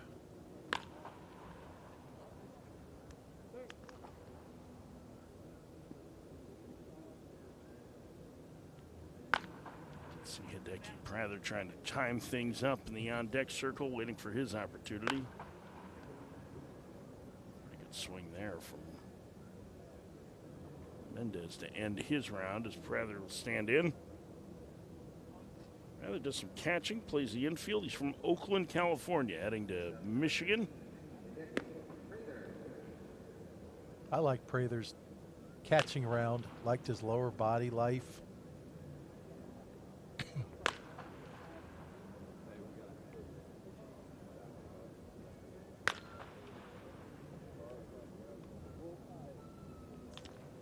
Pretty good athleticism. I mean, look at that. He has that young catcher's body with those strong thighs, the strong hips, but ran a 6'8", 960, I believe, which would be an outstanding time for a catcher. He threw well from the outfield, too. There are a couple things that stood out with him today so far.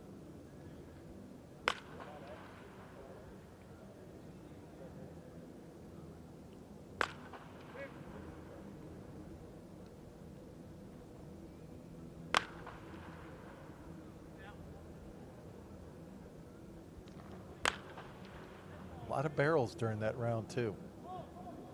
Hard hit balls to the pull side, and good work by Hideki Prather today.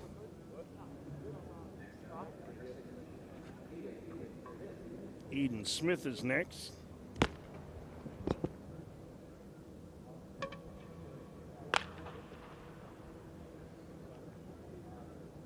Smith goes to Lovejoy High School in Lucas, Texas.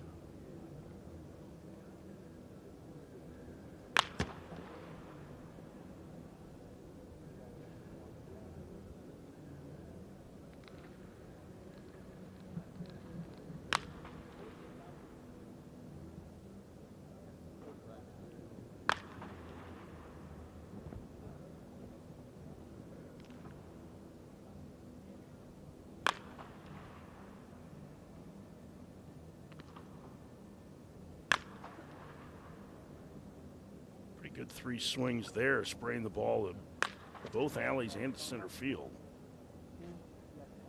Oh, this is great. I'm hungry. I eat a lot of food. And I'm gonna go to bed. You gotta play poker? You Nicely done by Aiden Smith.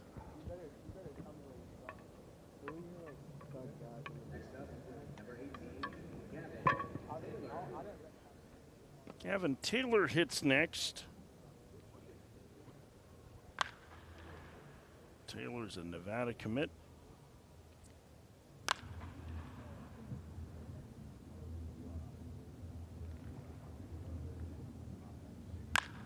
Pretty good athleticism earlier in the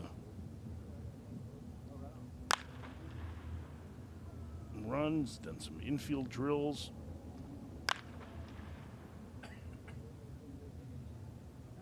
Has some nice looseness to his swing.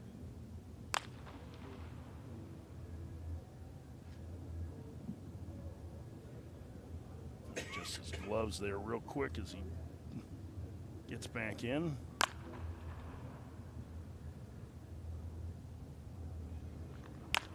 Swing works pretty good. That's a Again, it's a timing-based swing. You watch those hands. Like you said, it can either be a timer or a hitch, depending on how successful it is. But there's once he gets his hands moving forward, there's a lot of looseness and strength there. Just throw that to the track and straightaway center.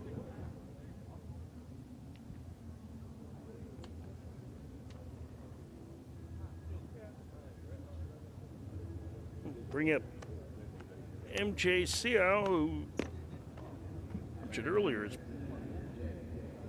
Seau's brother, also a high-level player who's going to head to Vanderbilt in 2025. But you've seen a lot of Seau over the years, I think, right? Yes, and as a two-way guy, I mentioned before, I hope he's in the pitching rotation so we can see both sides of the ball.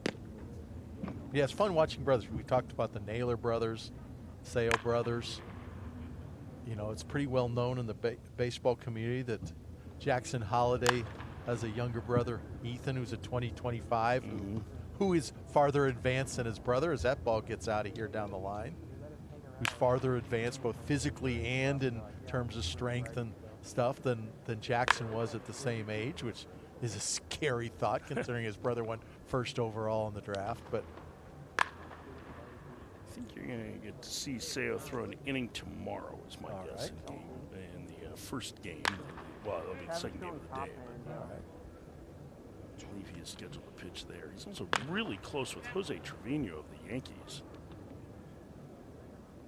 The all-star catcher. Had a terrific year with the bat. Always been a good defender, but really put it together this year. Jose Trevino wasn't on your bingo card as a 2022 All-Star, was he? He was not, although I've always been a big fan of his. Just tremendous makeup, just a really, really quality person. Lucas Moore is next. Moore from Westchester, Ohio. He's heading to Kentucky.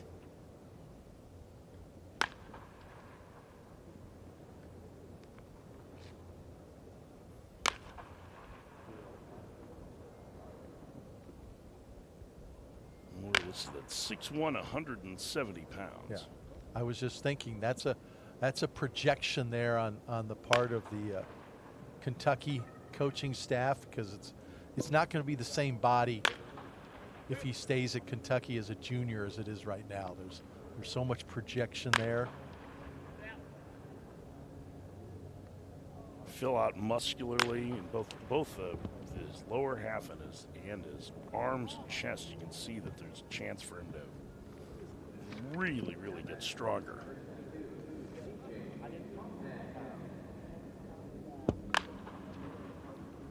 TJ Pompey next. Coppell, Texas, ranked 74th in this class.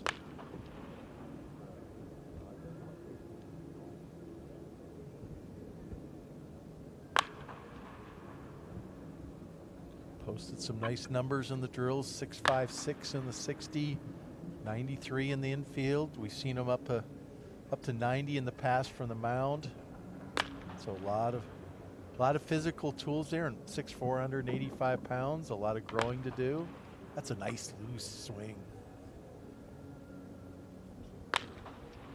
Again, I bring up the term extension. word extension.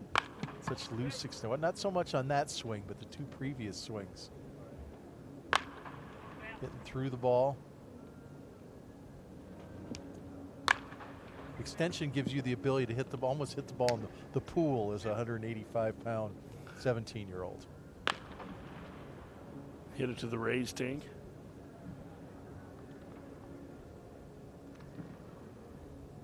Nicely done by Pompey. Getting down to the last couple of names here.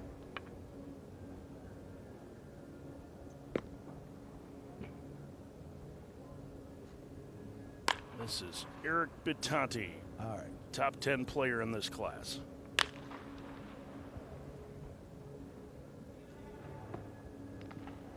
Bittanti, as I mentioned, still 16 years old. Will be 16 for the rest of the summer as well. Extremely young for the class, but already 6'5", 215 pounds.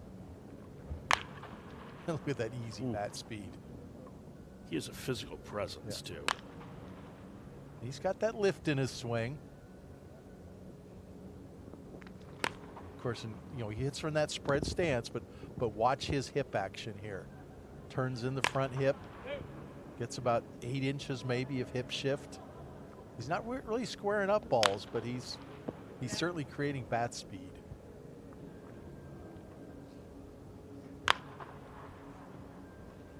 Physically reminds me a little bit of Brady House. Is that a fair physical comparison? Brady at the same age, it would have been a year. Brady would have been a sophomore. I can see it a bit. Brady's always been such a physical kid, and Bittanti's almost a longer physicality and presence as opposed to House was a more sturdy that you would wonder whether he was going to get too big like for the middle of the field, where Bittanti's more of the long and lean. Of course, there's no telling when he's 22 years old or so. Yeah.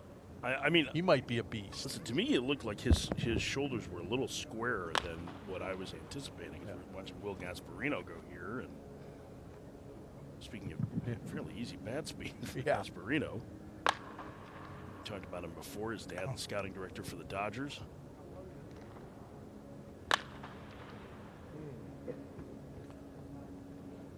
Well, I saw Gasparino last August, and this is my first time since. He couldn't do this last August. Really? He impressed us with his athleticism, his projection. He was a very, very skilled center fielder, ran some great routes. He did not have anything approaching this kind of bat speed and power. So he's really gotten stronger in the last year. That was a very, very impressive round. 6'6", 215-pound right-handed hitter who's committed to the University of Texas. Is that what he's listed now? Mm-hmm. 6'6"? 6'6", 215. He was listed at 6'4", 185 last August. Well, that accounts for something right there. Our condolences to the Gasparino family for having to buy longer jeans. There. Yeah, the food budget. The food budget must be. I'm going to look that out. I think I'm remembering correctly what his size was last August. He played in the PG Underclass All-American games. 6'5", 190. Okay, I was off an inch. So he's gained an inch and 25 pounds. And it looks like every pound of it's translated into bat speed. Colin Priest is here next. Committed to VCU. Their first baseman from this year was a high pick, Tyler Locklear. Priest has some power.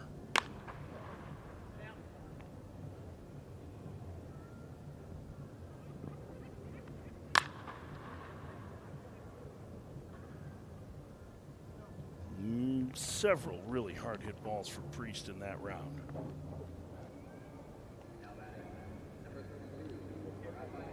We have our last hitter here. That's it. Rafael Velasquez is it. Our last infielder, our last catcher, and our last hitter. Two-time Team USA participant and ASU commit as a catcher. He's got a chance to show well for our final hitter of the day. I'm kind of a fan of low hand loads.